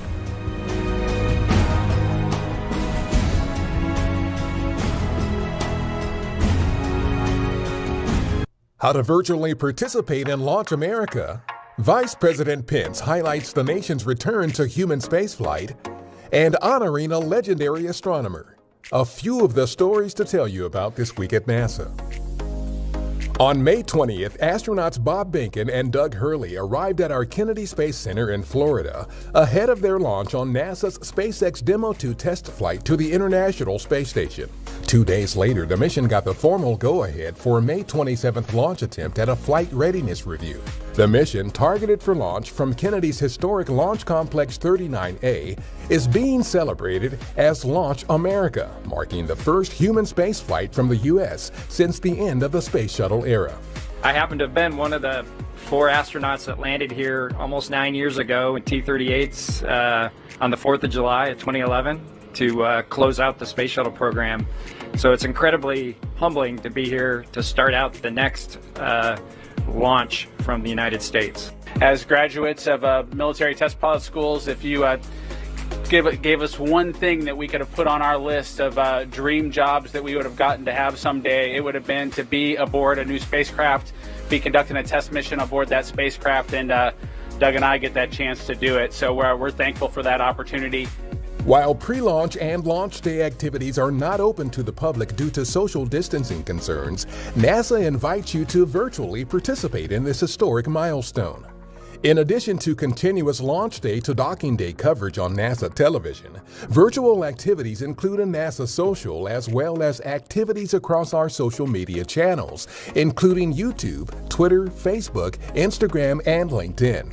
For more about how to virtually participate, go to nasa.gov/beourguest. Welcome to the Launch America edition of the National Space Council. On May 19th, Vice President Mike Pence convened the 7th meeting of the National Space Council at our headquarters in Washington, D.C. Our Administrator Jim Bridenstine, as well as astronauts Bob Behnken and Doug Hurley, joined the event via live web streams to highlight NASA's SpaceX DM-2 mission to the space station. On May 20th, we announced that the Wide Field Infrared Survey Telescope currently under development has been named in honor of the late Nancy Grace Roman, NASA's first chief astronomer. The telescope is targeted for launch in the mid-2020s to investigate long-standing astronomical mysteries and to search for distant planets beyond our solar system. NASA received 4 2020 Webby Awards and 4 People's Voice Awards highlighting the agency's diverse online offerings. We received an agency record 12 nominations this year. The Webby Awards are presented by the International Academy of Digital Arts and Sciences. The Japan Aerospace Exploration Agency and Mitsubishi Heavy Industries launched an unpiloted HTV-9 cargo spacecraft on May 20th, loaded with more than 4 tons of supplies for the International Space Station, including the final set of new lithium-ion batteries and adapter plates to complete a multi-year upgrade of the station's power system. Annie Glenn, wife of late NASA astronaut and U.S. Senator John Glenn, died this week at age 100. A NASA statement praised Annie Glenn as a stalwart member of the space and military communities whose courageous support of her legendary husband was unmatched. The statement also noted her lifelong public service on behalf of children, the elderly, and the disabled. That's what's up this week at NASA. For more on these and other stories, follow us on the web at nasa.gov/twan.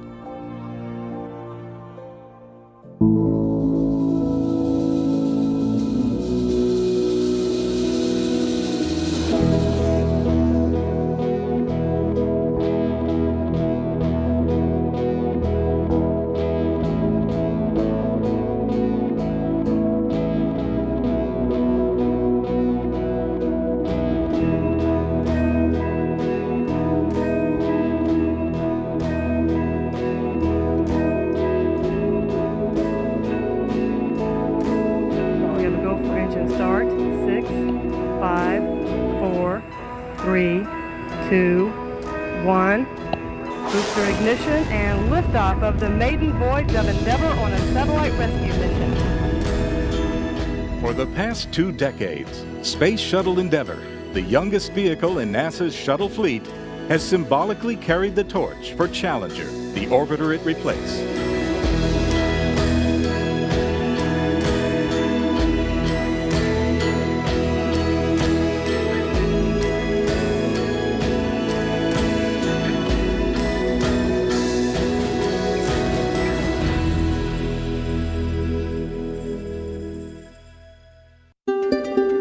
NASA is preparing for the final flight of Endeavour, a trip to the International Space Station during a time frame in which astronauts and cosmonauts are celebrating the 50th anniversaries of the first human spaceflight by Yuri Gagarin and the first American spaceflight by Alan Shepard, as well as the 30th anniversary of the first space shuttle flight, STS-1 Columbia. This historic 25th flight of Endeavour will include delivery of the Alpha Magnetic Spectrometer, a unique instrument that is hoped to unveil clues to the origin of our universe as it searches for antimatter, dark matter, and exotic cosmic particles from the space station.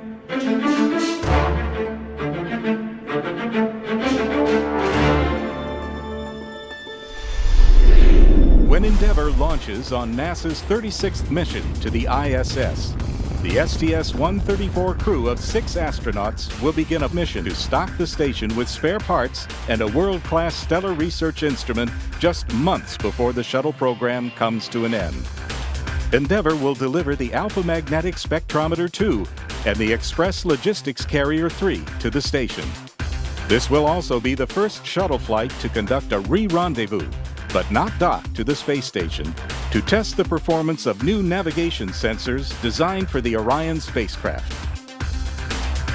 During 4 scheduled spacewalks, Endeavour's crew will conduct the last spacewalks by shuttle crew members to prepare the ISS for its next decade of service.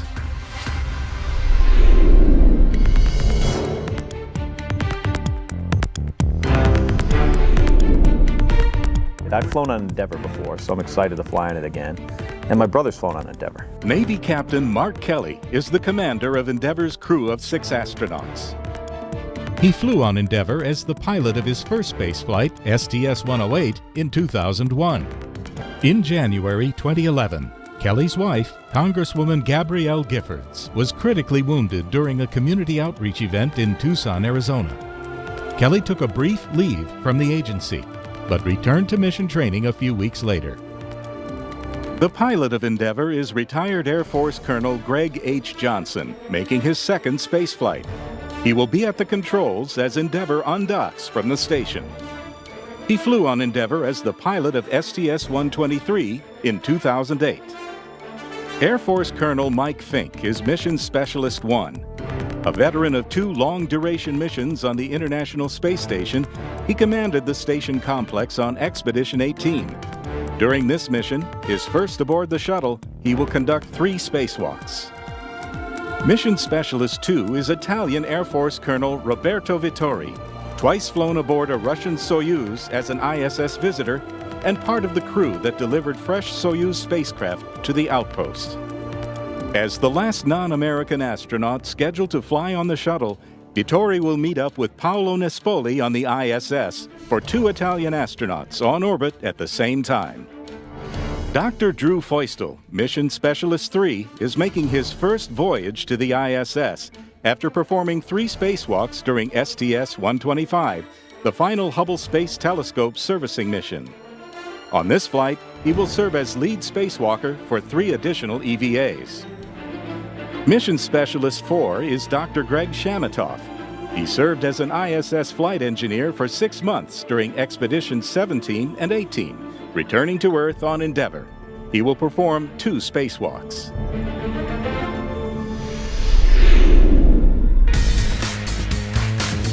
We've got a whole list of mission objectives, probably 30 things on the list. But the big objectives is to get the alpha magnetic spectrometer installed on the outside of the space station. The Alpha Magnetic Spectrometer 1, a simplified cosmic ray detector, flew on STS-91 in June 1998. The AMS-2 is a first-of-its-kind instrument designed to study the fundamental nature of the universe and will allow us for the first time to search for antimatter and dark matter theorized to exist. Nobel physicist Dr. Samuel Ting leads the team of over 500 scientists from 16 countries. I started studying physics. Soon after I achieved my degree as a test pilot, I went back and complete my degree. And ironically, my teacher was Professor Battiston, that is the deputy chief of the AMS experiment. So it may appear as a very strange coincidence that today I will be the one to take this unique piece of hardware, take it from the bay of the shuttle and give it to install on the station. On Flight Day 4, Vittori and Feustel, operating the shuttle arm, will grapple the AMS-2 and hand it off to the Gregs, Johnson and Shamatoff, operating the station arm for robotic installation onto the station's S3 truss. The second of 2 components that Endeavour's crew will attach to the ISS is the ELC-3 pallet, the Express Logistics Carrier 3. ELC-3, similar to ELCs 1 and 2 delivered on STS-129, includes a full ATA, ammonia tank assembly, 2 SASs, S-band antenna support assemblies, and a spare arm for Dexter, the special-purpose dexterous manipulator. On Flight Day 3, Vittori and Fink will unberth the ELC-3 with the shuttle arm and hand it off to station arm operators Shamatoff and Johnson for installation on the station's P3 truss. STS-134 will be the first shuttle flight to re-rendezvous with the ISS and to fly a rendezvous trajectory to mimic Orion's trajectory. The purpose of STORM, Sensor Test for Orion RELNAV Risk Mitigation, is to evaluate the performance of Orion relative navigation sensors for future spacecraft.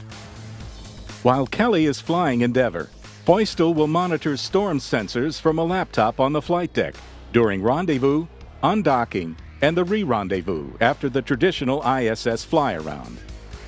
Endeavour will pull away from station and execute several maneuvers before approaching on a different trajectory to allow the STORM vision navigation sensors to gather data.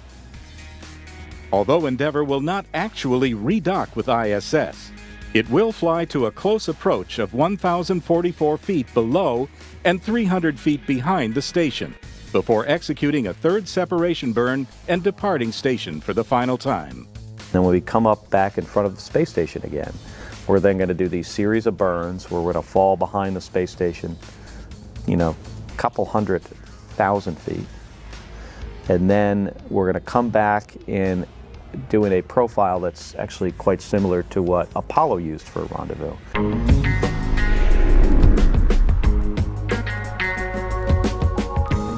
During STS-134, Feustel, Fink, and Shamatov will take turns stepping outside the hatch for 4 scheduled spacewalks.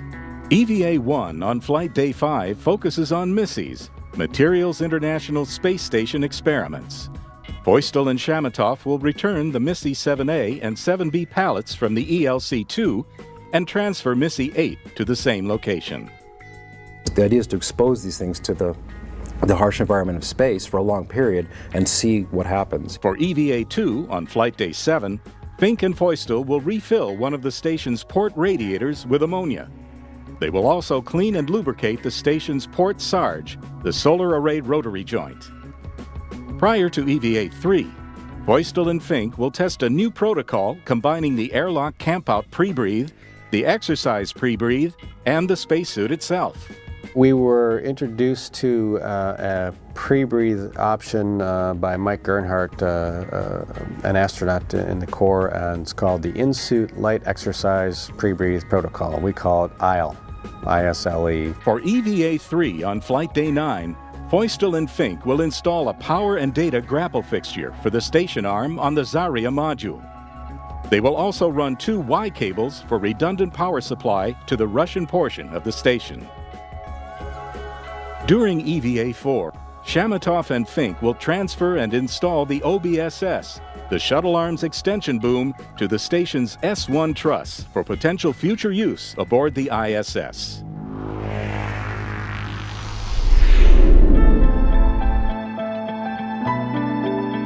We have come very far in the last 50 years from not being able to fly in space to landing on the moon and building this incredible facility in orbit and routinely flying, you know, people up and down into low Earth orbit. It is amazing how much we've accomplished in 50 years, and it took so many people to make all that possible. It's an unbelievable honor to kind of be the representative of that generation of dreamers for me.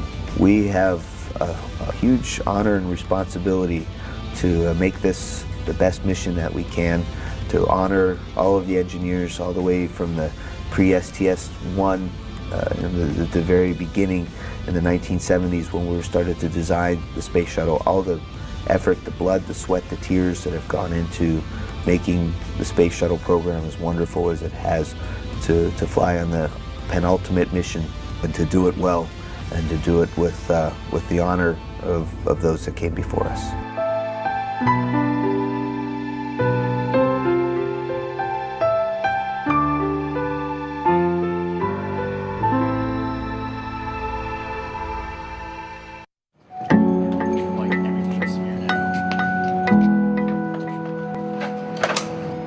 Good at the vehicle. Good. Good. Good. Good spark. Light showing green. So Masson has been a part of the Flight Opportunities Program since its inception. We were one of its first customers. Copy that in progress. There's a lot of benefits. One, we get to fly our rocket. We're always testing our own hardware. Two, we get to interface with like-minded individuals who have, at the end of the day, the same goals, which is to go to the moon, go to Mars, go to these other bodies.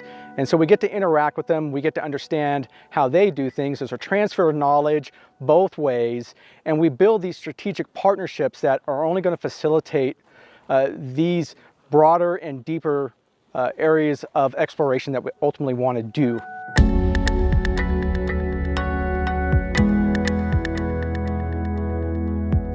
Confirming that test site's up, vehicle payload are good, and we're ready to start the checklist. So Masson is the flight provider of these flights. Ground crew in position for a quick check.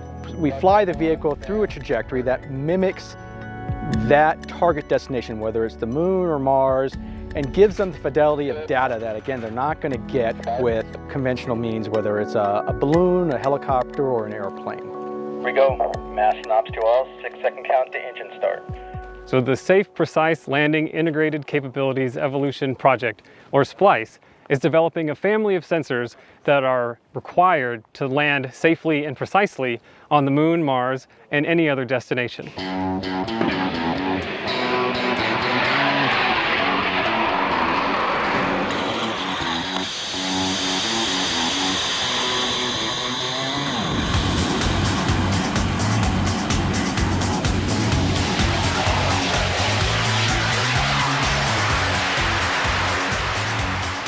The testing on rockets gets us even closer to that lunar landing-like test, where we can get as close as we can to that actual lunar landing here on Earth, allowing us to have additional confidence that our systems are going to work when we actually go to the Moon.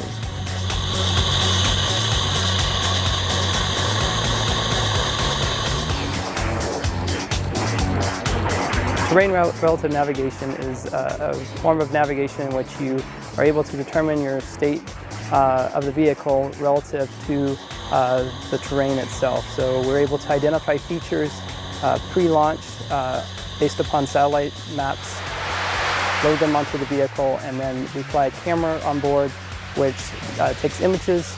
We compare those images to the maps that we've loaded with the pre-identified features, and from that we identify the features in the images captured, map them to the satellite maps, and then from that we can tell relative where we are to the terrain, so we can get altitude and whatnot relative to the terrain that we're seeing. So I think it's going to be critical for future flights. Most of the future missions that we're looking at are going to be pretty much autonomous, try to keep as much human interaction to a minimum. So in order to be able to navigate at the Moon where we don't have GPS and other very accurate state information, terrain relative navigation is kind of your next best. The vision navigation portion of it is kind of the next best thing that we can go with. So I think it's going to serve a critical part in the upcoming return to the Moon. Also, as we move towards a sustained presence on other bodies like the Moon, we'll need these precision landing capabilities in order to deliver cargo nearby where we have our crewed outposts.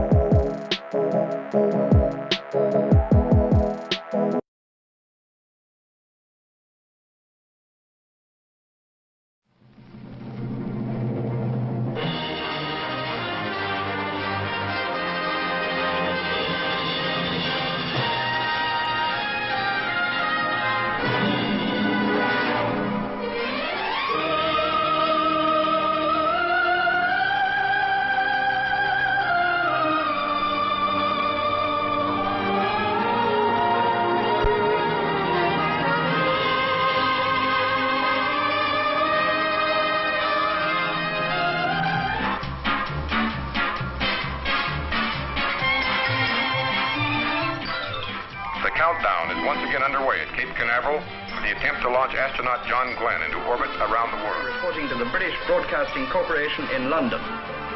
The 0 hour for Colonel Glenn's launch. En Floride, où une fois de plus, les dernières minutes de départ de l'astronaute américain. A contare I minuti per l'astronauta americano John Glenn al Cape Canaveral, Florida. يتحضر مرة ثانية لدورته حول العالم. 佛罗里达州坎纳法国太空航天员约翰·格林。ケープカナベラルではアメリカの宇宙飛行士ジョン・グレンの早期を目前に。Proyecto Mercurio han reportado que ambos, el astronauta y su cohete Friendship 7,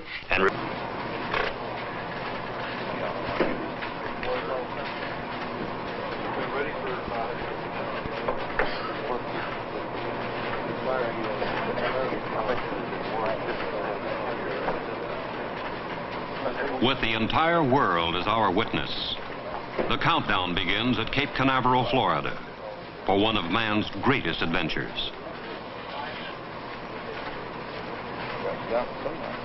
It begins here with these men, for they are the launch team. And from now until the instant of flight, the fate of today's mission rests principally upon their skills and judgments. The countdown is their master plan, and they proceed through its ritual with unhurried deliberation. Its pages contain the timetable of order they must follow to awaken a giant machine, to test its readiness, and to prime it for the one supreme moment for which it was created. ISO now, meter reads 19 volts. 12 volt standby on, now meter reads 11.5. 6 volt isolated. Minute after minute, page upon page, the count continues. And in the night beyond this blockhouse, a modified Air Force Atlas rocket now hums with restless energy beneath a Mercury spacecraft as these men usher it toward its final minutes on Earth. Today is February 20th, 1962. And today, if all goes well, the men here will launch an American astronaut into orbit around the world in a spacecraft which he has named Friendship 7.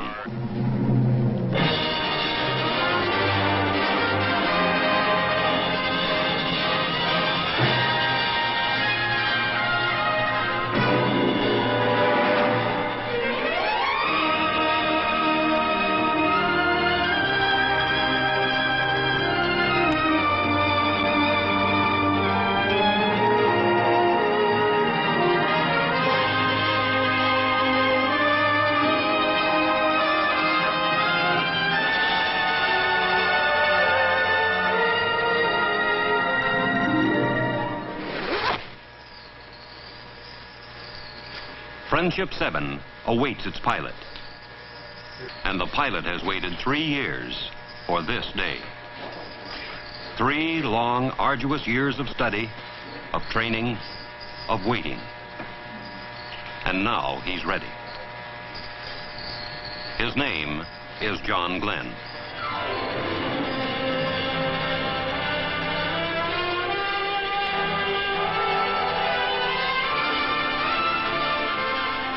Astronaut John Glenn of New Concord, Ohio, Lieutenant Colonel, United States Marine Corps. Married, father of 2 teenage children. Glenn has been a pilot over half of his 40 years, has flown in 2 wars, and is a veteran test pilot who 5 years earlier established a transcontinental flight record as the first man to average supersonic speeds across America. He volunteered for spaceflight, is one of 7 astronauts selected for Project Mercury, the man in space program directed by the National Aeronautics and Space Administration.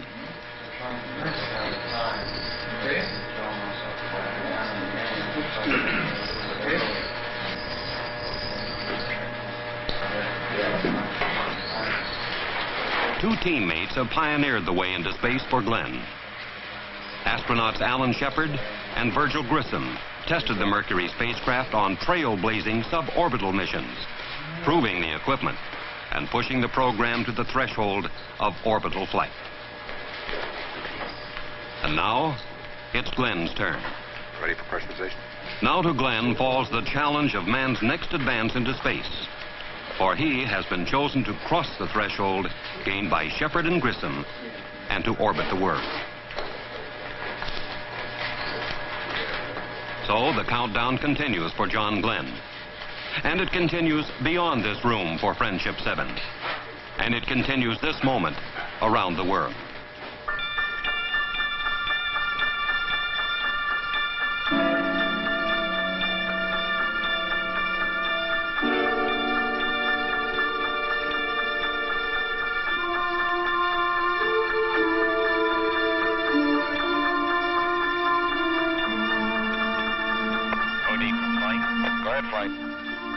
These are John Glenn's ground-based co-pilots, men he knows well, with whom he's trained, and in whose judgment his life is entrusted this day.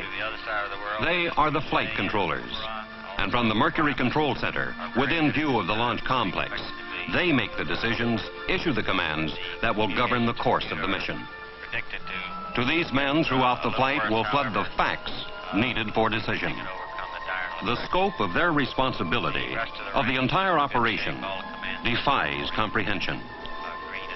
Now, this very instant, the countdown for flight continues around the world. On 3 continents, on islands, in ships and planes, in lands where it's summer and tomorrow is near, in lands where it's winter, and this day is just beginning. Roger, how about you recovery? Recovery, go. Roger, recovery. Roger, CTC, Mercury Control Center is go.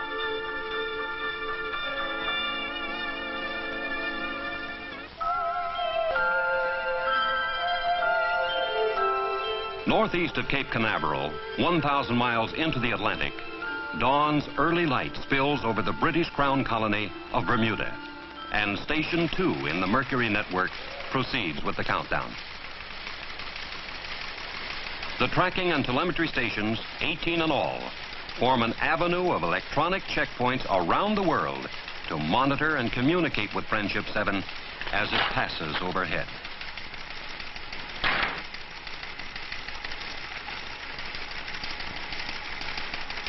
Okay, this is Bermuda. Okay, this is Bermuda. Roger. Telemetry, M&O. If radar is the eyes of the station, then telemetry is the ears. Each second, telemetry will hear and record nearly 2,000 items of information radioed down from Friendship 7. And in the months to come, engineers and scientists will find in telemetry records the answers needed for the bolder space explorations of the future. Displays and recorders have been calibrated. Roger, thank you. Flight, this is M&O. Go ahead, M&O. All subsystems status green. Roger, M&O. Understand all systems green.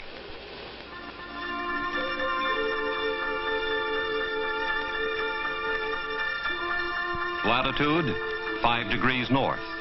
Longitude, 10 degrees west. A spot in the Atlantic Ocean off the coast of Africa. And Station 3, the Rose Knot, waits under the late morning sun for John Glenn.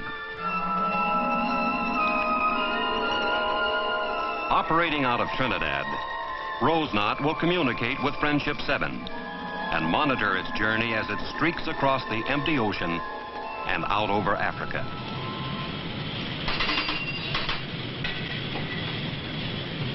Operation, this is Bridge. We're proceeding at slow speed at about 5 knots. The course is 198 through, over.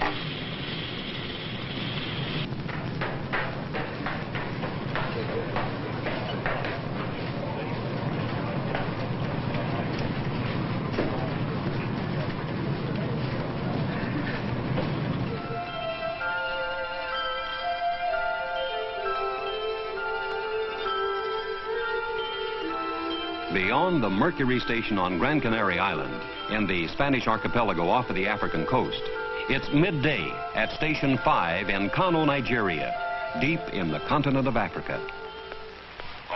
Flight data recorded here at Kano and at Zanzibar on Africa's east coast will relay through this transmitting station to London and then on to America.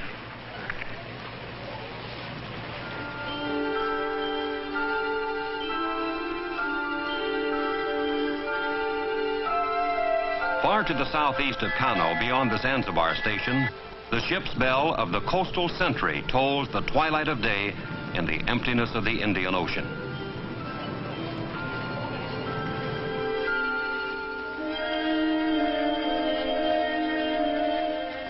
To the east, some 2,500 miles from the coastal sentry, dusk blankets the network's 8th station at Mouchet, near Perth, Western Australia, halfway around the world from Cape Canaveral. And the printout, code display.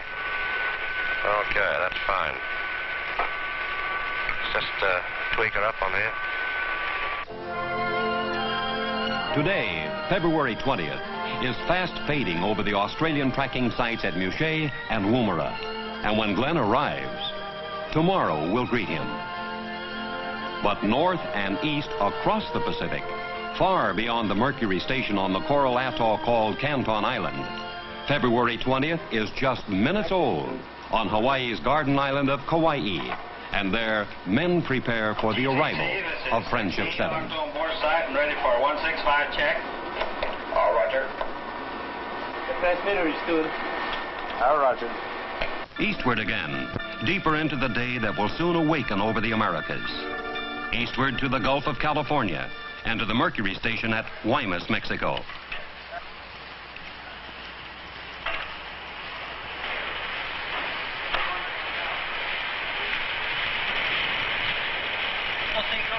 Real good. Just waiting for liftoff.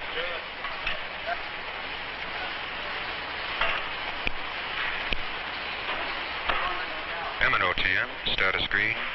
Proceeding with pre-pass calibrations. North of Mexico, in the pre-dawn along the west coast of the United States, the mountaintop station at Point Arguello, California, waits out the long countdown, ready to track John Glenn.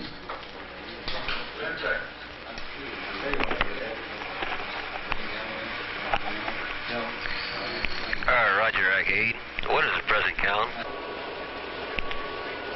Roger. Southeast now, to the farmlands of Texas, where the station at Corpus Christi continues its preparations for flight. Guaymas, Cal in Texas, please. Affirmative.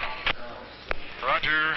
All systems, would you please commence pre-flight calibrations at this time, since the countdown is progressing normally. Advise me when you have completed them.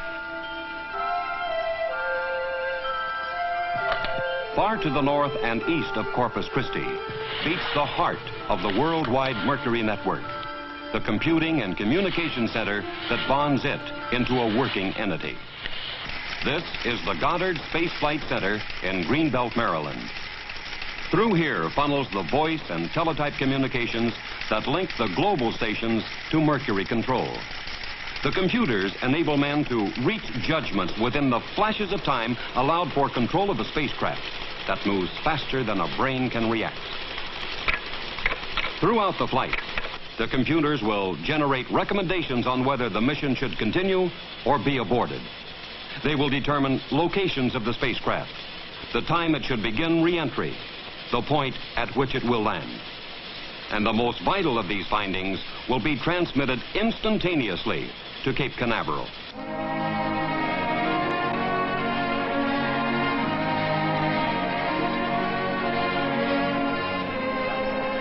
Around the world, all is ready. The men, the stations, the space vehicle. And now reporters learn from the astronaut's information officer if the most vital of all elements is ready, the man himself, John Glenn.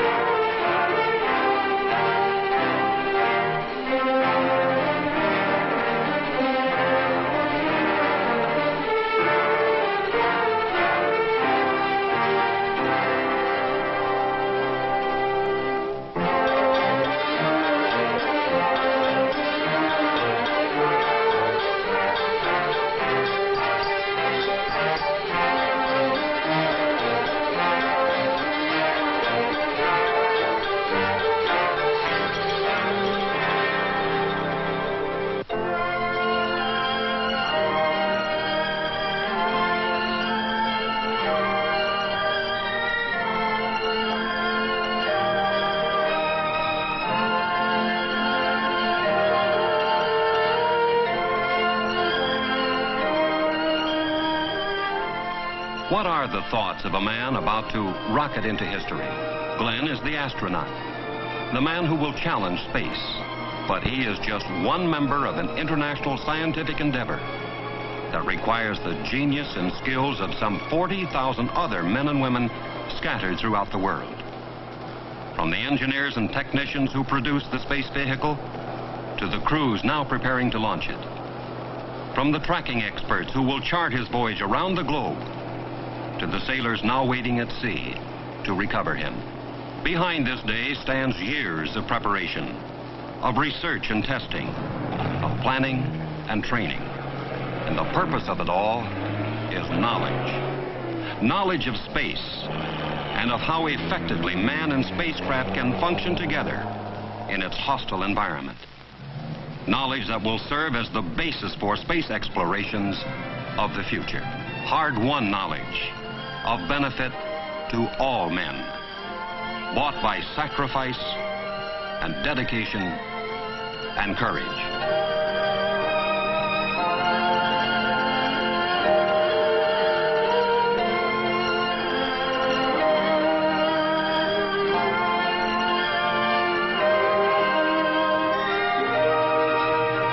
Now, just a handful of minutes remain until the spacecraft crew on the service tower call for the pilot of Friendship 7.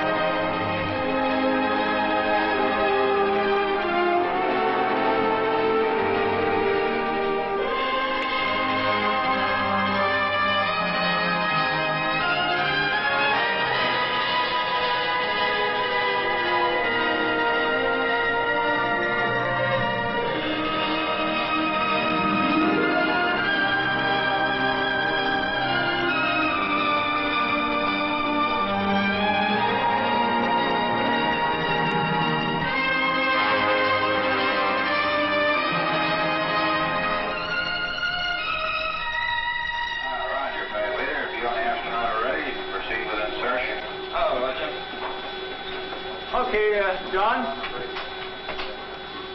You're ready.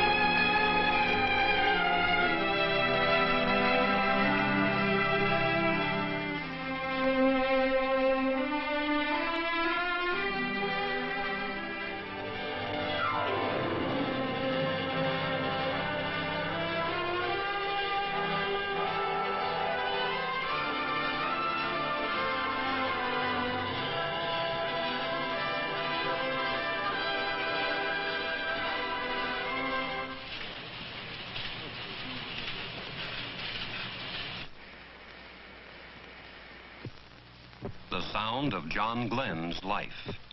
His heartbeat, you hear, will flow from Friendship 7 throughout the flight, informing those on the ground how well he endures the trials ahead.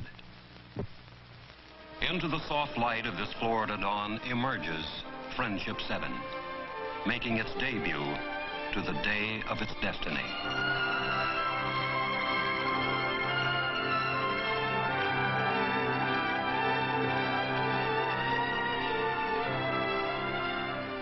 The Mercury Atlas stands alone, waiting to depart this Earth.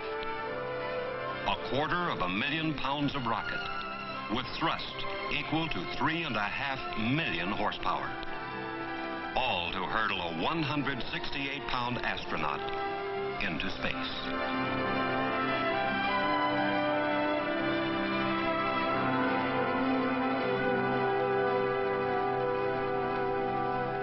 All stations. Gantry is in launch position. AMR, CNS band beacons are on. Start interrogation in 1 minute. The countdown sweeps closer to the moment of flight, and recovery teams here at the Cape and around the world ready themselves to aid the astronaut. Above all else, John Glenn's safety is paramount, the dictating factor in all planning. Never in all of history have so many people shared, without censorship, an adventure of such magnitude. Through all news media in all languages, all the peoples of the world are witness to this exploration of space, to its success or failure.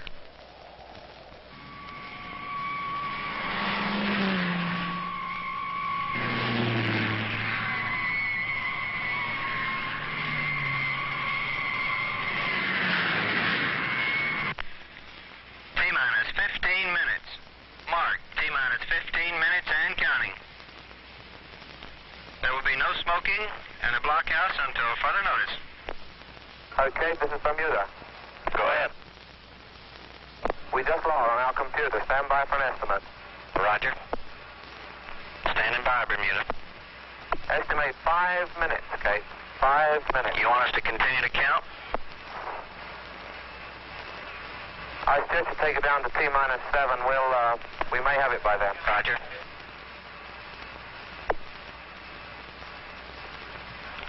You want us to hold, Bermuda? We would like to hold at 7 and rerun a B-sim. We lost our main power on the computer, and we just want to check that nothing else has gone wrong. What do you estimate? Somewhere between 5 and 10 minutes, Cape. Can't you expedite? Make it 5. All stations are holding at 6 minutes and 30 seconds. Estimate 5 minutes.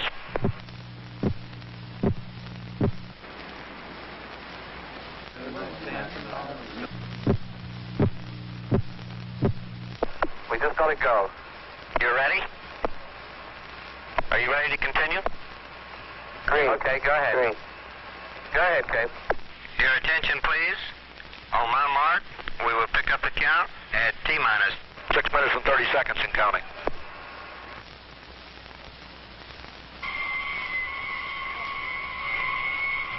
The time nears, and soon, this Earth path indicator in the capsule will begin showing John Glenn his changing positions above the world.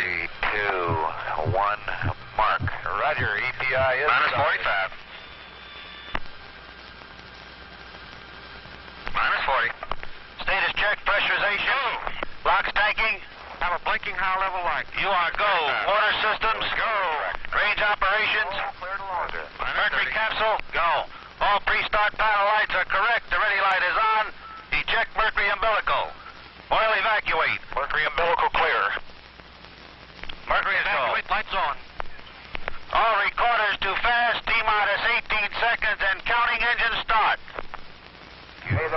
be with you, Thomas. Godspeed, John Glenn. 10, 9, 8, 7, 6, 5, 4, 3.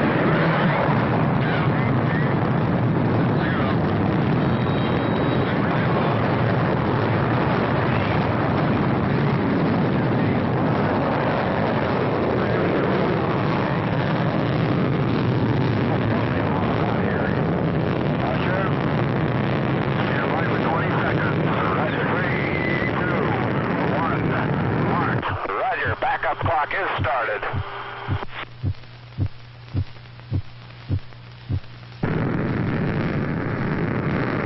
Fuel 102, 101, oxygen 78, 100, amps 27. Roger, loud and clear, flight path is good, 69.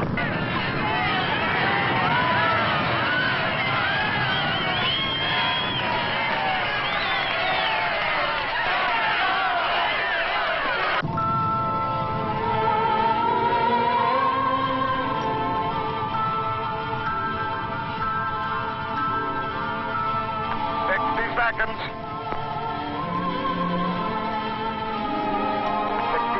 it still looks real good from here. 70 seconds, leaving a nice vapor trail now. It looks real fine.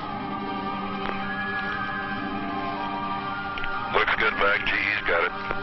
80 seconds and looks real good from here. 85.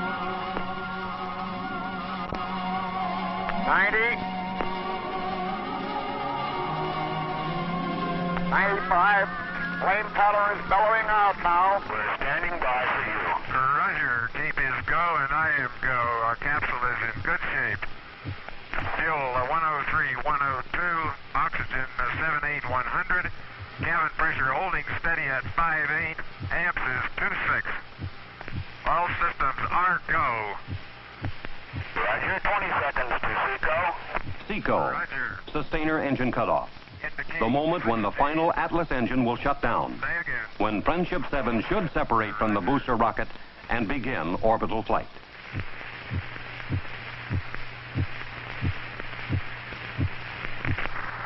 SECO. Lots of grades fired. Okay. Roger. 0J, and I feel fine. Capsule is turning around.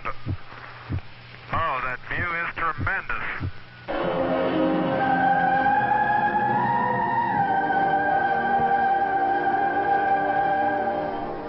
To John Glenn now belongs an awesome panorama.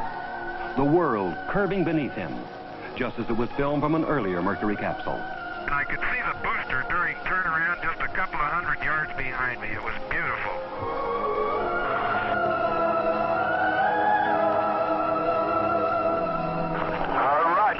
You have a go, at least 7 orbits. Roger, understand go for at least 7 orbits.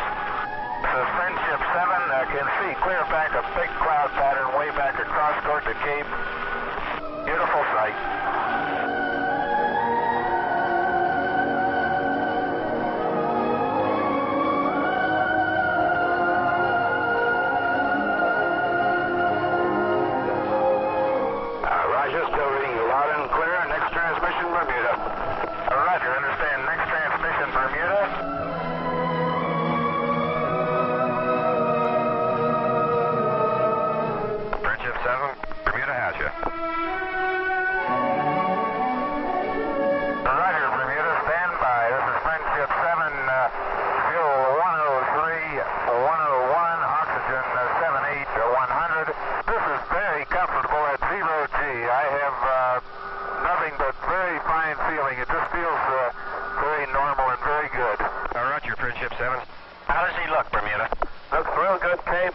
Surgeon reports everything okay, all systems okay, good voice contact both ways. Roger. Friendship 7, anything to report on control system checks? Not yet, everything appears to be going okay. I'm now on the yaw part of the check, coming off right on schedule. Very good, very good. So far is excellent, very good, no problems at all so far on control. Roger. Friendship 7, it's Bermuda. cutting out on UHF. If you read, go to HF. Roger, going. Friendship 7, Bermuda Capcom on HF. Friendship 7, Friendship 7. Friendship 7, I'll read you very weak. Give me your status on control system check, please.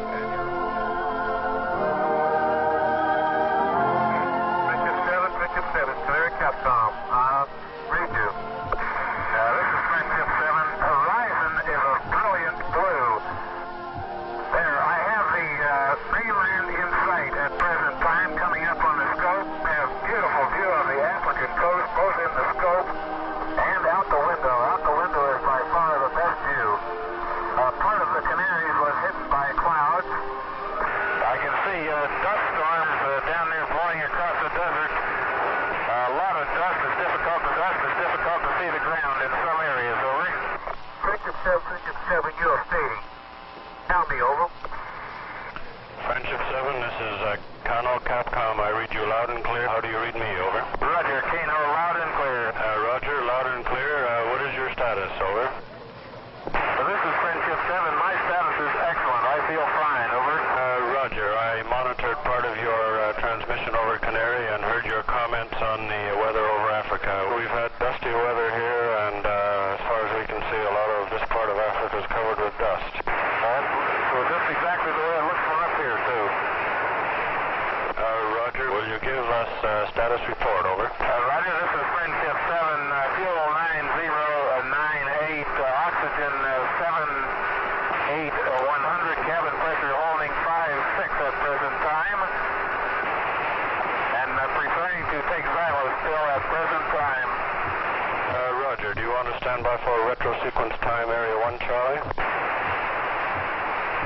Roger, going back on ASCS, yaw check, okay. It's a little different display than I had really anticipated, but it checks okay, and I can pick up yaw. I have to be about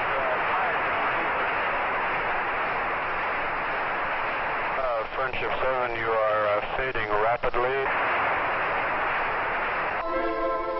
Across Africa, races Friendship 7 at 17,545 miles an hour, 300 miles a minute, 4 miles for every heartbeat of John Glenn.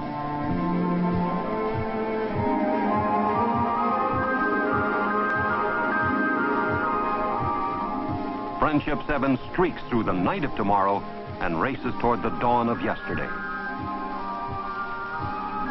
Above the Indian Ocean flashes Friendship 7, far beyond human sight, seen only by the electronic instruments of the Coastal Sentry as she records the lightning passage of the man in space.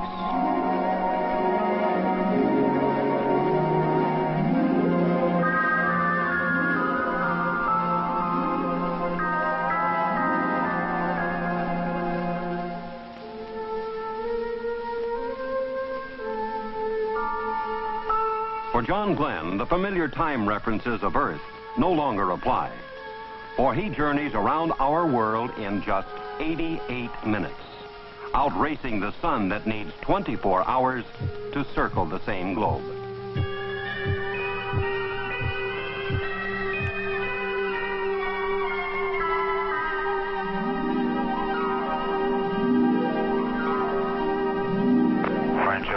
Friendship 7, this is Muget Comtape. Friendship 7, this is Muget Comtape. Do you read, over? Hello, Muget Comtech. This is Friendship 7, reading you loud and clear. How me? Roger, Friendship 7, Muget Capcom. How me, over? Roger. How you doing, Gordo? We're doing real fine up here. Everything is going very well, over. Very good, John. You sound good. Roger. That was sure a short day. Time passes rapidly, huh? Yes, sir. Right. Shortly, you may observe some lights down there. You want to take a check on them out to your right, over? Roger. I'm all set to see if I can't get them in sight. Roger. Any symptoms of vertigo or nausea at all, over? Negative. No symptoms whatsoever. I feel fine, over. Good show. Roger. I do have a lights in sight on the ground, over. Roger, understand. You're just off to your right there. That's affirmative. Just to my right, I can see a big pattern of light, apparently right on the coast. I can see the outline of a town and a very bright light just to the south of it. Hey, Roger, that's Perth and Rockingham you're seeing there. Roger, the lights show up very well, and thank everybody for turning them on, will you? Roger, sure will, John.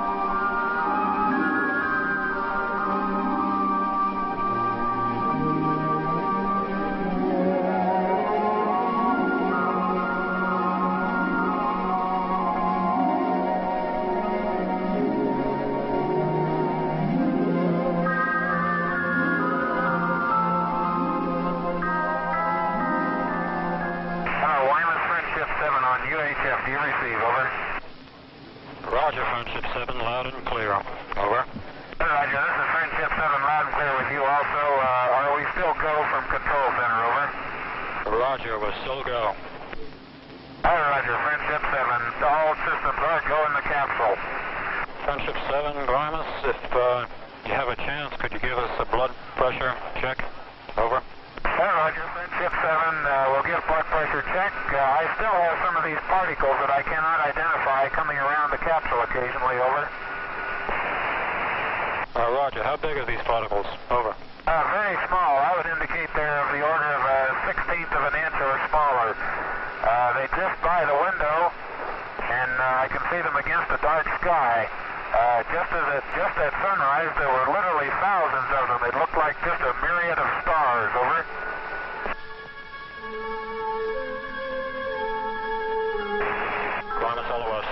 LOS, loss of signal. Weymouth has lost contact, and Friendship 7 streaks home, an unseen comet darting across the land of its origin. Canaveral contact, how do you copy? Over. Friendship 7 to Canaveral, read you loud and clear. How me? Over. Roger, Friendship 7, Canaveral contact, reads loud and clear. Stand by the Capcom, please. Roger. Roger, still reading you. 7, this is Cape Cod, Bermuda now. Roger, this is Friendship 7. Friendship 7, this is Bermuda Capcom. Roger, this is Friendship 7. I'm controlling fly-by-wire present time. I have no left jaw low thrust. Minor trouble aboard Friendship 7. A malfunction in the automatic control system was causing the spacecraft to yaw in skid-like fashion, away from its proper flight attitude. But Glenn is overriding the faulty system and now manually controls Friendship 7 on fly-by-wire, directing its movements by hand control, much like a pilot flies a plane. On fly-by-wire at present time. Understand? Friendship 7, this is Kano Capcom standing by. Hello, Kano. Friendship 7, we have telemetry solid and check all your systems out okay. We'll remind you to start pre-dark side checklist as soon as you lose contact with us. Roger, Friendship 7.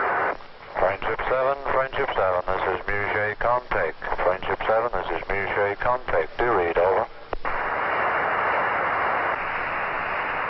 Okay, this is Friendship 7 to me. Roger, Friendship 7, Musée Capcom. Will you confirm that your landing bag switch is in the off position, over? That is affirmative. Landing bag switch is in the center off position. Roger, you haven't had any banging noises or anything of this type at higher rates? Negative. Roger, they wanted this answer. Masked behind that routine report, the first hint of potential disaster. It came when astronaut Cooper relayed a request from Mercury Control, asking Glenn to check the status lights for the capsule's landing impact bag. Glenn reports status normal. But ground stations are now receiving an ominous chilling signal, an indication that the heat shield on Friendship 7 seems to have come loose. Friendship 7, Hawaii contact. Hawaii, Friendship 7, over. Friendship 7, this is Hawaii Capcom. Do you still consider yourself go for the next orbit? Affirmative. I am go for the next orbit. Roger, understand it. MCC confirms that they are go at the present time for third orbit. Friendship 7, this is California contact. California contact, do you read? Over. Hello, California contact, Friendship 7, loud and clear, how me? Roger, Friendship 7, this is California Capcom, read you loud and clear, John. Roger, receiving you much better now, Wally, you're very good. John, the Aeromeds are real happy with you, you look real good up there. All right, fine, glad everything's working out. I feel real good, Wally. Good show. We're real pleased to let you go by this time. We'll see you next time around. This is Mercury Control. We now have a contact with our Guaymas, Mexico station and with the Corpus Christi, Texas tracking station. The Friendship 7 spacecraft is now committed to its third orbit. This is Mercury Control. In Mercury Control at Cape Canaveral, a decision must be made, and soon. The signal pulsing down from Friendship 7 indicates still that the heat shield is loose. Could the signal be erroneous? There is no way to tell. But if it's true, then John Glenn could perish in a searing inferno when he plunges back into the atmosphere. The retro rockets that slow the spacecraft and head it back toward Earth are strapped over the shield. If they were left on after retro fire, instead of being jettisoned as in normal re-entry, then their straps might hold the shield in place before they burn off.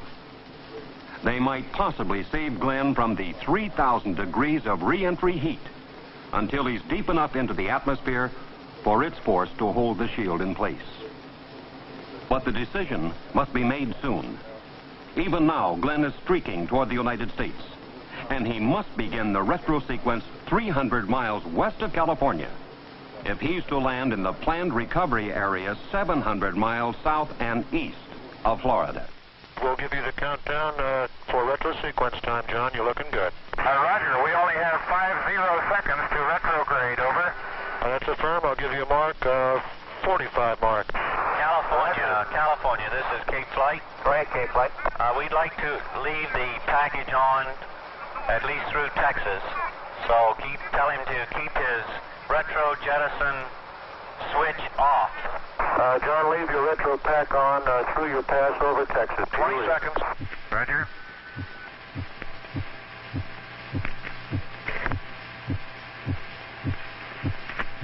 Five, 4, 3, 2, 1, fire. Roger. Retros are firing. Oh, Roger, baby. Are they ever? It feels like I'm going back toward Hawaii. Don't do that. You want to go on the East Coast. Roger. Fire retro light is green. All three here. Roger. Roger. Retros have stopped. 100. Keep your retro pack on until you pass Texas. That's affirmative. John. That's real good-looking flight from what we've seen.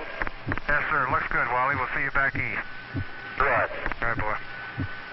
Texas, Capcom, Cape Flight. Go ahead, Cape Flight. Go ahead. We have decided to re-enter with the pack on. This is Texas, Capcom, Friendship 7.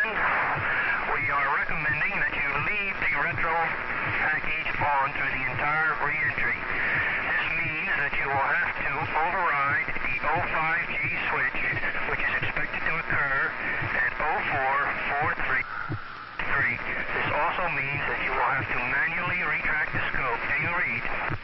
This is Friendship 7. What is the reason for this? Do you have any reason? Over. Not at this time. This is the judgment of Cape Flight. Roger. Say again your instructions, please. Over. We are recommending that the retro package not, I say again, not be jettisoned. This means that you will have to override the 05G switch, which is expected to occur at 044353. This is approximately 4.5 minutes from now. This also means that you will have to retract the scope manually. Do you understand? Roger, understand. I will have to make a manual 05G entry when it occurs and bring the scope in manually. Is that affirmed? That is affirmative. Friendship 7. Roger. Friendship 7 is escaped, over. Go ahead, Cape, Friend 7. I recommend you go to re-entry attitude and retract the scope manually at this time. Roger, retracting scope manually. While you're doing that, we're not sure whether or not your landing bag is deployed. We feel it's far safer to re-enter with the retro package on. We see no difficulty at this time in that type of re-entry. Over. Roger. Understand. 7 is escaped. The weather in the recovery area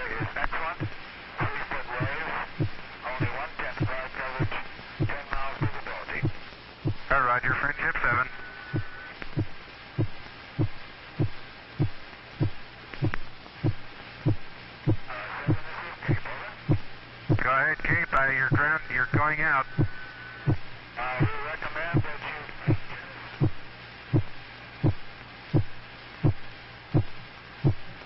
Retro pack upon reaching 1 to 1.5 G. Do you understand? Over. Amen. 7, this is Cape, transmitting blind. Recommend Suddenly, all contact with John Glenn and Friendship 7 is lost.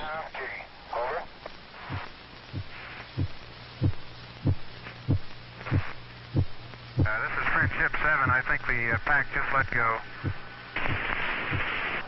Friendship 7, this is Cape. Do you read? This is Friendship 7, a real fireball outside. 7, this is Cape, transmitting blind. Hello, Cape, Friendship 7, over.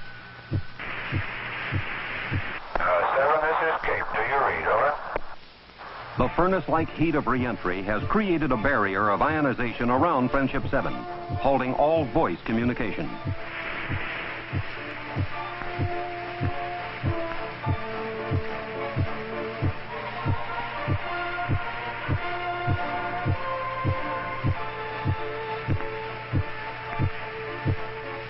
Alone, he plunges back toward Earth, a fiery meteorite.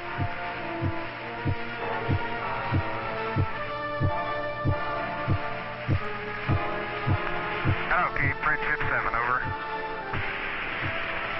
Friendship 7, this is Cape. Do you read? Over. Hello, Cape, Friendship 7, do you receive? Over. The thickening atmosphere breaks his descent, slowing Friendship 7 from 17,500 miles an hour to 1,300 miles an hour in slightly over 3 minutes. And the forces of gravity slam against John Glenn until he weighs 8 times his normal weight.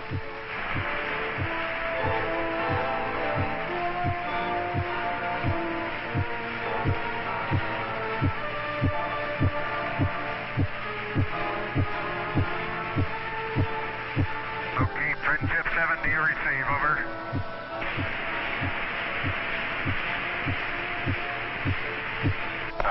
This is Cape, transmitting blind. Your IP is within 1 mile of the uprange destroyer. Voice call is Steelhead.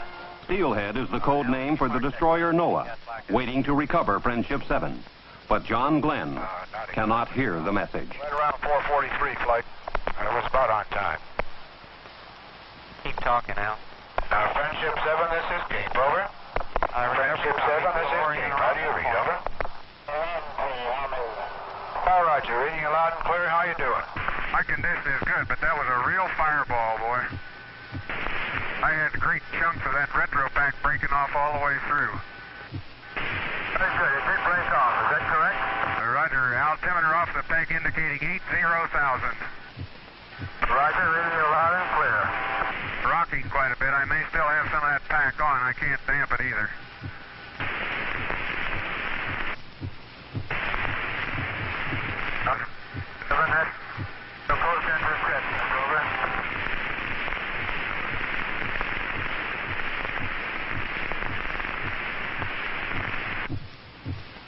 Friendship 7 going to drogue early. It's a rocky first.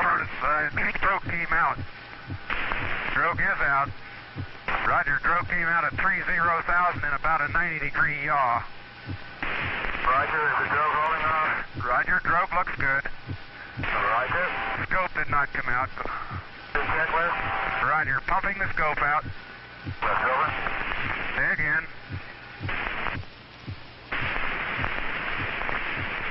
Roger, re-entry checklist complete. Standing by for main at 10. Roger.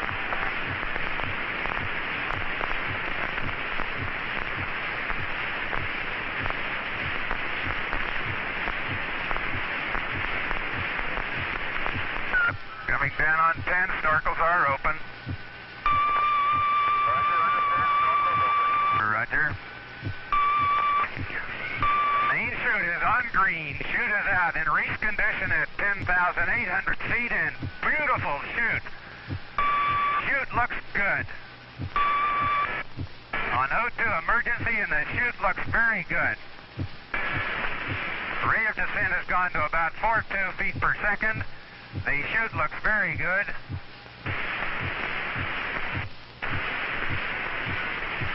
Hello, Mercury Recovery. This is Friendship 7. Do you receive? Mercury, Friendship 7, this is Steelhead, loud and clear, over. Roger, Steelhead. Friendship 7, the chute looks very good, over.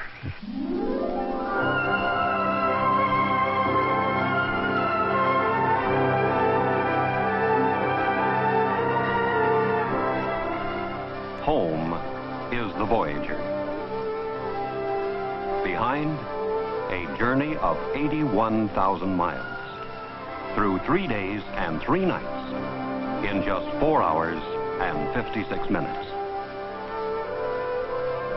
At 3:04 p.m. Eastern Standard Time, Friendship 7 comes to rest aboard the United States destroyer Noah, and John Glenn returns to the people of Earth.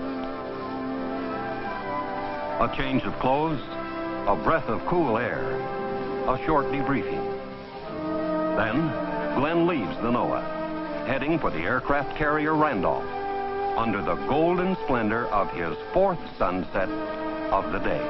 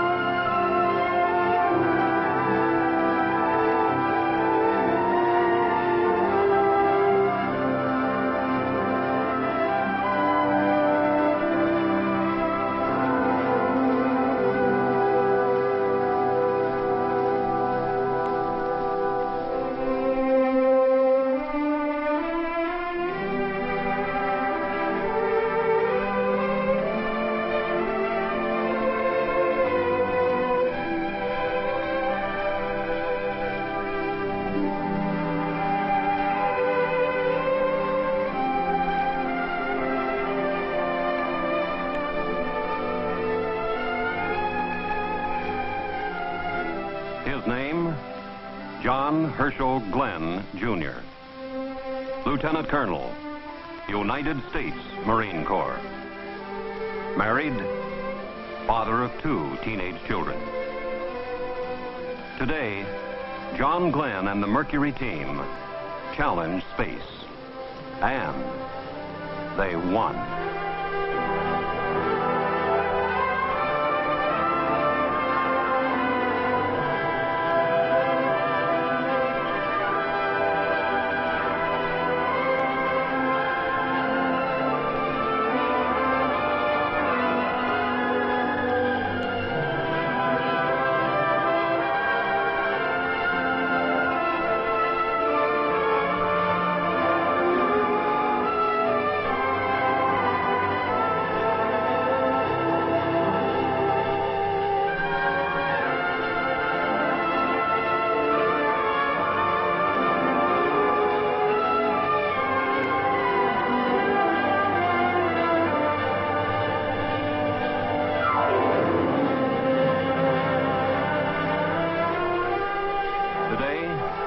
John Glenn dared space.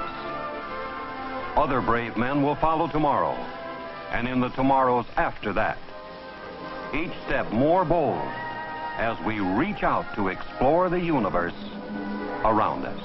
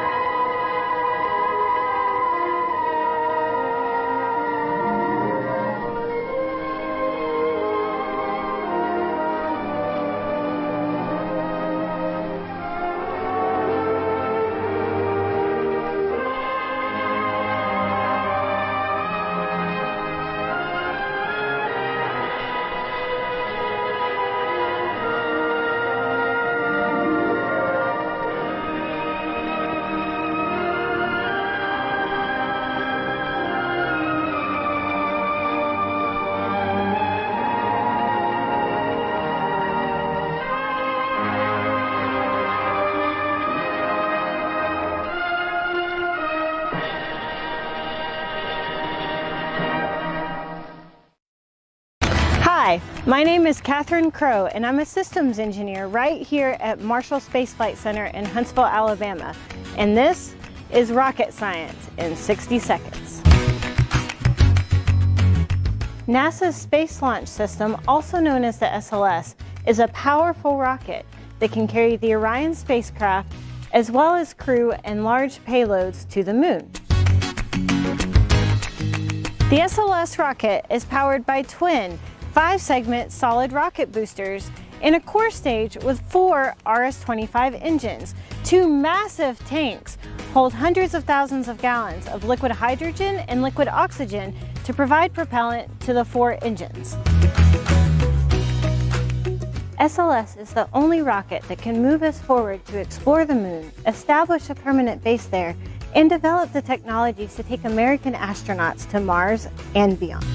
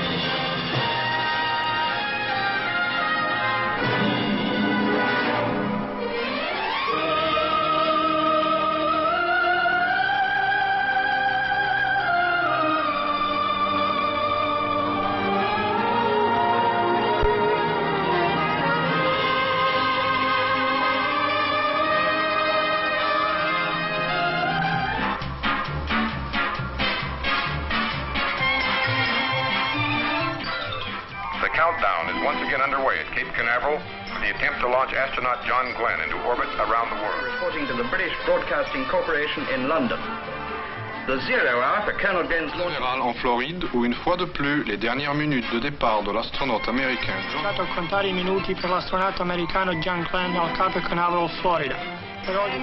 يتحضر مرة ثانية لدورته حول العالم. 佛罗里达州坎纳法国太空航天员约翰·格林。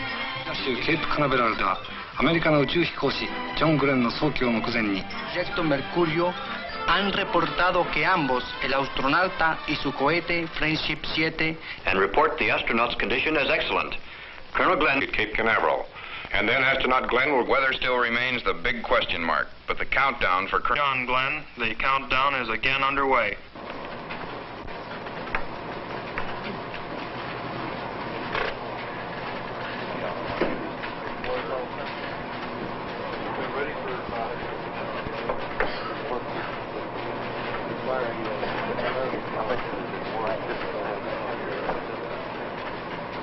With the entire world as our witness, the countdown begins at Cape Canaveral, Florida, for one of man's greatest adventures.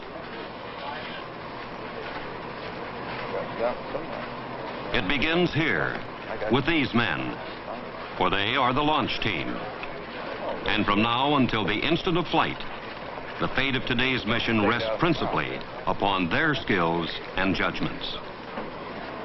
The countdown is their master plan, and they proceed through its ritual with unhurried deliberation. Its pages contain the timetable of order they must follow to awaken a giant machine, to test its readiness, and to prime it for the one supreme moment for which it was created. ISO on now, meter reads 19 volts. 12 volt standby on, now meter reads 11.5. Minute after minute, page upon page, the count continues. And in the night beyond this blockhouse, a modified Air Force Atlas rocket now hums with restless energy beneath a Mercury spacecraft as these men usher it toward its final minutes on Earth. Today is February 20th, 1962. And today, if all goes well, the men here will launch an American astronaut into orbit around the world in a spacecraft which he has named Friendship 7.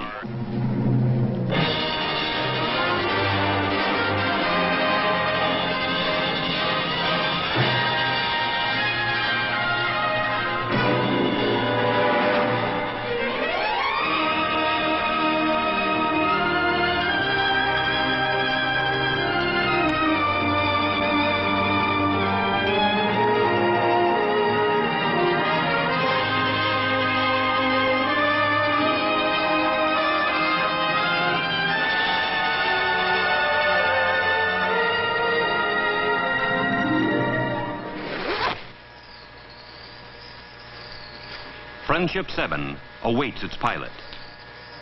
And the pilot has waited 3 years for this day.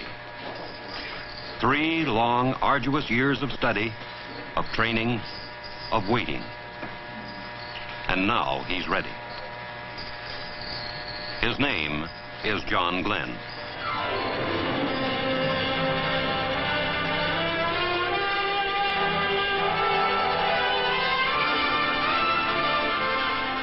Astronaut John Glenn of New Concord, Ohio. Lieutenant Colonel, United States Marine Corps.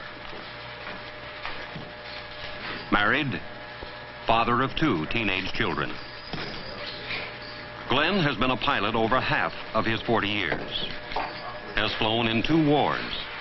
And is a veteran test pilot who 5 years earlier established a transcontinental flight record as the first man to average supersonic speeds across America. He volunteered for spaceflight, is one of 7 astronauts selected for Project Mercury, the man in space program directed by the National Aeronautics and Space Administration.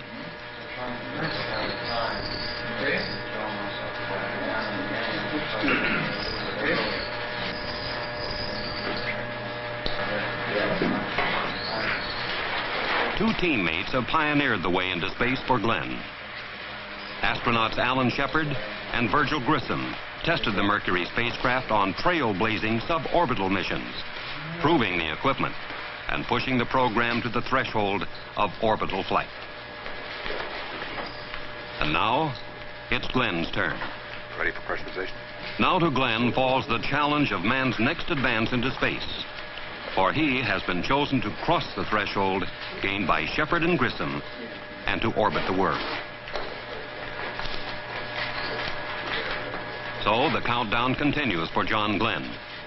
And it continues beyond this room for Friendship 7. And it continues this moment around the world.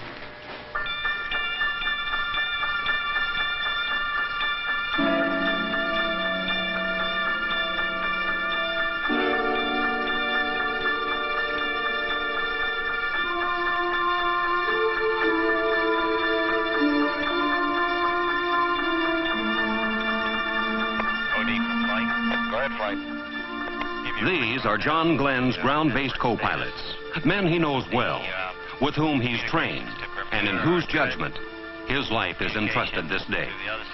They are the flight controllers, and from the Mercury Control Center, within view of the launch complex, they make the decisions, issue the commands that will govern the course of the mission.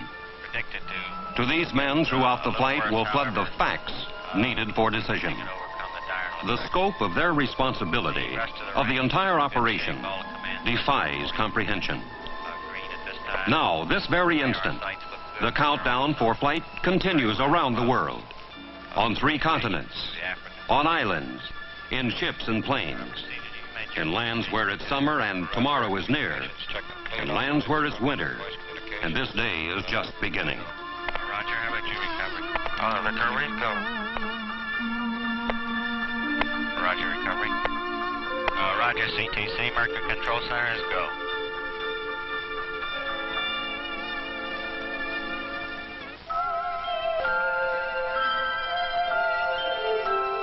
Northeast of Cape Canaveral, 1,000 miles into the Atlantic, dawn's early light spills over the British Crown colony of Bermuda, and Station 2 in the Mercury network proceeds with the countdown.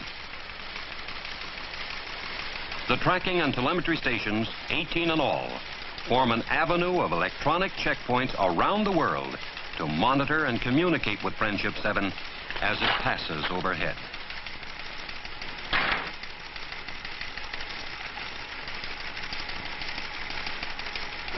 Okay, this is Bermuda. Okay, this is Bermuda. Roger. Telemetry, M&O.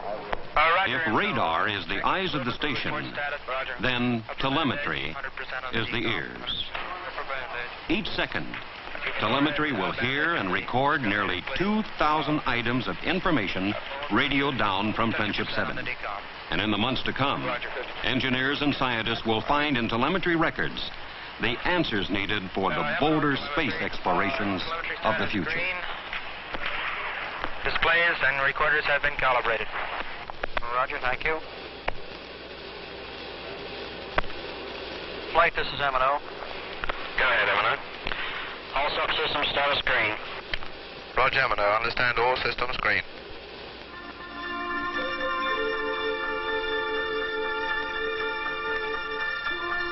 Latitude, 5 degrees north. Longitude, 10 degrees west.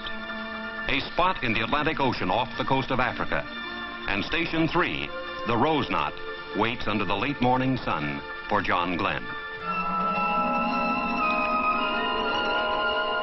Operating out of Trinidad, Rose Knot will communicate with Friendship 7 and monitor its journey as it streaks across the empty ocean and out over Africa.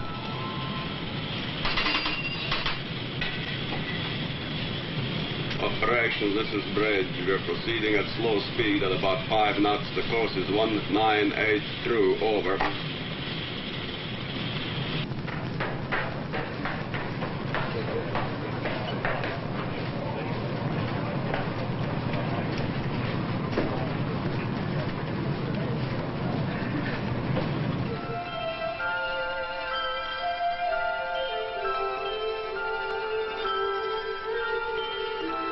Beyond the Mercury station on Gran Canaria Island, in the Spanish archipelago off of the African coast, it's midday at Station 5 in Kano, Nigeria, deep in the continent of Africa.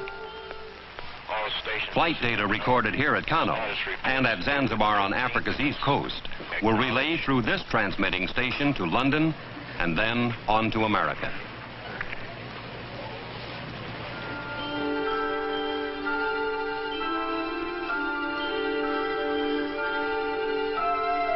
Far to the southeast of Kano, beyond the Zanzibar station, the ship's bell of the coastal sentry tolls the twilight of day in the emptiness of the Indian Ocean.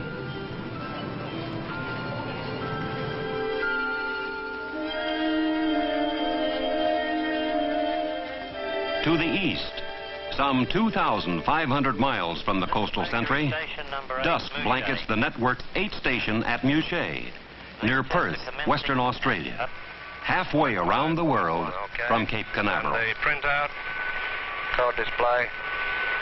Okay, that's fine. Let's just tweak it up on here. Today,